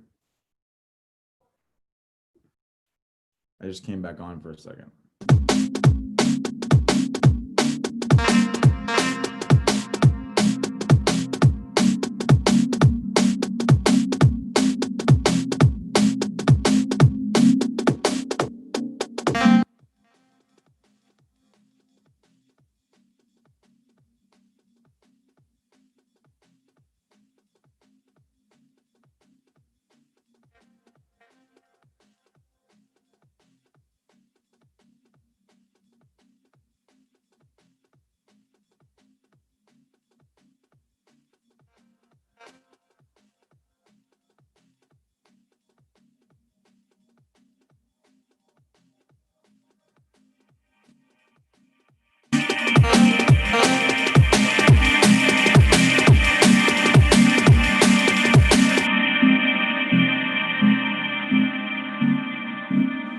Tell me who I'm living for, cause I know it's not I. And all we ever see is war, cause the well I run dry. But what we ever free for, I believe all the lies. So tell me who I'm living for, tell me who I'm living for, tell me who I'm living for, cause I know it's not I. And all we ever see is war, cause the well I run dry. But what we ever free for, I believe all the lies. So tell me who I'm living for, Tell me what I'm living for.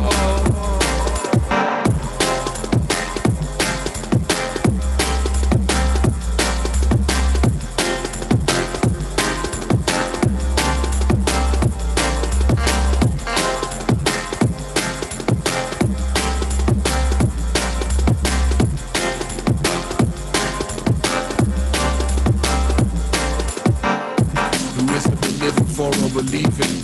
What's your reason for giving more than believing? If your love has a limit but unconditional, that's probably the reason we can't feel it. We fall and we hit the ground when we're dreaming, usually coming down from the ceiling. We're searching for something because we need it. Hatred surrounding us, don't feed it.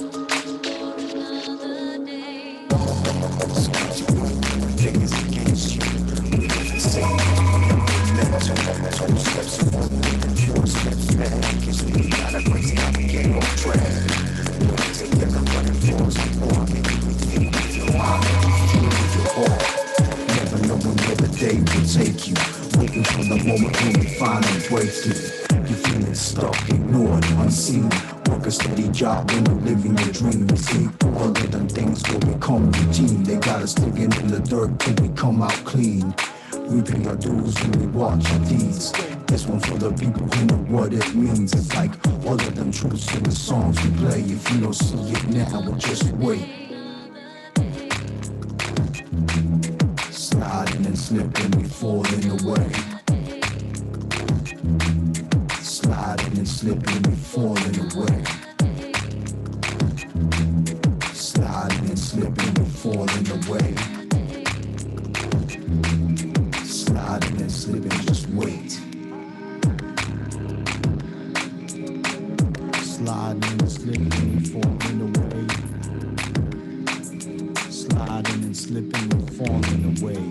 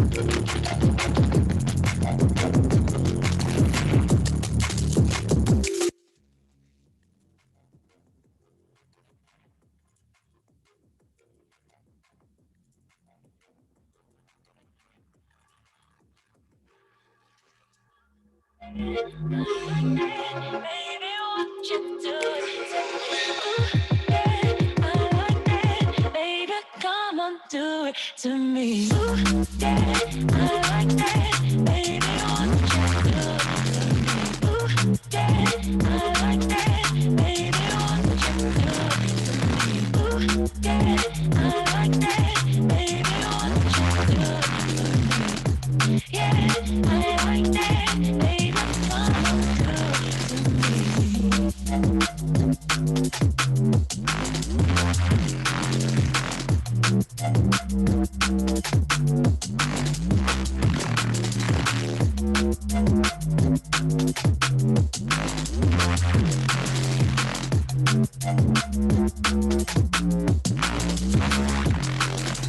Ooh, yeah, I like that.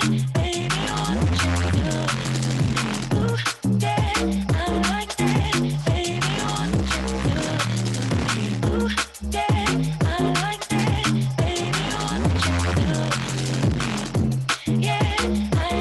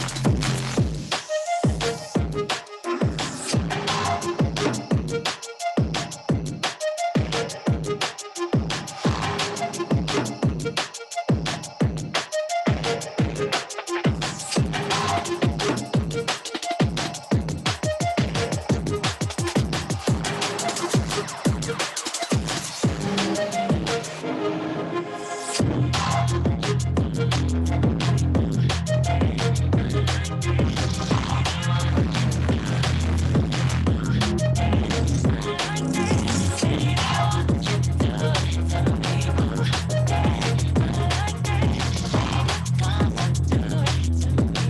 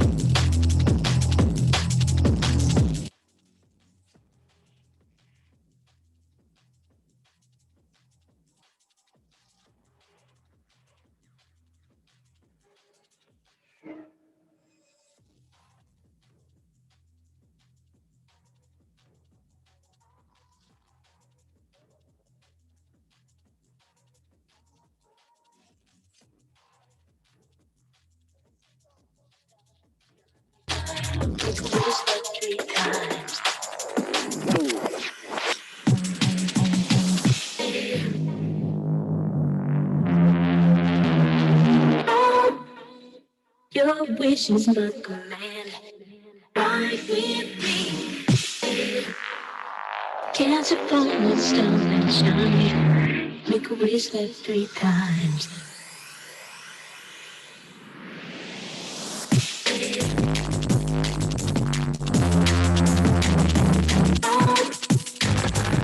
Wish is my command.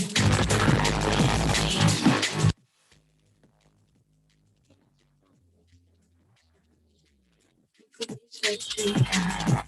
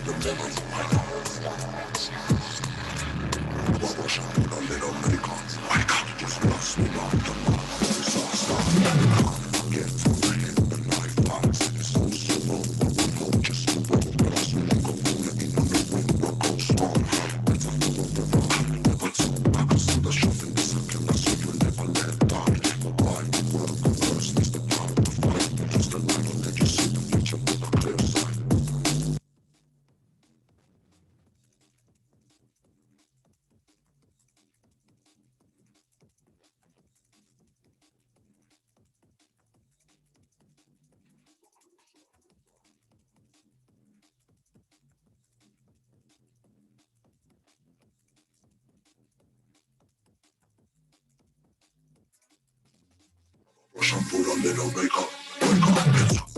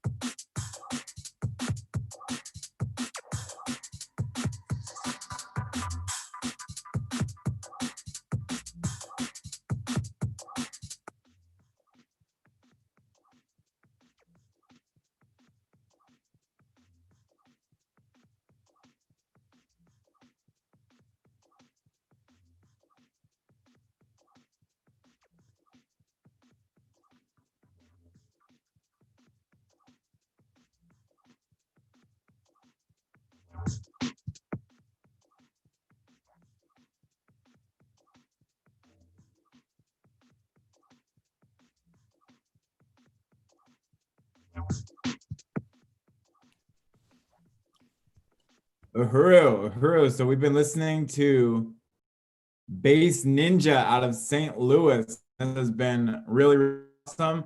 We are experiencing a few little technical difficulties that we're working on right now. So don't worry, we will be heading back to St. Louis to hear more from Bass Ninja, as well as DJ Reparations, our very own Casey Mackey, in just a few minutes. So you'll have to put up with me in the meantime. This is Jesse Neville, National Chair of the Uhuru Solidarity Movement, and I am very excited to be still on with you now at 1 a.m. Eastern Standard Time. I know it's a little bit earlier for some of you who are tuning in, but we have been carrying out this Reparations Telethon since 8 a.m. this morning, and it has been an amazing day.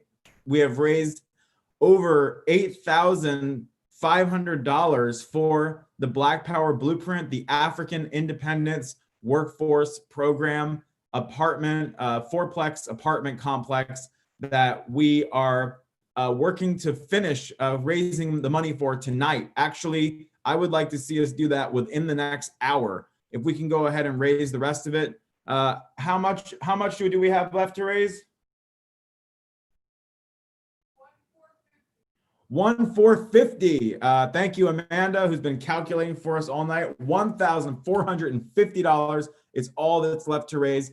And this is going towards finishing the fourth apartment of 4 apartments that will comprise the fourplex of the African Independence Workforce Housing Program. This is a program, this is housing for African people coming out of the prison system who will be participating in a workforce development program where they will be able to acquire meaningful employment, where they will be able to acquire skills, job training, and be able to generate an economic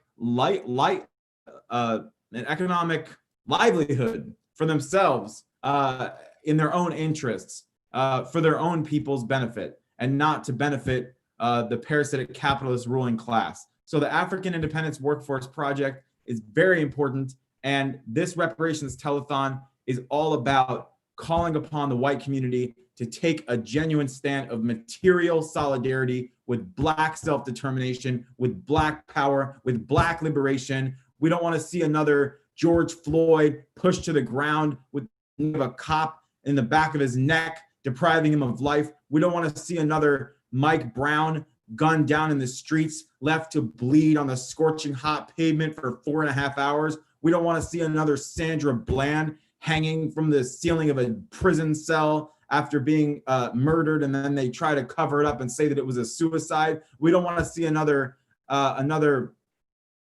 African mother have to bury her children. We don't want to see this happen ever again. And if we really believe that, if we really feel that way, then we have to do more than just protest. We have to just do more than just put a Black Lives Matter sign in front of our house. We have to take a stand in solidarity with the struggle of African people to seize power over their own lives and to rectify the colonial horror that has been carried out against them. So go to apedf.org/Giving Tuesday and donate. apedf.org/Giving Tuesday and contribute, donate whatever you can. And I'm being told that I can wrap up and share the YouTube link. And I just want to make sure I'm sharing the right one.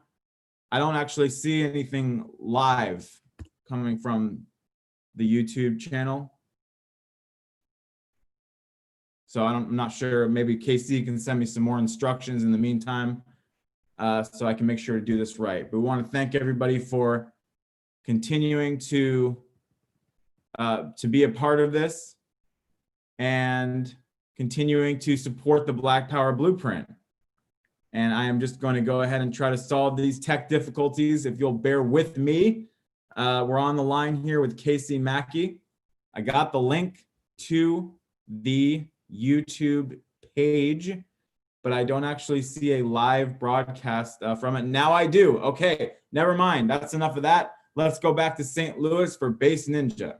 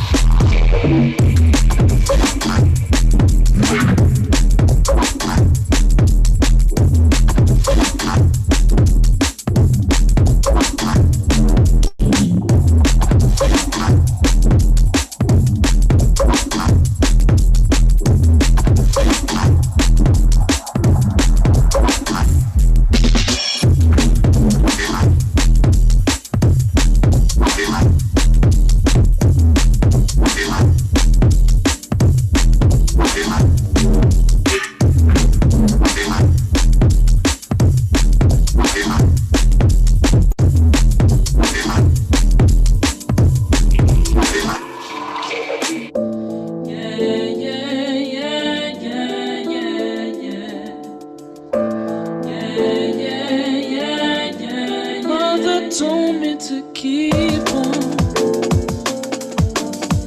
I know God has a plan for you. Mother told me to be strong, 'cause your strength, it will define you. You accept what you deserve, 'cause you deserve what you accept.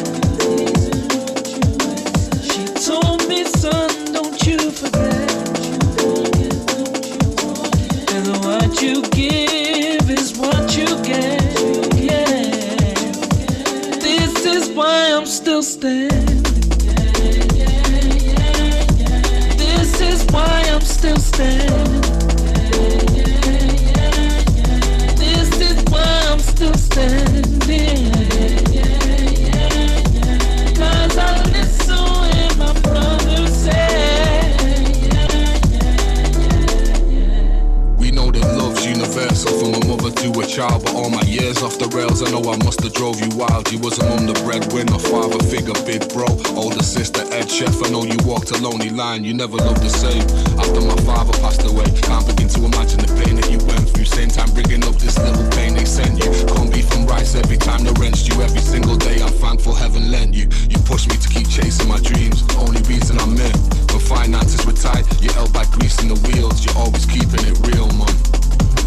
Forever keeping it real. I keep my side of the deal, because the city raised an angel when it made you. When you were sick, I prayed that heaven saved you. I bless this path in every single place it takes you, and give you strength so life will never break you. Mother told me to stand for your rights, don't you be afraid. And if life gives you land,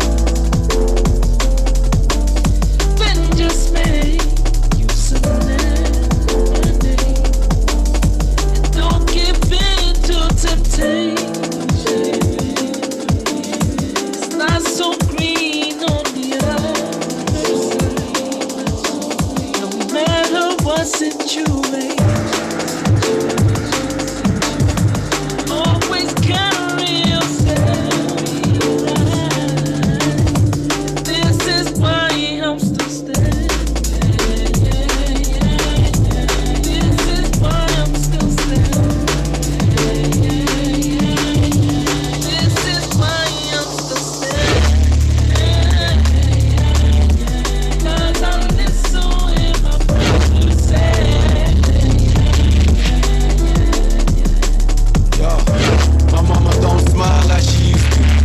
ain't the life that she's used to now. Spread love, stand proud. Still smiled when I drew a picture on them couches. Study hard, yeah, we never went hungry. Worked 2 jobs so I could see other countries. That's full of dreams, just ignore all them gunshots. As long as I'm happy, don't worry about them Dunlops. Look, no hands, they can't stop me till my foot goes down. Most times my mama speaks to music. She make a mad page on cuss, but she means business. I've been witness to that cold spell. When my bro went away, we shared the most tears. And now you're back with my baby, don't worry, keep jumping. Loving the bond, you make still standing.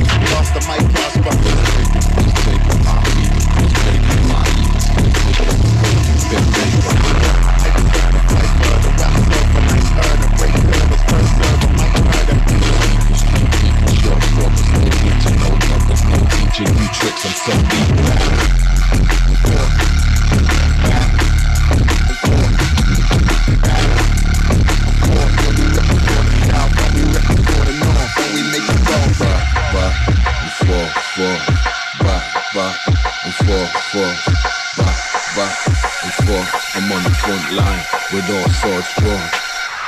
Fat back CD, up north tea leaf, medicate for relief, beyond all belief. Anti-hero bun life, down in the border flame, swan dive, catch it all in 3D. He be getting GBs, pink elephants, VBGB shot and sneaky giving freebies. Can't give a shit really, I give it up freely, but if I give it up, well all these demons still see me.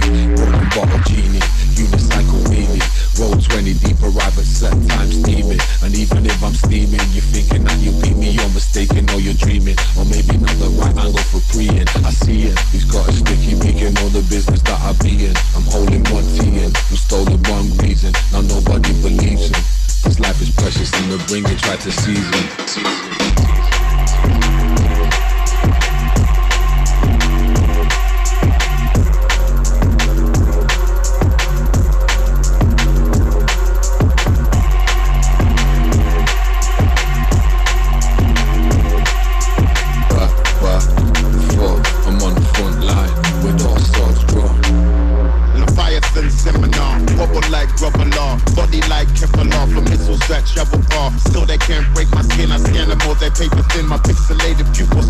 Decibels damaging, crazy like padded cells. Mining and I do it gargle deeper than endoscopics. I typically twist the topics, spit it till it ricochets. 50 shades of higher grades. I can hear you breathing. Now welcome to hunting season. We go back and forth, back and forth, back and forth. Yeah, we reppin' for the south and we reppin' for the north, and we make it go back and forth,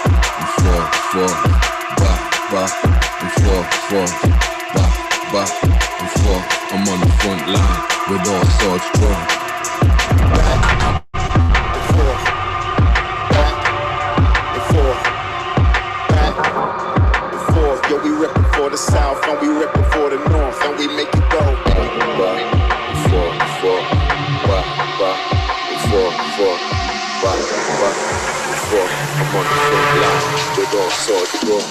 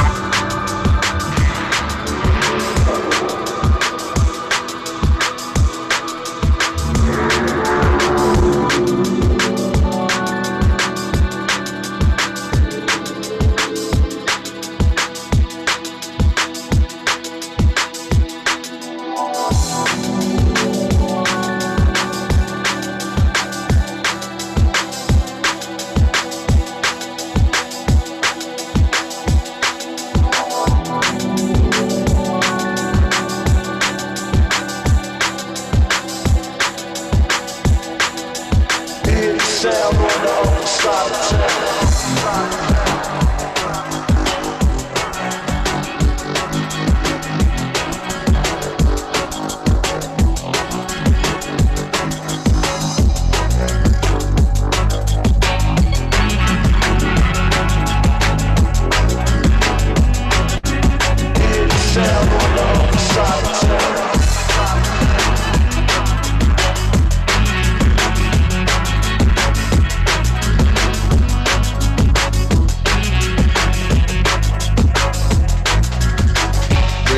Chains in your heart, cause they're holding us down while you're playing in the dark. What goes around comes around, cause this game isn't ours.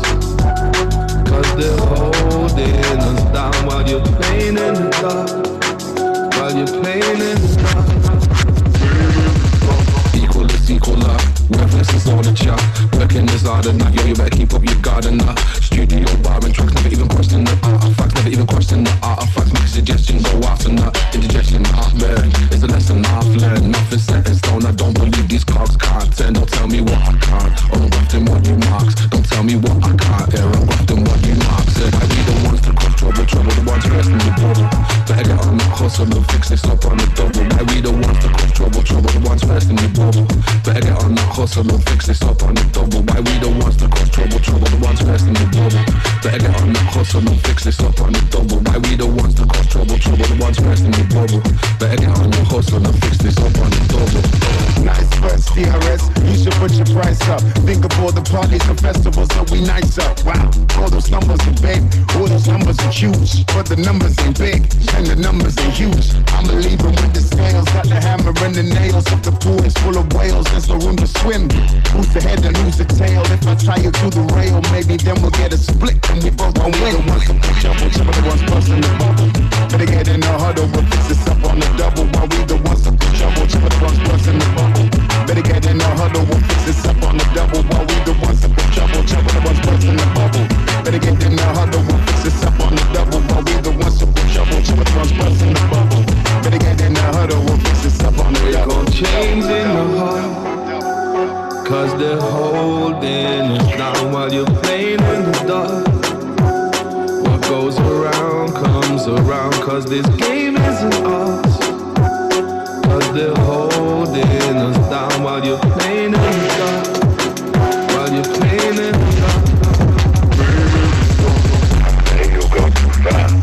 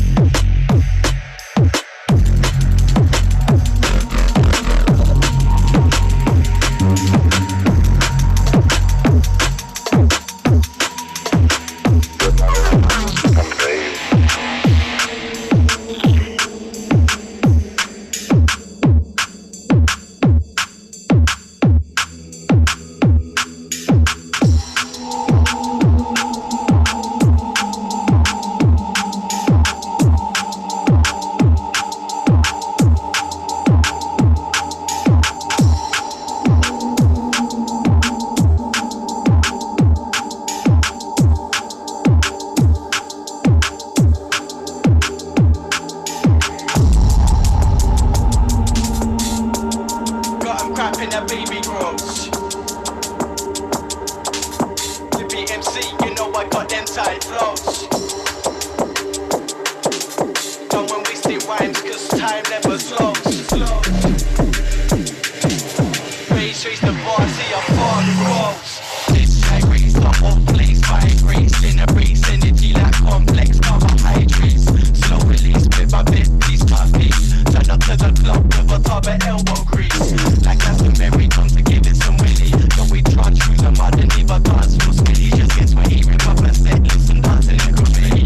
Big with words for when I come with Betty spaghetti. Gyrate, gyrate, gyrate, gyrate, gyrate, gyrate.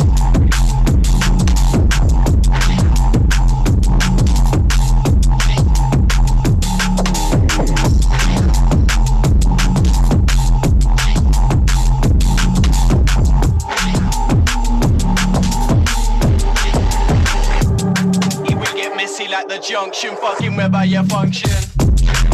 Causing plugs with the toxin. Bring your clean slate, infiltrate your infrastructure. Take your mind state, taking the acupuncture. Ain't no